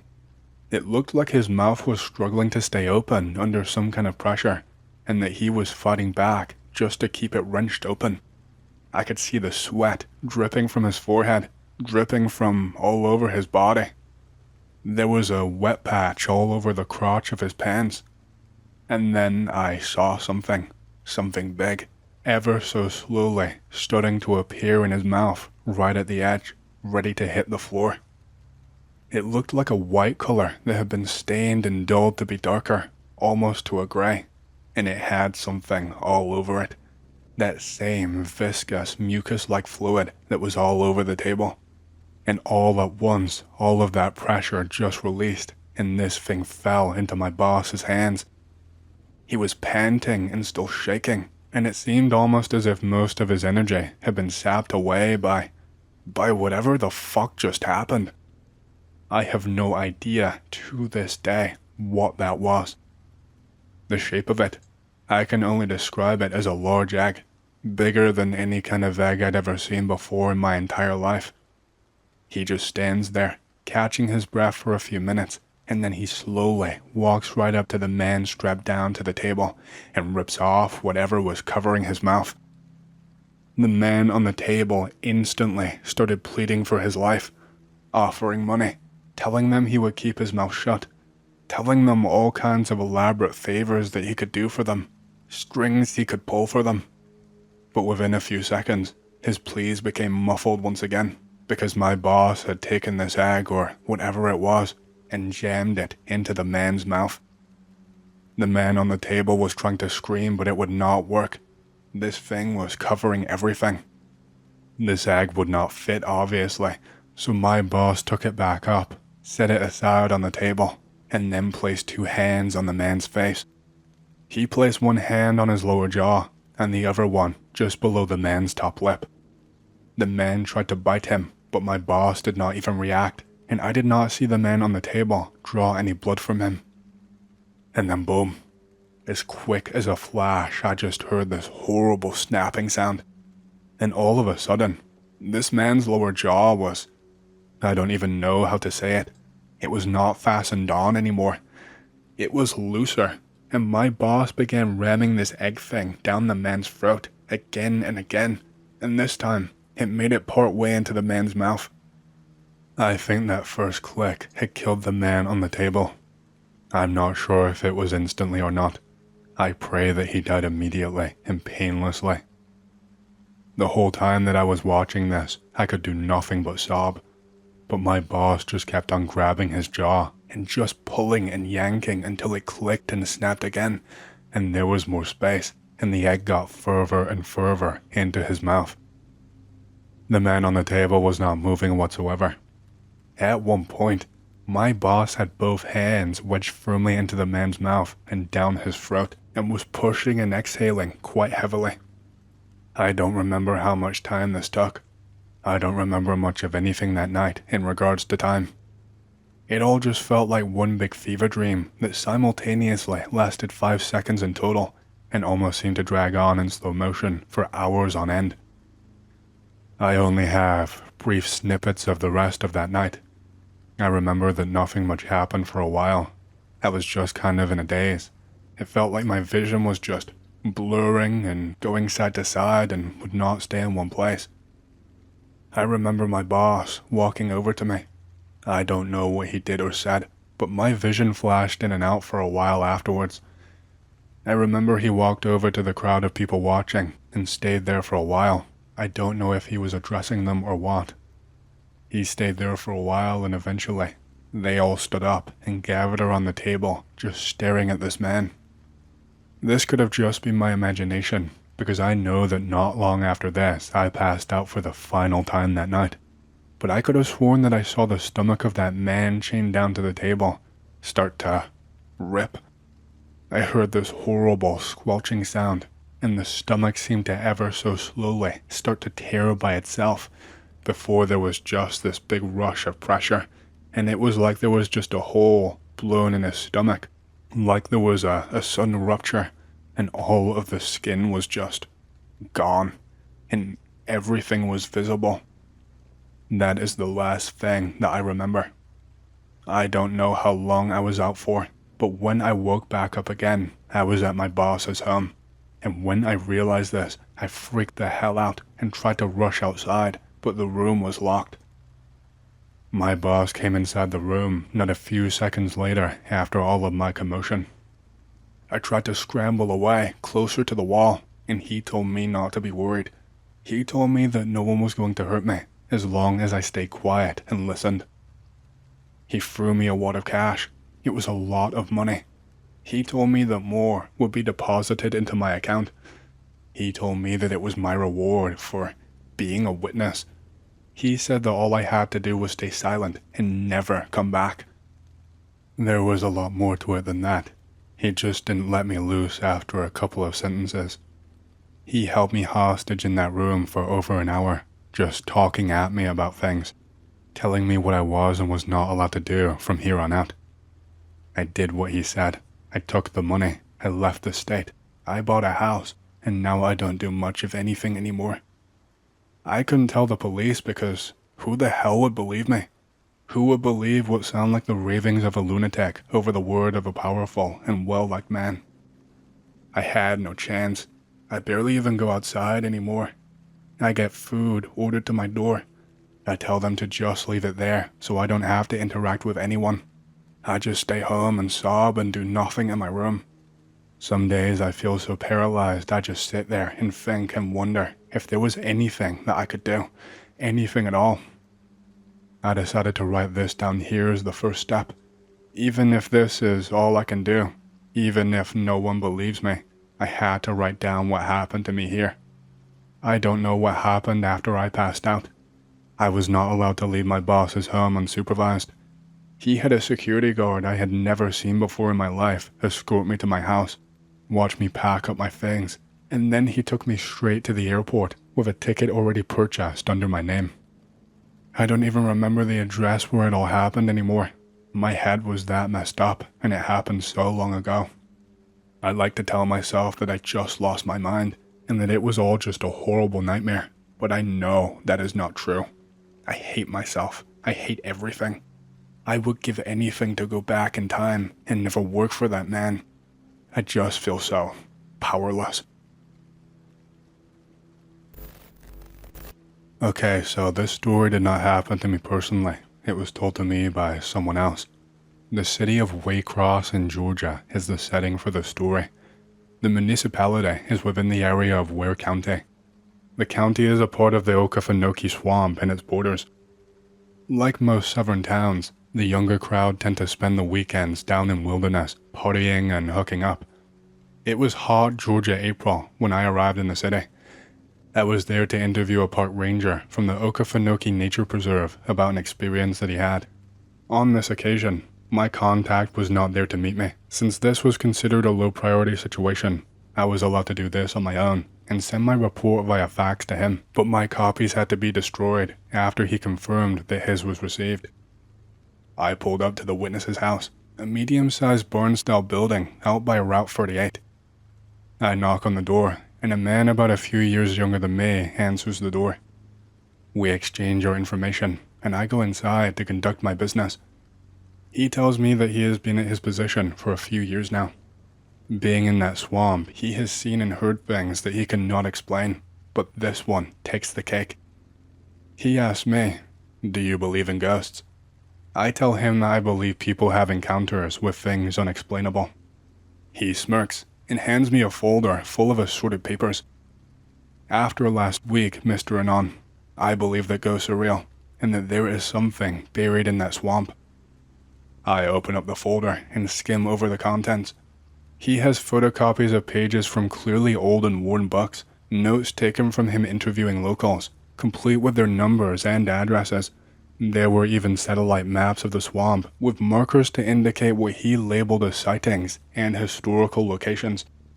From reading it all, it seemed like he had put together a conspiracy theory that an 18th century pirate had buried his treasure in the swamp, and his ghost haunts the location to protect the treasure. We discussed the matter for a while, and I conclude that he is an adamant believer in his theory. He explains that after what he experienced, he had to come up with some explanation to it all. We begin to talk about what happened. A brief time back, he was on duty patrolling the swamps. He was on the lookout for teenagers out there partying. Sure enough, after a time, he found just that. He was going to make his presence known, but before he could, he saw the teens start to panic. One of them, a teenage male around 15 years old, was swinging something around at the other people. He was wearing a Letterman jacket and had a strong build. Cautiously, the park ranger approached the group to defuse the situation. The other teenagers saw him and began to scream for his help. They said that their friend had found some old sword in the mud and started to attack them after he picked it up. Sure enough, looking in the young man's hands, he saw what appeared to be a rusty cutlass being wielded by him as he swung it around wildly. Steadily, the park ranger pulled his sidearm and began to shout for the teen to drop his weapon. That is when he saw something that shook him. Behind the teenager was a figure just a few inches higher than him. It was incorporeal, but it could still faintly be seen. It looked like a man dressed in colonial attire with a tricorn hat. The figure looked like he was in a state of decomposition. His face had rotted away to reveal a skull. Moss was layered over his torn and rotted clothes. The sudden appearance of a specter was horrifying on its own, but when the ranger realized something, the true terror sunk in. Every move the teen had made, so too did the figure. When he swung an arm, then the rotted corpse did so as well. When he moved, it moved. The spirit was piloting the boy. The park ranger looked at me with shame. I ran. I left those kids behind. Mother of God. He placed his hands over his face and tilted his head down to hide it from me. In shame, I imagine. The ranger, in his disgust at himself, told me that he just turned tail and ran for his truck. He said that he could hear the teenagers running in all directions, but that he did not look back. He did not radio the situation in. He just left. It was the next morning that he finally went to report the incident to his superiors. To his surprise, the teens from the night before had called the police. They did so after they left. It was mentioned that the teenager with the sword had apparently gained his composure and dashed to his car with the sword in hand. He drove off into the night. When the ranger heard this report, He came clean about his involvement and his cowardice. They put him on leave without pay. Now in the present, we finished up the interview and I left him. He gave me copies of his research. I turned them over to my contact alongside my report. Before I left, the man asked me if I believed his story, if I thought he was a coward. It doesn't matter, was my answer. What matters is to him, there was now a Waycross teenager with a haunted pirate sword out there in the ether. I noted his concern on my report. This was last year. Since then, there has not been any updates that I have heard of, only that now there is a job opening in the Okefenokee Park Services. But according to my colleagues, there has been some urban legend about the story spread in the local area.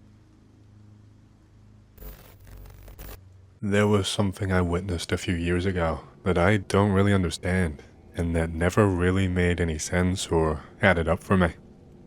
I will try and explain it as quickly as I can without bogging it down with details that I know you don't really care about. I was on a shift that night, and I was one of the first responders on the scene. We got reports that a black SUV had been driving down the interstate way above the speed limit and had just all of a sudden veered off the path, but that there didn't seem to be any issues with the vehicle. Apparently, the SUV seemingly swerved for no reason at a section of concrete barriers that were blocking the way down some kind of grass verge or hill. Now, this could be totally and completely wrong, but on that night, I shit you not, the guy who called into the police mentioned that he had been passed by this car maybe 20 or 30 minutes prior. He said that when this car passed him, it didn't look like there was anyone in the driver's seat. In fact, he said it didn't look like there was anyone in the car at all, which didn't make any sense whatsoever. He said he only really took notice because he could see in his rearview mirror that this guy was way up his ass on the road, and then once he got super close, he just overtook him at like a dangerous speed. But again, this did not make any sense. Sure, I know things like Tesla autopilot and shit are decently common and well tested now, but when this happened, quite a few years ago, they were certainly in their infancy and had not undergone all of their rigorous testing, at least, not as far as I was aware, unless I'm mistaken. Plus, you still need to be present in the car and turn your key to activate the autopilot, and it's not like you could just jump out of the car while driving like you're playing GTA or something. That would be ridiculous and most likely end in your death. We would have found a body on the road on the way there.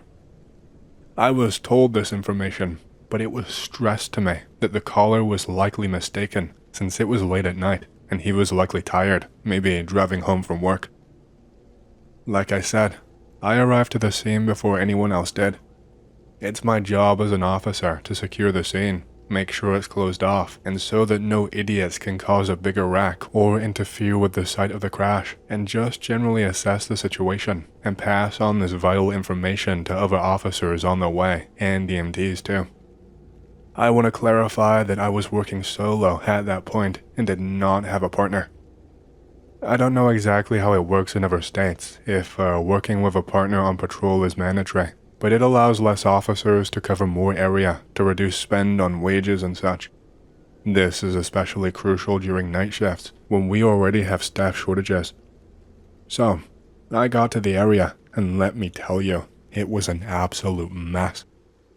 I don't know exactly how, but this SUV had smashed through 2 or 3 barriers head on, before trying to swerve to the right through another one, and it ended up toppling and rolling a decent distance down this verge or whatever. Considering how messed up the road was, and how it was completely littered with pieces of the fender, and other bits of metal here and there too, the SUV was not too badly damaged. I very quickly cordoned off the area, spoke to a few people on the scene to get their witness testimony, reported some information to my colleagues, and then used my own patrol car in order to block off more of the area until backup arrived. After that, I was given permission to proceed down towards the vehicle and assess the scene. The first thing I did was put my hand on the side of the car, near the rear, and it absolutely scorched me. I don't know exactly what happened, but the metal was so hot It could probably flash fry an egg in 2 seconds flat. I felt my hand throbbing and aching for the whole time afterwards, and I had a superficial burn on my palm that I had to get treated by medics later. There were scratches all down the sides of the car, like someone had taken an iron girder, pierced the metal body, and then just dragged it along. Surprisingly, the windshield was entirely intact, as were the rest of the windows. The windows were all also entirely blacked out, aside from the front windshield. The front windshield was the only window that you could see through. The car also had no plates. I was not able to pull up any information about the car at the time from what little we had to go on. It was like a ghost car. Even afterwards, my supervisor mentioned that it was not registered in any system. I'm talking no tax, no insurance, no purchase history, nothing at all. And it wasn't like it was a brand new car either and had just been brought stock out of the shop. It was at least 3 to 5 years old at that time. I checked that car, and there was no one in the front seats or in the back seats. The car was still locked shut, which required me to break the windows in order to check if anyone was injured or stuck in there and needed help. Well, I got quite a shock when I tried to do that. I had a crowbar in the back of my vehicle and no dice. I used full force on this window and there was not even a crack when I struck it. I was confused, and so I wasn't really sure what to do.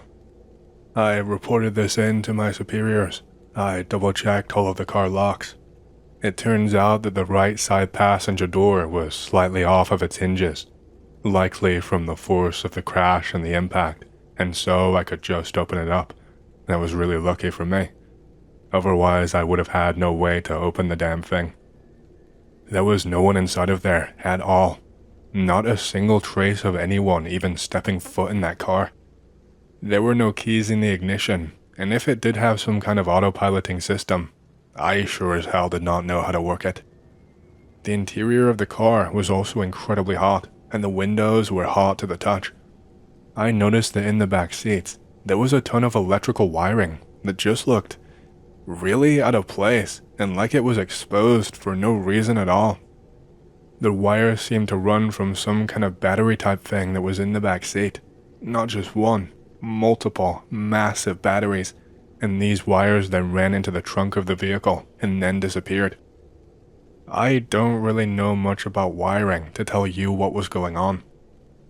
Upon realizing about these wires though, I noticed something else. What looked like tiny specks of blood in the back seat, just ever so faint. Just a couple of drops that were stained into the seats and could not be wiped away. I knew this, that someone had tried to get rid of them, because the seats still smelled pretty strongly of bleach if you got close enough.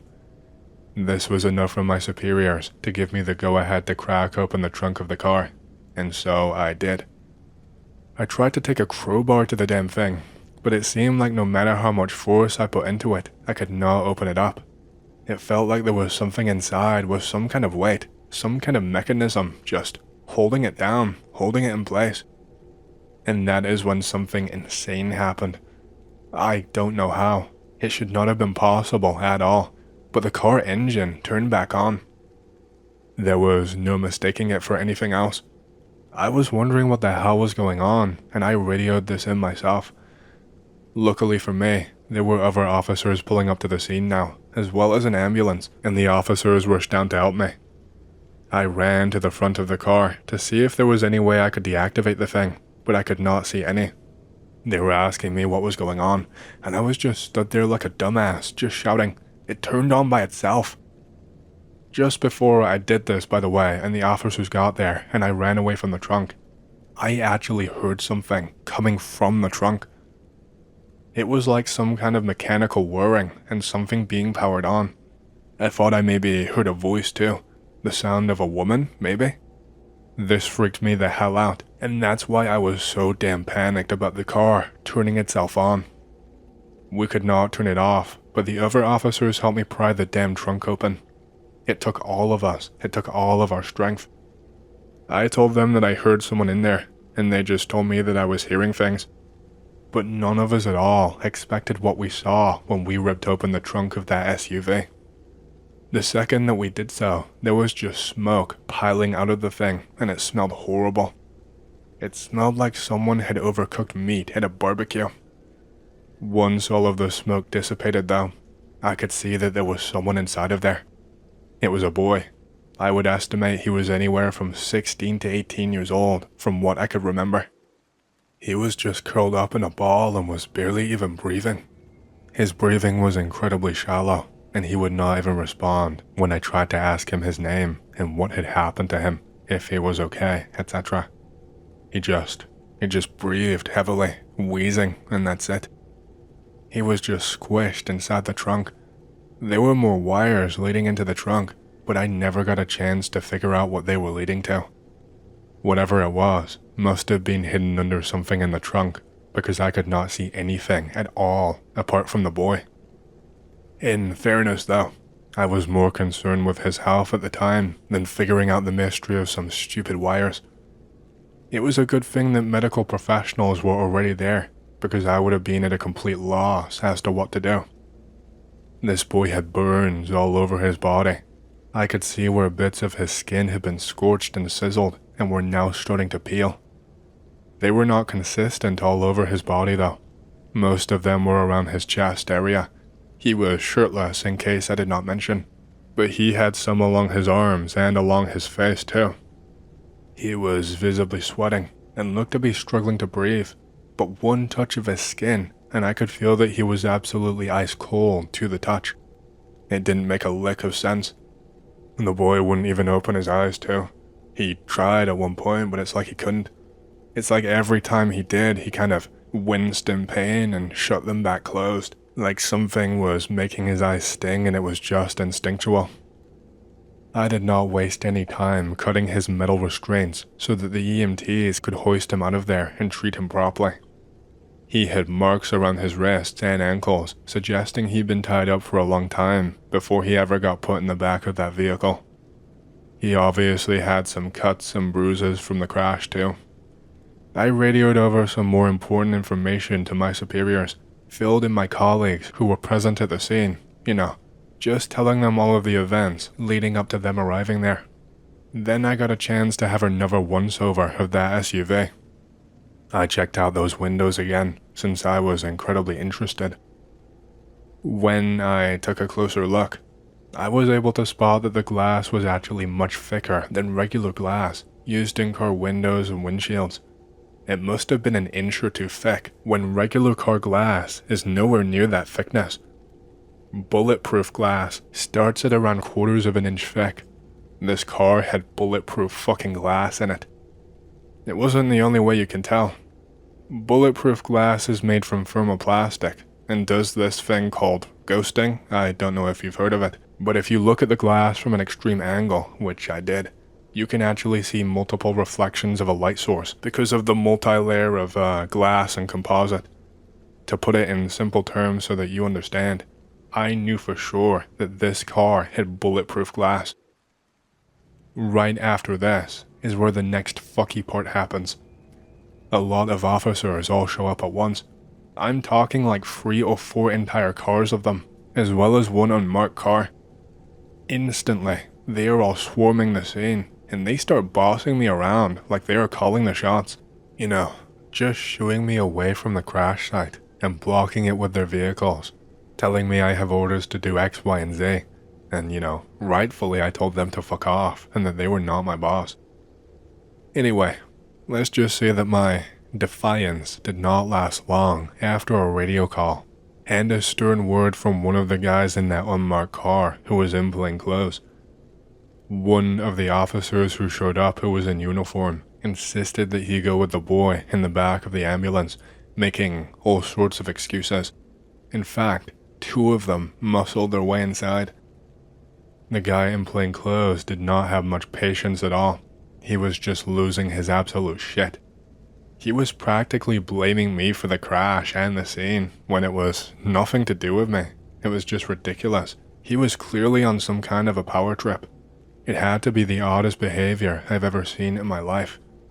Even the biggest narcissist in the force I had ever seen had never tried to act like this. Anyway, That road got blocked off for quite a while, and I was later sent elsewhere. I have no idea at all what happened to the vehicle or what came of the case. Like I said, the car did not show up in any system, as far as I knew anyway. Last thing I heard, that boy actually passed away en route to the hospital. I was told that he died from exposure and finally succumbed to his wounds. I don't know what it is about everything, but I just don't buy it. Call me a crazy conspiracist or whatever, but something about that night just did not add up for me. Anyway, that's about all I can tell you. I'm sorry that there was not much to go on or any proper happenings. I just thought it was odd and hoped I could possibly get people to weigh in with their thoughts. I mean, heck, I would kill for some real answers. Alright, here goes.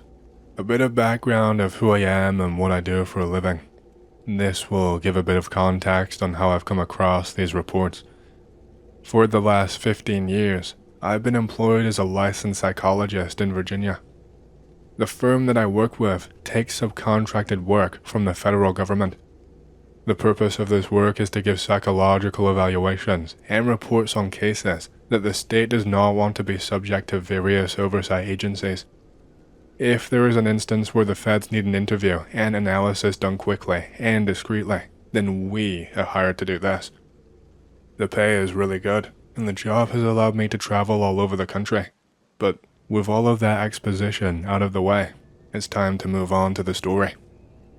So, this was an area in the 912 area code of Georgia. It was an industrial area used mainly for the manufacturing of chemicals. For about 3 weeks, the nighttime security has been reporting to their higher-ups about sounds in the woods surrounding the area. Wildlife in the vicinity is not uncommon, but what is unnerving the guards is the volume that the sounds are being made at. They are reporting rustling in the woods like a truck is moving through it, followed by what can only be described as a massive fan oscillating. The reports continue for a few more days, but finally, the latest claims make the nearby chemical plant take some action. The security detail reports about a very musky odor coming from the woods in the direction of the sounds, followed by a fog of white vapor rising from the ground. Fearing some kind of a chemical leak from the underground pipes, they call in a state inspector. The idea was for the state inspector to supervise the plant's hired inspector to get an investigation without any heresy between the company and the government. They go into the woods to do their inspection. 2 days later, I am arriving in the area after a flight. My purpose was to interview the state inspector. I was to find out for the feds and the EPA why there was 1 dead man and 3 others severely injured. I was not there to solve a death, but rather to interview a state employee to register their state of mind. I arrive at a local hospital in the same city as the industrial area. I call my contact, and they come down to the parking lot to greet me. I am ushered into the inspector's hospital room by 2 police officers. Inside of it, I see a man of Middle Eastern ethnicity. He looks to be in his late 40s. His face is all swollen up, like he has had an allergic reaction. There are yellow welts all over his face and neck, as well as his arms and his hands. He is wearing an oxygen mask. The man has clearly been through a lot of shit. I sit by him and begin to get to work, introducing myself and beginning to make a dialogue between him and myself. He is hesitant to talk at first, but after an hour or so, we are able to get down to the matter at hand. He tells me that initially, he and the other inspector did a cursory look into the areas where the wounds, smells, and vapors were coming from. They found a curious sticky residue on the foliage and tree bark. The ground had been disturbed with what looked like drag marks dotting between the trees. Only, these markings would have had to have been made by something the size of a small car. They could see where the nearby trees had been leaned over, like a tractor had just pushed into them. Hearing this, I asked this man why the company had not alerted the police. If there were signs of unauthorized activity, then law enforcement should be made aware, especially around dangerous chemicals. The man in his hospital bed chuckled and then coughed. I asked them the same question, but as far as they knew, nothing was out of the ordinary, aside from the reports of sounds and movement in the woods by trigger-happy night guards. I continued on my interview with him. He explained that later in the night, they were going to go into the woods with a group of security to see what the source was of all the commotion. Night fell, and the two inspectors, accompanied by 3 security officers, made their way into the woods when the sounds began. He said that they walked closer and closer past the pine trees towards the noise. As they did, they could make out what sounded like something large being dragged on the ground. They then heard slurping sounds and a slight buzz. The guards got nervous and upholstered their guns.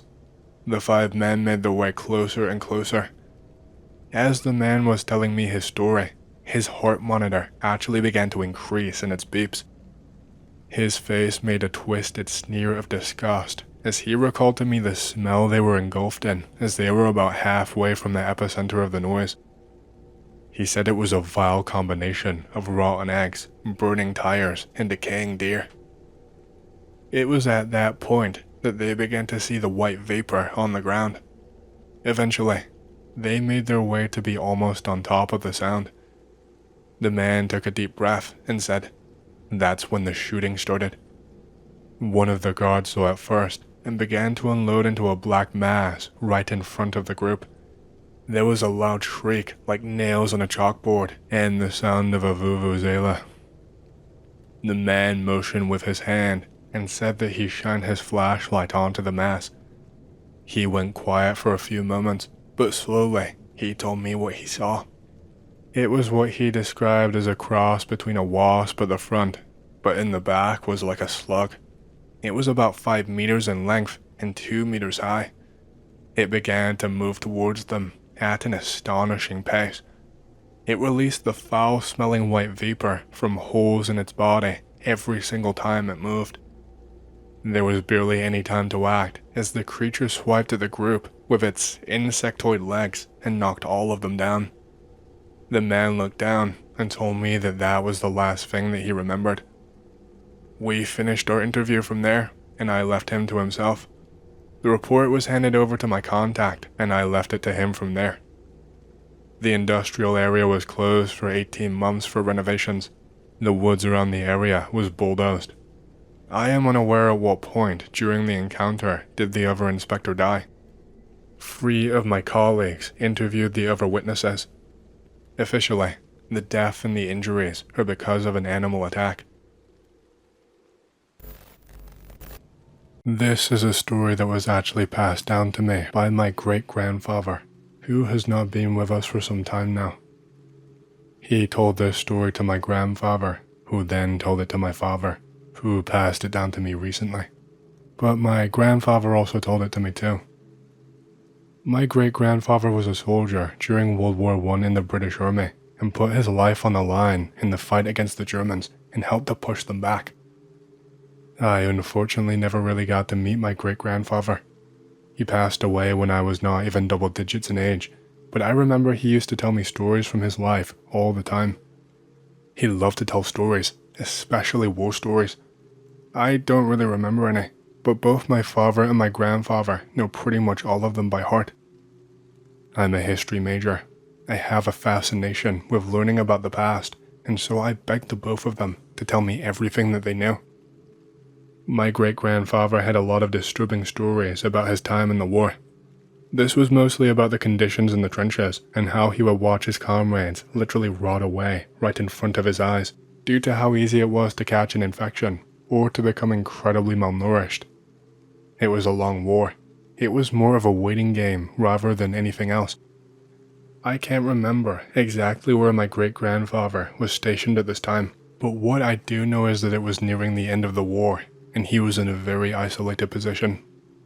My dad told me that my great-grandfather and everyone with him were completely cut off from regular supply lines, and so were running very dangerously low on food. The situation was becoming very desperate for them.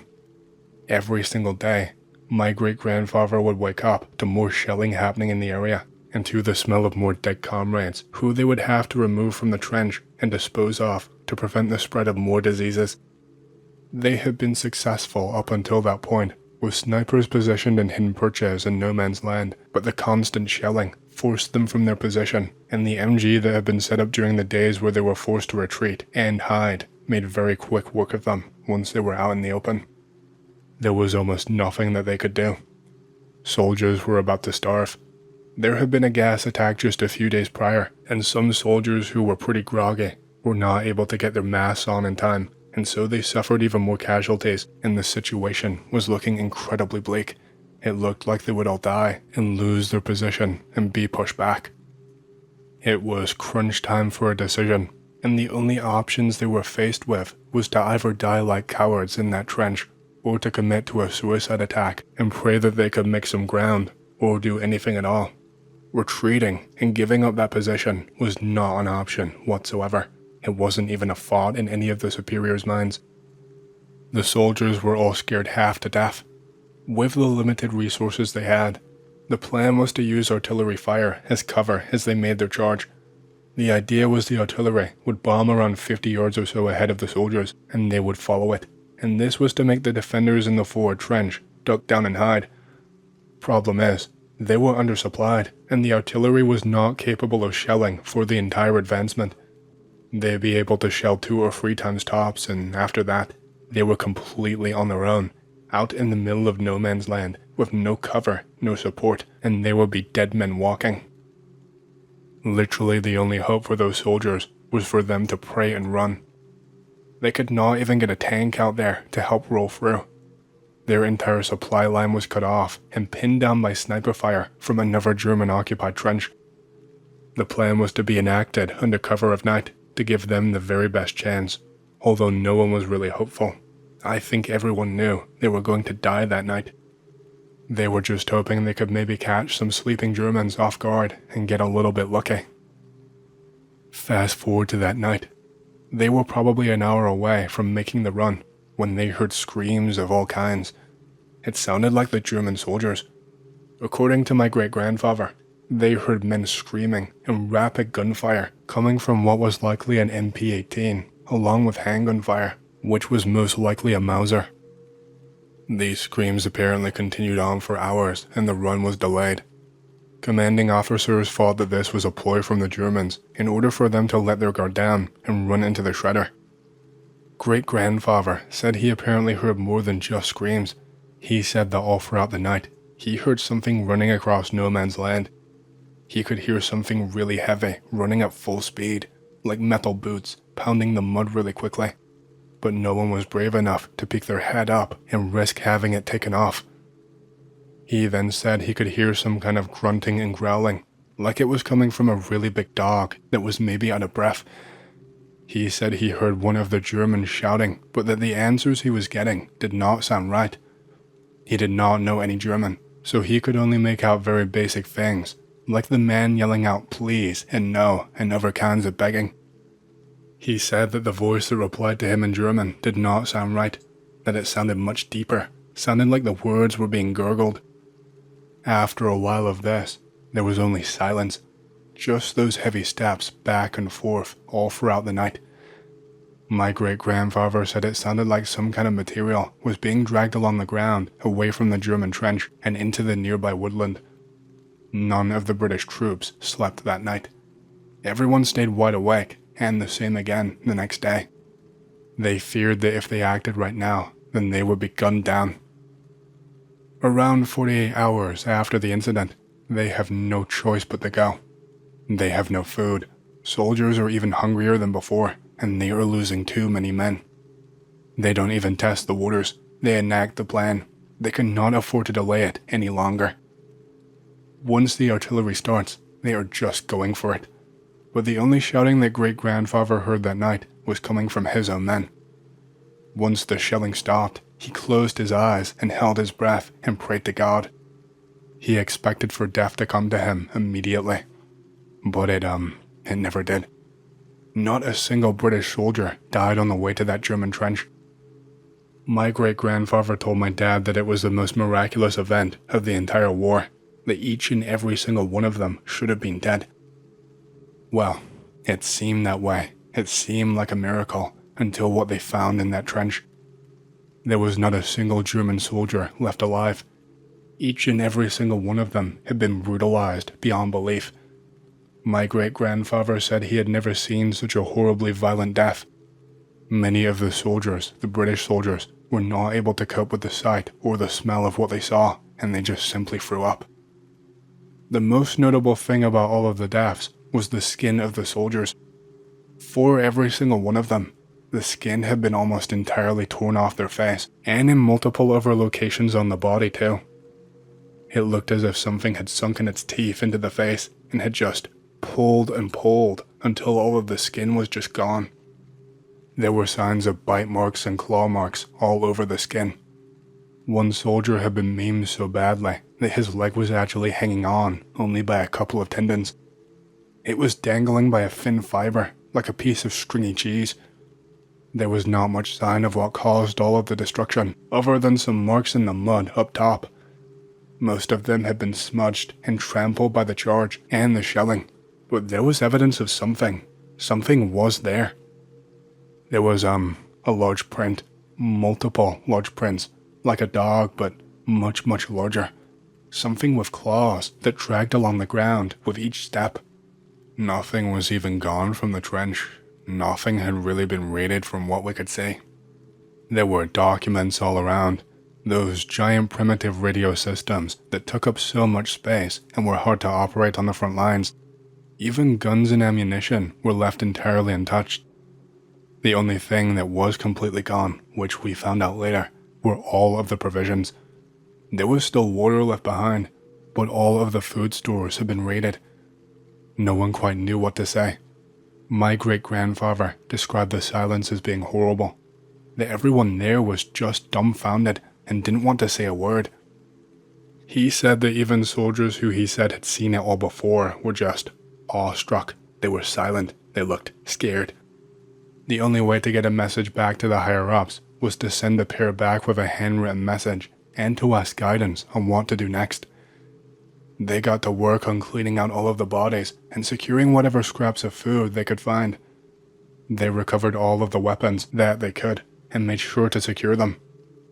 Sometimes the order would be to just destroy them, instead of going through the logistics of repurposing them so that they could not be reclaimed and used.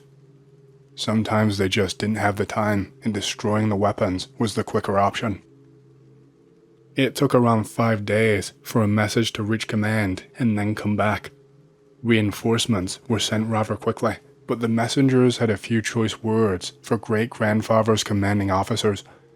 He was privy to them. I'm not sure why. I can't remember whether he was a part of the inner circle, or whether standards and confidentiality had just dropped at this point, due to the complete insanity of the situation and it being near the end of the war. Command told his commanding officers to forget the story, to forget what they saw. As far as they were concerned, the German trench was also suffering a food shortage, and due to this, they got sloppy and were felled by their tactics. That every single German in that trench was a casualty of the British Army, and that they would all receive a commendation once the war was over. They were advised not to speak another word of the event. This was extended to the entire trench full of men. It was explained away as not wanting to cause a panic or for morale to drop during such a pivotal moment of the war, and especially not after such a resounding victory. And here is where it gets weird. My father was actually very hesitant to tell me this part. He made sure to stress to me that he did not believe it himself, that great-grandfather was likely just making embellishments to his largely true stories in order to make them more entertaining and to scare kids. I eventually got him to spit it out though, even though he really did not want to. Apparently, deep in that trench that was built up and reinforced, there was actually a hole that was dug up pretty far down. My great-grandfather actually went down there to investigate under orders. It was thought that maybe explosives were being hidden down there, or that the Germans were perhaps coming up with a new tactic. My great-grandfather was not the only soldier to see this, but the area excavated was decently sized, big enough for him to stand up in. It was almost like a box-sized room. And in that wall, perfectly preserved, is what he said looked like, a skeleton of something. You know how dinosaur fossils are preserved, and that you can make out the shape sometimes and stuff. My great-grandfather said it looked like this. That the thing looked like it had been fossilized thousands of years ago. It was human in structure, mostly anyway. The skeleton was upright, but probably around 7 foot tall, if he had to estimate. The head was quite large, but it had these big cracks on the side of its head. It looked like something had once been there. Its arms were raised up into the air, but they were not as long as human arms, and they didn't end with hands and fingers. These arms went probably up to where the bicep would be, up into the air, and then they morphed. My great-grandfather told my father that they morphed into wings. It was a human, standing upright, hands raised up into the air, with these giant, skeletal wings, not like a bird. He said that they were more like that of an angel. My great-grandfather very discreetly told his commanding officers they thought it best not to waste the time of anyone back at command until they were in a better situation. They were still in the middle of a war, and they had a very important job to do. My great-grandfather never found out if anything more happened, if his COs actually informed anyone. I don't know whether to believe this story myself. It sounds mystical, but I almost believe it. Maybe that's just because I want to believe it. Anyway, that was my great-grandfather's story. Do with it what you will.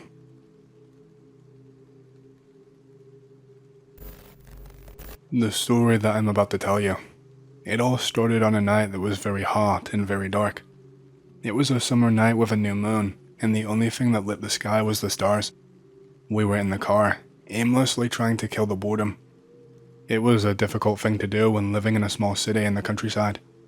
There were 5 of us in total, my girlfriend Lily, and her younger brother Alex, their cousin Beth, a friend of mine called Tyler, and me, all crammed into that car. After a little walk around the city, we decided to leave the urban area and take the roads that circulate the city. After a while, we were already on a completely dark dirt road with no lights at all.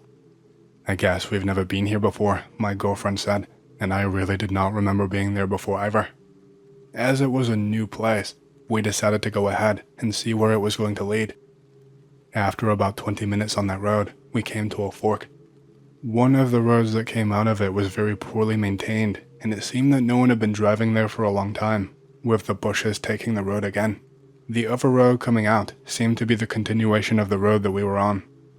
As we were feeling adventurous, my friend suggested we take the most poorly maintained road, and that is what we did. As the road was really bad, we could not go very fast at all. The road passed through a terrain with low vegetation, but about 20 meters to the right of it, the shrub was already a thicker forest with large trees. To the left, the distance between the forest and the road was already about 10 meters. About 40 minutes later, we were still on the road. Then something in front of us caught our attention. There were some fallen trees on the ground, blocking the road. They were not large trees, and they seemed to have been there for quite some time, since they were dead and dry. We stayed there, figuring out what to do, and after a few minutes, we decided to get out of the car and clear the trees and then move on.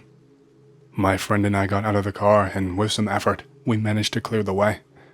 Then we got back to the car and continued down the road. Less than 20 minutes later, we ended up getting to the end of the road. It ended at a house, well, a mansion to be more exact. We thought it was strange to have such a house there, so far away from the city, almost hidden in the woods. And what a home it was too. It had 2 floors and many windows scattered throughout the facade. We counted 8 downstairs and 9 windows upstairs. The entrance door was huge, with steps of stone in the front, as well as the stops. The house was completely run down. The windows looked rotten. Since we had to drive so much and work to get there, we decided to take a look inside the house. But since we did not have a flashlight, I left the car pointing to the windows and turned on the high beams. Despite the appearance of rotting, the door was very solid and heavy and was very well locked. The only way in was to try one of the windows. Without much effort, we managed to open one up, which almost collapsed when we pulled on it. My friend went inside first to take a look inside to see if the floor was not rotten and was safe to step on. If the ceiling or the walls did not look like they were going to fall or anything like that. After a while, he appeared in the window again, saying that everything was fine. So my girlfriend's younger brother went inside, then my girlfriend's cousin, then my girlfriend, and then me. We had entered a room, which seemed to be a dining room. It was almost empty, except for some old wooden chairs thrown into a corner. The floor was made of wood and creaked and cracked a lot as we walked. We opened up 2 more windows to illuminate the inside better.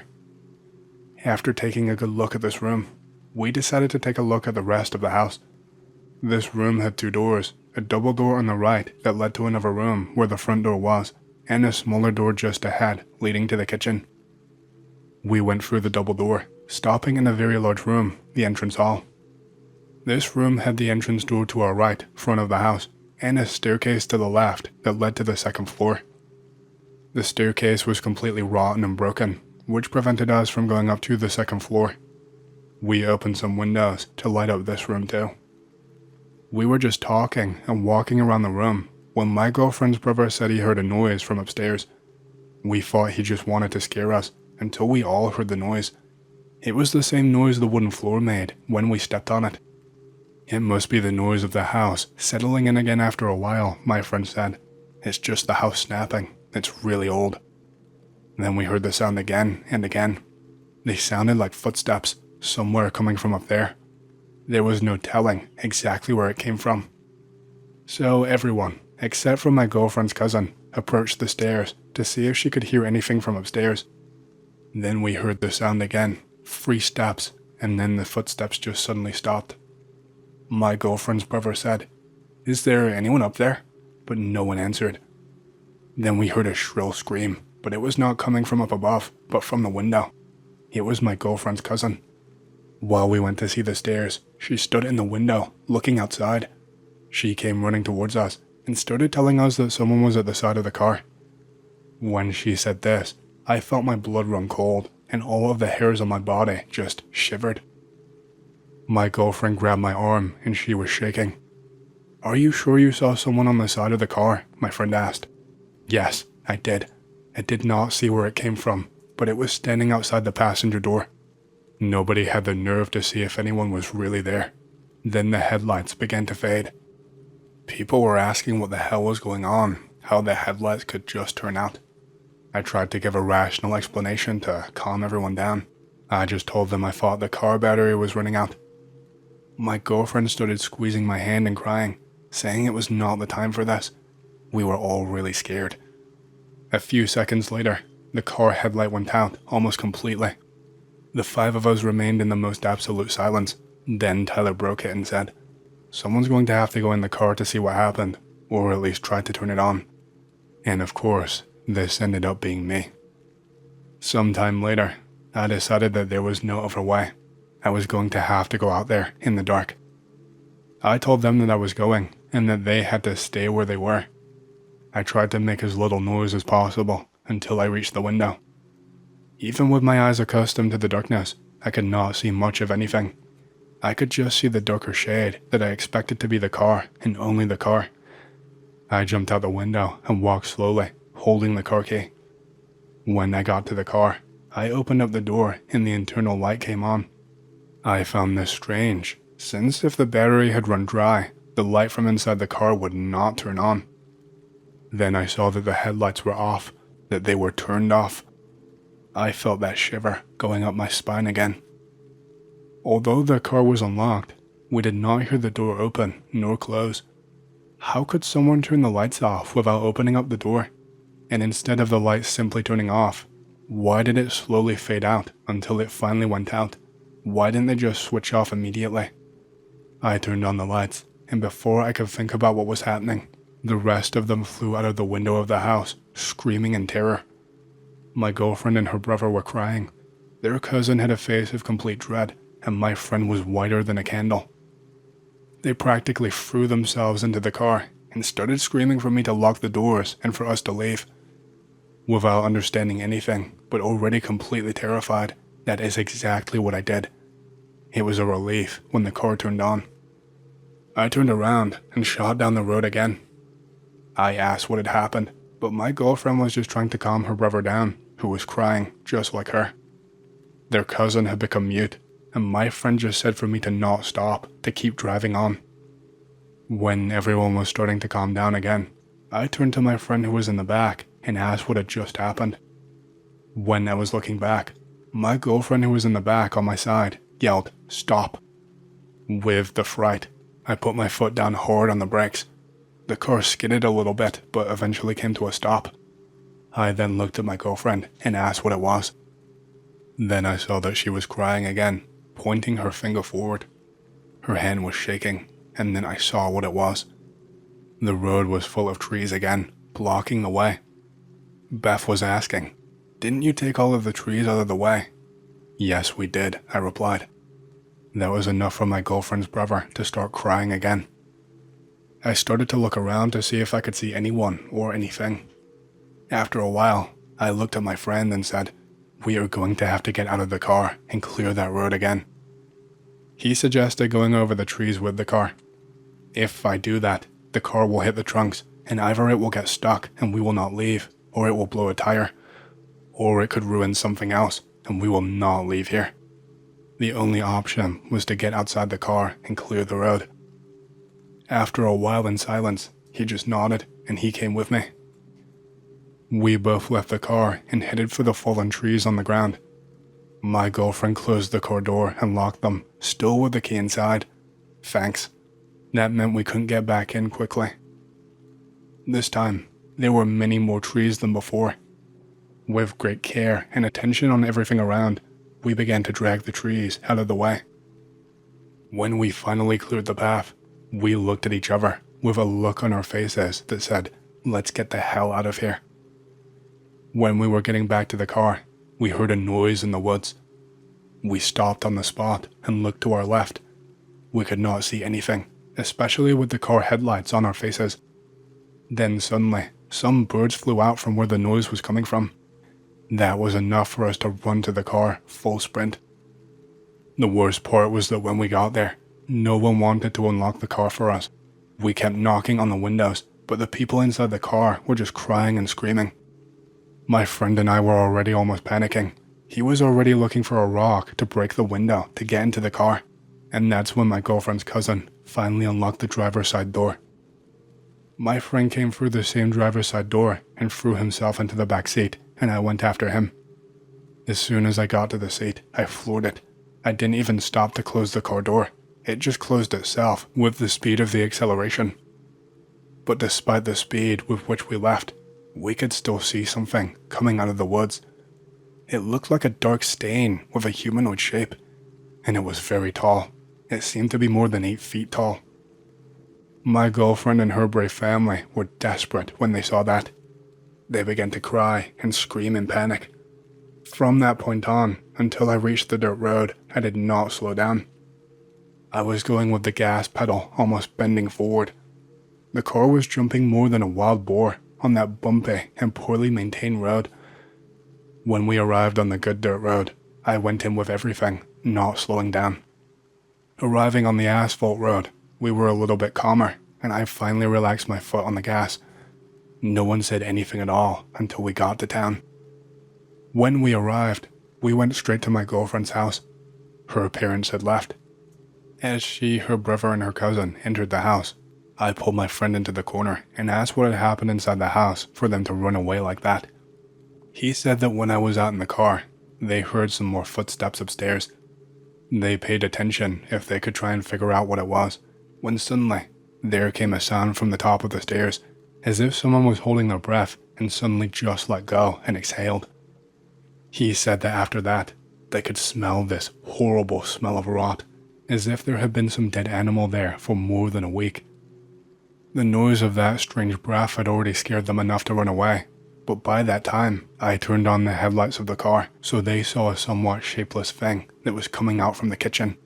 But it seems that when I turned on the headlights of the car, the light scared it off, so it went back into the kitchen, making that breath noise again. It was then that they panicked and ran. He said they could not see exactly what it was, but that it was bipedal, and seemed to have horns on its head, he said. To this day, I do not know what it was that we bumped into. My girlfriend's brother still has nightmares about that night and does not like to talk about it at all. My girlfriend gets really angry if I try and get her to say something about that night. Their cousin is the only one who says anything, but she does not like to talk about it too much either. I know that in addition to that, the suspension of my car was completely ruined after our escape. I never went back to that place, and I never want to go back. Sometimes people ask me where that road is, but I do not say. I will not tell them. If the road was blocked off, it must be for a good reason. I have no real crazy story about monsters or aliens or whatever, but I do have one thing that happened that I think about a hell of a lot. So, this happened to me around 2014. I just moved to the big city. I was staying at my sister's apartment on the 5th floor. We're hanging out, eating soup, watching some show on Netflix. It was a normal night. There were no bad vibes and no really weird things happening at all. I look over at the sliding glass doors to the little apartment balcony. I can see this bulbous, pale balloon thing floating just above the railing. I loudly say, "What the hell is that?" and I point it out to my sister. My sister looks over and says, "What is what?" So I shout that and I point in the direction again. I look over at her and back and the thing is gone. I go outside and look around, but there is nothing. I never see it again. I laugh it off. The thing is, it really was not a balloon. I don't think it was anyways. It was like a balloon-shaped thing, but it was greasy looking, and it was at a weird angle with the string, which also did not seem like string, coming down at an angle and was more like a Freddy wisp. The top was also creasy, like a fruit or something. I have no theories. Maybe it was just a balloon, but I always think back on that. I've shared this story several times now and nobody ever seems to care, but I like this story. The girl who shared the story with me told the entire thing in such a nonchalant manner, like it was utterly normal. She said it was her only experience like this, but that she thought it was normal at the time. Her name is Anna. Anna is a child, only around 7 years old or so when this happened. After her parents divorced, she and her mom moved into a house by themselves. Almost immediately, weird stuff starts to happen. She was seeing shadows all around the house, hearing strange sounds, and not just footsteps either. Weird things that she couldn't really place or figure out what they were. But nothing actually major happened until Anna is taking a nap one day in her mother's bed, but she wakes up and finds that the bed is actually moving. She cries out for her mother, who comes into the room and finds the bed shaking violently. Her mother lifts Anna off of the bed, and the two of them leave the house together. Her mom calls her sister, who says that she can stay with them. After that, Anna says that she saw the Hat Man a few times. This is especially striking because when she actually told me this, she did not actually appear to know about the Hat Man. She did not even use that term, but she described it as a tall black shadow that looked like a man wearing a big sombrero. The Hat Man would appear randomly. Usually, he would be at a window looking into the house. Anna once looked out a window and saw the Hat Man standing across the street, just watching her house. Her mother saw it several times too. The experience has culminated in Anna seeing the Hat Man on the landing to the second story. She approached him and then felt the shadow pull her and shove her down the stairs. Her mother just so happened to be ascending the stairs at that moment and witnessed the entire thing. She actually managed to catch Anna as she fell and stopped her momentum, so her injuries were not as bad as they could have been. Once again, the two of them ran out of the house, and it was decided that they would move out of there. According to her, the Hat Man actually followed them across several houses apparently, but he never did anything like that again, nothing quite that physical. I'll give you one more story before my work gets busy. This one comes from a pal who worked at a munitions facility. The place was apparently haunted. and he shared his most intense experience with me. To get started, let me pull directly from my notes. Yes, I have notes, so I don't forget these stories or mix up details and give you wrong information. I'm gonna quote some of what this guy actually said. Apparently, he said he'd seen disembodied legs walking around the facility, like literally just a pair of legs. He also said he'd heard all sorts of noises, that he'd seen full shadow people directly in his line of sight, that the shadows seemed to absorb the surrounding light, kind of like a black hole. Everything around them just went dark. With that said, here is his story as he told it to me, starting from the beginning. So, I was working at a munitions facility for the government. Lots of people have died there. If you worked there and did not have a sighting of some sort, then you were actually the odd one out and really, really lucky. One night, me and my work friend were upstairs loading the propellant extruder with a belay of powder. We usually have it timed to a T so that we are both finished and walking out of the charging bay at the exact same time. My friend cleans the ring off while I drop the belay in. Easy money, really. But when we both turn at the same time to look behind us, we find a man standing there. He was wearing a white set of coveralls. His face looked sunken in. Just as soon as he was there, he was gone. The actual sight of him actually left me feeling almost sick, like just a really horrible, sickly feeling in my stomach. I looked at my friend, and he looked sick too. He'd become this horrible shade of pale in just 2 seconds. We both actually wasted a few charging cycles recovering from this. I felt like someone had punched me in the gut. Finally, we both went to clean up and quit for the night.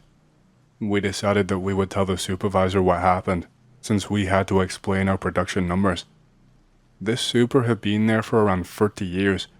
When I described the guy that we had seen, he told us that he knew the guy. He'd apparently died in an accident in Bay 3 about 17 or 18 years before. I asked this buddy of mine if he could give me the name of the company.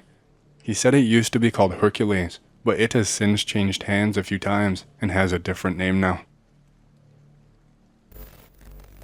Okay, this story takes place not long after I left the Navy and attempted to return to civilian life.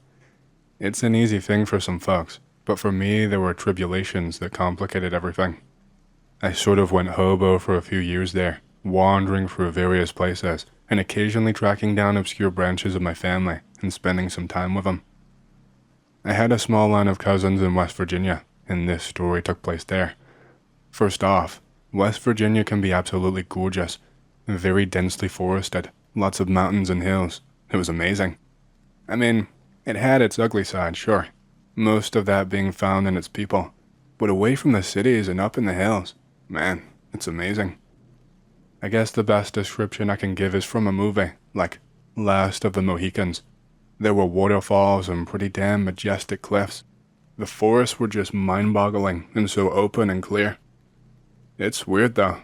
For all the grandeur of the place, the locals spent their time doing the most stupid things to keep themselves entertained. Hanging out in front of the local Dairy Queen parking lot seemed to be Richwood's chief social ritual. These kids would pull up in their pickup trucks, talk shit, and smoke pot until 3 in the morning. Occasionally, there would be some half-hearted racing, usually at least a handful of fights and screwing. They had some decent pot though, I'll give them that. Homegrown stuff. Some of it skunkweed, yeah, but enough of it was noticeably nice. I was shacking up at a great aunt's place and had taken to heading down there with one of my cousins every night for the past week or so. Sure, I spent plenty of time just kind of wandering around up in the hills, but these folks at the DQ were just sort of oddly fascinating. I could tell them stories as a barter for various things, and I made a solid amount of spending cash, cigarettes, and whatever else for doing it. These guys were stupid for dares too. Some guy whose claim to fame was a high school football heroics made a name for himself one night by setting his beard on fire. I don't think he realized exactly how fast it was going to go up, or what kind of damage it was going to do in that short amount of time. But in just under a minute, he went from looking like a rugged lumberjack to a screaming chemo patient. No one gave half a shit for him either. His brothers just loaded him up in their shitty pickup and drove him down to the clinic. One night we're down there, and I have made friends with this big doofus named Winston something or other that everyone called Winnie. To put it politely, I'm pretty sure that Winnie did not have it all up there.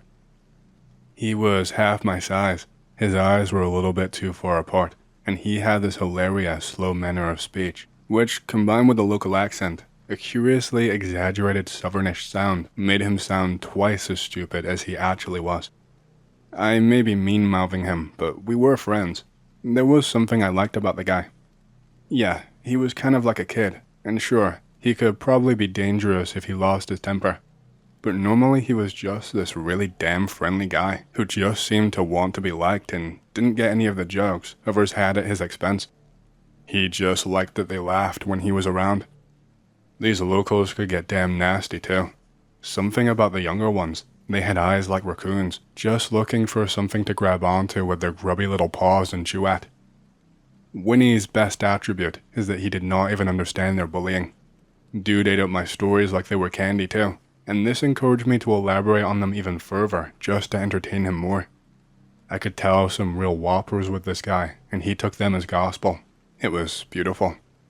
I'm telling him stories about how I saved a handful of beautiful Japanese women from evil World War II shoguns who just never gave up the fight, and said rescue involved me at some point beating a tiger to death with my own severed arm, and he is just wide-eyed and absolutely thunderstruck. This guy ended up following me around every time I went to one of these little get-togethers. This one time, the get-together deviated from the DQ parking lot to have a bonfire out in the middle of the woods. There were sure to be some more liberties to be had out there, where the local cops could not just idly cruise by. I was eager for it, and a few of the girls gave me directions on the promise that I would either tell some more weird stories about my travels, or bring a six-pack with me. I opted for both and then some, spending what little money I had left just to buy a case or two, which Winnie was more than happy to look around for me. This dude was just tireless. He liked beer just fine, but he was more partial to soda and Capri Suns. We showed up at 8 or 9, and the bonfire was already going. People were drunk as hell, and loud too. The fire was big enough, I guess. Lots of random shit just set to burn. I distinctly remember a wicker chair in there. They had guns all over the place too. Mostly shitty 22s and a few double barrels, but I heard handguns occasionally. They were shooting up in the air, and off to the sides, plinking cans, and someone got pissed when the back tires of his Toyota got blown to shit. I'm not big on guns really, they bother me.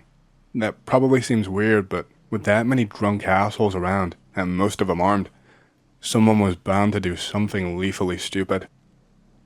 Winnie and I got to schmoozing and being social. I had initially decided for some awful reason to see if I could get the big doofus laid. There were plenty of pretty girls thereabouts. They had this farmer's daughter thing going on that's kind of irresistible really.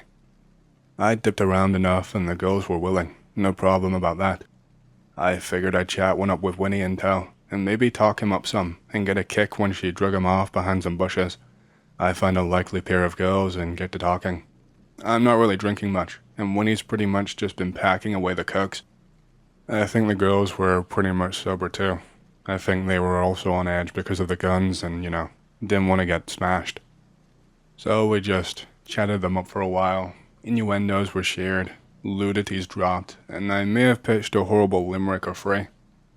Winnie is over there being beautifully oblivious to the delicate interplay going on. One thing I'll give West Virginia girls is that when they decide that they've been sold on something, they can be pretty outright about getting to it. It's refreshing really. Throughout this, I've been chatting Winnie up pretty solid, talking about how my cousin had a flat a few days ago, and the big galoot damn near picked up the whole first half of the car and whatnot. The blonde girl is swaying on her feet and giving him some come-hither looks. I nudge Winnie and pull him off to the side and give him some basic rules of engagement. Now I know I was harping on about how dumb this guy was, but he caught on pretty fast after I laid it all out for him. So the girl takes him by the hand and leads him out of the firelight off to some dark corner of the woods. And I take my girl off to some high rocks on the far side. I will not go into details. I am thoroughly enjoying myself when I get a poke between my shoulder blades. Now, I'm in sort of a state that may be called involved, and I don't notice it the first time. The poke comes again now, a bit more insistent and forceful, and I'm a bit like, what the hell?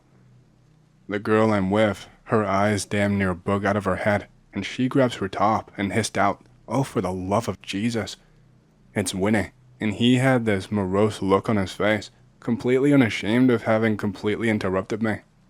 He's like, "She done gone run off on me, what do I do?" That's what he said. I'm looking at him for a moment, and the girl I'm with takes this time to make herself scarce. I take a big sigh and look up at him while I'm getting my effects in order, and I ask him, "What are you talking about, Winnie? What happened?" "She done run off into the woods before we did anything. She ain't there no more. What do I do?" "Did you grab her rough or do anything?" "No, I was being real gentle like. She said it was okay. She led me away for a little while and then she just went." "And then she just got up and left?" "Yeah." "Before anything happened?" "Yeah." "Well, shit." I figured maybe she just couldn't run on the big guy or something, and did it in a suitably crafty enough manner to leave him dumbfounded, which really would not be too difficult. I calm him down, and figure that we might as well chase after and see what's up. I wasn't wanting to make a scene or anything, just make sure the guy hadn't done anything wrong, or that she was scared or hurt or felt threatened or whatever. He takes me to where she led him off and they were doing their thing, and I see his shirt and her clothes kinda just spread out, I guess so they'd have something comfortable to lay out on. Her clothes were still there. I'm thinking, what the hell? Winnie, did she take her clothes off and then run off naked? And he just nods and says, yeah. I'm having a think, and ask him which direction she'd go and run off to, 'cause it sure as hell was not back to camp. He points off to a dark part of the forest, near where the mountainside is more like a cliff, and jabs in that direction. Oh shit, Winnie. Was she giggling and laughing and shit when she ran off? Yeah. Oh, you doofus. You're supposed to chase after her ass.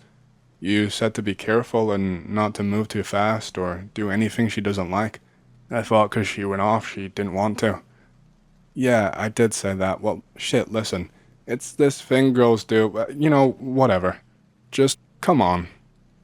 And so we went, leaving behind the bonfire and the gunshots and the noise, right out into the woods towards that cliff. If anyone here is familiar with West Virginia, they'll know it's very much a coal mining state. I'm pretty sure a large amount of horrible mine collapses and stuff have occurred over the years, if not in West Virginia, then in areas nearby. The mountains are riddled with old shafts and openings. A few times while I was out wandering, I've almost stumbled right into a vent or a shaft that was all overgrown. I was not too surprised then when we came to a half-collapsed mine entrance on the other side of that cliff. I'm feeling a little bit queasy, but I figured the stupid thing probably ran her ass in there for some privacy. Winnie's got some kind of a blank look on his face at the moment and is not offering any insightful observations. I did not have much on me but a lighter, having given my trusty old little flashlight away to a friend before I left the service, so I light it up and head on in. I figure that she can't have gone too far in, right? It's dark as hell. Surely she wouldn't want to hide in there for this long. We get a couple of feet inside and sure enough, just at the edge of the little circle of light that my fire is making, I can see for a second a curve of pale fire. She giggles and moves off deeper into the darkness. I'm thinking, God damn it, the drunk ass is still playing her games and is likely more than not to get herself killed. I holler at her and we keep going. I'm like, listen, lady, look, enough games. Come on now, let's head back up. This shit is unsafe, you hear me? This thing could collapse and you could easily die. All I get in answer is a stupid flirty giggle, a brief glimpse of her body, and maybe a shoulder, and she goes deeper in. I'm starting to get a little bit pissed off. I was having fun, and now we have to play games with some hillbilly who was probably drunk off of her ass in an abandoned mine, of which there were hundreds up in these hills. If something went wrong, the chances of us being found were nil, especially since the locals did not tell the cops shit about what they were up to out here. I keep going, and we turn a corner, and then turn another one. I keep going down, chasing this woman who's just giggling the whole way. Winnie stumbles a few times on the old rusted tracks that were splayed out every which way and gets to complaining that it's stuffy and smells really bad in here. I'm about to whip into him when I realize something. He's right. It does smell really damn bad in here. At first I accounted it was due to trash and old condoms and shit, but we'd long since gone past that point. There was not anything down this far except for rocks and dust. Bat shit, maybe? No. Guano smells different. Makes your eyes water. This smelled like that shit you get in the back of your throat when you've had strep.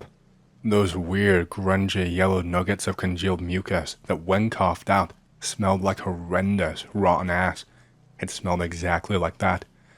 Meanwhile, the floating ninja is still dancing out of my flickering little light, which is starting to sputter and has gone out 2 or 3 times by now. It's also hot as shit in here. The feeling comes in, slow and powerful. I can feel the hairs on the back of my neck go up, and I hear a whisper right in my ear, whispering my name. I stop, and Winnie bumps into me. I turn over and look at him, and he's still got that blank look on his face. Winnie is muttering something, and I just snort back a laugh and give him a solid look. I tell him that we need to get ourselves out of here, that the girl is going to get us killed.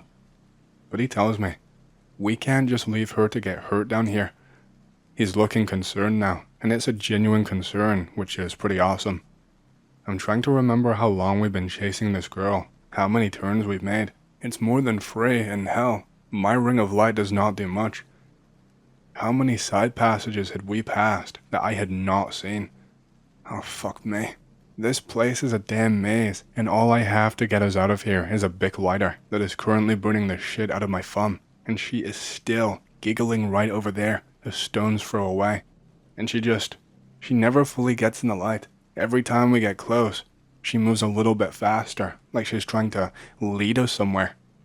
I start pushing Winnie backwards and say, come on, big guy, she'll follow us out. Let's get back up topside. This place just smells wrong. He gives me this mournful look and nods, and we start going back. The giggling is following us, always just out of the full reach of my light. I can't see much but bits and pieces of pale skin and curves. I never see her eyes or her hands either. How the hell is she getting by down here? I've been in enough weird situations to figure this might be one of them by now. We are heading back and she is following us when I slam right into an old knocked over minecart, just laying on its side in the middle of the tunnel. Immediately, alarms go off in my head.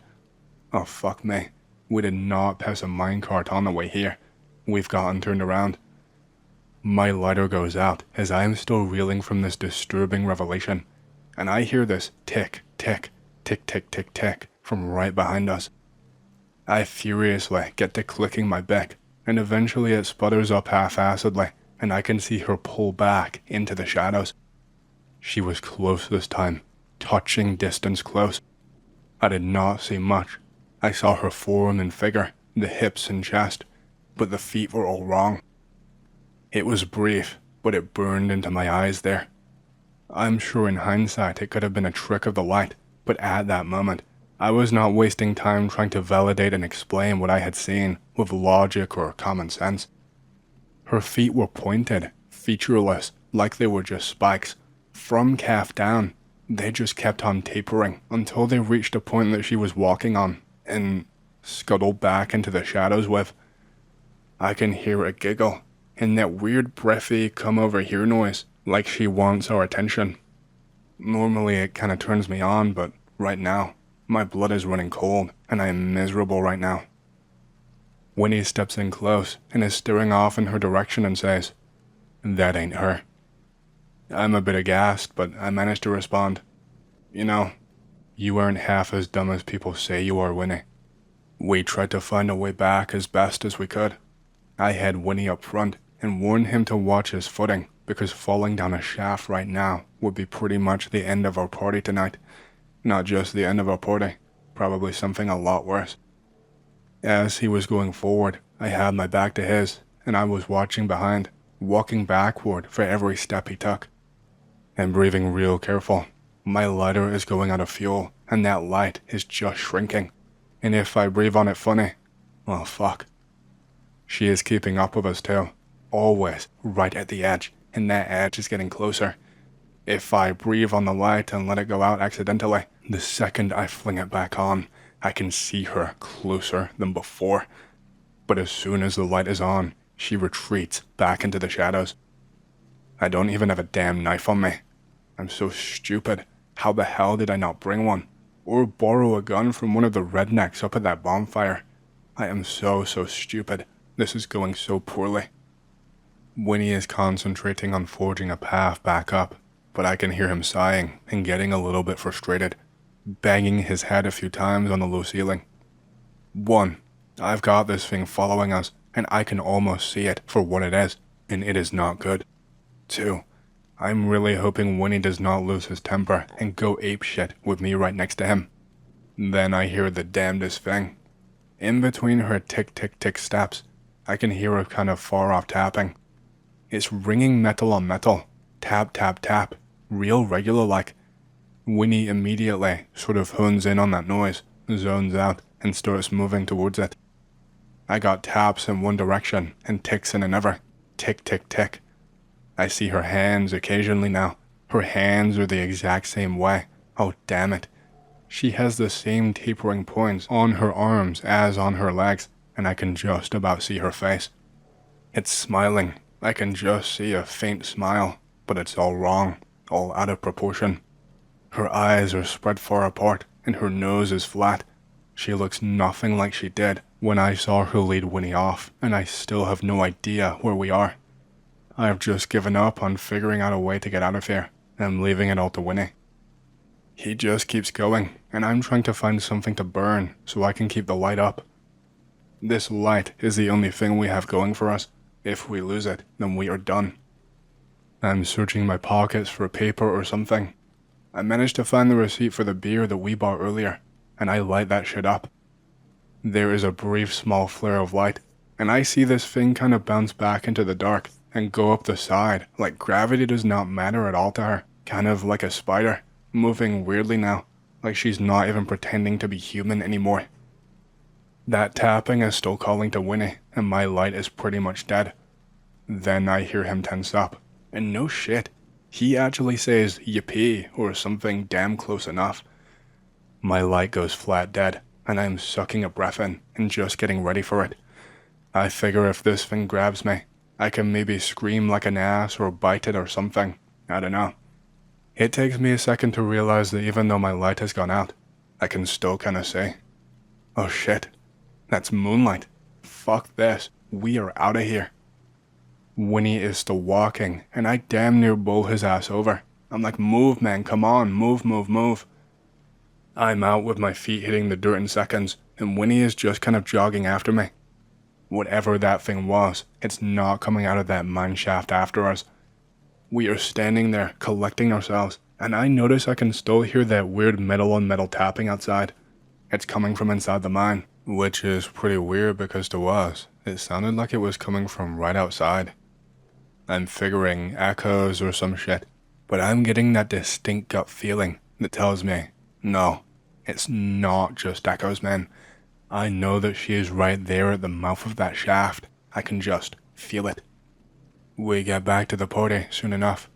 Now, honestly, I have no idea how I'm going to take care of it, and in truth, I'm not really planning on even attempting it. At best, from what I know that dumb girl ran in there and got either A, lost, or B, eaten, and neither of those two possibilities mattered one damn little bit to either me or Winnie. So, when I got there and discovered both of those girls back at camp, clothed and irritated, was kind of a nice reveal. Well, it was nice. I felt relieved that the girl was okay. And then a part of me just kind of sank and felt that sickly feeling again, wondering what the hell was in that mine shaft. Those two were back at the fire, imperiously ignoring the hell right out of us. They were back to getting their drink on and chatting up with some local good old boys, and I'm wondering, what the hell? We could never really come up with a reasonable, logical explanation for everything that happened. I actually asked her. It took a while because, like I said, she was pissed at us, so didn't even want to talk. And when I told her parts of the story, not everything, she got really mad. Told me she'd never even known about the fucking mine, what was in it or what that weird knocking sound was. Told me I was being an idiot and making up bullshit excuses. And yeah, there you go. That is my story. I still don't know what that was or what happened.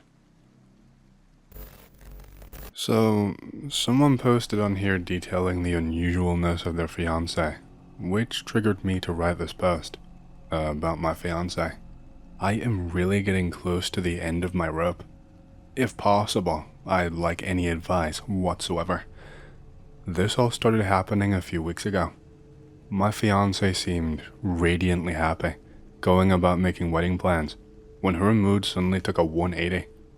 I was late getting home from work that day, and when I got home, the entire house was dark. It was 7 o'clock on a summer evening though, so the lack of light was not too disturbing. But I know this girl, and she loves having tons of lights on everywhere. We even regularly argue about her leaving on the bedside light when she sleeps, because she's scared of the dark, which I find an adorably childish thing about her. Normally, she comes running to greet me the second I'm through the door, with a bundle of endless chatter, asking me how my day was, telling me about something she'd seen, maybe some nature, a pretty bug she'd seen out when she was walking. Maybe she'd taken a picture of a new plant or something, I don't know. What sort of things she'd done around the house, etc. But it was completely silent and still when I got inside. Silent and still and completely dark.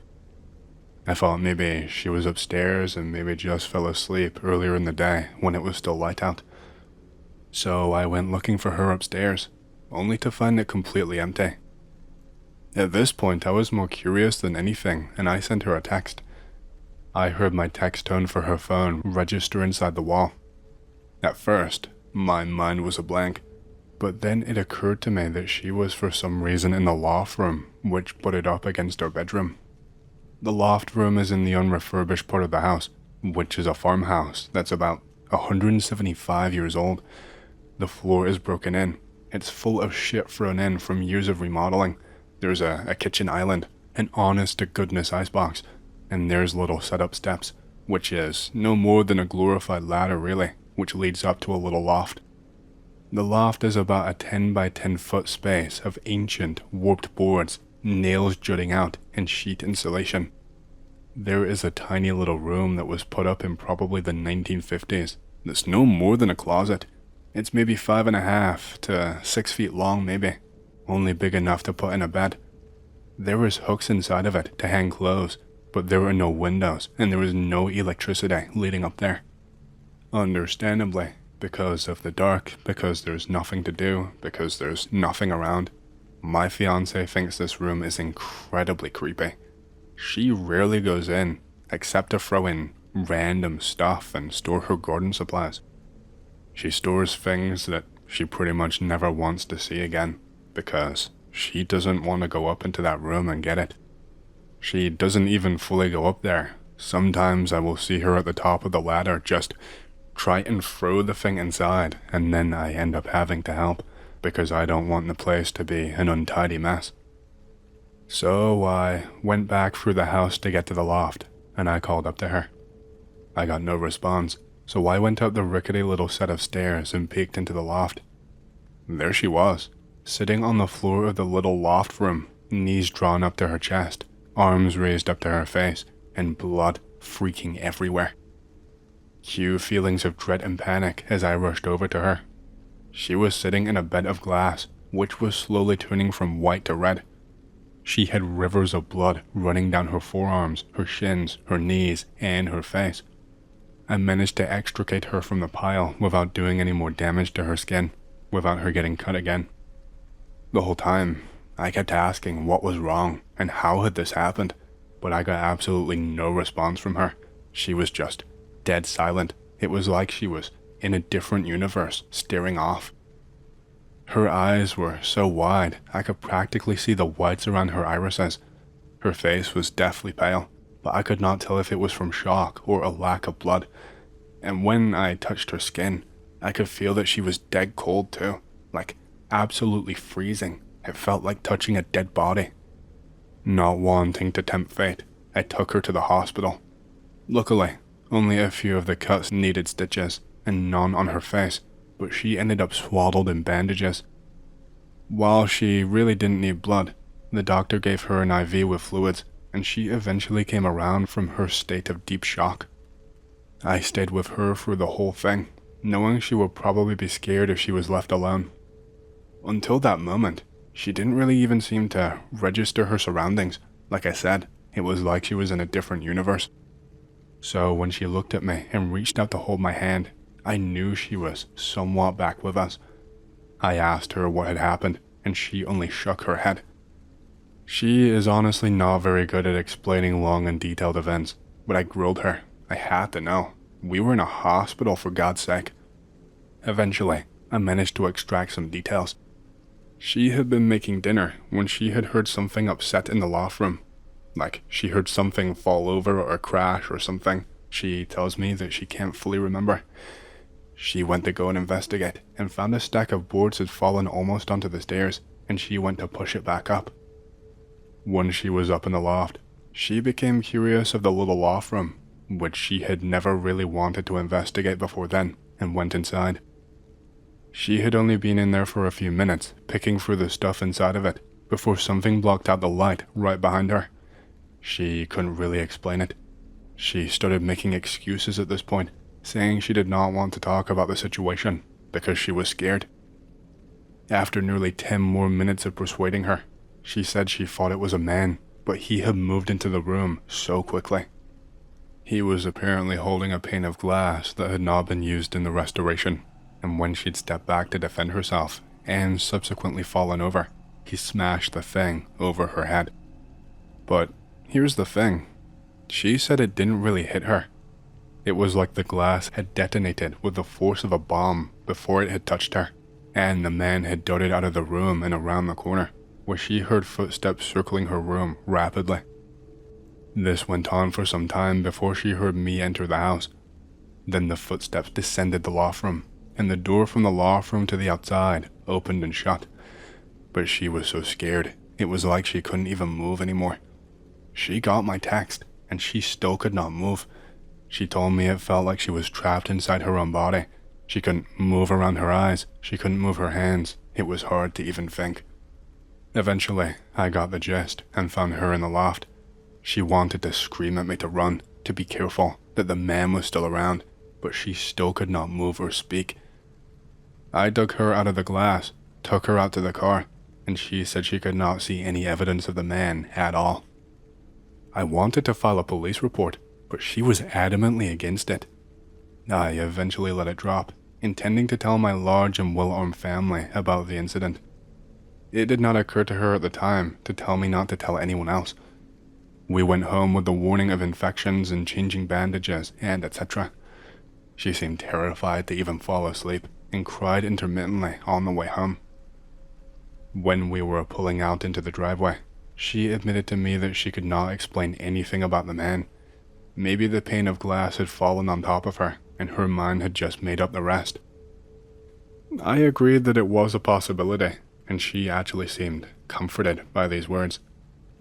She fell asleep on the couch later that night. I sat up awake for some time, unable to sleep. Her good humor resumed the next day, but slightly cautiously. She went back to wedding planning, and I told my family to be on the lookout for the man. Things went semi-back to normal as you can get after a situation like that. And then nearly a week later, after the first incident, I came home early for lunch one afternoon. The kitchen was empty, but the doors leading up to the loft room were open. I walked over to investigate, and found my fiancée looking into the open door of the loft room with a long, wicked-looking knife inside her hand. She is small, but can exhibit extreme fits of strength while in a fit of fear or anger. I have seen her go through a branch on a maple with a machete. So I kept my distance and asked her in a clear and loud voice what she was doing. She nearly jumped out of her skin, reached out, and slammed the door shut. She said she thought she'd heard something in the loft room. I fetched a gun, loaded it with some slugs, and ascended the stairs. The entire room was empty and still. The pile of bloody glass was still there. I went back down the stairs to find my fiancée, only to see her outside, by the tall grass in the yard that separated us from the hayfield next to our house. She had her knife raised up above her head, and, as I watched, leapt into the grass. I felt like I couldn't move fast enough. I was about to hit the door when my fiancée's tiny little voice chirped up behind me. "Did you find anything?" Sad, bedraggled, and bandaged, she was just stood there anxiously, clasping her hands together. I told her I didn't. I was not going to go outside. I was going to keep my shotgun handy, and if I got any visitors that night, I was going to shoot them. As it was, I did get a number of strange phone calls that night. I was called into work, only to find that the person who had called me into work was just as confused as me. They hadn't called, and nothing was wrong at all. They had no idea where I got the idea that I should come in. I had brought my fiancée along with me. She was eager not to be alone in the house. The second that we pulled up into the driveway of the house, I got another phone call. The same person calling me for the same reason, and flipping out to the point where he was screaming. But there was no background noise. Now, in my line of work, it's messy, it's dirty, and it is always loud. Once you're inside my work, there's no quiet place you can go to. There will always be noise. This guy sounded like he was standing in a quiet room. I just hung up the phone and told my fiancée it was nothing. I turned off my phone and then I went to bed. I woke up in the middle of the night to my fiancée shifting around. I thought she was getting up out of bed, but when I sat up, I saw her standing at the far window, just staring, kind of shifting back and forth from foot to foot. I went over to her and asked her what was wrong. She said she was watching the man on the lawn. If she took her eyes off him, he would move and come into the house. She said she was protecting me. I looked outside and I could see nothing. The halogen light that was installed when I first moved in cast light all the way to the road. All I could see were shadows. There was no man there at all. I realized then that she was probably just sleepwalking and saying things out loud in her dreams. I figured she would not notice the difference of being in front of the window or being in bed, so I led her back, laid her back down, and plastered myself to her. She fell immediately to sleep and did not move again the whole night. It was a little bit disturbing, and when I woke up, I felt a blind little moment of panic. I shook her, and when she did not respond, I called her name and shook her harder. Eventually, she finally stirred, making upset little chirping noises, so I let her fall back asleep and gave her a kiss. Then I noticed the scratches on her back. They were not nearly as bad as the cuts that she had sustained before, but I could see where a couple of them had reopened. Little trickles of blood were running onto the bed, so I woke her up anyway. She would freak out if she woke up in a pool of her own blood. I persuaded her to come downstairs, informing her she had scratched her back, and she matter-of-factly told me it was not her. It had been the man with the crazy eyes. "What the hell are you talking about?" She'd mumbled this, and she sounded half asleep, so I just put this aside and led her downstairs. Now, the stairs, for whatever reason, have another normal bedroom door attached to them at the bottom, so you have to open it before you get all the way down.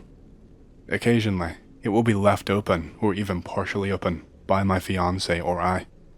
This morning, it was open a crack, and I could see someone in the crack looking up at us as we descended. I let go of my fiancé and ran down the rest of the stairs, intending to hit the door and smash the face of the person. They would not have been able to get away in time. Indeed, I felt a satisfactory thump as the door hit something solid, and then it just kind of melted. Like the resistance from the door just stopped, and I caught sight of that face that was watching us. It turned into a blur, just a figure darting past the door. An instant later, I heard a clatter in the loft room and the screen door slamming. My fiancé suddenly tears past me and out the front screen door. I had not at all been prepared for this and missed my opportunity to grab her as she passed by. By the time I hit the front door, she is racing at a clump of weeds and long grass rustling, but she is only halfway across the lawn. I shout at her, and she stops dead on the spot. I put on a burst of speed and catch up to her. A fight ensues between us. I was really mad. She was putting herself in danger. We went back inside. I tell her I'm furious she ran after the thing. She had been furious, and she was contrite. She really didn't know what had come over her. She said she just felt a rage, like she wasn't controlling her body. She just wanted to catch this thing. At this point, I'm starting to get really wary of leaving her alone in the house, and I take her to work with me. We don't talk about what we saw or what happened. This turns out to be a good thing. We get back at a reasonable time, and we have dinner. The only downfall is the overwhelming scent of gas. At first, I was afraid the stove had been left on, or that there was a gas leak in the house, but there was nothing of the sort. We eventually figured it to be the smell of methane, and probably something had died somewhere. We spent the rest of the daylight hours trying to figure out where it was, because the smell seemed to travel around. We eventually pinned it to the outside corner of the kitchen, and we both went outside to investigate. We did not find any dead animals, but we did find 2 clear footprints of a person in bare feet, no shoes on, standing in the soft soil of the garden, right in front of the window. That is where these footsteps were. We went back inside, without really discussing it, and we made sure that everything was locked and secure. We just kinda knew what to do. I latched the door to the loft room for the first time. It's an eye latch, so there is no way to open it up from the inside of the loft room. We went to bed shortly thereafter. My fiancé closed the door and moved the trash in front of it. That night, my fiancé woke up talking in her sleep no less than 5 different times. As you can imagine, neither of us slept very well at all. I went into work feeling like absolute shit. I went in alone this time, because my fiancé insisted on staying at home. She was really tired. There was quite a stir at work when I got there. Apparently, my uncle had shot a very strange animal. While we aren't really DEC crazy, apparently, they thought bringing this mystery animal to them was probably for the best. It was in the back of his truck, and, being curious, I went over to see what it was. It looked like some sort of badly constructed dog. Its 4 legs and chest were remarkably bigger than its hindquarters. Its feet were kinda like canines, but they were hairless, and the toes had a prehensile look to them. Its face was the worst though. It was as ugly as sin. Its face was nearly simian. It was nearly flat, with dog-like lips and a dog-like forehead, but its nostrils were huge and curled. It had died eating something. There were scraps of what looked to be fur inside its mouth and blood in its teeth. My uncle said he had shot it while it had been trying to climb a tree near their camp. And no, I did not take a picture of the thing, and I'm glad. I don't want to see a picture of that thing ever again. It was disgusting. Besides, I was busy with work, and I really only stopped to glance at it before moving on to get busy. I go through my morning work like normal, which is refreshing. I don't feel worried, and my fiancé has not called me about anything. I feel like I'm ahead of the game when I think I spot someone crouching beside one of the buildings. Even from where I am, I can see his huge fucking eyes just staring at me, his mouth in a huge O. When I catch sight of him, he ducks behind the building he is beside, and I can see him running, hunched over through the mesh that makes up the walls of the building. He is very fast, almost like an animal. I keep my cool. I spread the word to the rest of the workers, and they vow to keep an eye out for him. By this time, it's time for lunch, and I am relieved. My brain has already been screwed with enough for one day, and I head over to my truck. Once I get there, I'm about to climb into my truck when I open the door and the stench of rotting flesh and wet fur rolls outside. And there is nothing in my truck. It smells bad enough to be the ape dog my uncle shot, but it's just the smell. I figure it may just be the place that I park my truck, so I get in and I drive off. The smell eventually dissipates, but still lingers when I slow down or stop the truck. When I pull up into the driveway is when I realize what was wrong. From where I'm sitting, and due to the attachment on my truck, I can't see into the bed of the truck.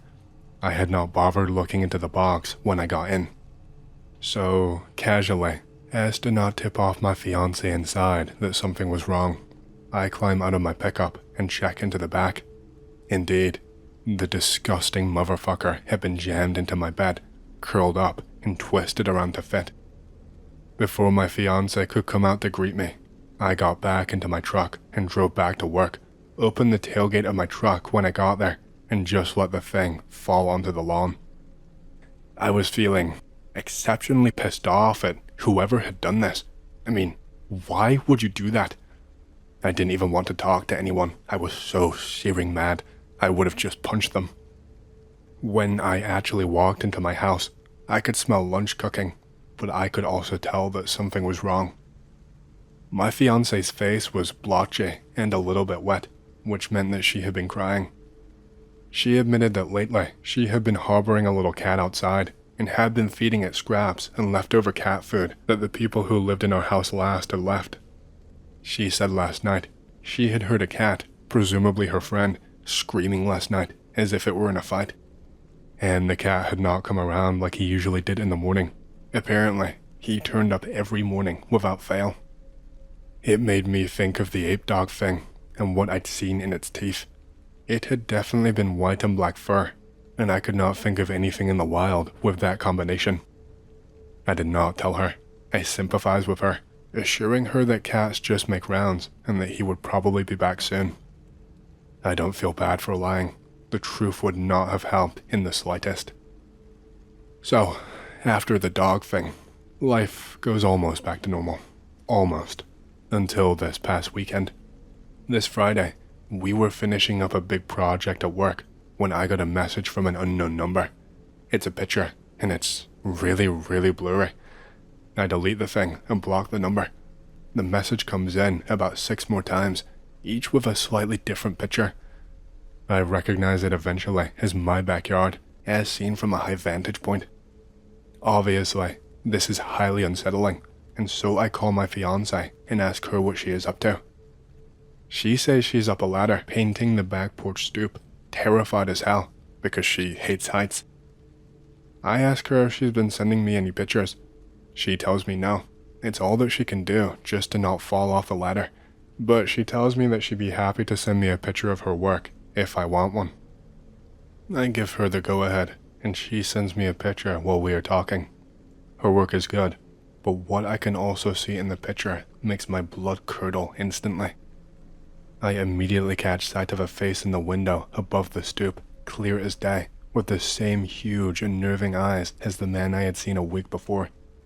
I'm about to tell my fiancée to get down from the ladder and get away from the house when I hear her shriek. I hear the phone hit something and then hit the ground. Something much heavier than the phone immediately follows, and the sound of the ladder upsetting and falling, and then nothing but silence and muffled birdsong. I call out to my fiancée multiple times and get nothing but silence. She has fallen and she has broken her neck is my only thought as I abandon the project, get into my truck, and do about 18 miles per hour as I drive back to the house. From on top of the hill, I can see the crumpled mess of my fiancée and the letter on the ground. I don't even bother using the driveway. I drive across the lawn to get directly to her. My dread is lessened somewhat when I see her moving beneath the ladder. She reaches up and pushes the thing off of her and sits up, clutching her head. Blood is everywhere. I get out and assess the wound. She has a really, really deep gash in her scalp. Even as she looks up to me and asks where the fucking asshole man went, she passes out. I run inside the house, grab towels, and press one to her head and call an ambulance. We get to the hospital, where she requires yet more stitches. She is unconscious for nearly 13 hours. When she did wake up, I had already gone home to get cleaned up and a change of clothes. When I walked in, I was delighted to see that she was awake.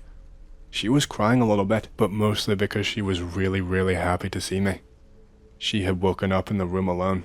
This time, she very freely told me what she had seen and what had happened. She said there had been a man crouching kind of like a lizard on top of the stoop. She had said for the longest time She had heard this nauseating crunching sound, like something chewing, coming from above her. When she had finally looked up after she had taken her picture, she had seen the man. She had jolted, startled, and let out an involuntary shriek, lost her balance, and then fell. When she woke up, the man was gone, I was there, and then she had passed out again. This was the last update ever made to the thread by the OP. No one knows what happened after this, whether anything happened at all, or if the thing came back. I was around 5 years old when this happened. I was asleep on the back seat of the car. Me, my dad, and my mom are on a trip to visit my grandmother. The trip is long, so I am asleep. At the middle of the point A to B, I am having really weird dreams. I dreamed about an old woman eating my hair, which was long at the time. I also dreamed about a desert and the sky that had no color. It wasn't white, it just didn't have a color. I wake up. I want to piss, so we stop. I open the door to do it on the roadside. It starts raining. My mother tells me to go a little bit ahead and do it under that tray, but not to get wet, so I do so. I finish with my shit, but I hear whispers from the forest. The voice of a woman calls out my second name. No one does that. No one ever calls me that. I freak out. I run to the car, really scared, but I did not tell anyone a word. I am too scared to keep sleeping, so through the window at the trees, I just keep on looking. I still can hear like an echo. The echo is like ASMR, and eventually I fall asleep again. I wake up again. When I do, I am in my grandma's house. I install my PS2 on the TV to keep me awake. I had slept for way too much time, and so I could not go to sleep again. From 11 PM to 5 AM, I just play on my PS2. I forgot all about the voice. The load screen appears, and while I wait for it to do this, I look at the window. And when I see what I saw, I piss my pants. There was a woman with white clothes sticky to the window, and she was licking the glass. It was only for a few seconds, and when I let out a yelp, she was gone again. I still don't really know how to explain. I think my story is paranormal enough to be posted here, but I'm not really sure. It might disappoint some people with the ending though. So, my mom and my sister come home from my sister's playdate. My 4-year-old sister is crying. I ask my mom why she's crying. My mom tells me that my sister saw something. I ask specifically what happened. Apparently, my sister pointed to the dark stairs from the playdate session earlier and said that there was a big scary thing. I laughed it off, because it's probably one of those hyperactive kid imaginations. My mom looked at me funny, and she says, "Anon, you do realize that when you were 4 years old, you also saw something too?" I got weirdly nervous when she said this. Mom, I don't think I believe in ghosts, nor have I watched any horror movies when I was young to imagine something like that. And she tells me, "Anon, demons are real though." As we explored the topic deeply, apparently, even my dad had the same experience, the same criteria. 4 years old, dark spot in the house, sees a big scary thing, never remembers, has to be told about it by someone else when they're older. I got scared, finding out something appears in our family whenever we're 4 years old. I stopped the topic and moved on. I still wonder what the hell appears when we're 4 years old. It might be some demon, but why the specific criteria? I tell this story to my friends sometimes, but no one really listens to me clearly, so I never know how to explain or figure out what is really happening. So, I am from Sweden, and I live in Lapland, and that's where I was when this happened to me. One day I decided to go in the woods with a rifle. There were no neighbors around me at all for some 12 kilometers or so. I have heard some tales around this area when I was little, stuff told by the Sami, ancient legends and that kind of thing. Apparently, this weird thing they were talking about makes blood-howling screams in the middle of the night. When they are heard the next day, dead reindeers and stuff are all found torn up. I've heard the scream once, It does not sound like anything else in the forest. It's just a screeching howl. It was a long time ago that I even thought about that shit, so I completely forgot. Anyways, I was in the woods at least 38 kilometers away from the closest settlement. There was nobody there except for me and my 2 rifles, a suppressed 308, and an over-under shotgun. I set up camp in the forest on a big flat rock. I didn't think that the rock might crack from fire. Well, anyway, who cares? The first night is windy and rainy. I hear noises, but it's probably the wind. I had hung up some fresh fish in the trees to keep away from the bears. The next morning, all of my fish is just gone. All of that fish was hung up around 3 meters in the air, and I can't find any trace of it whatsoever. I guess it was probably the wind. The steel wire that I hung the fish in is still on the tree. If this is some tall-ass bear, I swear to Christ. I go to take a piss by some trees. Then I go back to camp. Everything else is in perfect working order. At least the bear didn't take my food. I decide it's time to go and pick blueberries. I go out with my rifle on my back and that blueberry holder thing in hand. I can see loads of deer walking around on the higa. Higa is where they've cut down trees for new ones to grow. It just means cutting in Swedish. I leave the blueberry holder thing on the ground. I follow the deer onto the patch. I'm standing on top of a big rock formation. I can see deer as far as like 150 meters away. It's a far shot, but it's a good side profile. I steady my rifle. Bam. The deer walks for around 10 meters and then just drops dead. I go back to leave my blueberries at camp. The blueberry holder thing is tipped over. There are blueberries spilled all over the ground. What the hell is this bear doing? Is this thing screwing with me? Why did it mess with my berries? I really love blueberries, so now I'm really pissed off. I gather the blueberries and leave at camp. I'm thinking that if this bear screws with me again, I will kill it. Nobody messes with my blueberries. I go back to the deer after some time.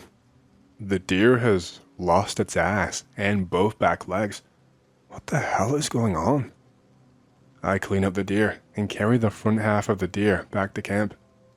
When I come back to camp, everything is untouched. I get a fire going. The fire is only for cooking and for protection against insects. In northern Sweden, we have midnight sun, so I can see pretty far away. I cook the deer.